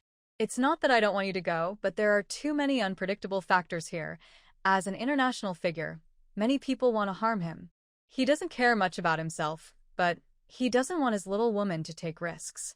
Chen Shuling pouted when she heard she couldn't go out. Li Juanza directly picked her up and sat her on his lap. Honey, be good. Whatever you want, I will get it for you. But going out is too dangerous. Be obedient and listen to me, okay? All right, then I'll go out to eat. When you're done, come join me. Chen Shuling reluctantly stepped out of his arms. Okay, I'll go out and keep you company soon. Li Juanza didn't stop her, but helped her up directly. After Chen Shuling left, Jean Gang quickly closed the door. Longgu, are you ready? Tonight we're going to do something big. You guys keep buying supplies, but remember, we're only going to a few countries. Don't go to too many places. We don't have enough time. Li Juanza and his team had already spent most of their money. They had bought a lot of supplies before, mainly to find space jade, and bought many old antiques, which cost a lot. Of course, they planned to sell some later, but that wouldn't happen quickly. He now had a large storage space, so no matter what methods he used, he had to fill all of it. After Li Juanza came out, he stayed with Chen Shuling, playing with her until she fell asleep at night before leaving. Boss. Longgu saw the boss come in and quickly stood up. Is everything arranged? Li Juanza also went to sit at a computer. Don't worry, everything is set. Longgu hurriedly sat down as well. I'll break into their network. You need to transfer the money as fast as possible. Li Juanza was not just a fierce dragon. He was also a very skilled hacker. So, running out of money was not a problem for him. Tonight, he targeted 2 of the biggest banks in the world. Got it. I'll do it as fast as I can. Longgu knew their plan was very dangerous tonight. If anyone found out, those countries wouldn't let them go easily. An hour later, Li Juanza told Longgu to start. The 2 of them worked together until after 5 a.m., clearing all traces. Longgu was soaked in sweat, and Li Juanza's forehead was also a little sweaty. It wasn't physical exhaustion, but mental stress and fatigue. If others found out they had stolen money from the world's 2 biggest banks, those countries would fight them to the end. Li Juanza took a shower, then lay on the bed, gently holding Chen Shuling. He placed his hand on her belly, kissed her forehead, and then felt at ease enough to sleep. In the morning, Chen Shuling woke up and saw that he was still sleeping. She didn't want to disturb him and decided to let him sleep, knowing that last night he had gone out again. Although she still didn't know how powerful his influence was, she was sure of one thing. He wouldn't want to harm her. Especially after having children, she felt even safer staying close to him. After waiting for more than an hour and feeling the urge to use the bathroom, she gently tried to get out of his arms. Every night, Li Juanza holds her while they sleep. Whenever she moved, Li Juanza would wake up. Wife, are you hungry? No, I need to go to the bathroom. Feeling a bit shy, Chen Shuling quickly got up and left. Take your time, don't fall. Li Juanza had slept less than 4 hours and still looked tired. Last night had been exhausting for him. Husband, if you want to sleep more, go ahead. I won't go out. I'll be good and stay at home. After using the bathroom, Chen Shuling saw that he still looked very tired, so she hurried to let him continue sleeping. Okay, I do want to sleep a little more, but wife, you must listen to me. Don't go out. In this estate, you can do whatever you want. But if you do go out, you must tell me. You are my woman, and I understand the dangers better than you do. Do you understand? The estate was surrounded by his people, and no outsiders could enter, so he felt safe letting her play inside. All right, husband, I understand. After she left, Chen Shuling also helped him close the door. When she came out, her friends had prepared breakfast for her. Zhuke saw her eating alone at the table and came over. Sister-in-law, do you really want to go out? I can take you. But my husband said I'm not allowed to go out. Is your authority greater than his? Chen Shuling blinked her big eyes, curious. No, he's our older brother, but I've known him since we were kids. I understand him well. He likes you and wants to take care of you. If you want to go out, he will let you. Zhuke also ordered the servants to bring her breakfast. I know he likes me and will agree to whatever I want. But I still listen to him. If he says I can't go out, I won't go. Haha. Chen Shuling also did not refuse to sit at the same table with her for breakfast and smiled sweetly at her. Just listen to him, and it will make him like you for a longer time. Zhuke said casually. Don't worry, my husband will always like me because we are legally married, and his family also likes me a lot, haha. Chen Shuling smiled at her again, picked a green leaf with her fork, and swallowed it directly. I grew up with Zhe since we were young, and know many things about his childhood. Do you want to hear some funny stories about him? No, I don't want to. If I wanted to know, my husband would tell me. He shares everything with me. No, I dare to swear on my life that he would never tell you about his childhood. And I also know that what you understand about him is only superficial. You don't even know his personality, preferences, or anything about his work. But I know all of that because I have been with him for over 20 years. Zhuke said this with some happiness, a slight smile on her lips.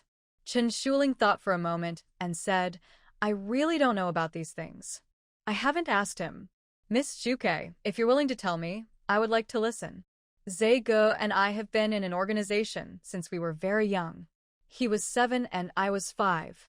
I was scared when I first arrived, and the teacher told me to lie on the experimental bed. But Zhe told the teacher he didn't want to dissect me and asked for a different subject. At first, I didn't understand what lying on the bed was for, but I found out later. It was to peel off all the skin from a person's body without damaging the flesh underneath, then carefully cut away the flesh little by little, without letting the person die. Zhuke looked at her while speaking. Chen Shuling was so scared that her fork dropped, and her hands started to shake. You're lying. My husband is not that cruel. Seeing her fear, Wei quickly ran over and hugged her. Miss, don't be afraid. She's just trying to scare you. Miss Zhuke, I advise you not to scare a young lady. She's pregnant, and if our husband finds out, he won't forgive you. Don't worry, sister-in-law. Brother Zhe wouldn't treat you like that. You're pregnant with his child, so you can rest assured.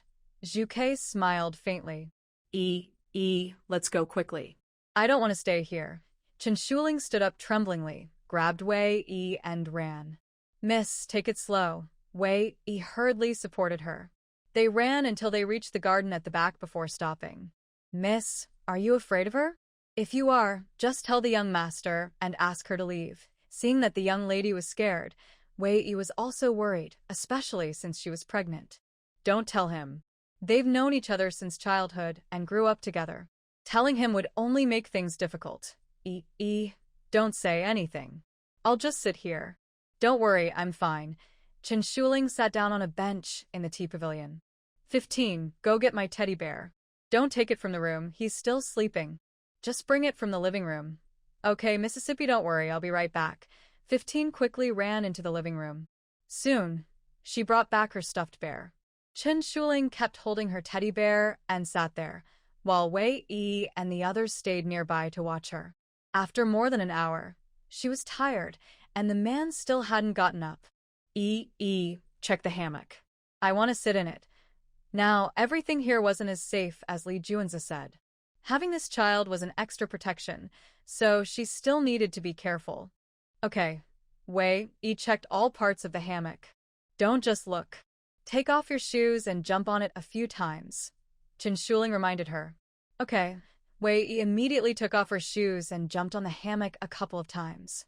I'll go up too. If we both have no problem, then the hammock is safe. Wu Xiaoxiao also went over, took off her shoes, and got on. After they confirmed the hammock was safe, 14 brought some padding and laid it out. Chen Shuling lay down on it. Since she was pregnant, she had become very sleepy. She lay down and soon fell asleep. Not long after, Li Juanzhou arrived. Why is my wife sleeping here? Maybe Miss thinks the air here is better. The sweatshirt wanted to talk about what happened earlier, but since the young lady didn't want her to say anything, she kept quiet about it. Yes, everyone should watch the temperature and make sure she doesn't catch a cold. If you can't take good care of her, I will find someone else. Li Juanzhou came over to cover her with a blanket, gently touched her belly, kissed her on the face, and then stood up. Don't worry, sir. The young lady is more important than anything. We will take good care of her. The sweatshirt replied. The housekeeper here is called Li Ji. If you need anything, just tell him. When your young lady wakes up, let her know I might be gone for a couple of days. I've left people nearby, so no outsiders will come in. If you need anything, just talk to Li Ji. Li Juanzhou was going out to gather supplies. They had brought a lot of money and bought many supplies, so he wouldn't be back soon. Sir, are you leaving here? When the sweatshirt heard he was leaving, she felt a little worried because that woman clearly didn't have good intentions toward their young lady. I might come back tomorrow night. Don't worry, it won't be dangerous here. After saying that, Li Juanzhou headed outside. He wanted to leave early and return early. Sir, maybe you should wake the young lady and tell her. I think she's not feeling well today. In this unfamiliar place, the sweatshirt was a bit worried, especially since there were only 10 of them. Li Juanzhou looked at the sleeping woman and said, It's okay. Let her sleep. This place is safe as long as you don't go out. If you're really scared, I can leave Jin Gang here. Brother Zhe, maybe it's better not to. We're on their territory this time, and there could be some danger. Having Jin Gang stay would be safer. Zhu Ke also came over. Then let's leave Xuanwu here. Although they had arranged for many people outside, Li Juanzhou still felt uneasy about his wife and children, so he decided to leave someone behind. Brother Zhe, you're just worried too much. This is our territory. Who dares come here to cause trouble? Zhu Ke didn't want him to leave Xuanwu behind. Li Juanzhou ignored her and went to the living room, giving instructions. Xuanwu, stay here and watch over your sister-in-law and the others. When I return, I want to see that they're safe. Don't worry, big brother. As long as I have breath left, I will make sure sister-in-law is safe. Xuanwu didn't object. He always followed the boss's orders without question. Li Juanzhou took King Kong and the other 4 men with him this time, because they not only needed to take over several oil fields, but also a few weapon depots belonging to others. There were many things their research institute needed, and those items were very important to their work. They were now at the border where 3 countries met, so traveling to the other 2 nations wouldn't take long.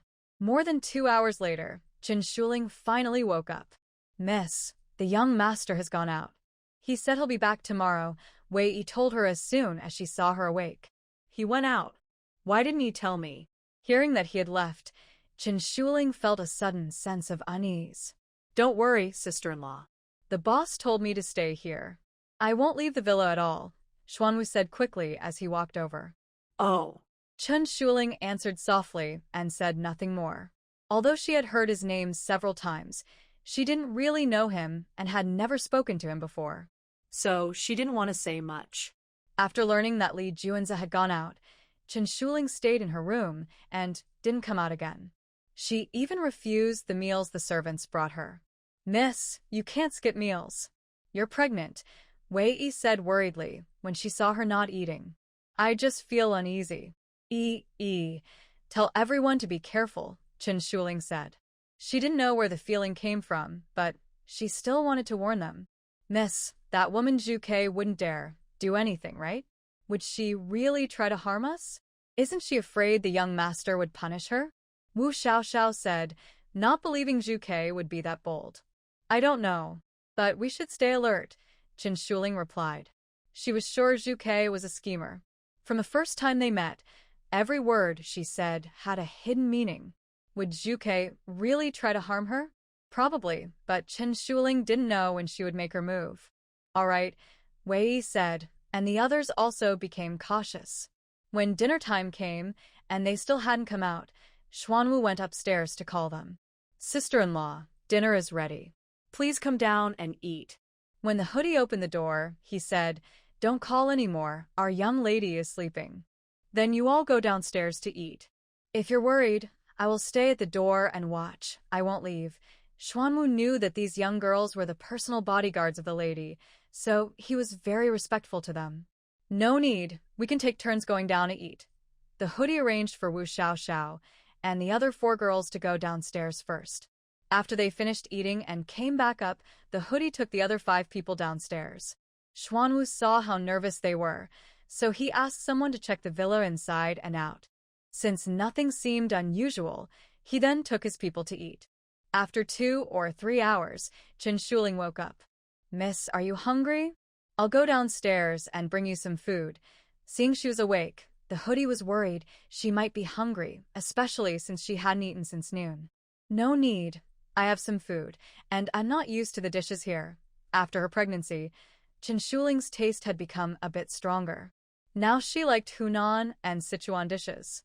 After finishing her work, she took out a lot of food from her storage bag to eat. The hoodie and others knew that the lady had a storage bag, so they weren't surprised. After she finished eating, she didn't go out but called Li Juanza. Husband, do you miss me? I think I'll be back tomorrow afternoon. Don't worry, I'll finish my work quickly and come back early. Li Juanza and his team were still on a large oil field, busy packing boxes. Then tell me, who is around you? Chen Shuling wanted to confirm if the woman had gone with him.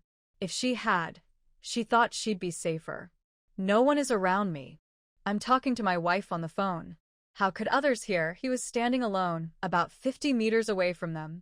Husband, are the people around you trustworthy? I don't know them well. Do they like me? Chen Shuling asked in a different way. My little fool, you don't need to worry about these things. You are my woman. As long as I like you, that's enough. If anyone dares to like you, I'll deal with them. Everyone around him was close friends who would never betray him. If such a thing really happened, that person would definitely die a terrible death. So Li Juanza never thought anyone around him would betray him. He has been in the industry for nearly 20 years and has never been betrayed by his team, so he is very confident. Oh, Chen Shuling couldn't find a reason to ask further and stopped. Nothing has happened now, and it's unlikely that anything strange will suddenly occur. What's wrong? Are you upset? Li Juanza felt her tone was very flat. No, finish your work and come back early. Okay, honey, I miss you. Be good, eat well, and sleep well, okay? His little woman, who hasn't hugged him in a long time, Li Juanza really started to miss her. Okay. Chen Shuling hung up and started playing with her phone. After 2 or 3 hours, her phone suddenly lost signal. She just noticed that Wei Yi and the others had already fallen onto the sofa. She found it strange. Although it was already midnight, 10 people like Wei Yi and her shouldn't all be sleeping at the same time. Yi. Chen Shuling called out twice, but they didn't respond. She quickly put on her shoes, got off the bed, and went to their side, calling each one again, but still no response. She gently opened the door and saw that the Xuanwu was also lying on the sofa in the living room, and even the guards beside him had fallen asleep. Seeing this situation, there was nothing unclear about what was happening. Chen Shuling made no noise and took out her phone to call Li Juanza. When she picked up her phone, she remembered there was no signal now. Before she could close the door, more than 10 people suddenly entered from outside and started heading toward her. Since they wanted to harm her, she wouldn't hold back. Chen Shuling didn't come out but directly took out a light machine gun and started shooting at the approaching people. She didn't aim at the chest but shot directly at their heads. Although a few were killed, several others quickly hid and took out their guns to shoot back at Chen Shuling. Xuanwu, hearing the gunfire, immediately became alert. He quickly realized he had been poisoned. He swiftly took some medicine from his bag, sniffed it near his nose, and then drew his gun to take down the attackers from behind. He quickly grabbed a few bottles of medicine and held them under his assistant's nose for him to smell. We've been drugged.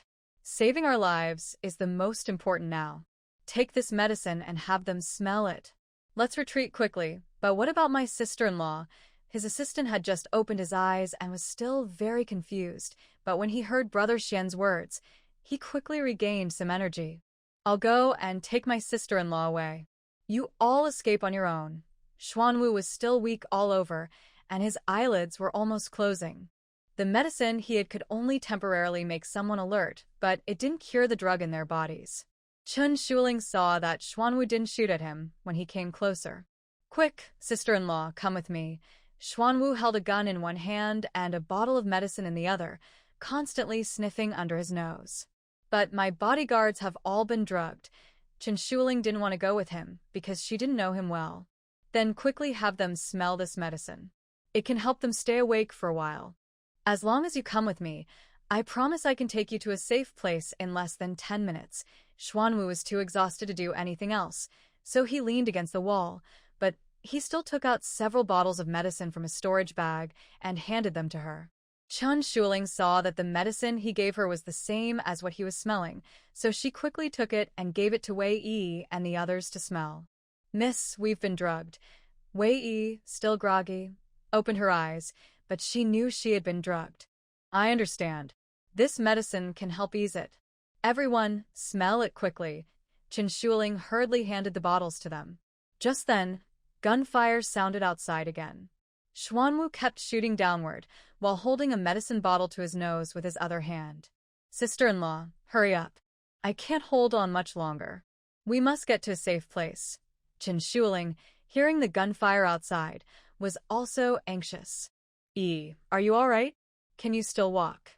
Yes. All 10 of Wei Yi and the others stood up, but they looked very weak. Chen Shuling opened the door and saw Xuanwu already collapsed on the ground. When Xuanwu saw them come out, he struggled to get up. Hurry, follow me. As soon as we reach the dark room, we'll be safe. He took out a hand grenade and threw it, killing several enemies in the explosion. Xuanwu quickly led them down another staircase. Along the way, although the girls in hoodies were weak, they all stayed close to Chen Shuling. Master Xian. Li Qi suddenly ran out and helped Xuanwu. Why are you here? Where did you go just now? Seeing that it was the butler, Xuanwu asked casually. He didn't think much of it and leaned on him for support. He could barely stand. I was resting in my room earlier. Master Xian, what happened? Why is there a gunfight here? Li Qi supported him as they walked, following Xuanwu's directions. The gunfire behind them grew more intense, but Xuanwu ignored it. He only focused on getting Chen Shuling and the others safely into the basement. Each door they passed required both a password and Xuanwu's eye scan. After turning through more than 10 corridors and unlocking many doors, they finally reached a small room. Sister-in-law, you can relax here. No one outside can get in. Even if they bring explosives, they won't be able to break through. You're safe now. Xuanwu was completely exhausted. Sweat covered his body, and his face looked pale. The medicine he had been inhaling was a stimulant that kept his mind alert, but too much of it was harmful. Still, he had no choice. If he stopped now, he would collapse. Thank you. But what about you? Seeing his condition, Chen Shuling began to worry. This Xuanwu truly seemed to be one of Li Juan's most loyal men. I'm fine. I just need a short rest. Just as Xuanwu was about to fall, he suddenly saw Li Qi raise a gun and aim at Chen Shuling. Like an arrow released from a bow, Xuanwu lunged forward and pushed Chen Shuling aside. The bullet struck his chest. He didn't fall immediately. Instead, he grabbed Li Qi's gun and threw several more guns from his storage bag. Take him down, he shouted to the girl in the hoodie. She tried to bend down to grab a gun, but her body was too weak, and she fell to the ground. At that moment, Li Qi fired a second shot. Chen Shuling, pushed aside by Xuanwu, stumbled a few steps before regaining her balance. She quickly pulled out a gun and shot at Li Ji's head.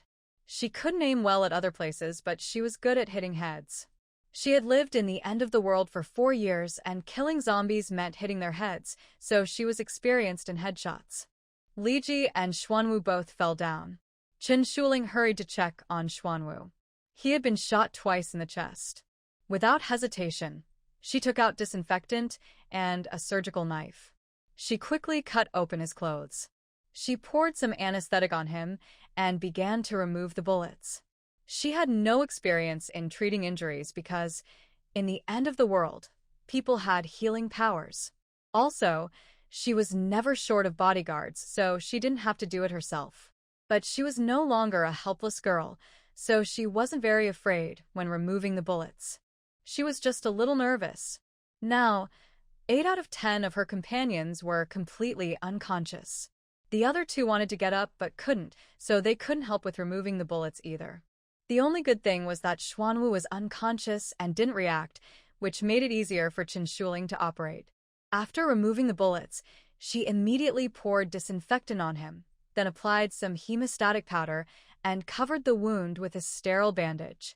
After finishing, she was sweating all over. Everyone inside was unconscious. Although she had many medicines in her space, she didn't know what to give them. She hadn't thought about using the spiritual spring water in her space because their injuries weren't fatal, so she didn't need to reveal herself. She took out her phone to call Li Juanze, but there was still no signal. She covered them with several blankets and could only sit and wait. Li Juanze and the others hadn't slept all night because they wanted to return early. They had been gathering supplies the whole night. By around 9 a.m., they finished collecting everything. Brother Zay, I heard there's a really good restaurant on Kelly Street. Why don't we go try it? Zhu Kei suggested. Okay, Li Juanze thought for a moment and agreed. They had been out for a day and night and hadn't eaten or slept well. Now that they were done, it was a good time to eat. Just then his phone rang. Hello, boss, something's happened at home. Brother Xian is injured, and I don't know how my wife and kids are right now. Xuanwu's assistant spent the whole night climbing several kilometers to finally get a signal.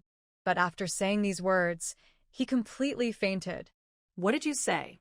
No way. Li Juanze couldn't believe it. He had left over 2,000 people at home, all elite troops. How could something go wrong? Moreover, there was Xuanwu, who was one of the top fighters in the assassin world. Li Juanze shouted a few times, but there was no response from the other side. He started to feel truly worried. Jin Gang, drive to the airport. Something's happened at home. We all need to go back immediately. Thinking about his wife and children, his voice trembled with anxiety, and he clenched his fists tightly. Something's wrong, boss. Someone posted a photo of my wife on the dark web, by who had just opened a website and saw this as the most prominent post. Li Juanze snatched his phone and saw Terrible Dragon's wife, stunningly beautiful, a true beauty among women. Then there was a photo of Chen Shuling, probably taken when she was in school. Her smile was even more charming back then. It was a full-body photo, and although she was dressed, her tight clothes showed her curves clearly. There was also a note indicating she was only 20 years old. Li Juanze handed his phone to Bai Hu. Let's go back first. He then took out his own phone and dialed Long Gu's number. Find out who posted your wife's information online. Li Juanze didn't say anything else. When they arrived at the airport, he quickly ordered the plane to fly back. All contact with his family was lost, so he could only find out what had happened when he got home. But he trusted Xuanwu. He believed Xuanwu would have taken his wife and children somewhere safe. Chen Shuling and the others had been there for over 10 hours. No one had woken up, and she didn't dare to sleep. When her eyelids could hardly stay open, she pinched herself to stay awake. She kept holding on like this. When she was really hungry, she took out a few steamed buns to eat. When Li Juanze and the others returned, they saw the house had been through a gunfight. Everyone was either dead or unconscious. Li Juanze was the first to run into their sleeping room. Seeing no one inside, he immediately headed to the basement. Jin Gang and the others followed him. You don't need to come. Go see if the others can still be saved and quickly arrange for our medical team. Li Juanze didn't want them to follow, worried that his wife might see them scared later. At the basement door, the first door was badly damaged but still locked. He entered the password, and with his eyes, he quickly unlocked it. The further inside, only he and a few others like Jin Gang could open the doors. He went in, closed the door behind him, then opened the second door, continuing this way deeper inside.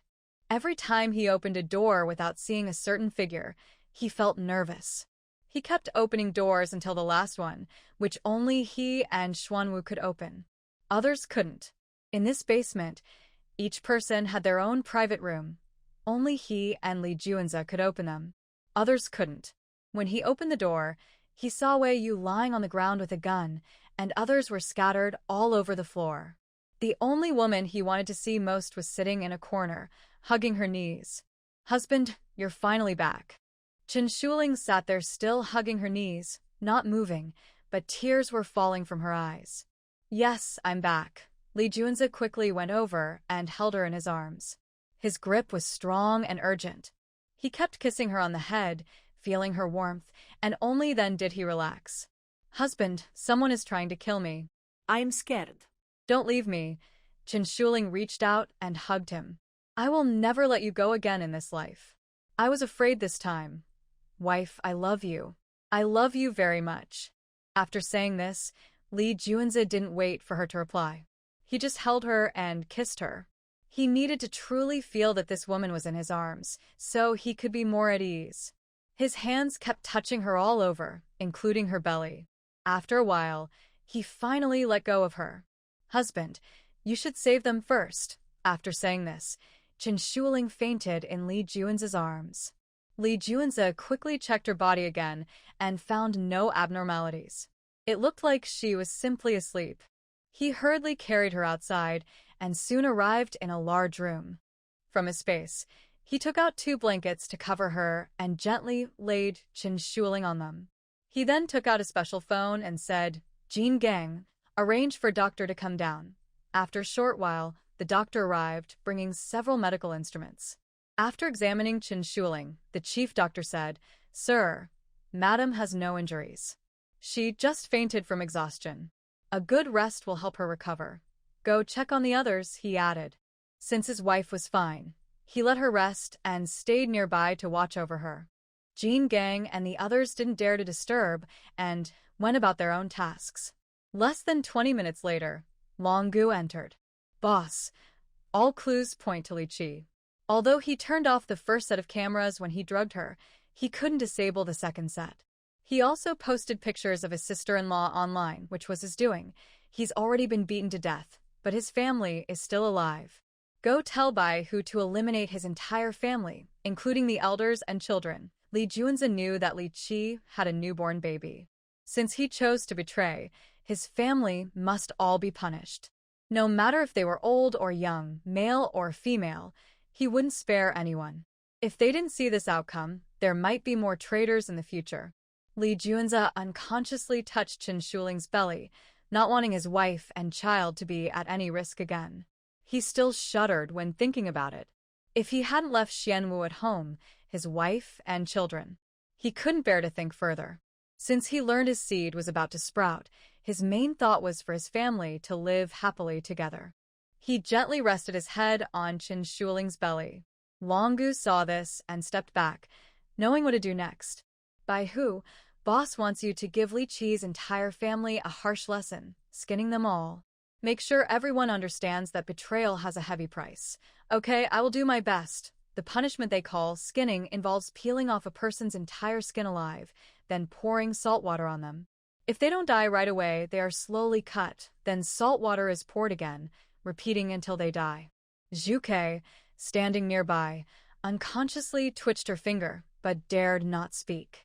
At this moment, the boss was angry, and anyone who tried to talk to him would be risking their life. Even babies are subjected to this punishment here, which is a first. In the past, babies were simply sent directly to their breeding center. The breeding center is where they raise the next generation. It only accepts infants because babies have no memories. About an hour later, Qinglong came in to report, "Boss, a total of 378 people died this time. Brother Xian was shot twice but is not in danger. They all took the same kind of sleeping drug they developed. This drug causes effects 4 or 5 hours after being taken, so some people might not have taken it, making it easier for others to take later." Li Juanze stood up and went outside to another room. You guys go investigate thoroughly. I want to find out if there are any traitors among us. If we don't find these troublemakers, it could cause us bigger problems in the future. Yes, Qinglong, Baihu, Jingang, Zhuke, and Longgu all knew this was an internal issue. The drug used was developed by them, and all 2,000 people left here were on their medication. Outsiders couldn't do that. After giving Xuanwu the medicine, he woke up. But he had taken too many stimulants, so his veins and head felt like they were about to burst.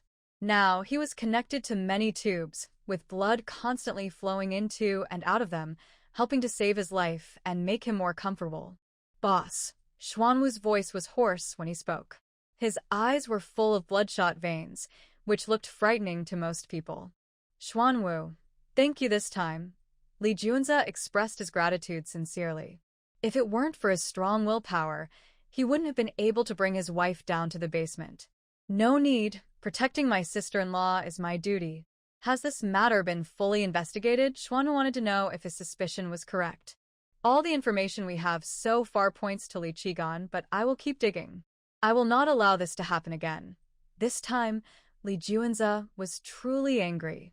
If it weren't for Xuanwu's strong willpower, or if they had a hidden room elsewhere, people like Xuanwu, who were drugged, wouldn't be able to run far. His wife would be even less able to protect herself. Just thinking about the consequences made him scared. Xuanwu closed his eyes and, after a moment, opened them and said, Boss, I want to only protect my sister-in-law and nephew from now on. Only you and I will know about this, no one else. He understood clearly that Li Qigan was just a tool. If the person controlling that tool wasn't eliminated, his sister-in-law and nephew would still be in danger someday. Based on what the boss hadn't noticed yet, it's impossible to guard against someone with bad intentions nearby. Even now, they haven't figured out who is behind this, so he couldn't say anything. Revealing it would only cause trouble without any result. Li Qigan didn't succeed this time, and there was another reason for that. When they left, all 10 of Wei Yi's team surrounded Chen Shuling, giving him no chance to shoot her. Otherwise, he wouldn't have followed them to the basement. Although Li Qigan was the housekeeper of this estate, he could only open the outermost part of the basement. The inner parts he wasn't authorized to open, and he wouldn't go down unless it was absolutely necessary. Li Junzi was surprised when Xuanwu said he would personally protect his wife and children, but he nodded in agreement. Xuanwu and Jin Gang each had thousands of people under their command, both in strength and wealth. They were not weak. They also gained many benefits from this, and Li Junzi never thought they would betray him. After all, he saved their lives, and the power they now had was given by him. But after this incident, he made extra preparations. He quickly selected over 100 of his personal guards to secretly stay around his wife.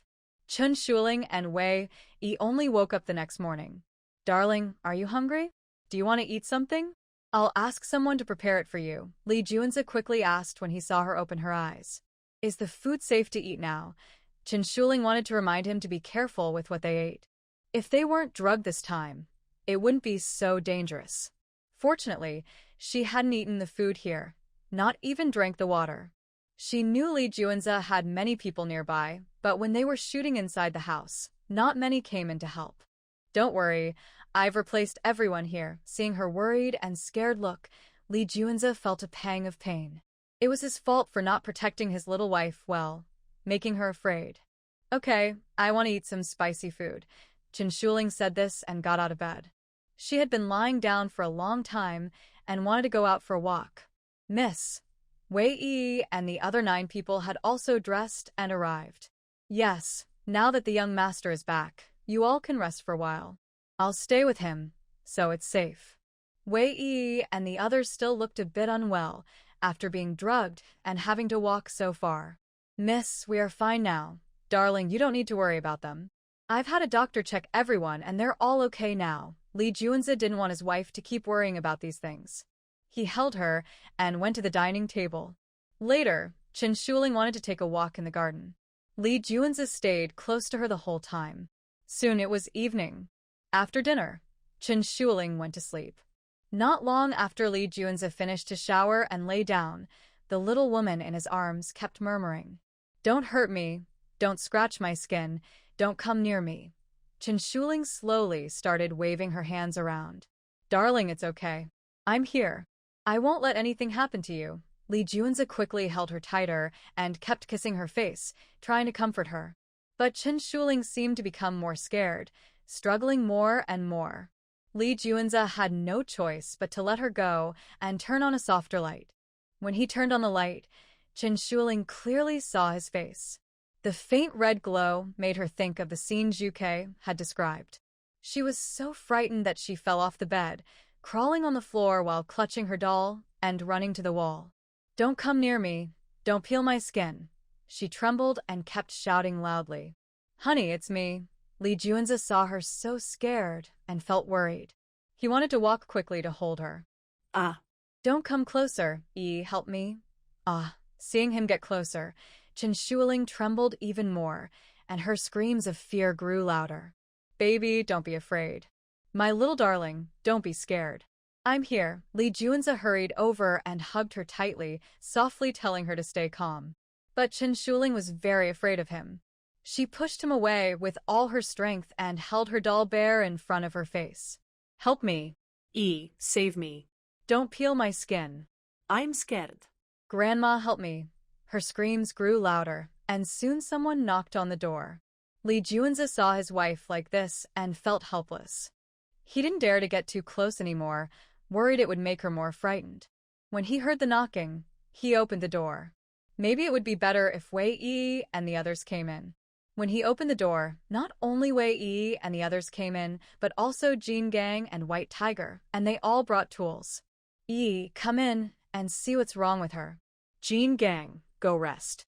It's nothing serious, just a nightmare. His wife was only wearing a simple nightgown, so he couldn't let other men come in. Miss, Wei Yi said as she stepped forward and hugged her. I'm scared.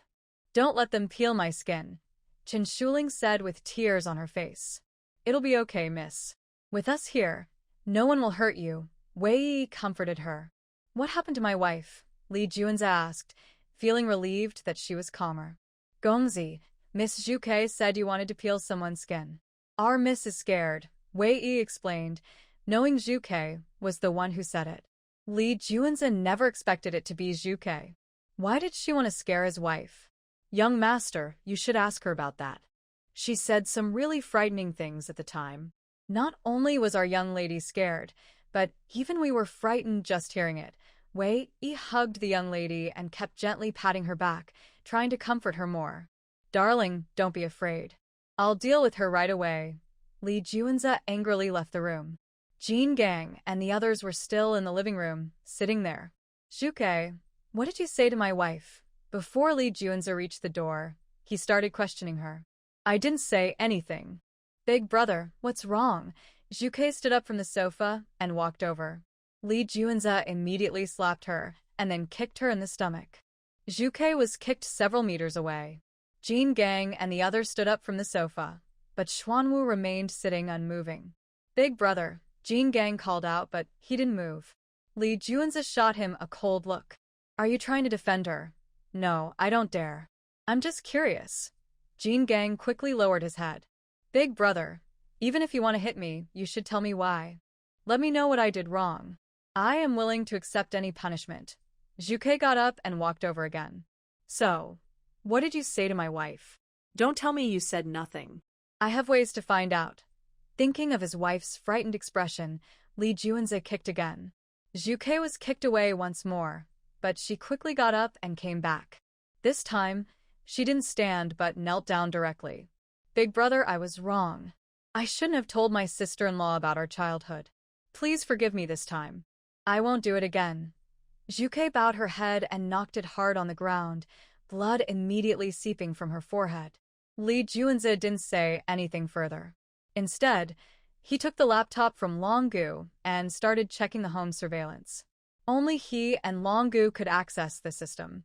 After reviewing the footage and listening to their conversation, he finally spoke again.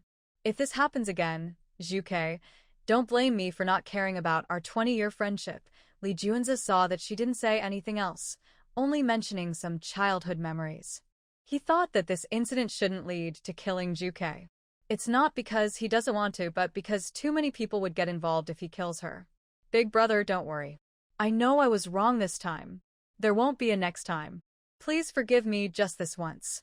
Zhuke was still kneeling on the ground, even bleeding from her head, but she didn't dare to move. Li Juanze, feeling annoyed, pulled at his collar. Nobody move my wife and child. If anyone does, no matter who they are, I will make them pay. He also glanced at Jin Gang and the others before going upstairs. After he left, Zhuke coughed up blood. Zhuke, why did you go and provoke my sister-in-law? She's very nice. She's pretty and cute, like a little doll. I really want to pinch her little face. Why did you scare her? Just as Jin Gang finished speaking, Longgu kicked him from behind. He didn't want his foolish older brother to get beaten. Longgu, are you rebelling? How dare you kick me? Jin Gang tried to kick back. If you say that again in front of the boss, I think he will punch all your teeth out. Qinglong spoke to stop him. Jin Gang, you offended sister-in-law with what you just said. Don't say it again, or the big brother will really hit you. Longgu was promoted from Jin Gang's subordinates. In terms of power and age, Longgu was younger, so he respected Jin Gang a lot. Oh? Okay. Jin Gang, realizing he might get hit, quickly shut up. Looking at Zhuke now, he knew she wouldn't recover easily in just a few days. Now, a doctor was cleaning Zhu Chue's wounds. Xuanwu sat nearby, watching everything silently without speaking or moving. In this incident, he lost a deputy. Xuanwu was very angry. Killing one person wasn't enough, but without evidence, he couldn't do anything. Although their terrifying organization was led by the boss, no one dared to act recklessly or fight among themselves. Everyone had thousands of people under their command, and any action could have serious consequences. Moreover, many organizations or countries wanted to swallow them. If they found out about internal fighting, they might all be doomed. Li Juanze returned to his room and saw that his wife was already awake and drinking water. Are you feeling better, wife? Qin Shuling saw him and instinctively took a step back. Seeing her like this, Li Juanze felt a bit sad and worried. His little woman had been scared multiple times, and it was his fault for not protecting her well. Don't be afraid, wife. I promise you, I will never hurt you in this life. No matter what happens, I will only protect you and never harm you. Trust me. After saying that, he hugged her into his arms. Qin Shuling didn't hug him back, but held her hands over her chest to protect herself. Seeing her self-protection move, Li Juanze felt even more upset inside. Don't be afraid, wife. From now on, our family of 3 will never be separated. He gently took her hands away. What about Zhuke? Qin Shuling still felt scared and couldn't finish her words. I've already punished her. She won't dare to talk nonsense in front of you again. Li Juanze held her tightly in his arms with one hand, while the other gently stroked her head. Are you worried she might hurt me? Qin Shuling didn't resist his embrace anymore, but wanted to know more. She wouldn't dare. If she tried to hurt you, I would make her pay a heavy price she couldn't bear. No one could hurt the person he wanted to protect, no matter how long they had been together. Oh. After a long while, Qin Shuling fell asleep slowly, with his hand gently stroking her hair. Anyway, this time, there was no hope of hurting her badly, so it didn't matter. There would be more time later. Li Juanze saw her sleeping peacefully and then let Wei Yi and the others go out. He also held his little wife and lay down slowly. In the morning, Qin Shuling woke up and saw Li Juanze half reclined on the bed, watching her. Wow, wife, you're so beautiful. Li Juanze gently tidied her hair with his hand. Husband, you're so handsome. When our son is born, I hope he looks like you, handsome too. Qin Shuling seemed to forget about what happened last night. Okay. Are you hungry? What do you want for breakfast? When will you finish your work? I really want to go back home. Qin Shuling truly didn't want to stay outside any longer. Going back would give her more security. Today, we will go to a beautiful country for about 3 or 4 days, then return home. Is that okay? This time, they traveled for a full day and night, visiting several neighboring countries. Some distant places were transported using storage bags, then collected into Li Juanze's storage space, so it was relatively quick. They have already collected most of the supplies they need here. Okay, but will you be away from me for a long time? Chen Shuling asked nervously. No, no matter where I go in the future, I will take you with me. Our family of 3 will never be apart. Li Junzi truly doesn't want this little woman to leave his side. Her photos and all her information have been posted online, with her pregnancy details highlighted. His enemies from before won't miss the chance to harm his wife or child. There is always a risk of assassins appearing, so he refuses to leave his wife alone. Thinking of this, his hand unconsciously touched Chen Shuling's belly. Many people in their line of work are afraid to have children because raising a child means protecting them for many years, sometimes even longer. Their enemies often have deadly methods, making it very hard to raise a child safely. But he wants a child. He wants to see what his offspring will be like. He wants to experience being a father.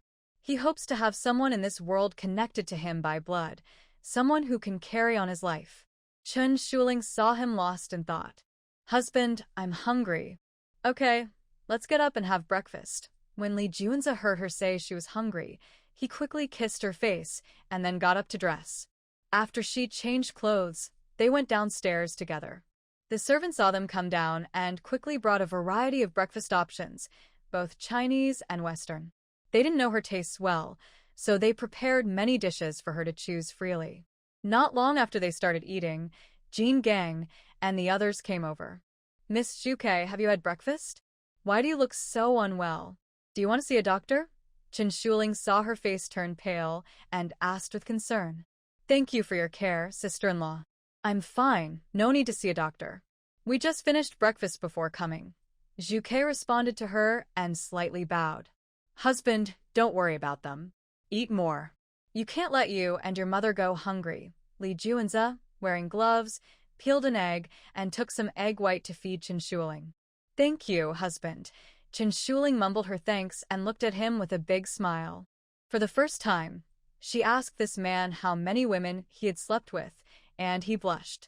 But now, in front of so many people, hugging her, kissing her, feeding her, she wondered how much of this was real affection.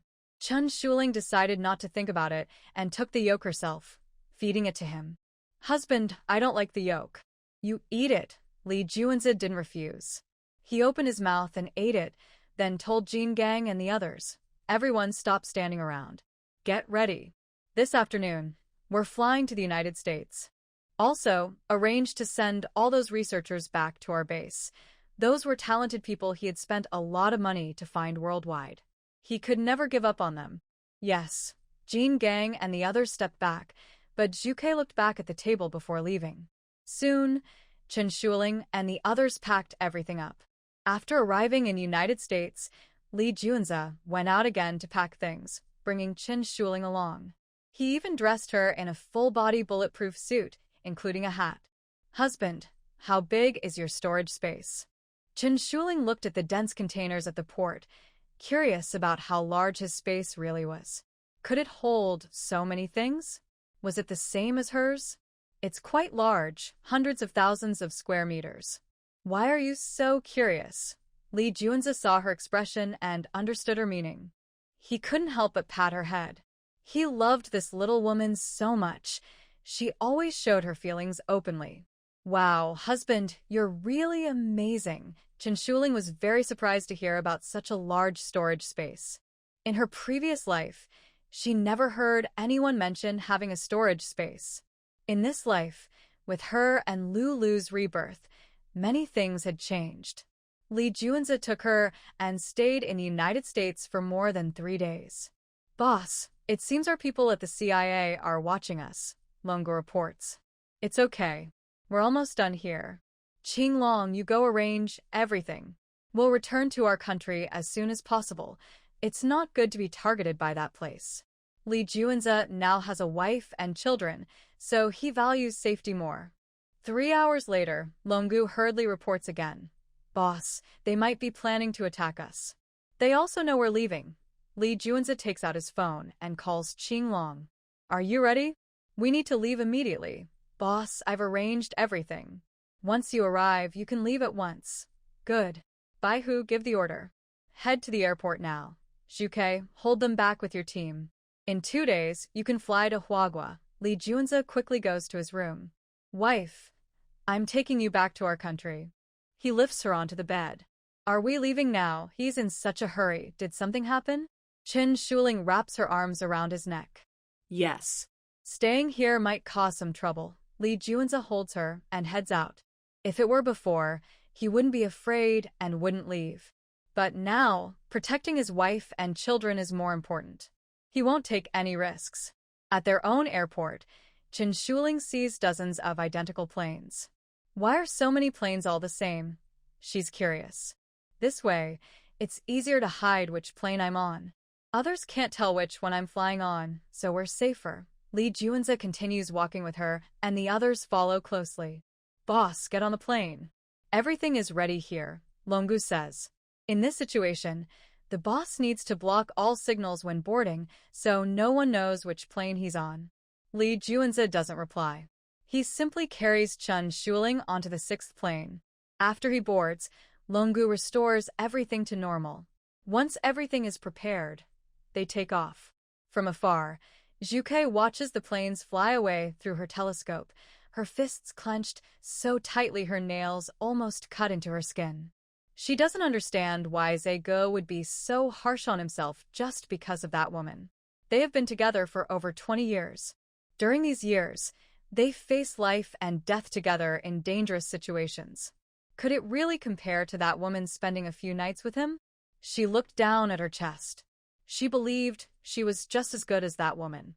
Phoenix, do you think the wife is more beautiful, or am I? Suddenly, Phoenix was surprised by Sister Zhu's question. As assassins, do they even care about being pretty? Sister Zhu, no one can match the wife's beauty, but the wife also has her own charm. Phoenix was only her assistant and didn't dare to go against her orders, but she also wouldn't speak badly about the wife. Zhuke looked at her. The wife is indeed very beautiful, which is why Brother Zhe is so captivated by her. Compared to you, you're quite similar. Both of you have East Asian features. Maybe Brother Zhe just likes this type. Do you want to sleep with him? If you do, I can help you. Sending women to his bed was something Jean Gang and others often did before. Even if Brother Zhe found out, it wouldn't matter. Huh. Phoenix's face turned red when she heard this. That kind of man, a woman would probably like him. He has good looks, a good body, and power. It's normal for her to like him. But she knew her place. Brother Zhe wouldn't look at her that way. If she dared to think more, she might be in danger. She wondered why Sister Zhu asked her this. Why? Do you not want to? Sister Zhu asked again. Sister Zhu, I don't dare to dream about someone like that. Besides, the relationship between Brother Zhe and the wife seems very good. Phoenix wasn't sure if her answer was right. She felt a bit nervous. Don't worry. In a few days, we will go over. I will let you have more contact with Brother Zhe. Just work harder. That woman had caused her to get beaten up. She wouldn't let herself be beaten for nothing. Since she couldn't kill her now, she would send a few more women to Brother Zhe. As long as she wasn't the only favorite, she might have a chance later. Phoenix didn't dare to reply. She just nodded gently. Li Junzi and Chen Shuling took a plane to the capital. It's better to come back. I feel much more relaxed now. When they arrived in the capital, Chen Shuling didn't want him to hold her anymore. She wanted to get down and walk around on her own. Husband, where are we going now? Should we go directly to Kangle County or return to Qinjia? Let's first visit the Li family. My grandfather called me a few days ago. He's back now, so I want to see him. Li Junzi held her hand as they got into the car. He wondered if they had found the storage space yet. Soon, their car arrived at the Li family estate. The butler saw it was young Master Jiao and naturally didn't stop them. Honey, rest well in the room. I'll go find my grandfather first. After seeing her to their room, Li Junzi decided to go look for his grandfather. Okay. Chen Shuling was indeed feeling sleepy. Li Junzi went to find his grandfather, but he wasn't home, so he had to return to his own villa. Boss, we received news from our research institute. There is now a virus in the air. Qinglong reported immediately when he saw the boss arrive. When was it discovered? Li Junzi sat down at his position. About 5 hours ago. It's harmful to health, but not too serious. At that time, they were on a plane, so they didn't get the news right away. Alright, have them try to find a way to cure it. This virus can turn people into zombies. There are only 12 days left until that day. If they can solve this virus, maybe the end-of-world scenario can be avoided. Okay, I'll tell them right away. Qinglong also hopes to find a solution. Living a normal life is definitely better than surviving in the apocalypse. Xuanwu, White Tiger, King Kong, you can also arrange for the people you need. The longer we wait, the less time we have.